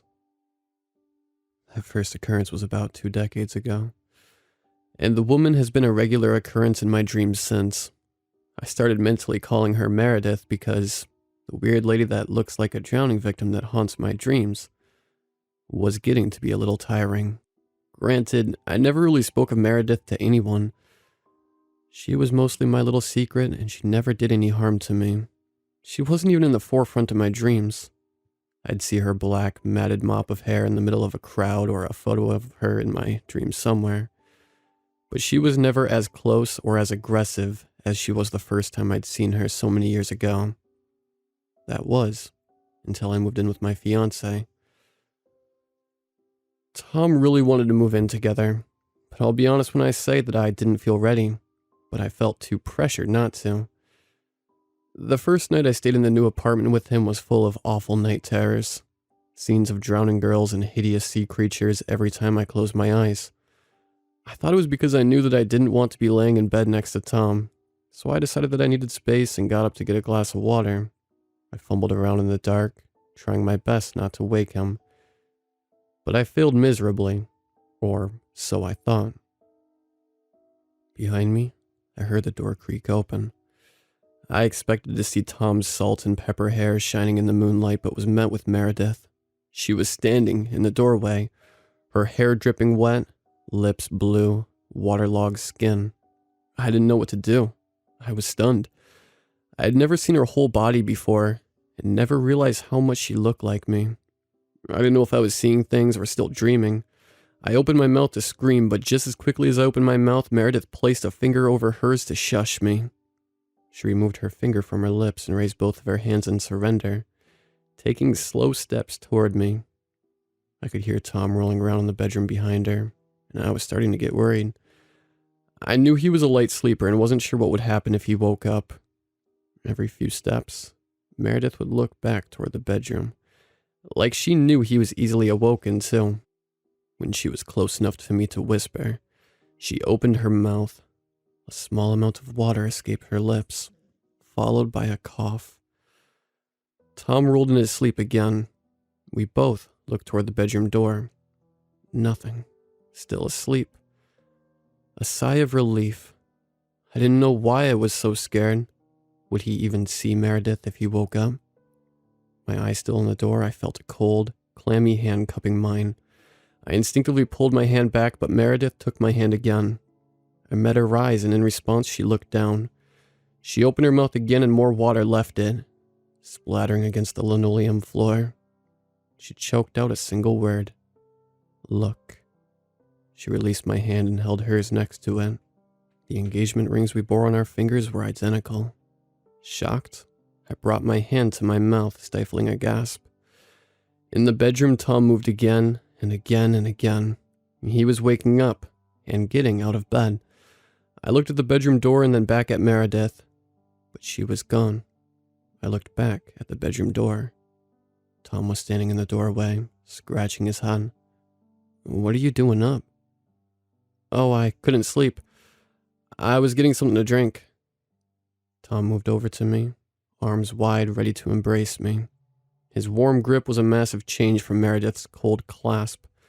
But just as fast as Tom wrapped his arms around me, he jumped back, lifting his foot. What the hell, Lauren? You spill water all over the floor or something? Stunned for a second, realizing Meredith wasn't just a figment of my imagination, I could feel my eyes widen. Lauren? Tom cocked his head to the side. Shaking my head, trying to recompose myself, I said, Yeah, my bad. I'll just meet you back in bed. Tom furrowed his brow for a moment before his features softened again. He kissed me and headed back into the bedroom, flopping himself back onto the bed. I sighed in relief, looking around the room, hoping to see Meredith again, but she was gone. I didn't sleep at all that night, knowing what I knew now. When Tom left for work the next morning, I packed everything I could fit in my car and left. I was so set on getting out of that apartment, I didn't realize I still had the ring on my finger. In a panic, I threw it out the window halfway down the interstate. In my rearview mirror, I saw Meredith, along with several other young women that looked just as disheveled as her, smiling at me.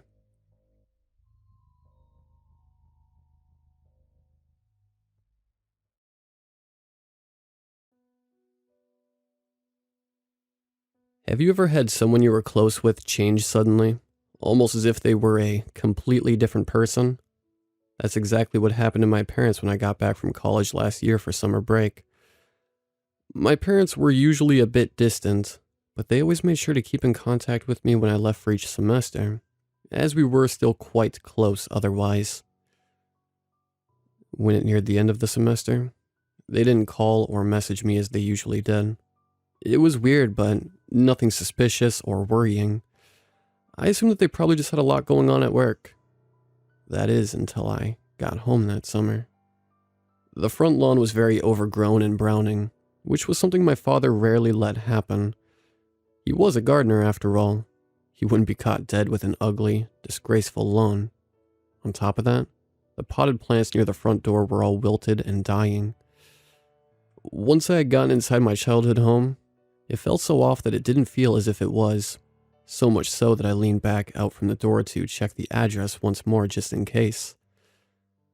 It was the right address, but it didn't feel like it. It didn't feel as welcoming as it always did when I got home. There was no scent of lavender filling the air from Mom's candles she had lit almost 24/7. The once comforting and calm forest surroundings felt almost eerie and unwanting of my presence. My 6-year-old tabby cat hadn't welcomed me the moment I opened the door, and neither had my parents. "Mom, Dad, I'm back," I shouted, hoping for some sort of reply as my voice echoed throughout the seemingly empty house. The entire kitchen and living room was very neat, as if nobody really used anything or it was just a staged room used in a furniture store. For just a moment, a feeling deep within my gut telling me to leave began to radiate throughout my body, but I quickly shoved it away. Besides, this was the home I grew up in. It was a safe place. At least a minute or two after I called out to my parents, they both walked through the hallway towards the kitchen in unison. The instant I saw them, it caused me to jump out of my skin slightly as they hadn't made a single sound as they walked over. Usually I would hear the creaks within the floorboards or the scraping of my mother's wooden chair upstairs in her office. Once they saw me with my heart racing against my chest violently, they smiled at me, but it wasn't their usual sweet and caring ones. It made me feel a weird, unsettling feeling, almost as if you saw a random man smiling at you from an alley in the dark in the night. Just creepy. It caused that gut feeling within me to come up once more. "We've been waiting for you, dear," my mother said in a sickly sweet voice that made me inwardly cringe. My parents never called me nicknames. They always used my full name. My mother had never talked to me as if I were a child, even when I was a child. All of it was unnerving me and overloading my senses. It was too much for me to unpack nor handle after a 5-hour trip from my college campus. I told them I was tired and just wanted to go rest for a bit. They hadn't even replied to my statement. From what I can recall, they simply just stepped backwards to make room for me to walk past them, their stare never faltering from me, not even a blink. I felt their burning glare bore holes into my back as I made my way down the hallway and up the stairs. I felt as if they were still on me even when I wasn't around them in my own room. I was tired enough to just toss my luggage beside my bed, crawl under the covers, and pass out without another thought of how out of place everything felt. I woke up to complete darkness surrounding me. The only light came from the hall. As I tried my best to gain some semblance of sight within the dark, I sensed the scorching feeling of eyes burning into me. The moment I glanced towards my doorway, I almost leaped from my bed, as I saw a black figure standing within my doorframe. Another dark figure caught my eye, standing in the corner of my room. Maybe it was the darkness that made it all so unsettling, or maybe it was the fact that deep down I knew the people in my room weren't my parents. They just didn't have the same professional yet caring aura that always radiated from within them. Instead, they felt hostile and dangerous. It was almost like how you would most likely feel if you were to fall within the cage of a predatory zoo animal. I'm not sure how long I even laid there, letting the oddly heavy sounds of my parents' breathing fill the room uncomfortably. I only realized I'd been holding my breath once I tried to speak. The sound that came out was simply just a gasp for air, but the moment it came from my mouth, the shadow in the corner of my eye that stood in my room began making its way towards me slowly. Its movements were excruciatingly slow, causing the floorboards to creak and draw out longer than they should. "Darling, should you not be sleeping?" The shadow nearing me spoke. It was my mother's voice, but it also wasn't. It was laced with malintent and an overbearing sense of false sweetness. "Midnight is waiting for you. We want to take you to him," said the shadow, still standing like stone in the doorway. Midnight was the name of my cat. The cat I hadn't seen once since I had been home, which would have been one of the weirder things if it wasn't for my parents being more so. She was being a bad cat, so we had to punish her, stated my father seriously. His words caused my heart to plummet deeply into my stomach at his implication. "Get rid of her," growled my mother, a wicked grin slowly pulling a giant at the corner of her lips. "Now you'll join her," spat my father as he began to lunge for me, his mouth spread open wider than humanly possible. I could easily fit inside in one gulp, not touching a single sharpened tooth that laid within his mouth. I quickly moved aside clumsily, knocking into the wall, hitting my head harshly. My action caused my father to fall onto my bed, letting out a deep and horrid scream of rage. The sound was something that could make even the most hardened person's blood run ice cold, the way it echoed against the small room's walls and somehow rattled my bones. It was enough to make me rush towards my mother, who now stood near the doorway, pushing her as hard as I could aside. She apparently wasn't expecting me to do such a thing, as she stumbled over into my dresser, causing everything to fall over with her. I pumped my legs with vigor as I ran down the stairs fast enough for me to almost trip down them. The moment I reached the landing of the first floor, an almost unbearable scent consumed the once tense air. The smell was almost rotten, but it was even more disgusting and indescribable than that. When I thought back to when I came home, I didn't remember smelling anything close to that.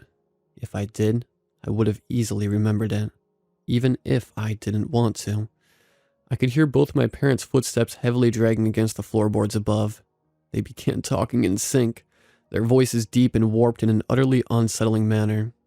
"We love you. We need you. Come here, darling," they said together as they continued their way towards the stairs slowly. Their voices seemed to fill the entire house, bellowing against every wall no matter how far away they were.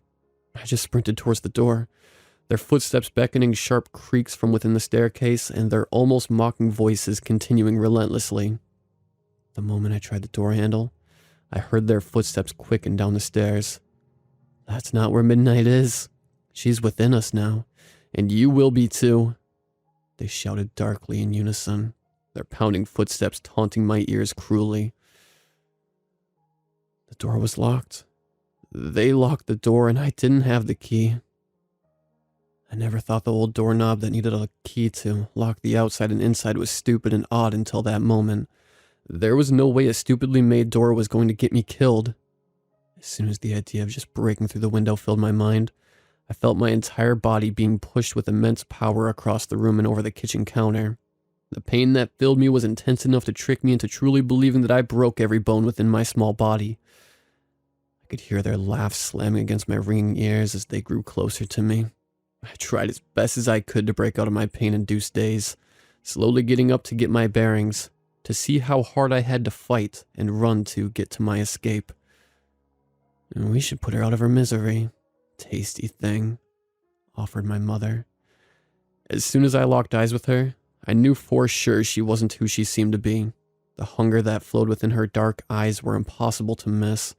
The way she looked at me like a new meal as she licked her lips smiling.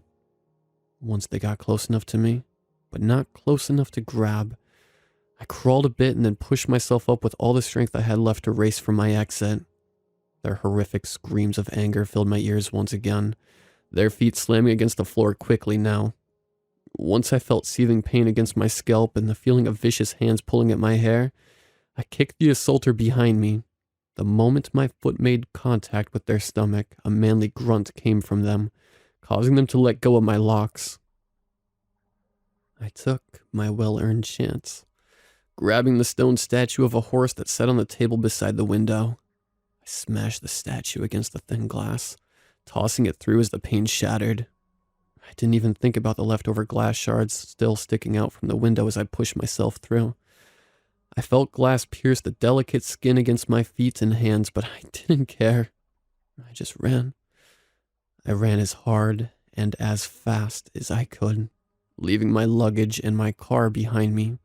I didn't dare to look behind me once as the ominous, corrupted sounds of my parents shouting threats at me filled the night air. I may have been extremely close with my family all my life, but after that night, I never contacted them again. I called the police on them, mostly hoping that they would be able to get them the help they desperately need and calm them down. I'm not sure if the news I got from the police officers were comforting, upsetting, or just disturbing. Because once they entered my parents' home, they found both of them dead in the basement. They told me that it was estimated that they had been down there for over a month. Once they told me the news, I knew for sure whoever those people were not my parents. It's been a year and I'm finishing my last semester of college. I still have nightmares and sometimes I even think I see them, hiding in the trees when I'm taking runs on the hiking trail near campus. Sometimes I can still just feel their hot stare burning my skin, even inside. If you ever have a gut feeling that something is immensely off, listen to it. It knows better than you ever could, or else you may not get the chance I did to escape the consequences.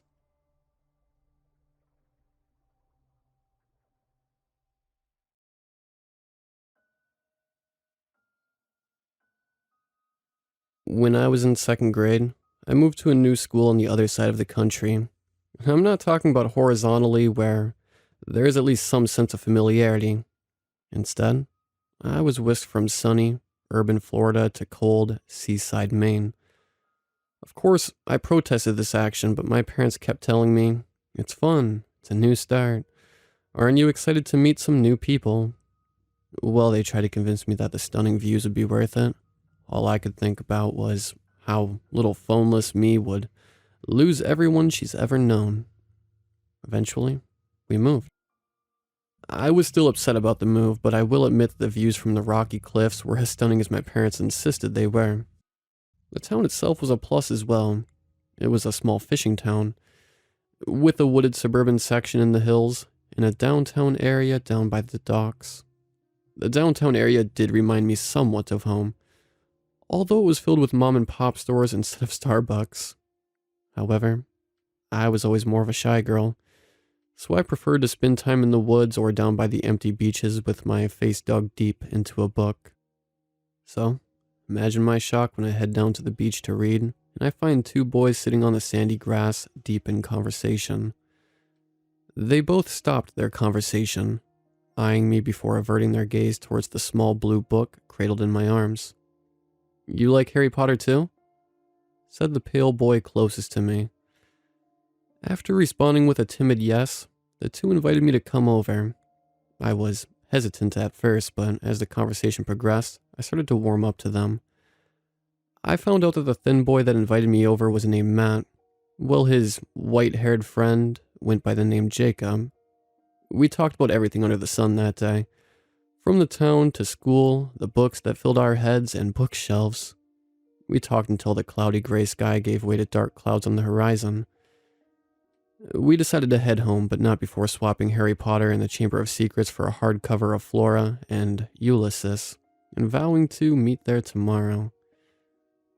We spent that summer climbing the Rocky Hills, canoeing out into the harbor, getting in joking debates on why our favorite book was the greatest of all time, and attempting to sway each other's opinion with the nonsensical logic only a second grader could possess. Eventually, we made it to high school. We were probably seen as the weirdo book nerds, but we didn't care. We were too busy getting wrapped up in Agatha Christie, Harper Lee, and our own stupid conversations to notice. However, while we barely noticed the changing social statuses around us, we easily noticed changes in each other. It started out small, with Jacob asking, "Hey, where'd you get that necklace?" I turned to look and notice it for the first time. It wasn't much. just a key. Even then, the key wasn't at all that exciting. It looked like a simple skeleton key, old enough to have a rustic charm, but not very ornate either. It also didn't look new. The key varied between states of slate and brown, with some signs of rust and a faint bronze shine emanating from the places time had worn away. Matt stared down at it for several seconds before replying, "It's not a necklace, it's a key." Jacob, seemingly wanting more than the nonchalant answer, added, "A key too?" He shrugged before responding, "Nowhere." Knowing that he probably wasn't going to get any other information from him, he returned to our conversation on analyzing Fahrenheit 451 and gossiping about how the popular high school couple was going to break up once she found out about their affair. Everything was normal. Then Matt changed. He became colder, more distant. His grades fell, his face covered with stubble, and his normally semi-formal attire morphed into jeans and a sweatshirt. Worst of all, he withdrew from us. No more conversation in the lunchroom. No more book club meetings in the library. No more hangouts at the pier. Nothing. One day, Jacob told me to meet him in the hallway after school, claiming that it was urgent. I met him there as soon as the bell struck 3. He was sitting in his usual spot, looking on the verge of a mental breakdown.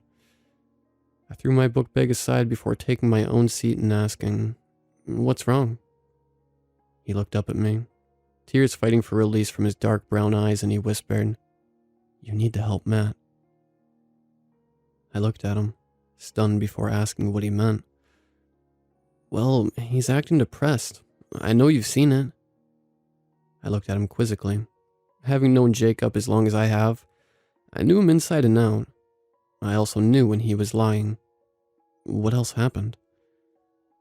I could see that he was hesitant to tell me, but he sighed and whimpered. I tried to talk to him, to see what was wrong. He started yelling at me, yelling about how I had no life, how I was just filling my head with useless mumbo-jumbo words that would get me nowhere in life. Then he walked off. At that, he broke down, floodgates bursting from inside those dark brown eyes. I hugged him tightly, and the two of us walked down to an abandoned part of the pier where I stayed until those same dark clouds started heading in our direction. I bade him farewell and we split off, him to his place, and me to see Matt. I knew he'd be there. Of course, he'd be at the same isolated beach where we first met in 3rd grade. He was just sitting there, facing away from me, black hoodie poorly covering his disheveled hair and 5 o'clock shadow. I silently sat next to him and turned to face the shell of my friend. "Why are you here?" he asked, not even turning to meet my gaze. "What's going on?" Of course, he gave me that BS answer of nothing, and stood to leave, but I blocked his path. "You aren't okay. Look at you. You're acting like you don't even know us. What's going on?" "Nothing." He tried pushing past me again, but I stood my ground. Finally, he broke. He told me about his home life, how his parents won't stop fighting, how kids at school would harass him, and how his older brother would make their taunts seem like compliments. His brother would hit him with a belt, lock him outside in the frigid air, and waterboard him while cackling like a banshee. How his parents would just blow it off as boys will be boys. He moved on to a worldview: war, plagues, famine, anything and everything. It just seems like everything is wrong in the world. Then it was my turn.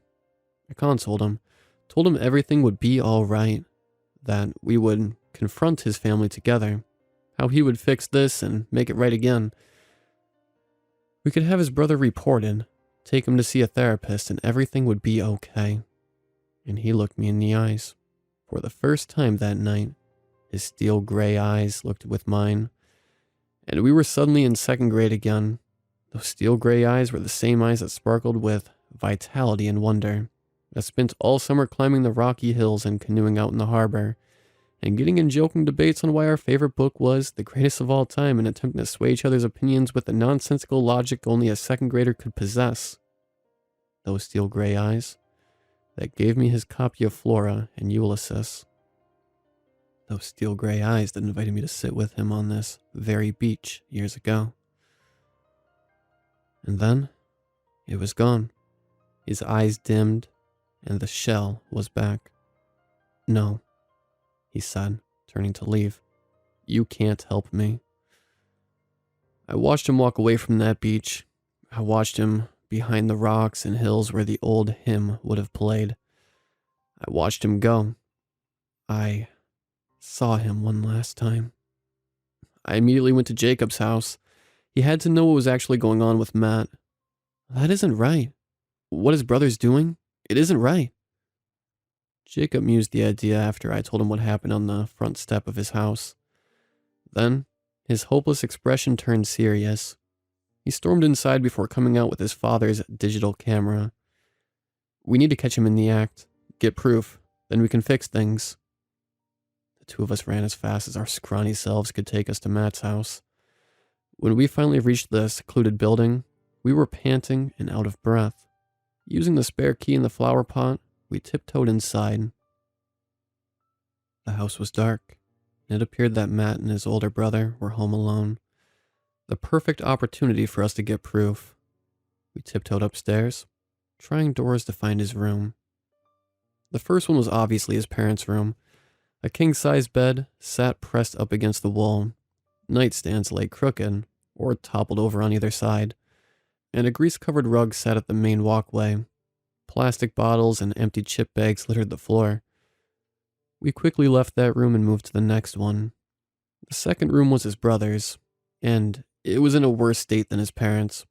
His bed was also pressed against the wall. Although the unmade bed, unwashed sheets, and broken headboard were different, dirty clothes lay strewn across the room, and there was even a foul-smelling t-shirt hanging from a lazily spinning ceiling fan.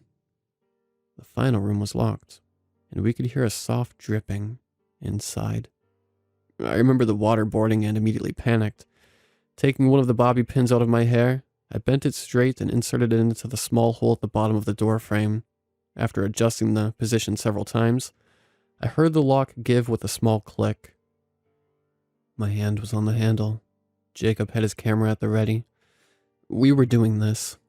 With a jolt, I thrust the door inwards while Jacob started spamming the shutter button. Bright flashes filled the room one after the other. It was only after they stopped that we saw what was actually inside. His brother was hanging from the ceiling. He was gutted, with his eyes gouged out and his stomach leaking fluids onto the floor in a constant dripping. Jacob screamed a primordial wail that echoed off of the walls and combined with the now pouring rain. My own scream was caught in my throat as I stared, not at the body, but at the pictures surrounding him. They were bad as if they were drawn by a 5-year-old, but I could clearly see their contents.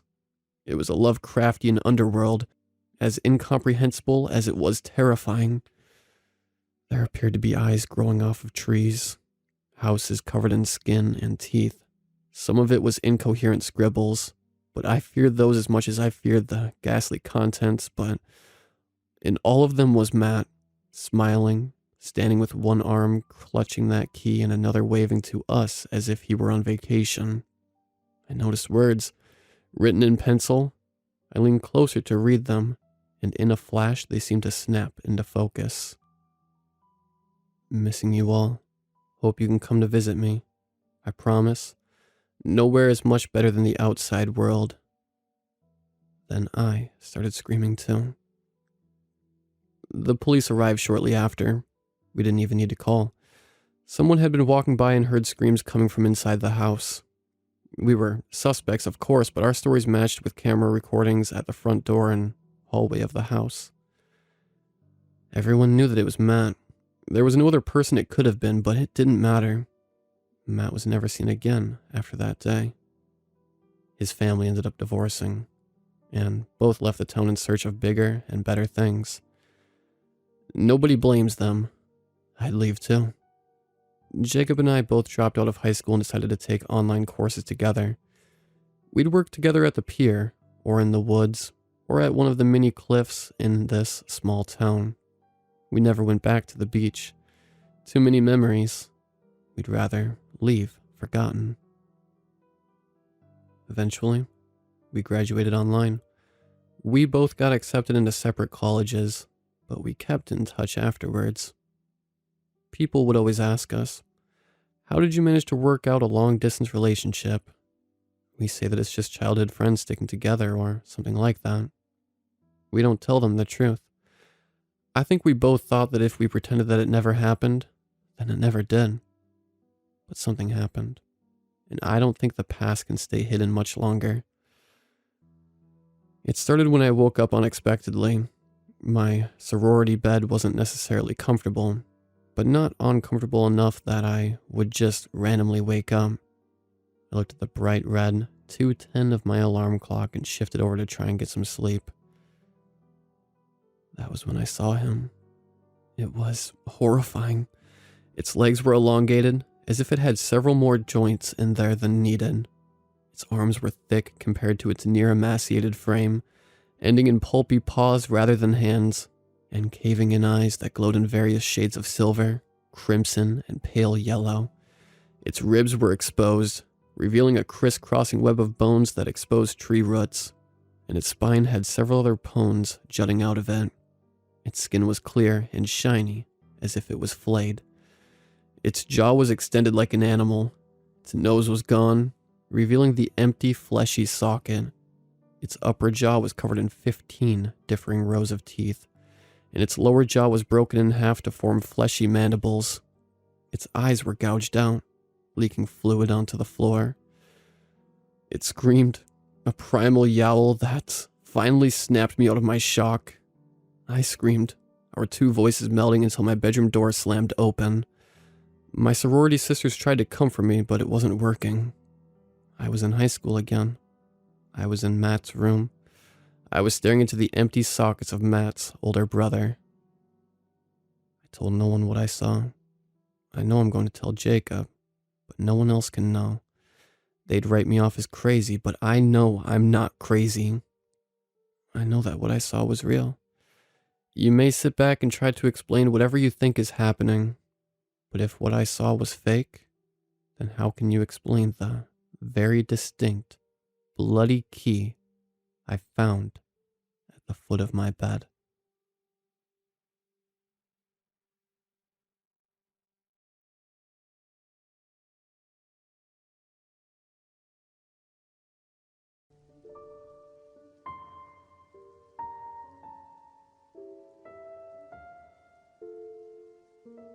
I knew I had made a mistake in coming, but I took a seat nonetheless. All of the Alcoholics Anonymous meetings on my side of town seemed warm and welcoming. All of the people were friendly and knew me by name. There were hugs, handshakes, slaps on the back. The rooms were well lit with comfortable chairs. There were always fresh-baked cookies or donuts. A recent falling out with my sponsor, Ralph, had caused me to choose to avoid some of my normal meetings though. I had already been down to 2 meetings a week, which Ralph had so poignantly called me to the carpet on, so I didn't want to cut out on those completely. I had been feeling antsy lately though. Instead, I decided to try a few meetings on the other side of the tracks, Whitehall, the seedy part of town. Fucking Ralph. You're only as sick as your secrets, he said. I had made a list of those I had harmed, and went about making amends to them all. Some accepted my apologies, some didn't. All I could do was clean my own side of the street. There were a few amends that were impossible to make, but I had admitted all of my sins to either my sponsor, my therapist, or my priest. All but the one thing, that is. That's what Ralph kept harping on. I had stayed sober for 15 years. I deserved to keep the one thing to myself, didn't I? Fucking Ralph. I chose a group with the innocuous name of New Hope that met in the basement of St. Pete's Episcopal Church. While groups sometimes did actually meet in church basements, they were rarely as depicted on television or in the movies. That's just not the way things worked. Hollywood had gotten the coffee and donuts part down to a T, but missed the mark on most of the rest. Sadly, there weren't even any donuts at the New Hope group. I wish that I had known. I would have sprung for some. AA had given me my life back, and brought a good bit of financial security with it, so I don't mind giving back now and again. I made my way over to the coffee urn, making eye contact with a few people on the way. I didn't even bother to smile. The most I got were some grunts and shrugs as I walked by. I'd already decided that I wouldn't ever be coming back to this group, so why bother? I wasn't about to walk out though. Giving up was for losers. I grabbed a styrofoam cup from the top of the stack, which already had some black smudged fingerprints on the outside, and filled it with a sludge that they called coffee here at St. Pete's. I threw a buck into a basket on the table and plopped into a chair that seemed to be the farthest away from everyone else. This was nothing like the usual meetings I hit. The church's basement room was about 40 by 40 feet square. There were 8 rectangular folding tables set up in a makeshift circle, with wooden chairs set along the outside. Unfortunately, there would be no speaker. This was a discussion meeting. They would most likely read something out of some bit of AA-approved literature, the big book, 12 and 12, or some meditation book, and then go around the room weighing in on their own personal experiences, strengths, and hope. I didn't feel like talking, but the one bit of my sponsor's advice that I had latched onto early was to always say something, always be part of.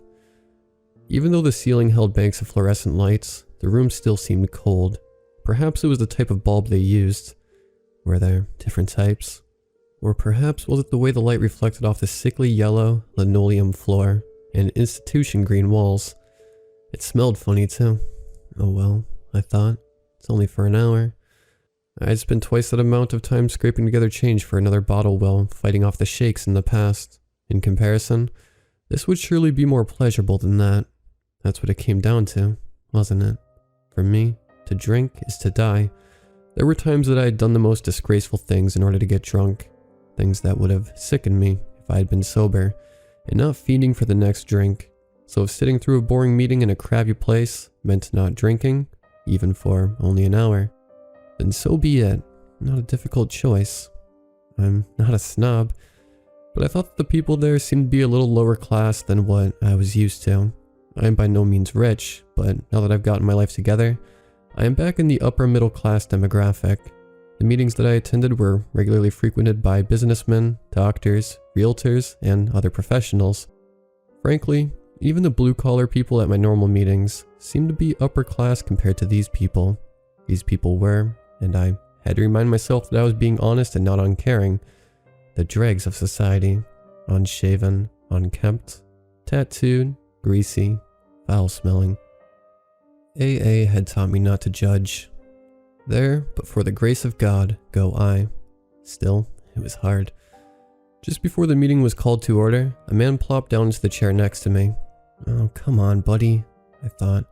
10 empty chairs, plenty to keep enough distance between all of us, and you have to sit right next to me. I sighed. At least this guy seemed friendly. Short, stout, PC for obese. With a red, round face, he introduced himself. Hi there, name's Mike. How about you? Danny, I said, as I extended my hand.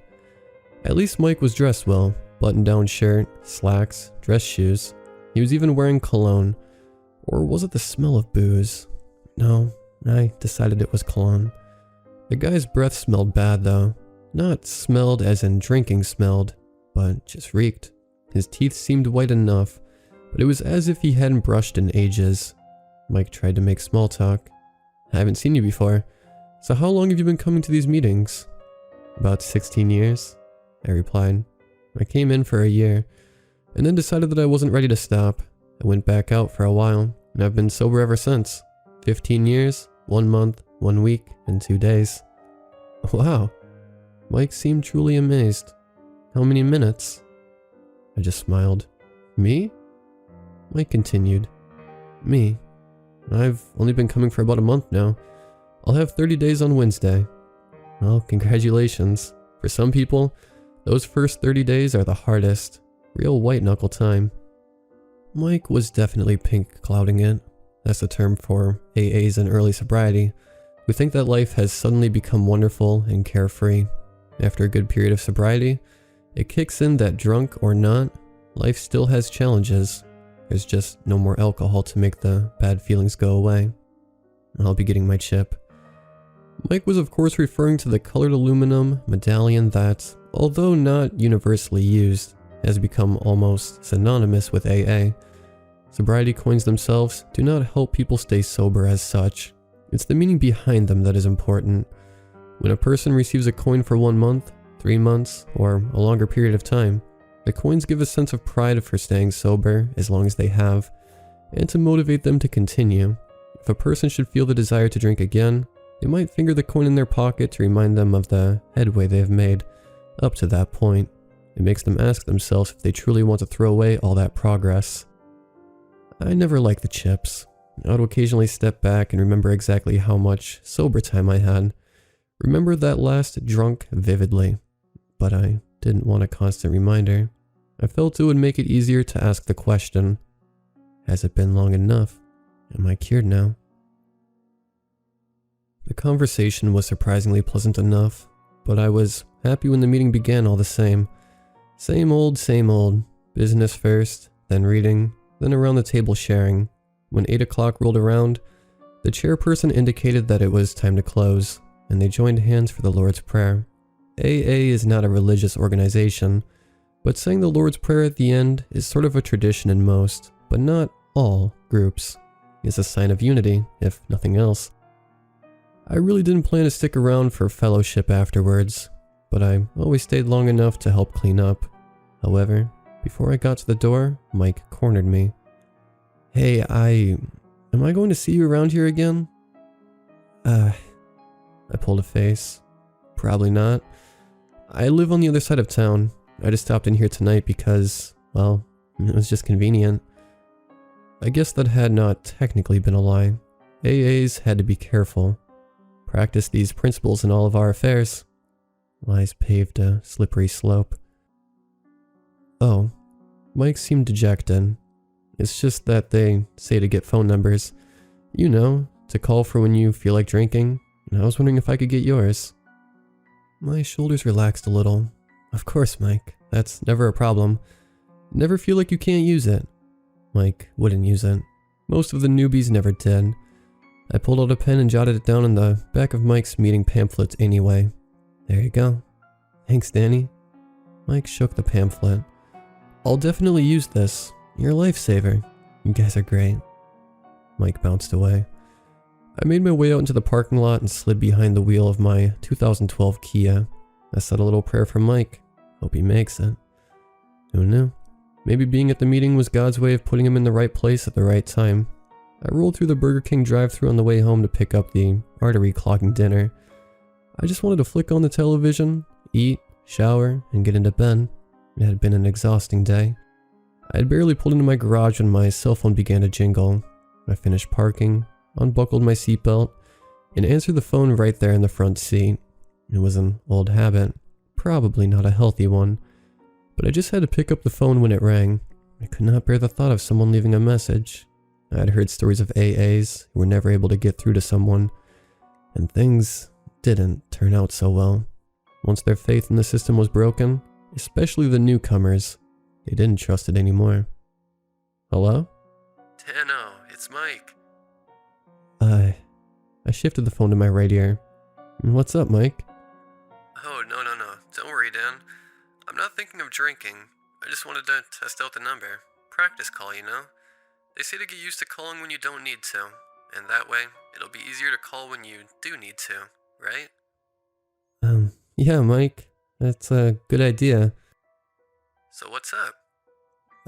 Well, not a whole lot since I saw you. I just drove home. That's really about it.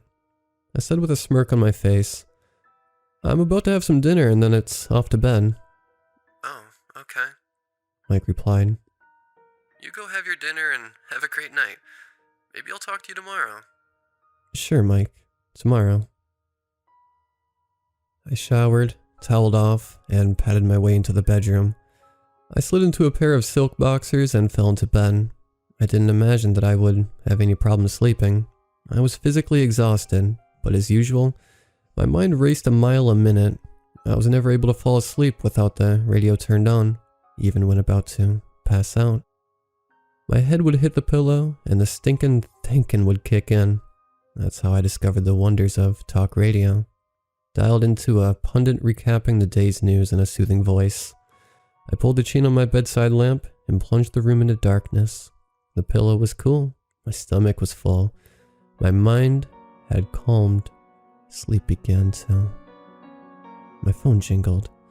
I propped myself up on one elbow, used the remote to turn the radio off, and grabbed the phone from the nightstand.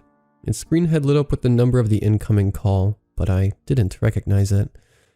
It wasn't a name that had been programmed into my phone. I briefly considered putting the phone back down and letting it go to voicemail, but I knew that I would not be able to sleep until I heard the message and, more than likely, called whomever it was back. I sighed. Hello? Danny, Mike sounded grave this time. sorry to call so late. I know you said that you were going to hit the hay, and I didn't want to bother you, but It's okay, Mike. Go ahead. remember how I said that I'd be getting my chip in a couple of days? Yeah, I can't believe it'll have been a month already.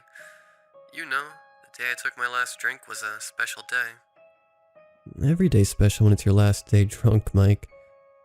Yeah, but I mean special. It was the anniversary of, well, Mike began to get flustered. see, my wife and my ex-wife that is, and I lost our daughter that day. I swung my legs out from under the covers and sat up. Oh, I'm sorry. Oh, don't be, Danny. It happened a long time ago.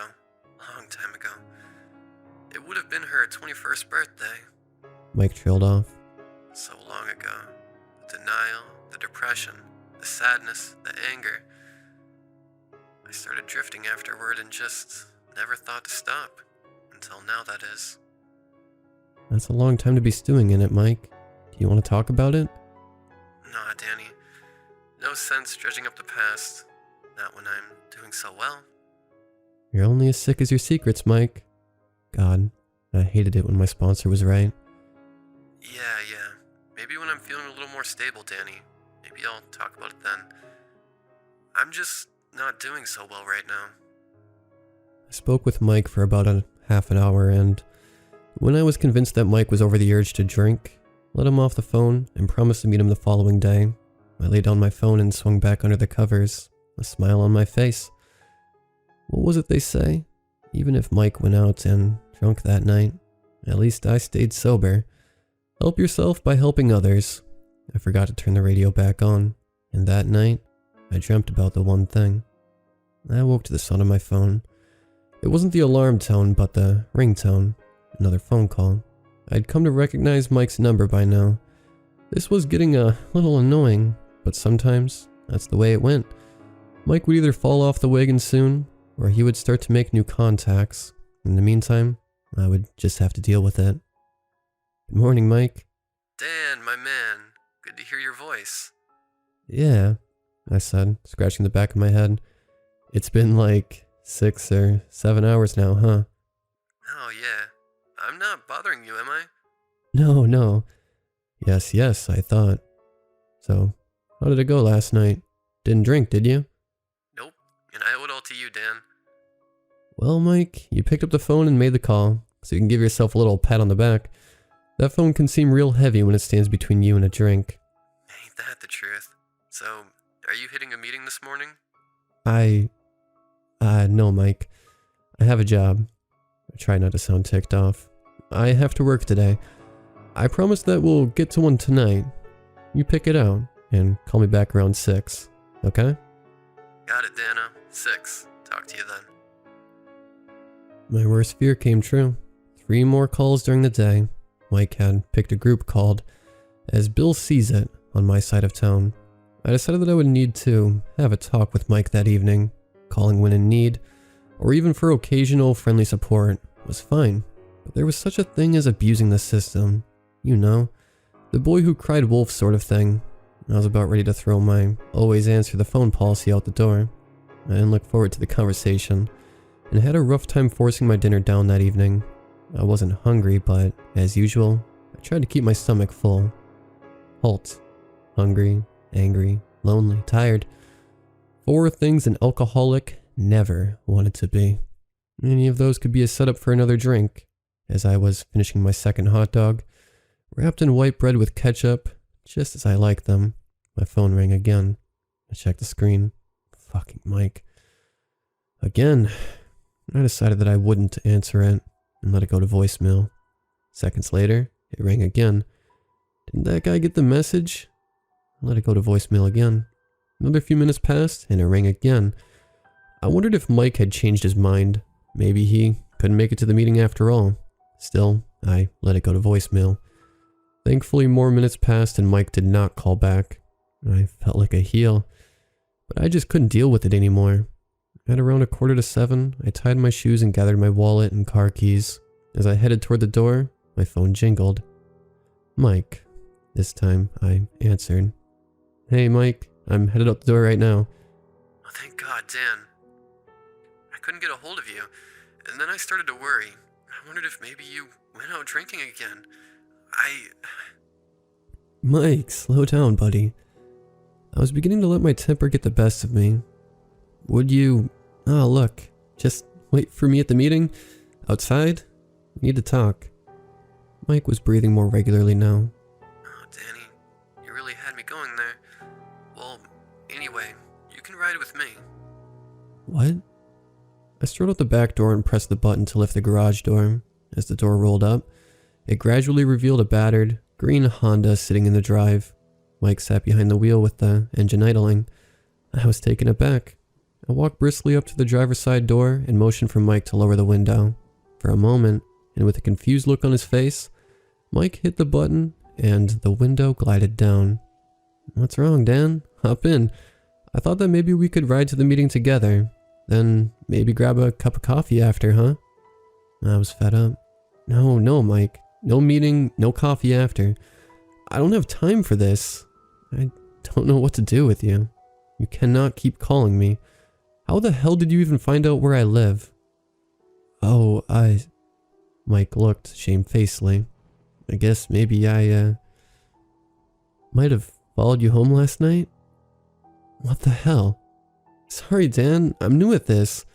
I really don't know how it works. How it works. Having had a spiritual awakening as the result of these steps, we tried to carry this message to alcoholics and to practice these principles in all our affairs. I thought it over and softened. Okay, Mike, here's how it works. I said calmly, I'll come to the meeting, but I drive there myself. We talk a little. After the meeting, I come home, alone, no coffee, no more calling, unless you really need to, like I'm going to drink, need to. Are we clear? Mike looked a little hurt, but replied, okay, clear, Dano. I got into my Kia and followed Mike to the meeting. We sat next to each other, but Mike was uncharacteristically quiet. Afterward, we separated in the parking lot with nary a word. See you tomorrow, Danny? Maybe. Oh, hey, said Mike. There's a candlelit meeting called Night Owls tonight at the... Oh, right. Sorry. Tomorrow, Mike, I stressed. I thought that Mike may have gotten the message, but just in case, I turned my phone off for the evening for what was probably the first time in years. That night, I had a nightmare about the one thing. I pulled myself from bed and showered in the morning, and had almost forgotten my phone. Still wrapped in a towel and with damp hair, I walked over to the nightstand and turned it on. I returned to the bathroom as it went through its boot up process, and then I heard a message tone from the next room.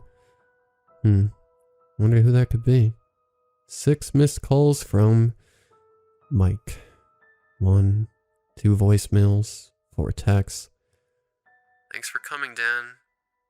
Sure you don't want to come to the meeting? Great meeting, should have been there. And need to talk. I didn't want any confrontation today. I turned my phone back off, dressed, and left home. I just knew that Mike would show up at my door after not receiving answers for long enough. I planned to not be there. Even though it was a Saturday, I would hang out at my office. There was a couch there. I could take a nap if need be, and I did need it after the previous night. I felt silly and demoralized. It was my own house, damn it. I was being chased away from my own home by, well, a stalker. Should I talk to the police? No, I decided. I would talk to my sponsor first, not daring to turn my cell back on for the fear it might ring in my hand. Upon arriving at my office, I picked up my desk phone and dialed in Ralph's number. Ralph was no help. At least he didn't tell me what I wanted to hear. Just suck it up. I've had my fair share of pigeons who either tried too hard or didn't try hard enough. My guess is that this Mike guy will turn out to be one or the other. Why don't you bring him along to tonight's meeting? I'll meet you guys at the acceptance group tonight. Maybe I can have a talk with him. Yeah, I suppose. I turned my cell back on in order to call Mike and invite him to the acceptance group that evening. 6 missed calls, and it was barely noon. I sighed and began to scroll to Mike's number when the phone jingled. I didn't even need to look at the number to know who it was. Hi, Mike. Danny, I tried to. Yeah, I know, Mike. I've been at work. I just turned my phone on and saw that you called. An icy thought ran down my spine. Did Mike know where I worked too? Anyway, my sponsor suggested that I introduce you to him tonight. We're going to St. Andrews to a meeting called the Acceptance Group. Want to come? Are you kidding? Do you even need to ask? I would never pass on the chance to meet my sponsor's sponsor. He's like, what, my grand sponsor? Well, thought about it. And never had the talk of me being Mike's sponsor come up. A sponsor is a recovering alcoholic who has successfully made it some personal progress in the AA recovery program. He or she is asked by another AA member to take on the individual responsibility of sponsorship. The sponsor shares their experiences on an individual and personal basis with another alcoholic who is trying to achieve or maintain their own sobriety through the AA program.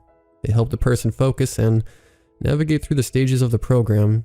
The relationship between an AA member and his sponsor is usually a pretty close and intimate one, and not gone into lightly. Not only does an alcoholic need to carefully choose a sponsor, but also the potential sponsor that must cautiously decide whether taking on a sponsee is prudent. I gave him the benefit of the doubt though. Mike was new at this. Hey now, Mike, I'm just another alcoholic willing to help you out. I'm not really in the right state of mind to sponsor anyone. Not until I rid my conscience of the one thing anyway. Oh, okay. Don't feel bad, Mike. You're new. You'll catch on to how this works. Then I had a thought. One that might rid me of Mike for good. Ralph has really helped me out. Maybe he'd be a good choice for you to consider. He won't be the same as you, Dan. You'd be surprised. We're all the same in one way or another. Promise me that you'll keep an open mind. Okay. Anything for you, Dano? I hung up and texted directions to the meeting. Then I turned my phone back off. I decided on trying to catch a little nap, after all, and so curled up on the couch in the reception area of my office.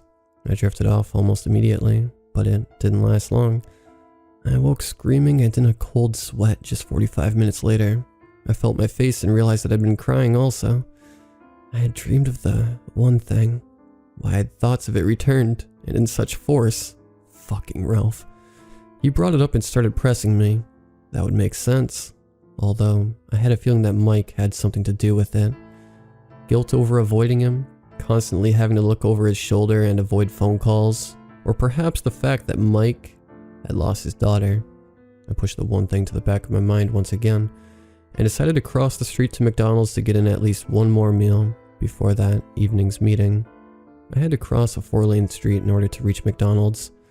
It was the middle of the afternoon, clear weather, and being a Saturday, there was only light traffic. I absentmindedly glanced in both directions and crossed, not bothering to walk to the corner and wait for a signal. I was about halfway across when, seemingly out of nowhere, a car came racing at me. The driver was noticeably straddling the double-striped center line of the road, and overcorrected when he noticed me at the last moment. I could hear the tires screech as the driver got back into his own lane and sped off. A drunk knew the signs when he saw another drunk driving under the influence. This guy was definitely drunk, probably drinking in his car all morning and then falling asleep at the wheel after finally deciding to go home. I'd done it myself on many occasions. Even though I could have stayed home and drank contentedly and safely in the comfort of my living room, I would choose to sit at the park on some mornings and drink in my car. I thought of how strange the ritual was and how it was not unique to me. On any given morning, there would be a spattering of cars in each lot, all parked as far away from each other as the lot would allow, each car with a single occupant, seemingly just sitting there. Every now and then, I would glance over and catch the sight of a bottle being raised to the driver's lips. Fred, another guy from one of the meetings, would occasionally go down to a local park and work it. He'd walk around the lots and catch drunks, pretending that he had just been walking by and was looking to make conversation. Sometimes, his presence was enough to make the drunk drive away. Sometimes, they'd stay and talk. Sometimes, they would even offer him a drink. Only twice, as far as I was aware of, did Fred actually get a drunk to open up about his problem and agree to take Fred's advice. It might not have seemed like a lot, but that may have been 2 lives saved, plus countless others, if you figured in the innocent lives that a drunk might take along with himself on the highway to hell. I began to hyperventilate. I ran the rest of the way across the street and sat on the curb, my gorge rising. I tried to calm myself, but could not. Eventually, I vomited into the gutter. It wasn't the first time, but in the past, I'd always been drunk or hungover. I realized how pitiful I must have looked.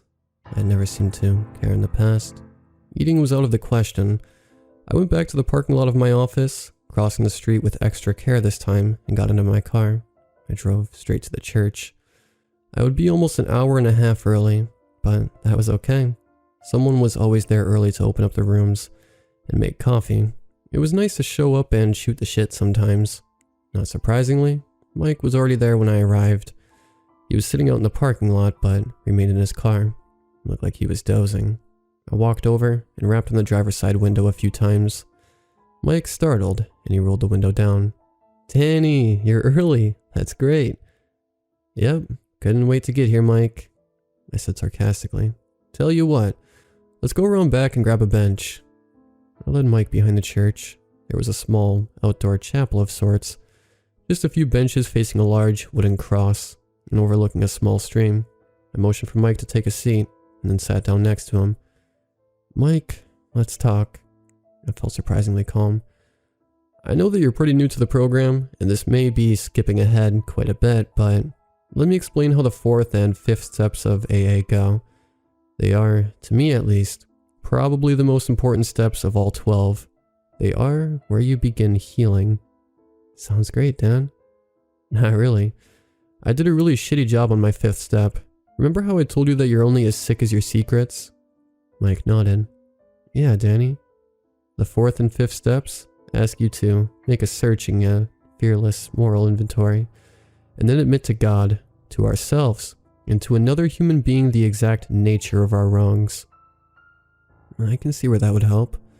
I have so much guilt and remorse, Danny. Sometimes, I think it's what makes me drink." I shook my head. "No, Mike. You drink because you're an alcoholic, but it's a whole lot easier to get sober when you get your head on straight, when you get rid of all the shit that's deep down inside, the stuff that regrets are made of." "So, are we going to do that now?" "Not we. Me." "I thought that you already did your steps." I nodded. "I did, Mike. I did. But the 4th and 5th steps are carried on throughout the rest. We have to continue to take a moral inventory and do those steps over and over, because we are human. Just because we get sober doesn't make us saints. We still make mistakes." Mike nodded slowly and remained quiet. It was as if he knew that I was about to say something important, and it was time to keep his mouth shut. "You see, Mike, there was something that I never admitted in my 5th step, something that I couldn't admit, the one thing that I wasn't ready to give up. I don't know why, but it's catching up to me now. I'm afraid that if I don't let it go, I'm either going to drink or kill myself, or both." "What is it, Dano?" This is probably a mistake, telling a newcomer, especially about the one thing. In fact, this would be better left with a priest, but at this point it doesn't matter because I'm going to have to own up to it. The one thing is something that everyone will find out about sooner or later. Probably sooner now. "You can tell me, Danny. Your secret is safe with me." Suddenly, it was as if Mike had become the old-timer. His demeanor changed. He surely didn't seem like a newbie anymore. The whole way he was acting, he had gone from being an annoying, overexcited asshole to a quiet, comforting soul. At least in my heart. Took a deep breath. I've been sober for 15 years, 1 month, 1 week, and 4 days. I told you that I came into the rooms about 16 years ago, though, well, something happened about 6 months into that. I'd been dry, sure, but still an alcoholic, still exhibiting all of the same behavior. That's what the program is for, by the way. Not to make us stop drinking, but to make us saner, healthier people. Well, Mike, My breath hitched in my throat. Go on, Dano. I'm listening.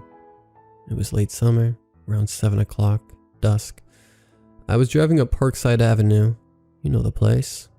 Yeah, as a matter of fact, I used to live in a cul-de-sac off Parkside. Then you know the hill, about midways.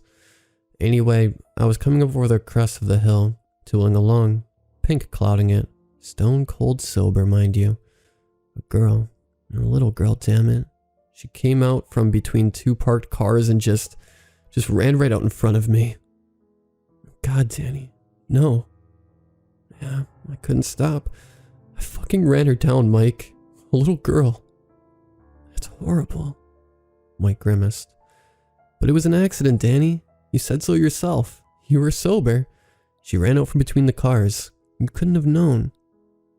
But it was what I did next that was unforgivable. What, Dan? Mike rocked back, laced his fingers together, and knitted his brow. He had a clear-headed look about him, one that I had never seen on Mike's face before. What was unforgivable? I took a deep breath. I didn't stop. I just kept on driving. I panicked. It was like I had been drinking. I didn't want to get caught. Afterward, I realized that it was a mistake, but at the time, I just panicked. I acted just like a drunk would have. I left her there, Mike. Maybe she was still alive, but I left her there. What if she was just hurt and could have been saved if I had just stopped? She wasn't hurt. She was dead the instant you hit her, Dan. You couldn't know that. I didn't know that, and I was there. I do know it, Danny.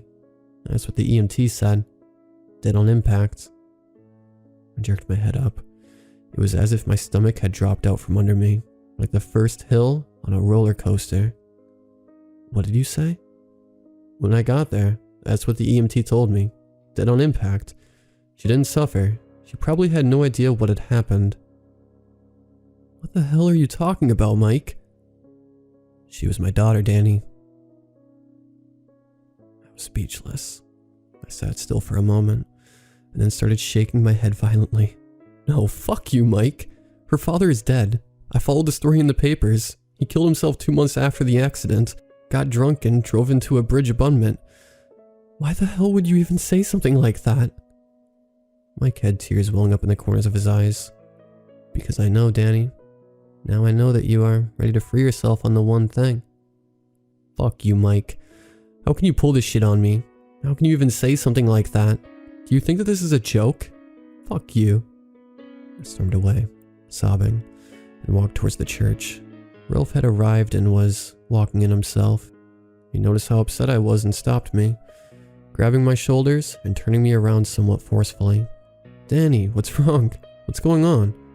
That asshole. I told him, Ralph. I told him the one thing. And do you know what he said? Slow down, Danny, said Ralph. If you're ready, why don't you tell me what the one thing is first? My secret, no longer a secret. I told Ralph exactly what I had told Mike. And he said that he's her father. That asshole. Who, Danny? Who? Mike. That idiot who's been harassing me. Where is he, Danny? Is he here? I'll talk to him. I turned and pointed at the bench. He's right. He was sitting with me right there. Ralph cocked his head. Danny, are you okay? No, I'm upset, and with good reason. I just told him the one thing, and he goes and says that. Ralph's brow wrinkled with concern.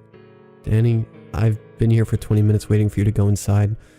I saw you sitting there on the bench talking to yourself, and thought that you were praying or needed some time to yourself. You were alone the whole time, Danny. I scanned the parking lot. No battered, green Honda. I started to breathe heavily and pulled out my phone. I scrolled through my call log. All of the calls I had made and received. All of the texts, nothing. The only call in the last 3 days was the one I had made to Ralph that same morning. There was one text message waiting in my inbox. It had no number associated with it. I forgive you, Danny.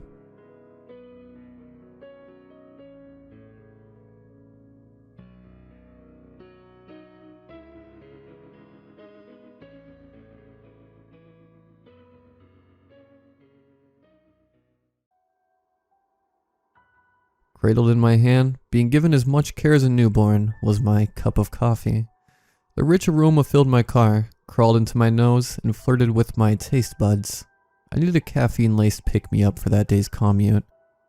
Mornings for me typically started with successive applications of the snooze button, but that particular day my hangover woke me before the sun had a chance to steal through my bedroom curtains. I had crawled out of bed, pushed past my mental fog, and got dressed. After applying a little makeup, I tossed a coat over my shoulders on the way out of my apartment. Thank God for drive-through coffee houses. The throbbing behind my left eye never halted, and in fact, seemed to intensify just as I whipped my vehicle into the building's parking garage. In the moments before I willed myself into work, I rested my forehead on the steering wheel, but due to a series of police sirens in the distance, was robbed of a moment of serenity. I ambled toward the office building, my hands sharing time with the overheated cup that left a steam trail like a train engine. Once I put the revolving door behind me, I could feel my cheeks had become flush with the biting wind funneling through the walkways. Morning, cold one today, ain't it? That's why I have this, Wendell, I answered, lifting the coffee cup above my head. It lifts the spirits and warms the soul. Wendell, the lobby security guard, laughed, then repositioned the duty belt that was mostly hidden under his paunch. It also excites the nerves. I ain't had a drop of coffee in 25 years. You have more self-control than I do. Wendell turned to greet another wave of arriving employees, while I joined the cluster around the elevators. With 17 stories in the building, 15 different businesses between them. The 6 elevators allotted the employee use was efficient in getting people to their destination on time, but the wait could be dreadful in the morning. The elevators were fairly large, so I knew squeezing into one with the 2 others patiently waiting ahead of me would be no problem. To kill time, I pulled up Facebook on my phone, but as soon as the page loaded, an empty elevator invited us in, with departing doors. An older gentleman, a navy wool pea coat covering his suit and tie, with a clean jaw and silver hair swept back to his nape, entered the cabin first. Next was a guy close to my age, dark hair, dark eyes, a beard that was full but neatly trimmed, who I remembered from past morning greetings and the occasional lascivious glance. Heat still radiated from my cup, dulling the sensation of my fingers, so I switched my coffee to the other hand and trudged in behind the bearded man. All aboard, Wendell announced as he rounded the corner and stepped in. Following the smell of my coffee? No way. He laughed. The firm on 15 is having brunch with some clients. Said I could grab a plate of food before the horde gets here. The older man shuffled his feet, as if irritated, when Wendell poked his intended floor button. After the bearded one selected floor 6, I leaned in around him to press floor 7. I switched coffee hands again, let out a sigh, and watched as the metallic doors closed. Wait! The doors suddenly jolted to a stop, then calmly slid back open. A willowy blonde woman stepped inside, out of breath and toting a backpack that pulled heavily at her shoulders. She reached for floor 7, but noticing it was already engaged, she swirled around to search the elevator. Her eyes met mine, and every tooth in her mouth showed. Good morning, girl. How you doing? Just fine, Ruby. Just fine. Sorry to hold everyone up. Ruby's son, scanning her audience.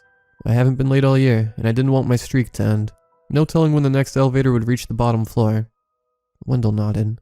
They usually get down pretty quick. Those mechanics got them running smooth. My whole trip to the 15th, getting some grub, and coming back down will only take 5 minutes.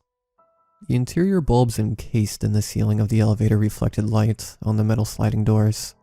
They drew together like the ending curtains of a theatrical play, Shakespeare's mid-morning's dream of calling in sick, Tennessee Williams' hungover girl on a hot tin elevator, or Neil Simmons' boss in Bonkers. The mouth of the elevator closed until all that remained was the vertical sliver of light, There was a brief jar, then a familiar stomach-pulling sensation as the elevator car began to ascend. The red digital letters above the car operating panel increased with every corresponding high-pitched beep.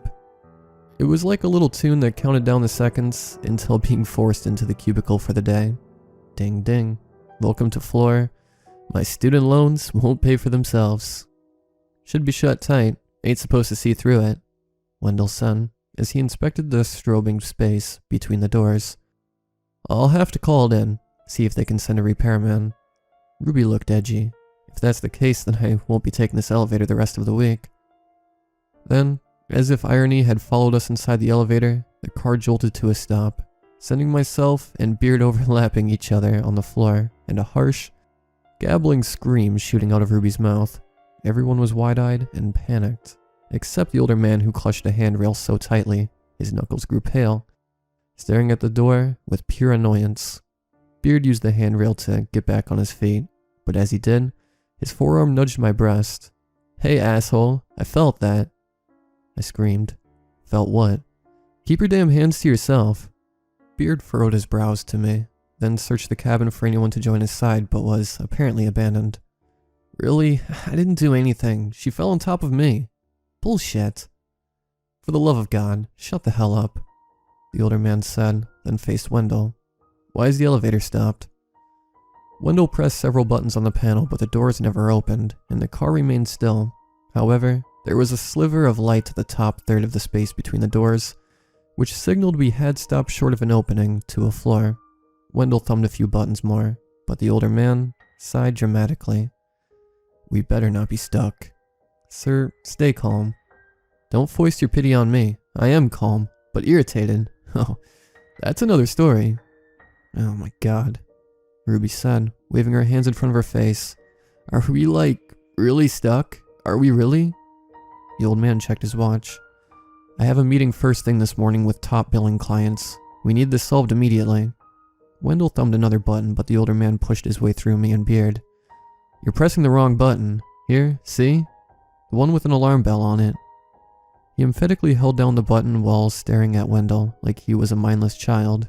A tinny ring called out through the duration of the old man's thumb pressure. This is the emergency bell. It calls security. Well, capable security. I know what it does, Wendell said. Then you were keeping us here on purpose? I told you I must get to my meeting in prompt fashion. The other grunts in the elevator may have time to piddle around, but I do not. This is a problem that needs an immediate solution. The older man pressed the alarm again in a pesty rhythm. By then, Wendell was chatting into his walkie-talkie, fishing for a response from the second security guard posted on the south side ground floor of the building. Ruby had backed into a corner, visibly breathing heavy and not looking at anything besides the granite flooring. Beard was trying his best to not glance in my direction, which made it painfully obvious how embarrassed I made him. Good, I thought. The perv deserved some embarrassment. I pulled my phone from my pocket and saw my screen was loaded from earlier. I started scrolling Facebook, annoyed by the fact that I was in my place of business, but due to not clocking in was enduring this debacle without compensation. Would I be able to convince my boss that I should not be held responsible for my tardiness? Would they dock my vacation time if this situation extended into an hour, or 2, or more? I was frustrated to say the least. These thoughts whirled around in my head as I slipped my finger up and down the glass screen, but the sight of smiling friends on vacation and videos of famous entertainers getting candid with their audience did liven my spirits, if only briefly. I liked a few images, but felt a sudden sense of dissatisfaction while viewing most of them. Take me with you to Aspen, Michael, please. Daniel, I'm glad you finished med school, but you don't have to brag. It's winter, Ashton, so stop posting bikini pics already. Brayden's new puppy is the cutest. I wish I had one, instead of doing something worthy of a social media boost. I was stuck with 4 strangers in a metal box. FOMO is an abundant crisis in my life. I was just beginning to notice the struggle in Wendell's attempt to contact the second security guard. No one was answering through the walkie-talkie, and the older man started chewing on his molars to keep from pitching a fit. The feeling of closeness heated my skin, so after I molted from my coat, I turned back to my screen, scrolling through the updates of people I'd befriended in college, but only knew through digital means. I paused on one update. An old college roommate of mine who worked in a nearby building posted a short video of rising smoke. The image of billowing gray clouds caught my eye, so I unsilenced my phone and paid attention.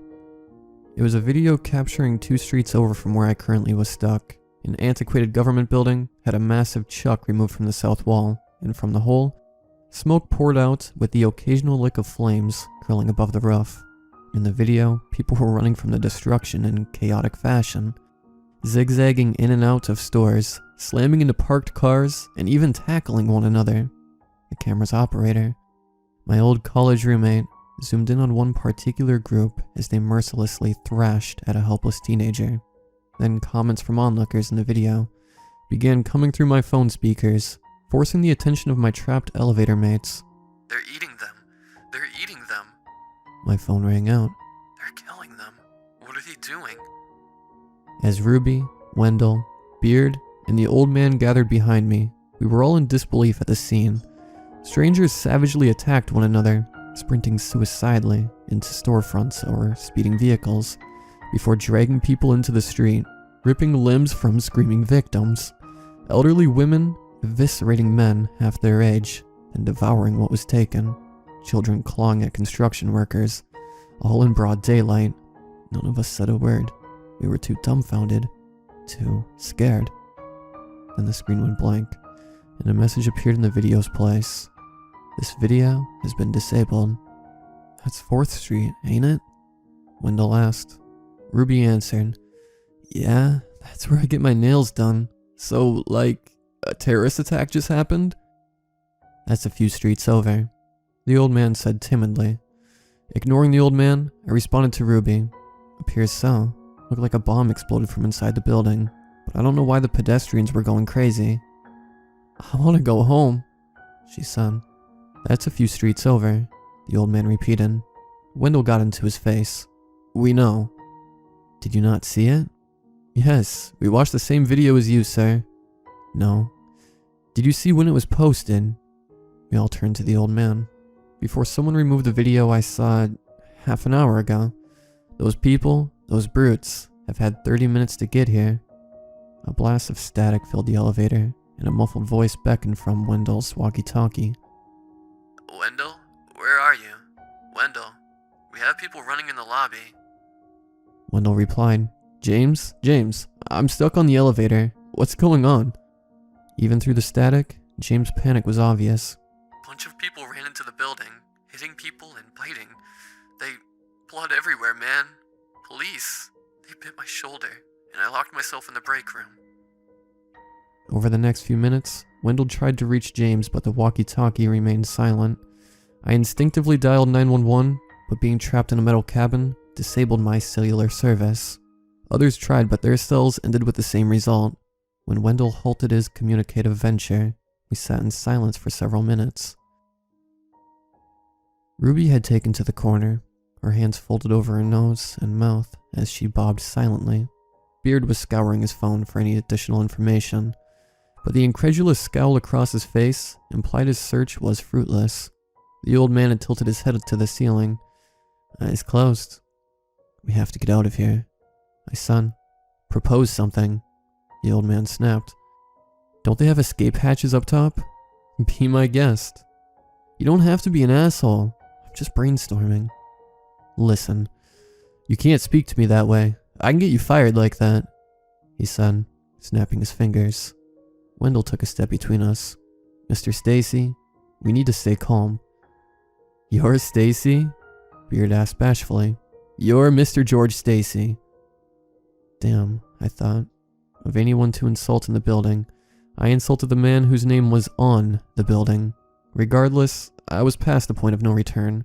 Getting fired from my job was the least of my concern at that moment, as a spell of claustrophobia had begun to take hold, and the confusion of what was happening in the city thrust my panic to the extreme.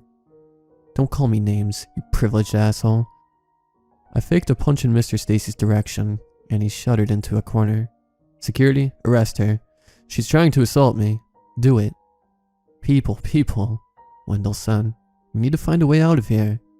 Mr. Stacy and I stared at one another with passionate contempt. The mood after that was gloomy, but it didn't last long. We all covered our ears when the fire alarm started beeping, strident and acute, signaling every worker to vacate the building. Wendell bit his lips and shook his shoulder. Mr. Stacy cursed and stomped the floor with his heel. Ruby was crying, and Beard made phone calls to coworkers that never went through. To make matters worse, I had my own private dilemma. I had finished my coffee and was on the border of peeing in my pants. Then, collectively, we had a sudden realization that implored us to beat on the walls and doors of the elevator. If we're alone in the building, then no one could help us. I slapped and towed at the hollow car walls, screaming for help and urging anyone to assist us. Everyone had a separate wall to bash, and the cacophony soon grew louder than the alarm. To an outside viewer, the scene probably seemed comical, but no one was laughing then. However, a smile shrouded each one of our faces when a knock came from the other side of the elevator door. Wendell went into safeguard mode. "Hello? Can you hear me? Great, that's great. I got 5 people in here. We need help. The elevator got stuck." "Do you hear the alarms? They want us to leave." The voice said over the roar of the fire alarm. "Trust me, we want to leave too. Can you get help?" "I don't know. It's supposed to be some emergency going on. They said something happened downtown and the police are there. Fire trucks and ambulances too, I heard. What do you want me to do?" "Can you wedge something in the doors and spread them apart?" There was silence. We all waited, staring hopefully at the door in childlike wonder, waiting for our disembodied savior to give us sweet liberty. Ruby had stopped crying and was holding my hand. Then there was a loud thud and light pulled into the car. Wendell grabbed hold of the elevator doors and aided the separation until they were completely apart. Our savior's feet were eye level with us. He bent down and amiably waved the wrench he used to divide the doors. His smile was inviting and fresh. He wasn't scared at all. The shaft doors were stuck too. Better call a repairman when y'all get out. We were ghastly misleveled and had stopped about 5 feet short of being flush with the opening, leaving a 2-foot wide space to crawl through to enter the elevator lobby on the 3rd floor. It was an exercise of which no one had any objections. Cool air swam into the car, and I realized how muggy the enclosed place had become.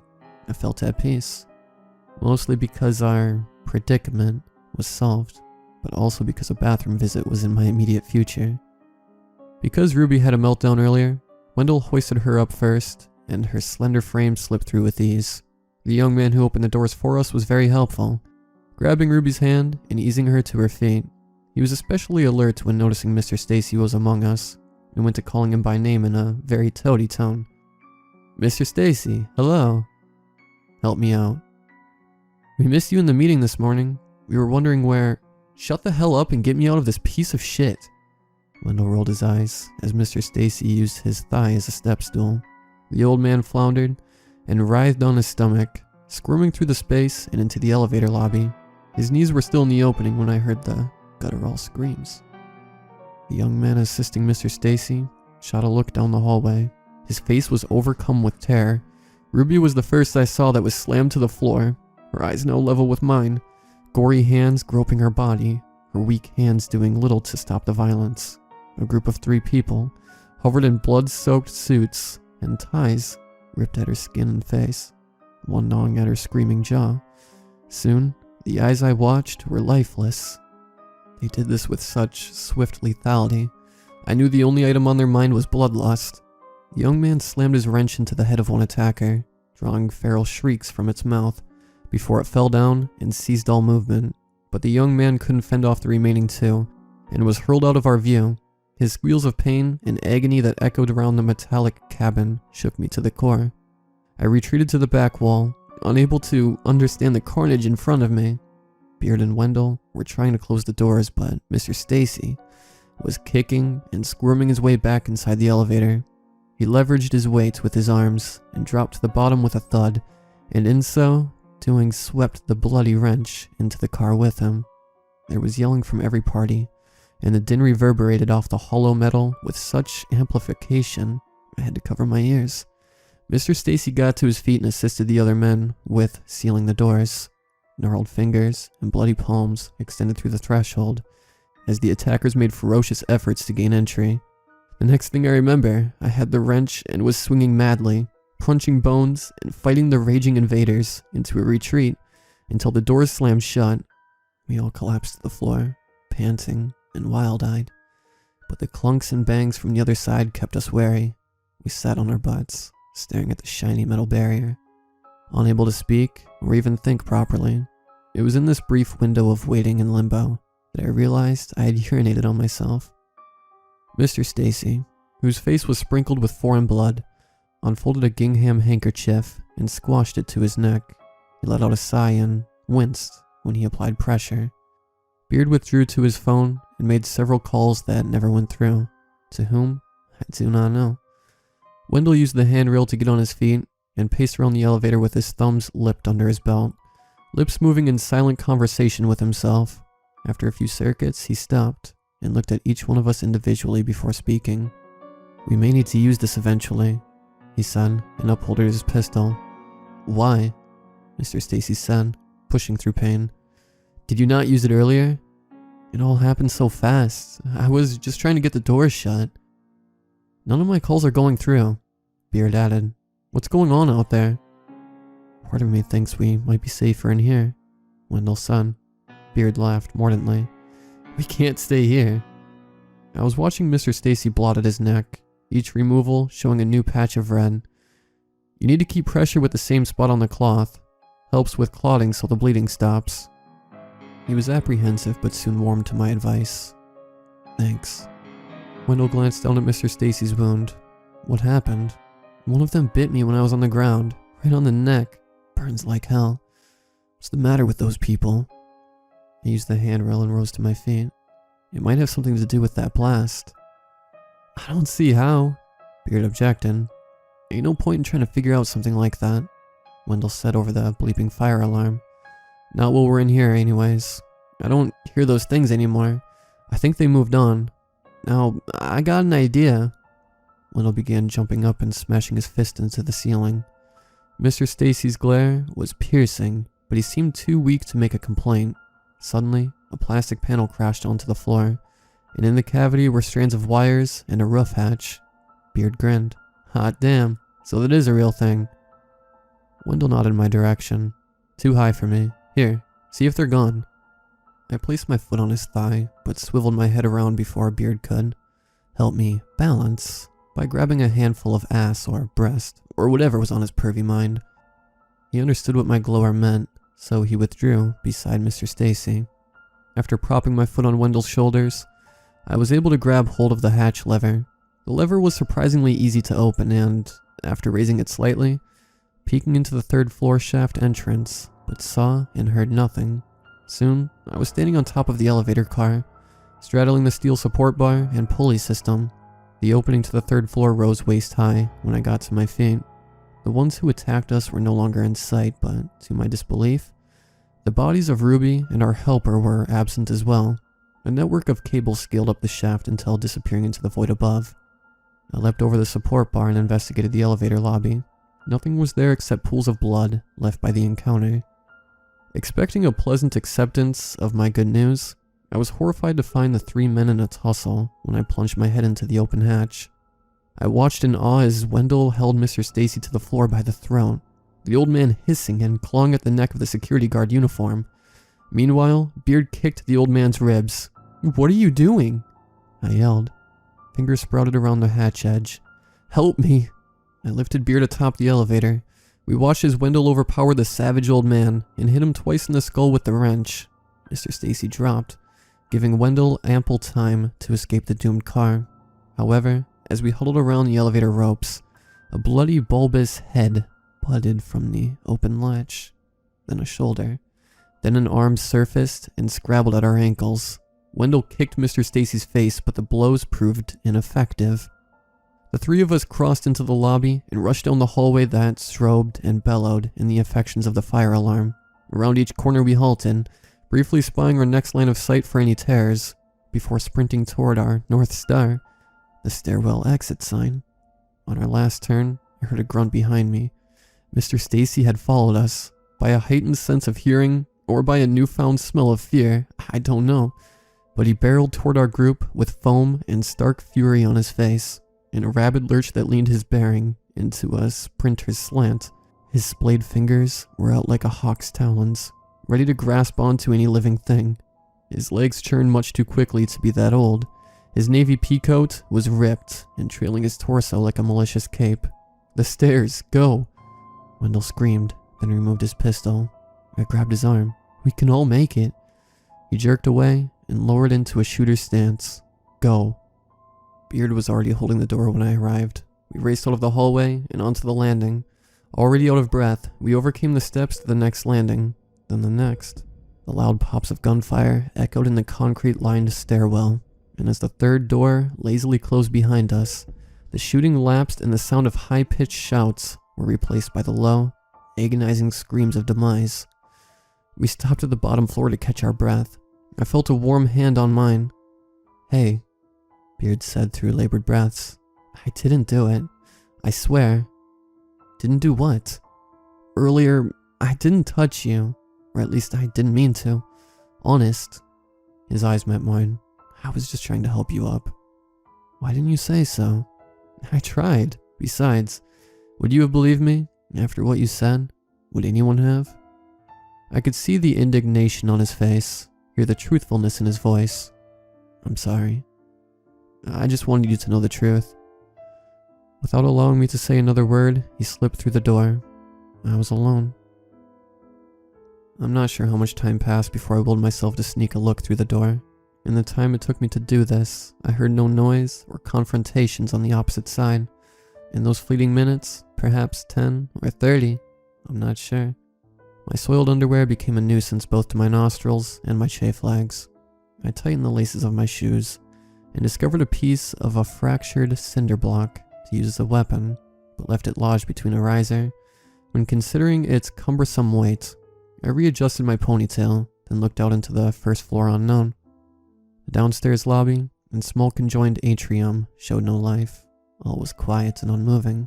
After jutting my head past the frame, I could see bloody footprints that snaked to pools of blood, recreating the terrazzo floor into a nightmare-induced Pollock painting. I snuck out, closed the door softly, then skirted the lobby walls towards the revolving doors, toward my car, toward freedom. My break of solid running was cut short when I tripped over something pale that protruded from around a large potted plant. My knee took the brunt of the fall before I collapsed on my chest. My hands instinctively went to my damaged joint, and my fingers cradled my throbbing knee as I refused to verbally let out my frustrations for my own safety. I slid to my back to see what I had tripped over, only to find Beard sliding his legless body towards me, his raw, sliced hands inching him forward. I tried kicking, but every action sent aching pains from my knee up to my thigh. I mimicked Beard's movements and started sliding myself over the lobby that was made frictionless by the thin layer of blood and fluids. My shirt and pants soaked in it. Beard's hollow barks reeked of pain and anonymity. His eyes were mad and crazy. Although our time was brief, this was not the person I was acquainted with earlier.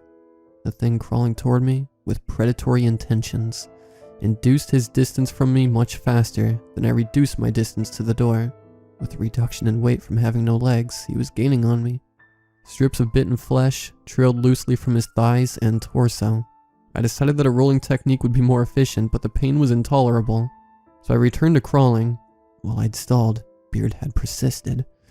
His grabbing fingers flirted with the soles of my shoes. I muffled my shrieks of pain and pushed past my injury. I picked up speed. I wanted to escape. I wanted to live. Then a chorus of guttural calls inundated the lobby. Behind Beard, pouring out of the atrium, were volumes of frantic, villainous people hurling their bodies in my direction in reckless abandon. They whooped and hollered in vile excitement. I wormed faster, my abdomen numb from exertion, my hands continuously slipping in the spilled fluids underneath. My ponytail had become undone, and my hair was matted together. I wormed faster. I wanted to live. My hand, now saturated with red, left a gory handprint on the revolving door. As I spun it to include my body, I snailed inside and pushed the door so Beard was separated by a large pane of glass. When he reached it, his mindless actions only left smudges. I pushed to freedom, but before the cool air could grace my cheeks, I hauled back the pivoting door to a protective angle. in the wind tunnel created by rows of tall buildings, in the parking garage where my car rested. Groups of other ravaged people raced towards me. Some emerged from the garage itself, others appeared from the road or other buildings. Activity must have beckoned them. Movement. Life. I was lodged between the onslaughts. I held the door to the best of my ability when the first wave lunged at the glass. It didn't shatter, which surprised me, but the bar was slick with someone else's blood and made it near impossible to get a good grip. The ones from inside the building hit next, creating an opposing force to the ones on the outside. Hands, some completely fingerless, reached out in unnerving angles to get as close as possible. Through the door I could hear their chipped teeth clacking together, their minds on a circuit of prey and hunger.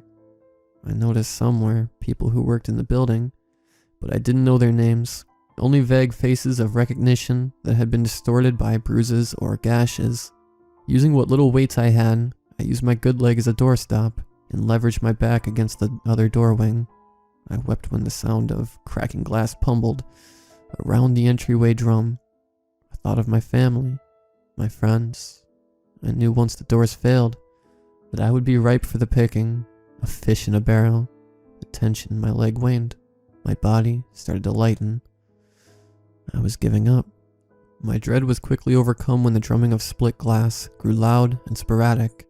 Through the walls of savages outside, I could see people in riot gear, bearing weapons and clearing the way with shots to the skull, painting my glassy coffin with brain and bone fragments. A bullet hole erupted beside my shoulder, so I situated myself into a prone position, using my arms as a helmet while the shootout took place. Bullets whizzed and zipped through glass around me. In the brief time I opened my eyes, I saw my forearms were sparkling from the fallout. I could smell the death in the air, the wicked massacre unfolding. The salvo of rifles pointed to acquaintances I could have easily gotten into the elevator with that morning. The popping stopped. The last thing I remember was being lifted onto my feet and ushered outside, fragments of glass falling off my hair and clothes, and covering the bullet-ridden bodies like diamonds that glinted in the sunlight. There was a Humvee parked on the curb that I was rushed to, and once there, was stripped naked with no thought of repercussions or rights. 2 soldiers browsed my body, then double-checked again before covering me with some shorts and a hoodie. None of my questions were answered. None of my demands were met. Someone from behind plunged a needle into my arm, but before my protest became physical, I passed out. When I regained consciousness, I learned a week had passed. My family was called, and they joined me in the hospital. I was groggy, but learned that all the patients in the hospital originated from the block where my story took place. However, when I begged for answers, my family resisted. That's when I noticed the armed guards posted in the hospital corridors. It's been 2 days since I've asked my family for answers, yet they still refuse. I have internet access on my phone, but no news articles back up my account. No nurses will answer questions. Doctors ignore me. I'm not allowed to contact other patients. If anyone knows what occurred, please get the message out now. I need to know what happened.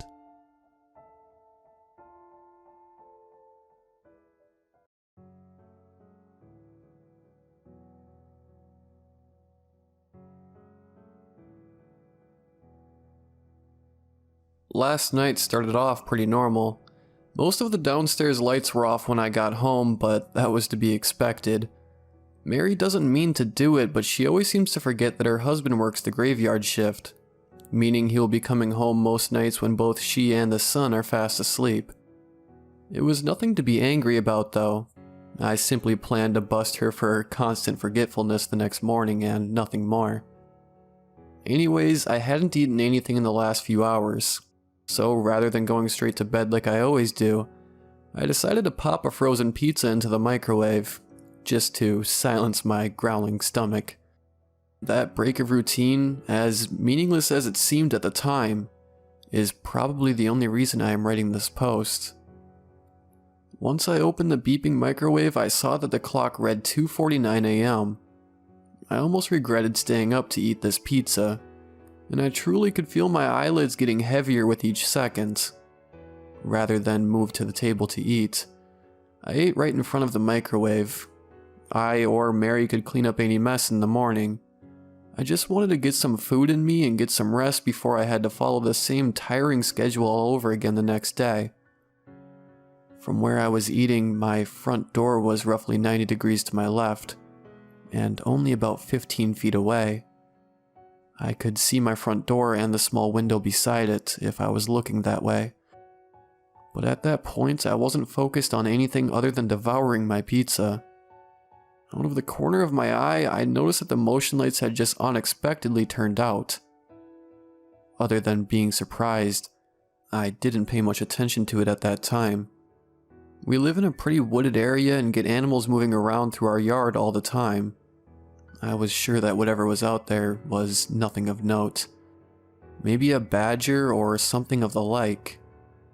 After a minute, the lights clicked back off.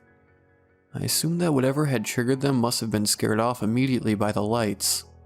I returned my focus to my pizza. Once I was done eating, I dragged myself to the stairs with what little energy I had left in my body. To get to the stairs, you have to walk into the front entryway and pass by the front windows. Without thinking, I take a look out of my front window and was immediately jolted awake, and as my heart pounded like it was going to leap out of my chest, standing in my yard about 20 feet away from my door was a man. Well, the outline of what seemed to be a man. There are no streetlights on our street, so the only lights in our yard were the motion lights we installed when we moved in, which, as I mentioned, were off, and the dim light we keep on in the entryway radiating out of the front windows to the yard. All I could see was this outline, with head craned upwards, as if they were looking to the stars or something. I didn't really know what to do. It was a freaky sight to see, but we live in a small town and secluded community. We know literally everyone that lives around us, and our neighbors are all very trustworthy people. I figured that this person was someone I knew, so I tapped on the window to get the person's attention. Foolish, I know. Wasn't really thinking clearly, I guess. But anyway, I didn't want to wake Mary, so I tried to stay as quiet as possible. He didn't budge. No reaction at all. I figured that whoever it was out there couldn't hear me, so I opened the door. Don't get it twisted. I was scared beyond belief, but at the end of the day, I try to see the best in people. The figure in my yard hadn't really done anything to warrant a phone call to the police. Plus, they usually take a good 10 minutes to answer a call out here. I hoped to resolve this quickly and cleanly. As the door creaked open, I realized that the figure had changed slightly. He was now staring right at me. It was jarring. 2 seconds prior, when looking out the window, he'd still been staring upwards. I couldn't make out the finer points of his features yet, as the light from my house barely reached him, and I thought that made him all the more creepy. The figure just slowly started to walk backwards towards the road while still facing me.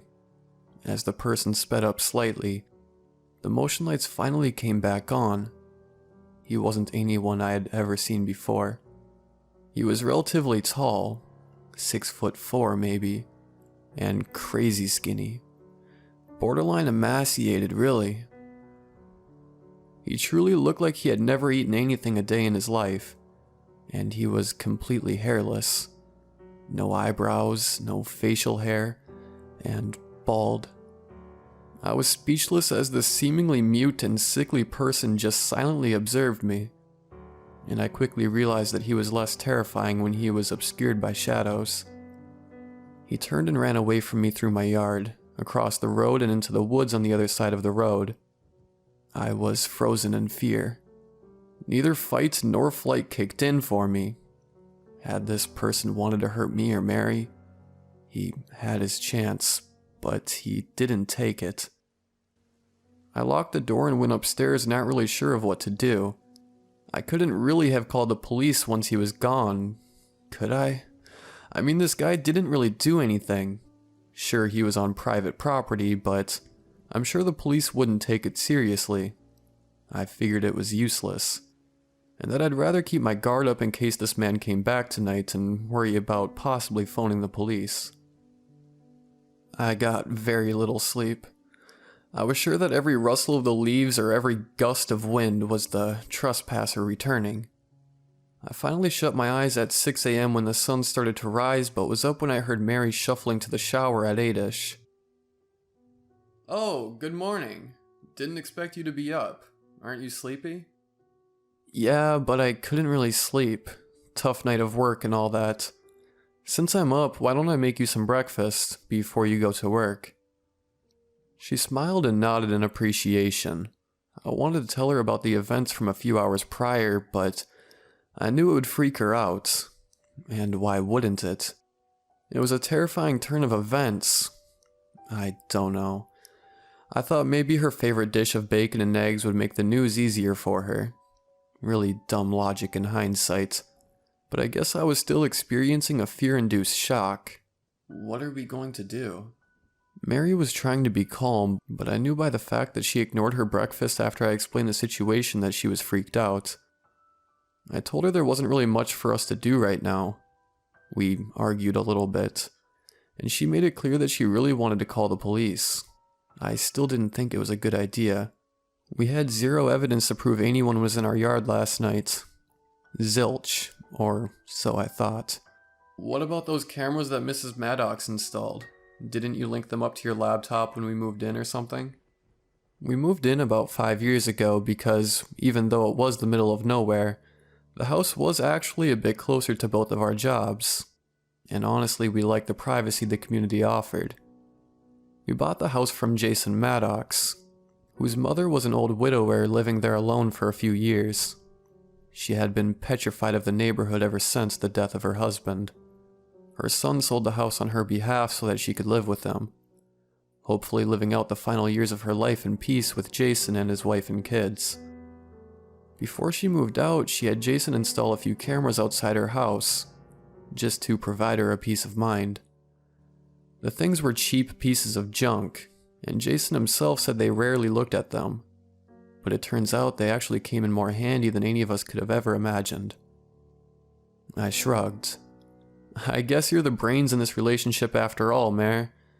I'll call the boys in blue and deal with them and the cameras before I head off for work. In the meantime, do me a favor and don't get too upset about all this. That was easier said than done. But I think she was a lot calmer once I started to take her police suggestions seriously. I kissed her goodbye and got right to work on figuring things out. I poured myself a coffee and got to work. I was half expecting the bastards not to work in their hour of need because of my half-decade of neglect. But thankfully I couldn't have been more wrong. I opened the software, and after a 15-ish minutes of updates, I finally saw a live feed of the 4 different cameras of my outside. The camera in the driveway was angled poorly to the point where you could only see a small sliver of the driveway and dense foliage, while the back and side cameras showed mostly foliage and the fenced-in portion of our yard. Jason Maddox had unsurprisingly done a piss-poor job setting up 75% of the cameras. The front camera was a comparative mecca for our home surveillance.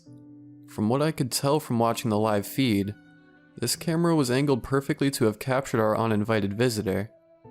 I went into the database and found last night's camera feeds. Sure enough, at 2:54 a.m., the man crept out from the shadows and into our front yard. There it was. Concrete, undeniable proof. I called and alerted the police, and they took me very seriously once I told them I had video evidence of the intruder. The operator said that 2 officers would be sent to my home to view last night's video and file a police report. Alas, my relief was short-lived.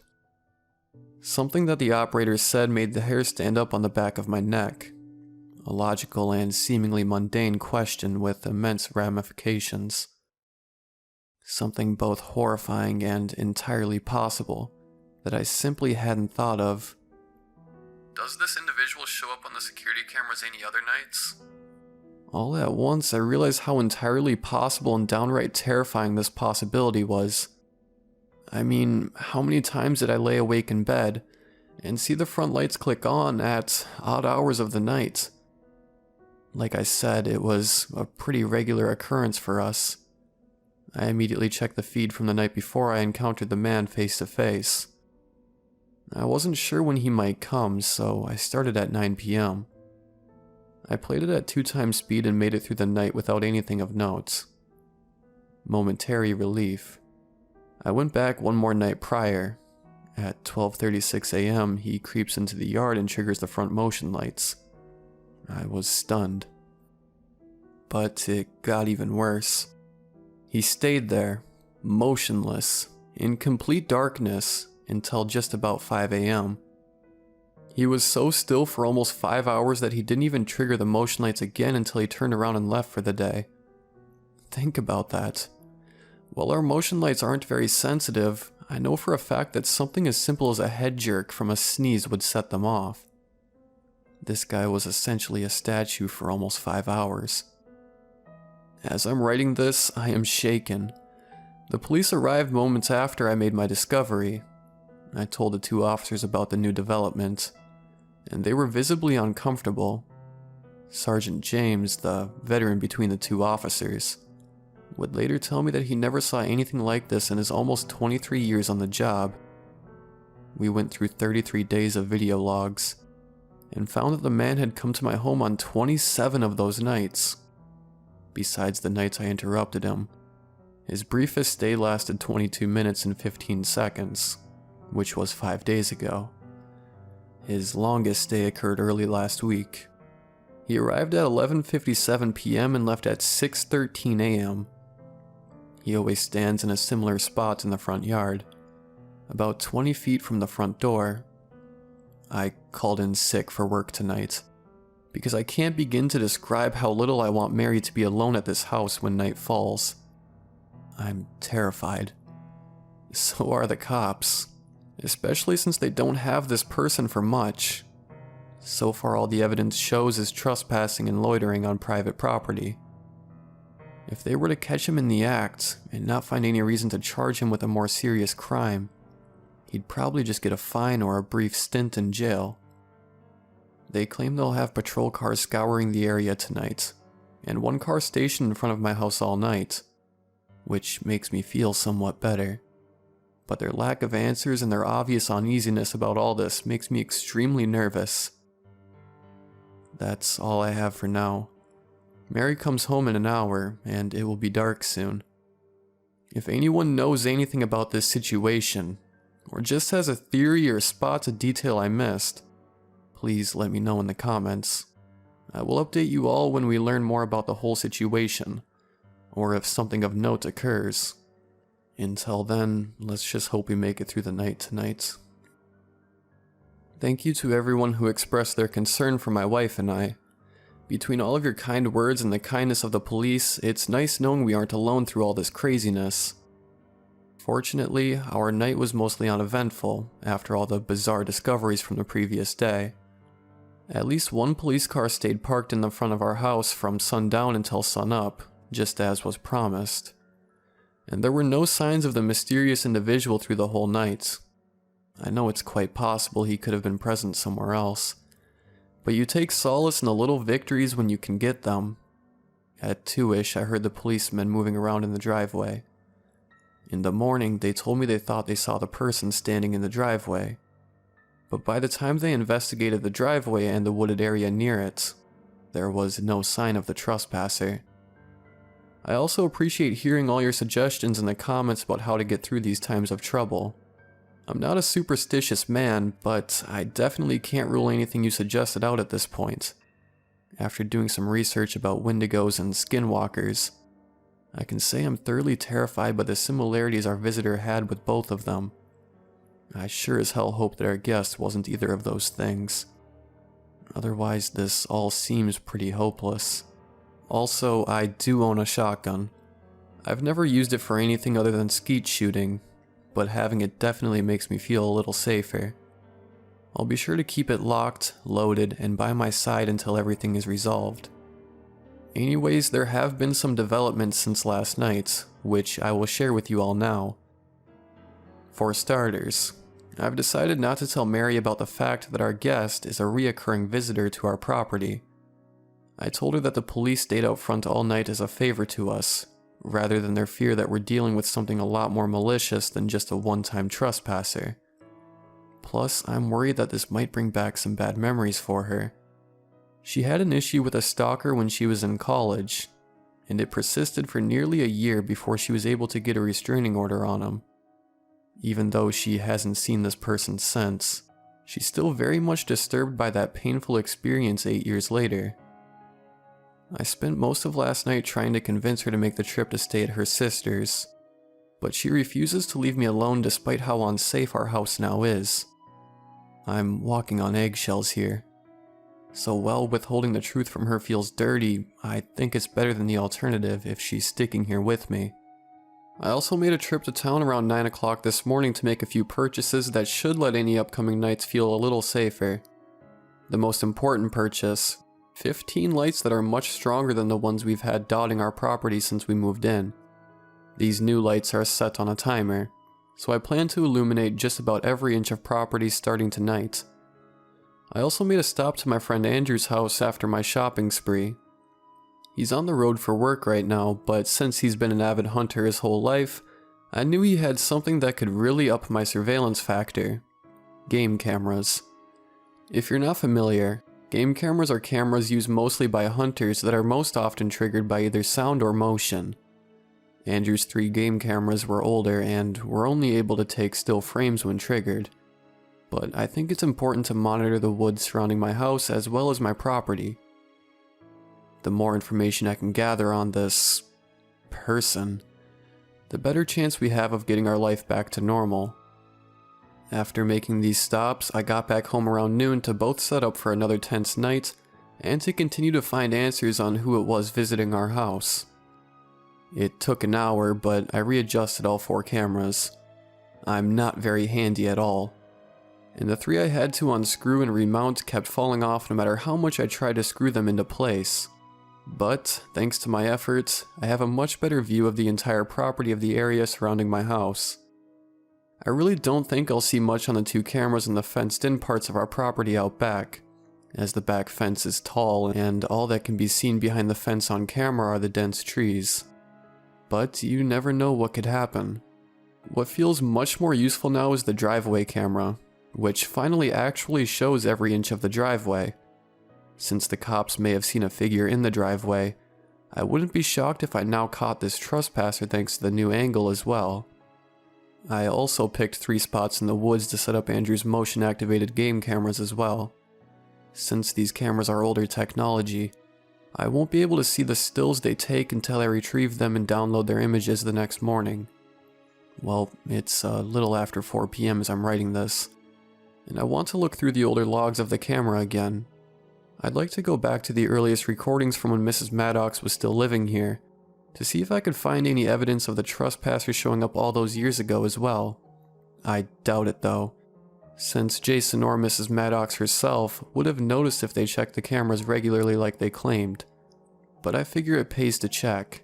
I'll post any updates if I find anything of note. Updates. Yeah, he's in the videos from 8 years ago. I looked through the first 3 nights recorded by the camera, and so far this bastard has shown up in the front yard each night. He hasn't done anything different in these videos though. Obviously this is an important finding, since it proves that the Maddox family might know something, but it doesn't really teach me anything more about who or what I'm dealing with. I'm going to call Jason and see if I could talk to his mom now. She was so high-strung. She had to have noticed this person at some point. I called Jason. Turns out his mom died earlier this year. I don't know the Maddox family personally, so obviously I didn't really keep in touch with them. I hope she found peace.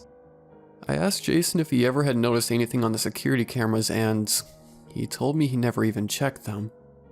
When I explained that I saw someone standing outside in the video logs, he was speechless for a few minutes. I think he felt guilty.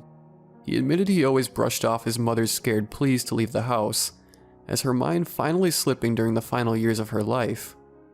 He said he was hesitant to have her move in with his family full time, so he gave her a cell phone in case she ever felt down or needed any help, and also told her he would install the cameras and check them nightly to be sure there was no one outside, or in case anyone ever tried to break in. Clearly he was at fault for not believing his mom, but that's not my problem. I asked him if she ever said anything about anyone coming to the house in the middle of the night, to which he replied that she would sometimes see a tall man standing somewhere in the front yard. Since she only started mentioning it the last couple of months before she moved out, he assumed she was just seeing things, and as such, decided to move her into his house instead of investigating. He also mentioned another incident that makes me very nervous the more I think about it. One night in August, about a month before we bought the house, he received a frantic call from his mom that there were people talking in the basement. Jason got there as fast as he could, but when he got there he only found his mother cowering in the living room. He saw no evidence that anyone broke in. I told him not to worry or feel guilty, and I even lied to him and told him that the man only showed up on the surveillance cameras once while his mom lived there, from what I could tell, and that he shouldn't feel badly. I'm not sure if he believed me, but he seemed relieved. It sounds like Mrs. Maddox was clearly of more sound mind than was initially believed during her time living alone in this house. That left me with another disturbing but logical question. Did I have to worry about the voices she heard in the basement? Thankfully, I've never dealt with anything like that. But now I'm worried there might be someone or something else lurking inside the walls of our home, and not just out in our yard. Mary's here, so I'm going to focus on keeping her calm. I'll make some more updates if need be, but tonight will hopefully just be another quiet and uneventful night. Fuck. It's almost 10:30 and the police officers still haven't showed up to sit and watch our house like they did last night. I told Mary another fib to cover up the fact that we were still very much in danger. She's in bed already sleeping. I told her I would be catching up on the work I missed last night. I'm actually holed up in the upstairs office, with a mini fridge full of energy drinks to my right and my trusty shotgun at the ready. I plan to stay glued to my laptop all night, watching the live feeds of the outside until the sun rises and I can feel safe again. I've been watching this monitor for an hour now, and I think I'm finally noticing something in the driveway. It's just out of the light, crouched down near the woods, but it's the trespasser. He's completely motionless, but it's definitely him. I think he's been out there for a while now, but he just twitched slightly a couple times. I'm calling the police as I type this. They've been alerted, and they're now on the way. I know they'll do their best, but I probably won't see them for another 20 minutes. I've got the gun on my lap now. I'm going to bring the gun and the laptop with me into the bedroom and lock the door, for Mary's sake. Can't be too safe. In the minute I've taken my attention away from the screen to get fortified in the bedroom, he's completely changed position. That little shadow on the edge of the woods is gone, and now standing at the end of the front yard and almost on the road is the trespasser. His head is craned up towards the sky again. It's almost like he's staring at the camera, staring at me. It's quiet, eerie. I know we live in a secluded area, but he just sprinted towards the house. He's banging on the door. Unsurprisingly, things since my last update have been insanely hectic. I truly haven't been able to find the time to write this next post for you all until right now, so I am sorry for all the worry I caused anyone with the abrupt ending of my previous post. My wife and I, luckily, are once again okay. We're still very shaken up by every little terrifying thing that has happened in the last 2 days, but thankfully we will be fine. Our bond has only strengthened during all of this, so that is a massive positive and a boatload of negatives. Before I get into the finer details about last night, I want to address something a lot of you have been saying the past 2 days. It was a bad move for me to withhold the truth from Mary. I thought I was doing the right thing in the moment, but lying to her was a bad idea. I could have gotten her killed, and that makes me feel awful. I came clean with her earlier today. and she handled it about as well as I could have expected. My face is still red where she slapped me, but she accepted my apology. I'm not perfect, but I'm glad that my most recent blunder didn't cause any harm. Anyways, here's something I know about what happened last night. When I heard the first bangs on the front door, I could tell almost immediately that the door had no chance of keeping out whoever or whatever was trying to get in. I posted the updates, grabbed the shotgun, and took my terrified wife to the closet. It was the safest option, really. There's only one entrance in the surprisingly spacious closet, and we were able to block the door with our wooden shoe rack. I kept the shotgun in hand until we emerged from our makeshift panic room almost a half hour later. Our house is pretty compact, and the closet we hid in is right above the entryway to the house, so we were still able to hear what was happening downstairs pretty clearly. We heard the door splinter, and then slam heavily to the floor in a heap. We then heard the heavy pounds of feet on our wood floor, as whatever was downstairs did who knows what in the entryway. The most disturbing thing we heard was its voice. Well, it's complicated. It didn't really speak. It just loudly growled and groaned guttural gasps as it, I don't know, scurried around in our entryway. Mary cuddled close to me, whimpering, and barely managed to get a petrified whisper out to me. Is he saying words? I hadn't been focused on whether it was saying anything before then, so I tried to discern any words that I could understand, and sure enough, I could sort of distinguish what sounded like gibberish between the seemingly pained moans coming from downstairs. It was something like Guk Bib Pivoral Va He Tezerat. It repeated these same sounds for a few minutes, making rough and sporadic stops in between them, and also occasionally stopping to make pained wheezing sounds. It sounded like a man who had his vocal cords irrevocably damaged was trying to chant something. It was a terrible sound, like 1,000 nails on chalkboards.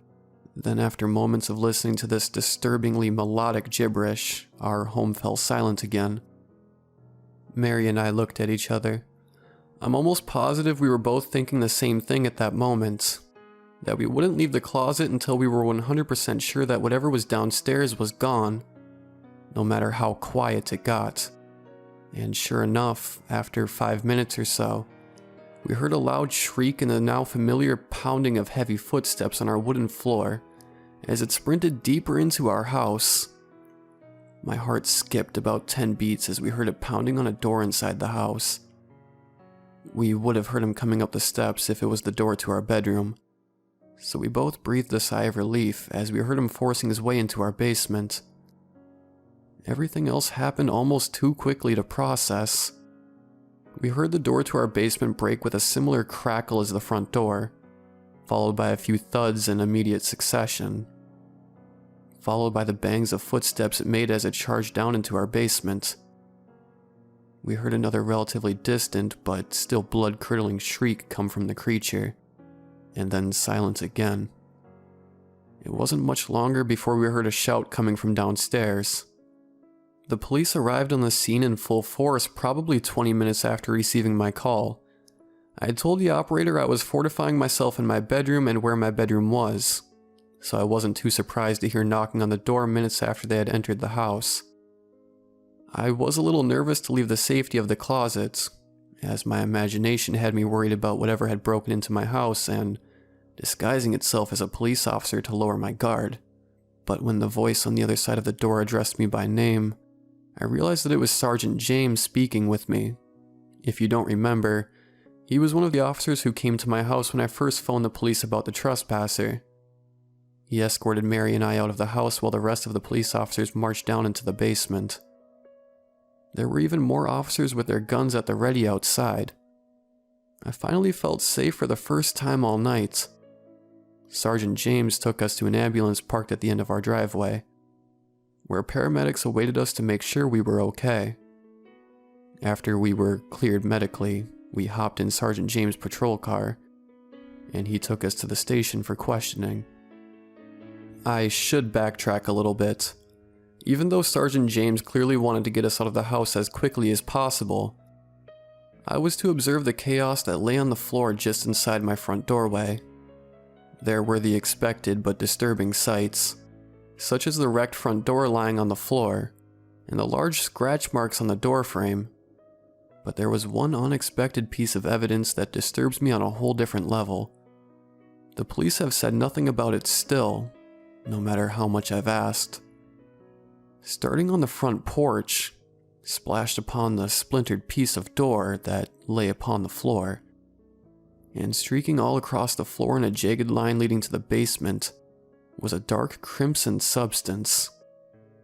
Obviously, my first guess would be blood, but since this whole situation is extremely bizarre, I can't really be sure.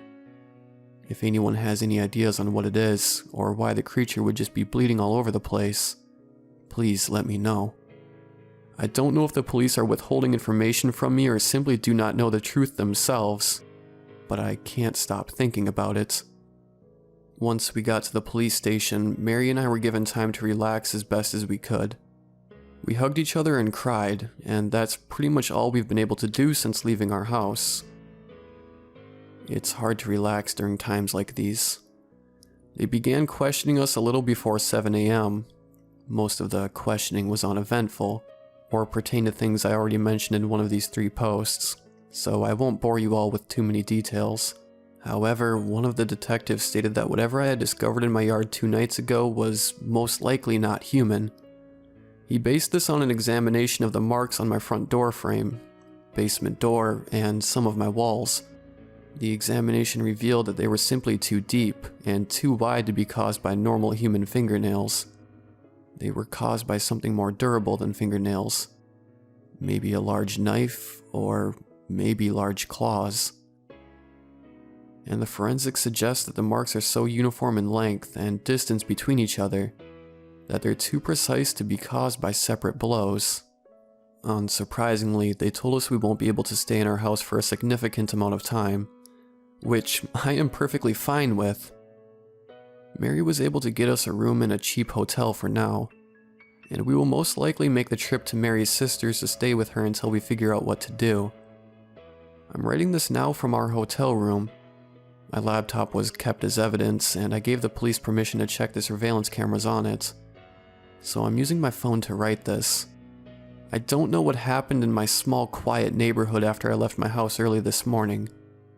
The police are being secretive about everything, but I don't really care at this point. I'm just glad that this whole situation finally seems to be under control. I'm going to catch up on the 2 days worth of sleep that I mostly lost out on. Have a nice night, everyone. The ringing on my phone woke me up half an hour ago.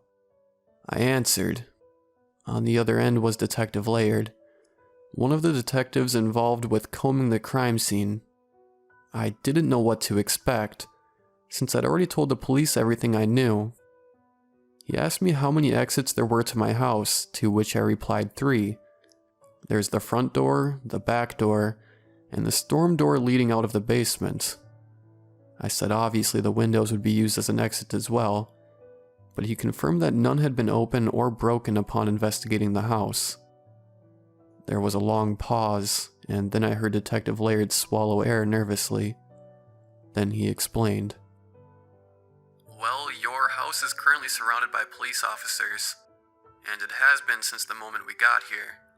Not a single officer outside has seen the intruder leave your home. Inside the house. Even more officers have checked every inch of the house and haven't found any sign that the intruder is still here. I said nothing. We've checked the security feeds on your laptop as well. We watched and rewatched again, every second of the recordings. No sign of the intruder leaving. We don't know where he went. I don't know what to do anymore. 2 nights ago, after speaking with Detective Laird about the creature that broke into my home, I'm pretty sure I had a panic attack. I couldn't catch my breath no matter how hard I tried. It felt like my throat had closed up. I shouldn't have fallen back asleep after hearing that terrifying news, but I did. I had no choice. Maybe it was all the stress of the last few days. Maybe it was the panic attack. Or maybe it was something else entirely, but I did fall asleep. And that night I had the most vivid dream I've ever had. Usually my dreams are a jumbled mess of nonsense, but this one seemed to flow much more coherently than normal. It seemed to tell me something. I found myself in my home's entryway yet again. It was still very much in shambles, like it had been when Sergeant James escorted Mary and I to safety for questioning. The door still lay on the floor, and the trail of the crimson blood-like substance still flowed like a makeshift road leading to the basement. In the dream, this red path led down to the stairs, and into the unfinished part of the basement, which is immediately on your right once you reach the bottom of the stairs. I didn't go into that part of the basement though, most likely because I have always been terrified of that room. When we first saw the home, the room was still being used as storage by Mrs. Maddox and her late husband's excess belongings. I never really thought about why it actually made me so uneasy. My fear of that room was as strong as it was irrational as long as I've lived there. In the main room of the basement, I saw Mary. She was facing away from me. I heard her whimpering and saw her shaking like she was the night we took shelter in our bedroom closet. I called to her, and she immediately stopped trembling. Her head snapped towards me, but she never looked fully at me. Something about her was different. I wish I could explain it better because it was so alarming, but I can't really put it into words at the moment. With her head still turned but not fully looking in my direction, she started whispering something. "We never leave, we never leave," over and over and over again. I turned my head to my left, towards the abominable room, to see that the door wasn't there. It had unsurprisingly been broken down. The crimson trail led into that room, but I couldn't see more than a few steps past the doorway. It seemed like all the light had been drained from the room. Usually there was enough natural light from the small windows to make out the outline of the room and its contents. Regardless of the seemingly amplified darkness, I was able to see the outline of a person standing there. The only thing I could tell for certain was that it wasn't the creature, because this figure was about my height. The figure stood in the doorway, bathed in darkness, and stretched their arm outwards towards me before being pulled back into the darkness. Before I could do anything in response, Mary crawled into the dark room on all fours. I tried to chase after her, but I was frozen. I jolted awake at 8:13 a.m. It took me a few moments to realize that I had just been dreaming, and that I was still in the hotel room in bed next to my still sleeping wife. Like I said, I have never had a dream quite as vivid as that one. The details of my home were perfectly accurate. I knew from that moment that the dream meant something, but I'm still not really sure what exactly. At this point, I wasn't sure if I would be returning to my home to investigate farther, but the dream seemed like it was trying to tell me that if I did go to my home, there was probably something of note in the basement. Mary and I got lunch and discussed what our next move should be. She was set on moving away from this place and never looking back, something that I was reluctantly leaning towards as well. We both knew that this move would alter our lives forever, and would also mean we'd have to scramble for a new way to provide for ourselves, but we didn't really care at this point.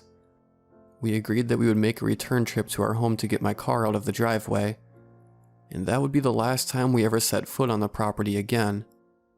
We determined that we would get there once we were done eating lunch, and meet up at her sister's house afterwards.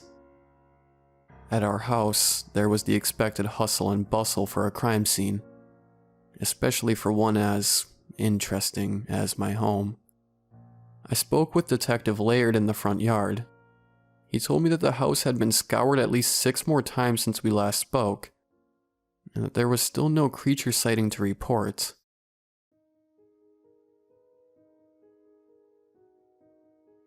The police, for all the good they've done and for all the patience they've shown, really do seem to be hiding something from us. It's not that they seem malicious, but it seems more like they're on damage control and want to just deny everything. When I asked Detective Laird if I would be getting my laptop back anytime soon, he spewed out some rant about how the laptop seems to have a virus, and how they had to take it back to the station to run diagnostics, and figure out what went wrong with it. It all seemed canned. Like someone above him on the law enforcement food chain told him what to tell me, and hope I wouldn't question it. I didn't want trouble, so I told him he would never have to worry about me interfering again. As I walked to my car, I remembered the game cameras I'd placed in the woods. I wasn't sure if the police ever found them, but my curiosity couldn't be contained. I decided that I had a great chance to get these cameras later in the night. Worst case scenario, the police find me, and I make up some bullshit excuse about just wanting to get my friend his cameras I borrowed. Best case scenario, I find something new that helps me understand this whole situation a little better. Regardless, I knew I had to do it to ease my troubled mind. I phoned Mary and told her that I was staying behind to help the police. I know, I'm an asshole for lying to her again, but honestly, if I told her what I was actually doing, she'd either try to keep me from looking for the truth because she was scared, or she'd want to come with me and would put herself in great danger. I think this time it's entirely warranted. I nervously drove around until nightfall. Finally, I made my way back to the house at about 9:30. It was dark and I was determined to find the truth.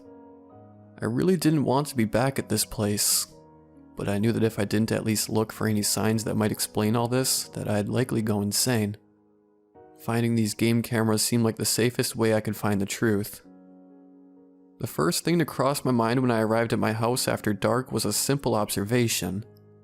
It's a lot quieter now. And not just in the sense that it was nighttime. There were no police officers there. Less than 6 hours ago, my home had been lively. There were at least 8 officers still on perimeter duty, plus many other police officers inside on monster watch. There were forensic crews trying to find any sort of solid evidence they could use to understand what had happened within the walls of my home. The house had fallen eerily silent once again, and once again I hated it. But I saw an opportunity. I dashed to the front porch, and inside the front of my door I found waiting for me the exact same sight from my dream. My entryway was still a chaotic scene of destruction, with the crimson path summoning me to investigate the basement. I recalled my dream and the feelings I felt down below the surface. I wanted to turn around, but instead I found myself at the top of the stairs. Looking down the stairs, I saw the destroyed door, lying right where it had in my dream. I saw the crimson trail turn right and go into the terrifying unfinished room in the basement. I thought about taking a step downwards, but the silence of the house was shattered before I could. It started as a faint, but constant and indecipherable whisper. Voices emanating from the basement. As the voices grew in volume, they became more distinct but became no easier to decipher. There were at least 4 voices involved, but there could have easily been more voices speaking. They all spoke at once, sometimes over each other. I don't know to whom they belonged, but I do know that these voices must have been the ones Mrs. Maddox heard that caused her son to move her out. This is my attempt at transcribing some of what I heard emanating from the basement. There was an older man. Does anything remain in this? Then there was a younger man. Here, there. Then there was the older man again. So misplaced. Then there was a woman. I want to... And I couldn't hear the rest. Then there was another woman. For reasons unknown. And then it was the younger man again. I lived in the dark. I truly cannot be sure that any of this text is correct, but that transcript is the best I can do. There was loud and indecipherable whispering that was an omnipresent undertone to what could barely be called a conversation. I also heard a woman crying at different times during the exchange. The whispering never stopped despite the other voices speaking, while the crying was sporadic but occurred when both women's voices were speaking. I stepped onto the top step of the basement, and the damn step creaked louder than a step ever has in the history of stairs. The voices immediately stopped. So did the whispering and crying. They all screeched to a halt. The unnatural silence returned. My heart did a drum roll. I ran to my car, with my legs churning unrestricted of my brain. I didn't care anymore. Fuck the truth and fuck those game cameras. I wanted to live my life. I wanted to grow old with Mary. I didn't want to end up in the basement with whatever was down there. As I started the car, I noticed the creature was now standing in the doorway of my home. He was facing away from me, looking inside of my house. As if it knew I was looking at it, it turned its head 180 degrees to look at me. It wore the same confused look on its face that it had when I accidentally discovered it a few nights prior. It mouthed something at me, and then sprinted deeper into my house with its eyes still locked upon me. I write this final update from the comfort of my parents' beach house, over 400 miles away from my haunted little home in the middle of nowhere. Mary and I look forward to starting our new life together far away from that place. Tomorrow begins our job search. However, I am unable to stop looking over my shoulder every time I hear the settling of this house or the crackling of the air conditioning coming alive to cool our home. There still exist dark corners of our world, untouched by the light we consider ourselves so safe inside of. If you look hard enough for them, you will find them. If you listen closely for them, you will hear them beckon you. Once you've discovered them, you will only see their darkness. We spend our lives trying to outrun them, but the truth is we never escape them. Last night I woke up in that basement. Mary was there. She acknowledged my presence, but never looked at me. I could hear crying, but I didn't know where it came from. We never leave. We never leave.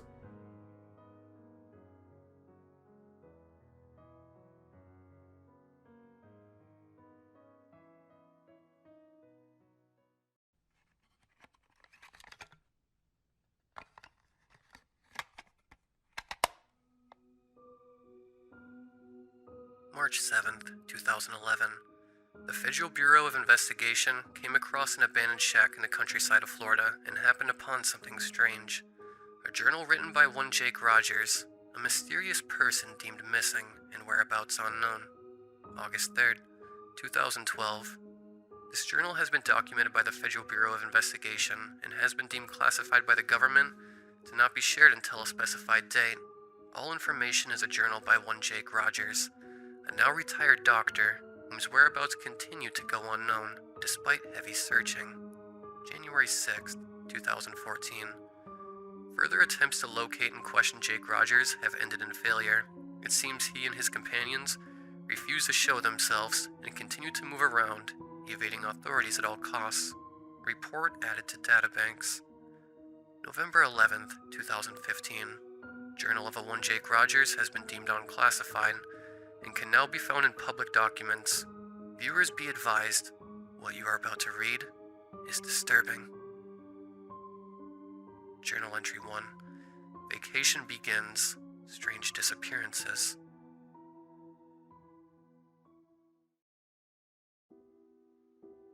Long trips had always been fun to us. We worked rather draining jobs, so when we decided on our next vacation, we were excited about it.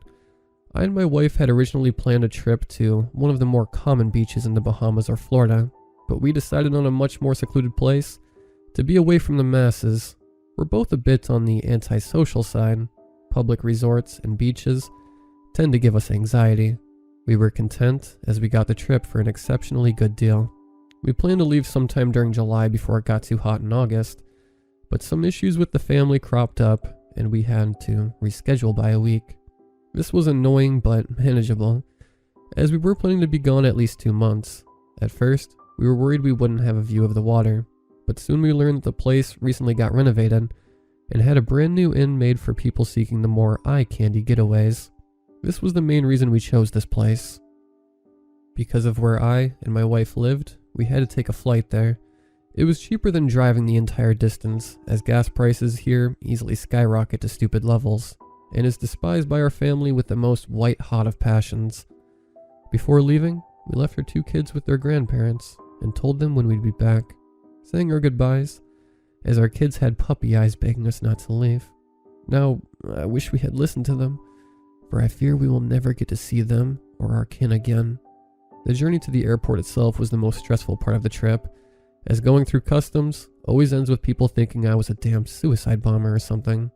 I'm sure most people wouldn't know what I mean, but you always have to be scanned for metallic objects and dangerous chemicals before you can even board the plane itself, which can also take forever, especially if the airport is crowded. Unfortunately, we were packed so tight, there was barely a foot between us all. A good 30 minutes passed, and we were finally allowed to board our plane. For those of you who are unaware, this is a private 3-man plane which consists of me, my wife, and the pilot, so you can guess it isn't that big. It's just big enough to fit us and our carriage in the storage compartment in the back. A private plane is always a better option, but of course, he only charged $250 for the trip to the airport near our location of interest. While on the way, we decided to chat a little bit to pass the time. The pilot asked, "So, where are you lovely folks off to?" To which I responded in kind. "We work stressful jobs, so we have planned a 2-month trip to a secluded beach." I replied, to which my wife said, "Indeed, we got it for a fair price too, didn't we, hon?" She said with a cute accent, to which I spoke, "Indeed we did. I'm very grateful to whom gave us this location." I replied back, as the pilot exclaimed, "I hope you two have a lovely time. You'll likely see me again in 2 months to take you back," he said cheerfully, as I replied, "Thanks, we appreciate it." The rest of the trip was silent, with me and my wife on Facebook, talking to our family while on the flight. For some context, my wife was a nurse and I was a doctor.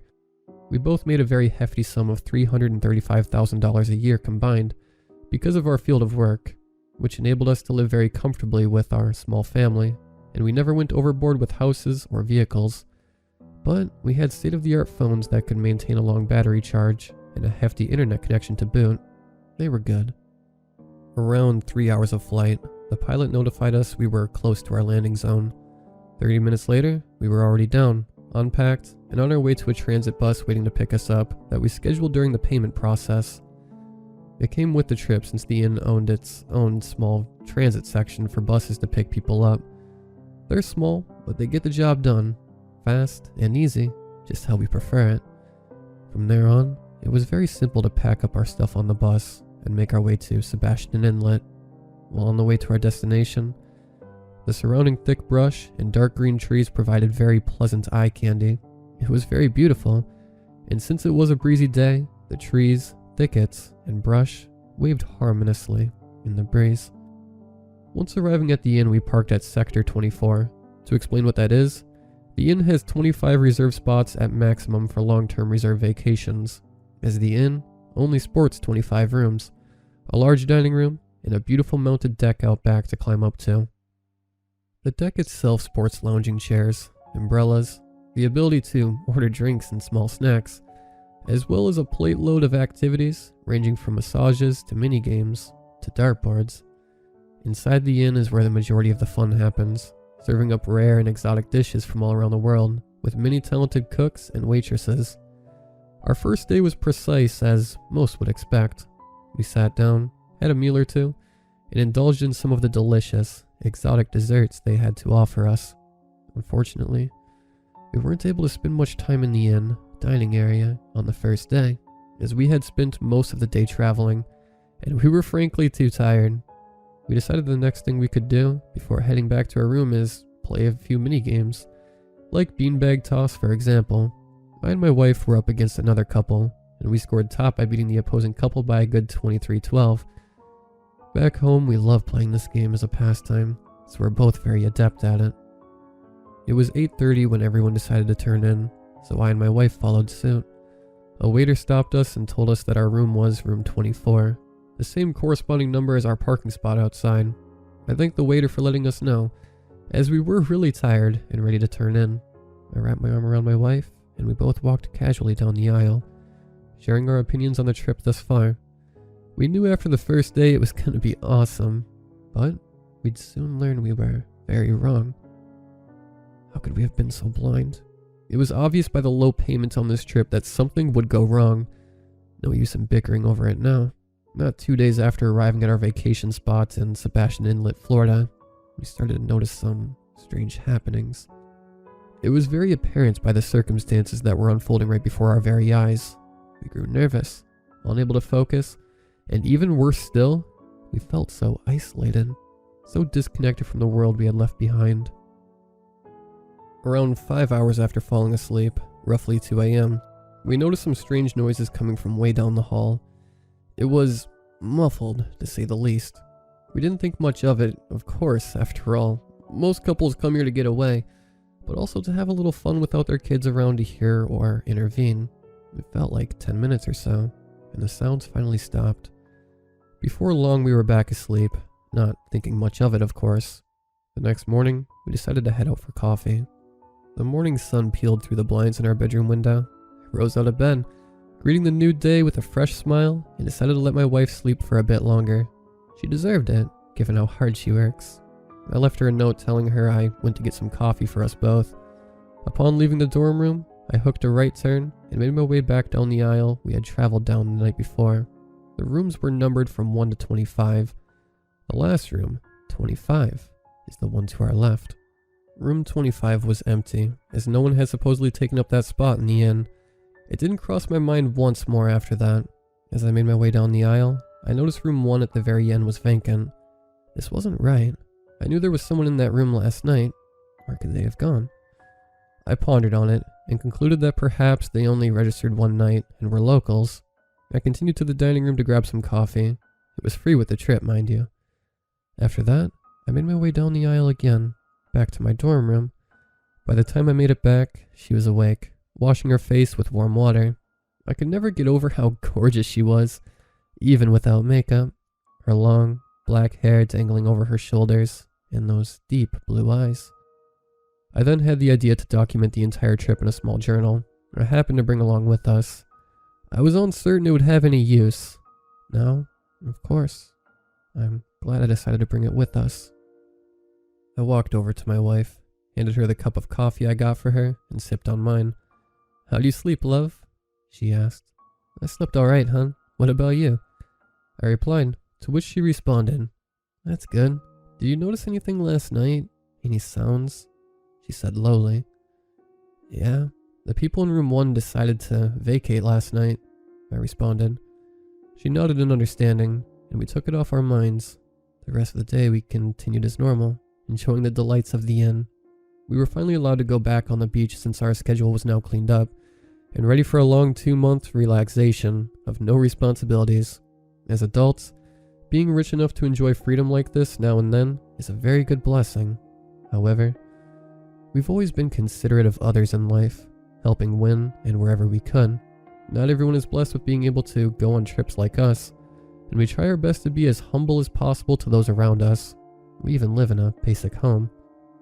The beach was clean, warm, and relaxing.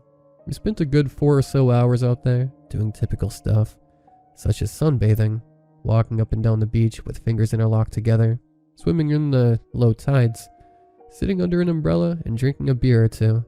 But after that, we decided to head back inside and spend the rest of the day doing exactly what we did before, talking to the nice folds around, enjoying a good meal and some mini games, and dancing the day away in bliss. By the time 10 p.m. rolled around, I told my wife I was tired, and she was as well. We said goodbye to the others in our group and got up, making our way slowly down the corridor once again to our room. As we passed by room 1, I gave it a curious stare and wondered why they'd leave so soon. A place like this is a once-in-a-lifetime experience for most people who can afford it. As we passed, I shook my head and continued, holding my wife close to me as we slid slowly down the aisle, eyes very heavy. We were soon dead asleep, and before long, we heard everyone else following suit, returning to their respective dorm rooms. All was good until 2 a.m. Yet again, shuffling, people leaving, muffled voices in the distance. What the heck? Again? By now I was starting to get worried. Why would people be coming and going so quickly when the place only takes reservations for longer than a week? At the least. The next morning I pondered it, once again not saying a word to my wife about it, my worry growing. Could something paranormal be going on here? I've never been an avid believer in ghost stories and horror movies, merely believing them to be nothing more than entertainment. I wrote it off as just people being pricks at first, thinking it would end. It did not. More nights passed, and every night someone was taken. One by one the rooms were emptied, the place quickly becoming vacant. What was worse was that the staff were growing more and more mysterious. I couldn't stop my worry. 10 days passed, and every night someone was taken. It never stopped, and by the time night 24 rolled around, we soon learned why people were disappearing. On the 24th night, we were the only ones left in the inn. My questions, combined with my restlessness, put worry in my wife's heart. I tried speaking with anyone to find out what was going on. None of the staff replied. It was almost as if I was not even there to them. They remained silent as statues, going on about work as if we never existed. I had tried canceling the trip, but none of the staff would respond to us. See, this inn trip can only be canceled by signing out through the inn's manager, who was nowhere to be found. Perhaps he was busy elsewhere. But no, this is his job. He's supposed to be here at all times during the weekdays. If we tried to leave without consulting the manager, then the contract we signed to take this trip would be revoked and give them the right to take us to court. I was stupid to believe it would all be fine. That night we slept like rocks, but soon I heard rustling down the aisle. Perhaps my wife had got up to get a drink.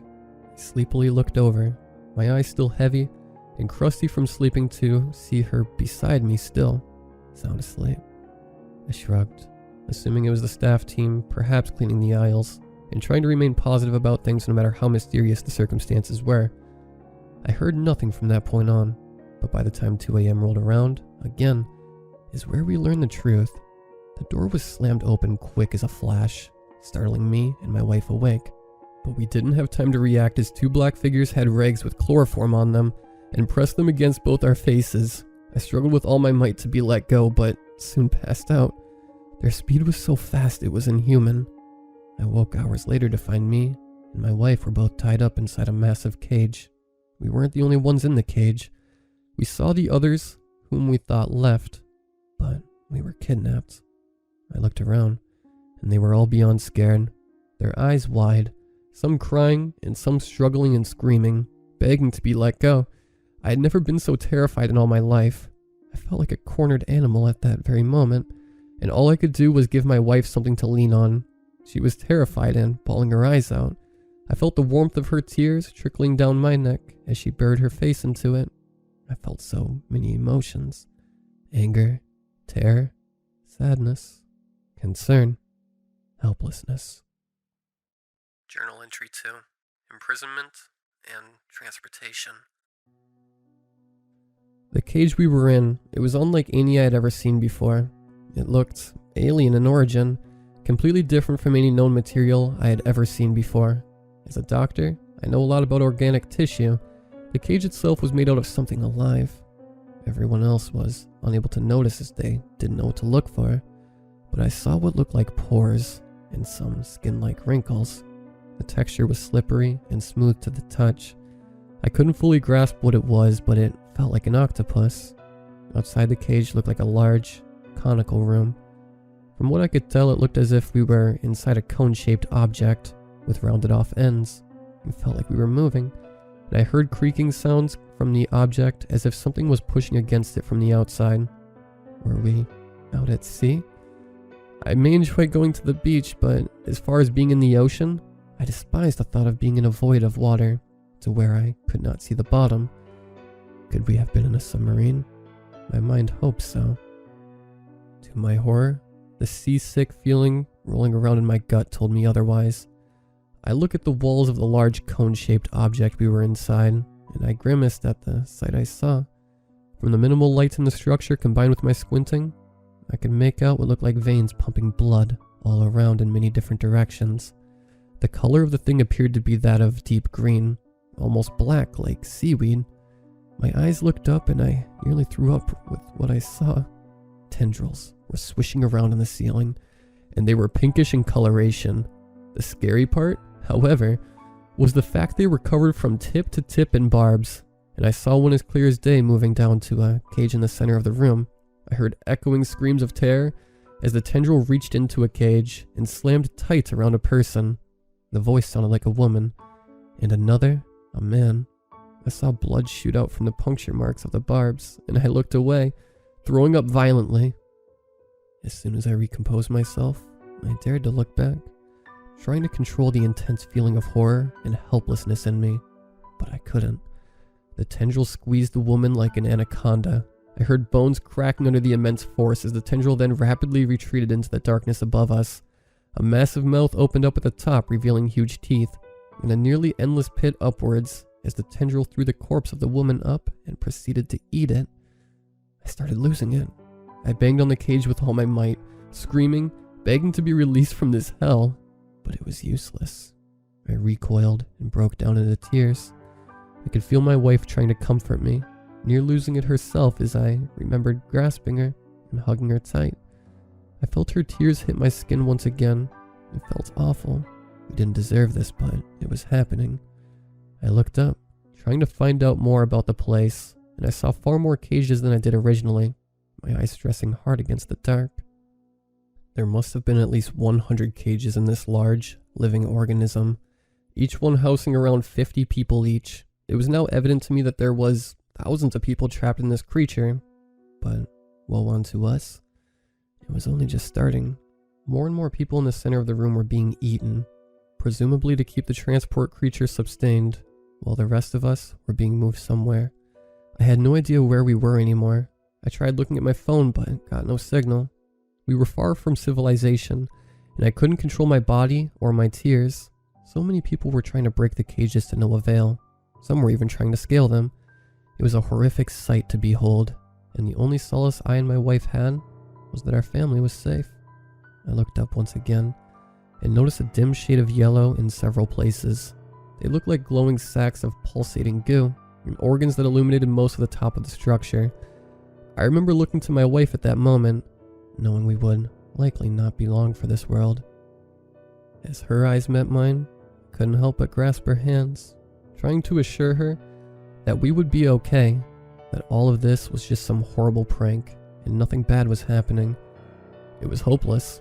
The reality of our situation soon set in stone, and I could feel everyone around us come to acceptance with their fate. As over time, the screaming stopped. People had begun to lose the will to struggle against it. Tendrils picked the ones in the central part of the room off one by one, until only a handful were left. I held my wife, at least somewhat happy she was beside me.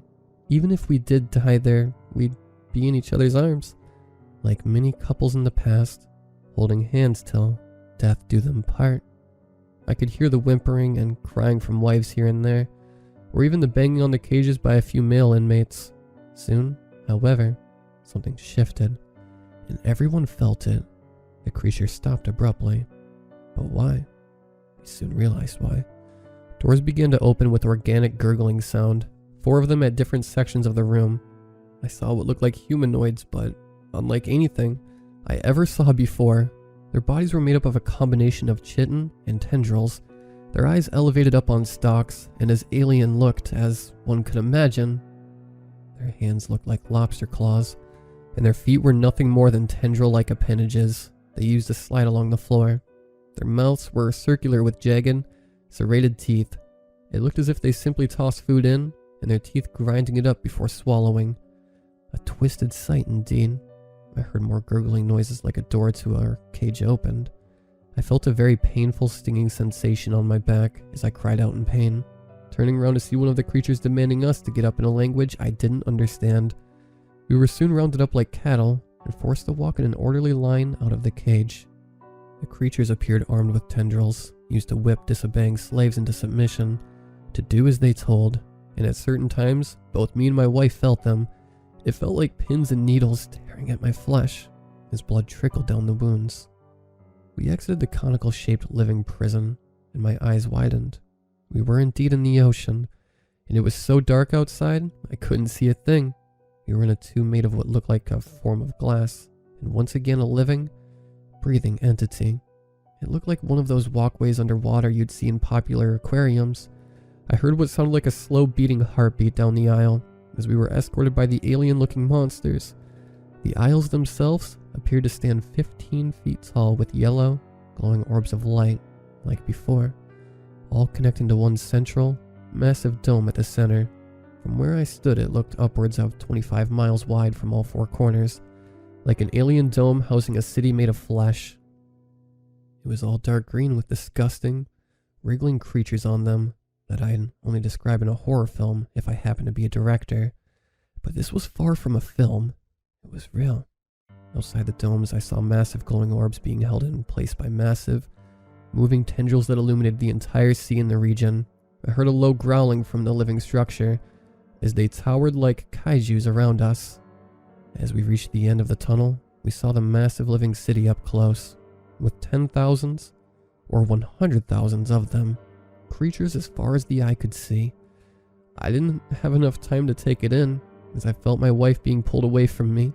I looked, overhearing her screaming my name and crying as a creature tried to break us up, its strength winning over mine as I screamed out and cried back, two other creatures coming to restrain me as I tried to stop them from taking her. More creatures separated the other women from the men as they took her to a room I could not see into. Us men were moved elsewhere. We were led, most of us in tears and unable to fight back, down into what looked like a cavern. The creatures forced a form of pickaxe into our hands and forced us to start digging new areas down into the ground for what must have been breeding grounds for these things. We worked for what felt like hours before being allowed to leave to take a break, given a tiny dorm room to recuperate in. In the distance, I heard women screaming, and what sounded like clapping noises. My heart sank deep.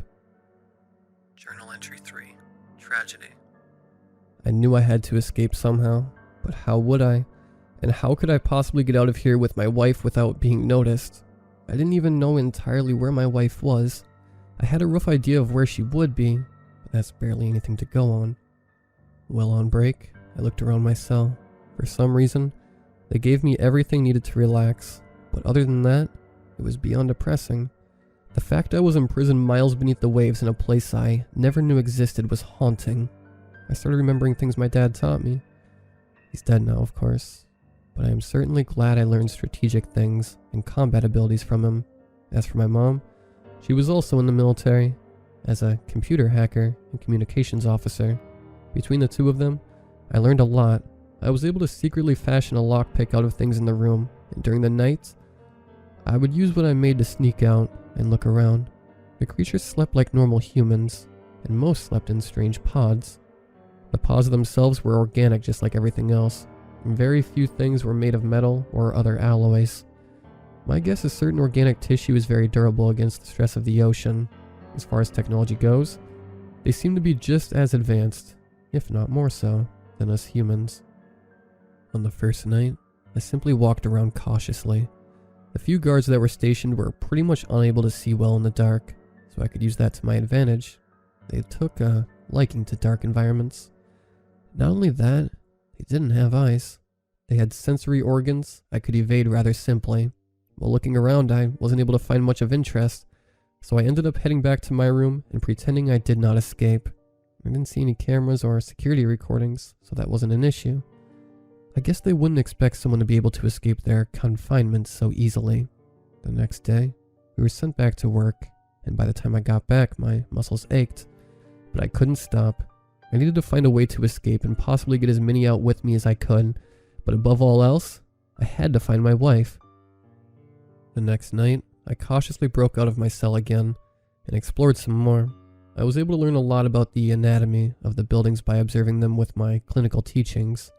As a doctor, you're supposed to know these things.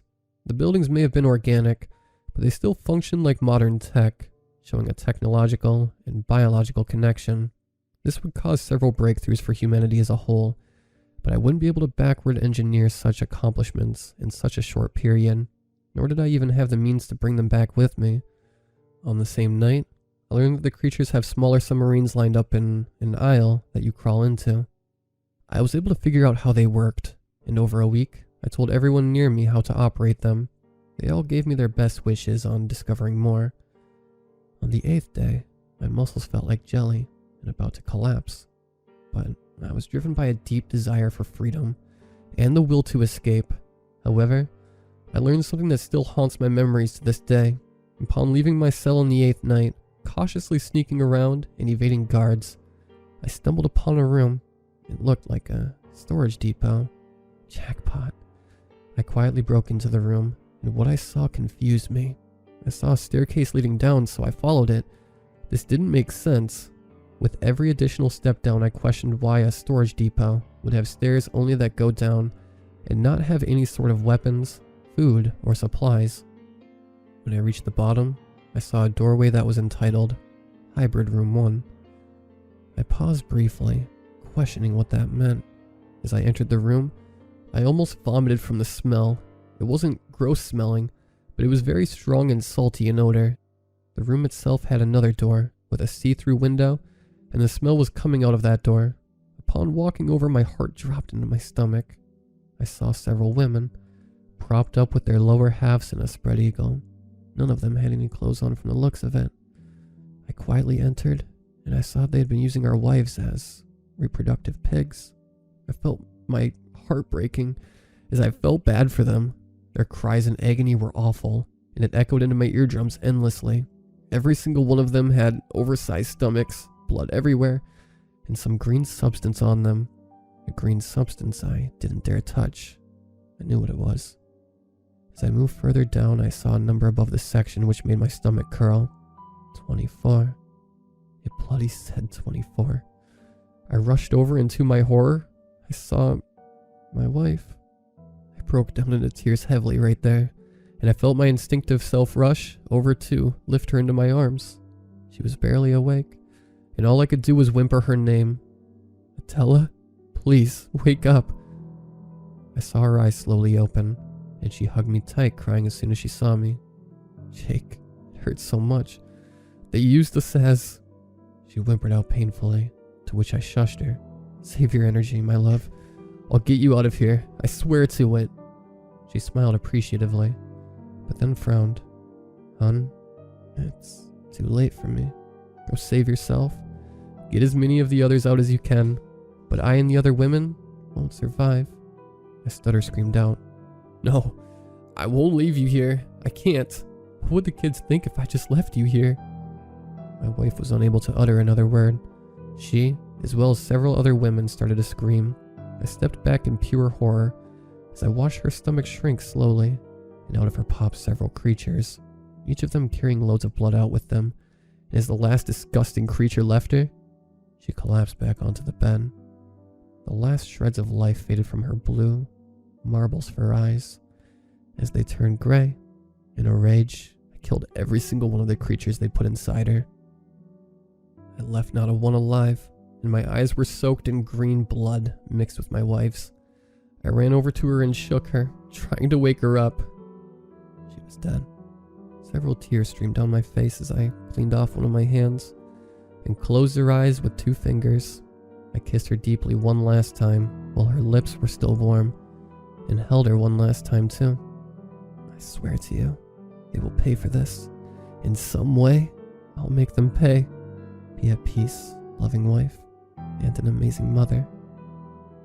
I struggled to let her go, but I knew I had to. I forcibly pulled myself away and cleaned up the mess I made, as to make things seem like they didn't survive the birth process. I then returned the doors to their places before I entered and quietly made my way back to my cell. Upon returning, I collapsed in the bed, bawling my eyes out. I opened my eyes, and I swear I saw the spirit of my wife staring back, smiling at me reassuringly that I'd be okay. Then as quickly as she appeared, she faded. I rolled over onto my bed and looked up at the ceiling. I felt a loneliness I had never known before in my life up until this point. It felt like a spear had been impaled into my heart, leaving a massive, gaping hole. That whole night, I did not sleep. My eyes stayed wide, and I stared directly at the ceiling, hoping that what I'd witnessed was no more than a horrible dream. But try as I might, there is no way what I had seen was just imagination. The only solace I had in me was that I would make them pay. Journal entry 4. My wife was dead. Nothing would change that. All I could do was swear to her I would make it out, and find some way to destroy them in the process. I already had a good head start, as I learned of several major infrastructures around the living city. So my goals were clear: inform the other inmates, tell them the plan, use the next night to stage a breakout, and run. There were certainly plenty of biological and technological mini-subs to do the job right, just enough for all 12 of us. The next night came quickly. Once I explained the plan to them, I quietly broke all of their cage locks and told them to get ready. I would stage the breakout and make it a clear beeline to the escape area. After that, I crouched down and made my way slowly through the curving tunnels and passageways. The whole trip took at least 20 minutes to reach my goal, the reactor core. Because of my tinkering, I learned that without it, the city would have no power, and without power, it would be nearly pitch black, but with just enough light. It could also be rigged to trigger an unstoppable 5-minute countdown to a self-destruct, which would send the city crashing down into the depths of the ocean, well below its crushed depth, and taking the foul creatures with it. As I made my way to the reactor core, I quickly overloaded every pump in the place, which would cause the water pumps to slowly overheat and overload, adding water to the inside in just under 15 minutes. After that, I flipped the main switches off and tore them out. This set off a blaring, alien-like alarm that rang through the city. A countdown started and I instantly bolted back for the exit, because I could run without fear of being heard. I was quickly able to make my way back, but just by the skin of my teeth. By the time I made it back, several small explosions were bringing down buildings all inside the city. They shrieked in agony, further solidifying my suspicion of them being living entities rather than just buildings. As soon as I made it back, we split into groups. I and 3 others hopped into one mini sub-organism, while the other 8 hopped into 2 different ones. The controls were simple, no more complex than the average boat, as we threw the throttle into high gear, aiming for the surface as we shot up. Behind us, another massive explosion took place, which sank the city instantly. We heard an ear-piercing shriek as a massive tendril swung right in front of the mini-sub. I averted us away in the nick of time, but unfortunately, the 2 other mini-subs were destroyed. The tendril was huge, so massive I couldn't see the entire thing. The city wasn't at all a collection of several entities. It was one massive one. I was just glad we were getting away. Still, we paused for a moment to give prayers to the ones who had died, including our wives. After that, we got out of there. It had been almost 10 days since any of us saw the light of day, and finally, we saw it again. The beautiful blue sky above us, and no longer in permanent darkness. I set a course for Florida. I made sure to take us far away from the accursed inn where it all started, and as we finally ran aground on the uncharted beach, we all hopped out and took in the fresh, salty air. A sigh of relief came from us all, but every one of us was deeply depressed. We knew in our hearts we couldn't return to our families, lest they think us insane. We decided to build a small shack deep in the woods to live somewhat normal lives. We all worked together to make a life for ourselves. It was indeed hard, but we pulled through. Whereas our story could have ended, and I wouldn't be sitting here at this desk writing this in the hopes someone would find it. It didn't. And I was allowed to live to warn everyone of the threats we face from the deep. This is a warning to anyone who would seek out a new kind of adventure. I advise steering clear of low-price inns near the beach. They are not who they claim to be. Stay safe, and do not trust the ocean. To whoever finds this, I urge you to inform the public of these happenings. The last thing I want is for others to suffer the same fate I and my friends did. I know they'll try to find us, but it won't work out in your favor. We don't wish to be found. Just please heed our warning. End this nightmare once and for all. I shall leave the coordinates for the location of roughly where we were. The navigation computer on the still functioning mini-sub should prove useful. December 16th, 2016. Further investigation shows a large crater off the coast of Florida, roughly 10 miles across. corresponds heavily to the writings of Jake Rogers in his journal, entailing his story. Further investigations has been classified. Region considered a major hazard zone. All military personnel are set up to a permanent perimeter around the described location until deemed otherwise. Termination of investigation complete. Proceed with Task 2.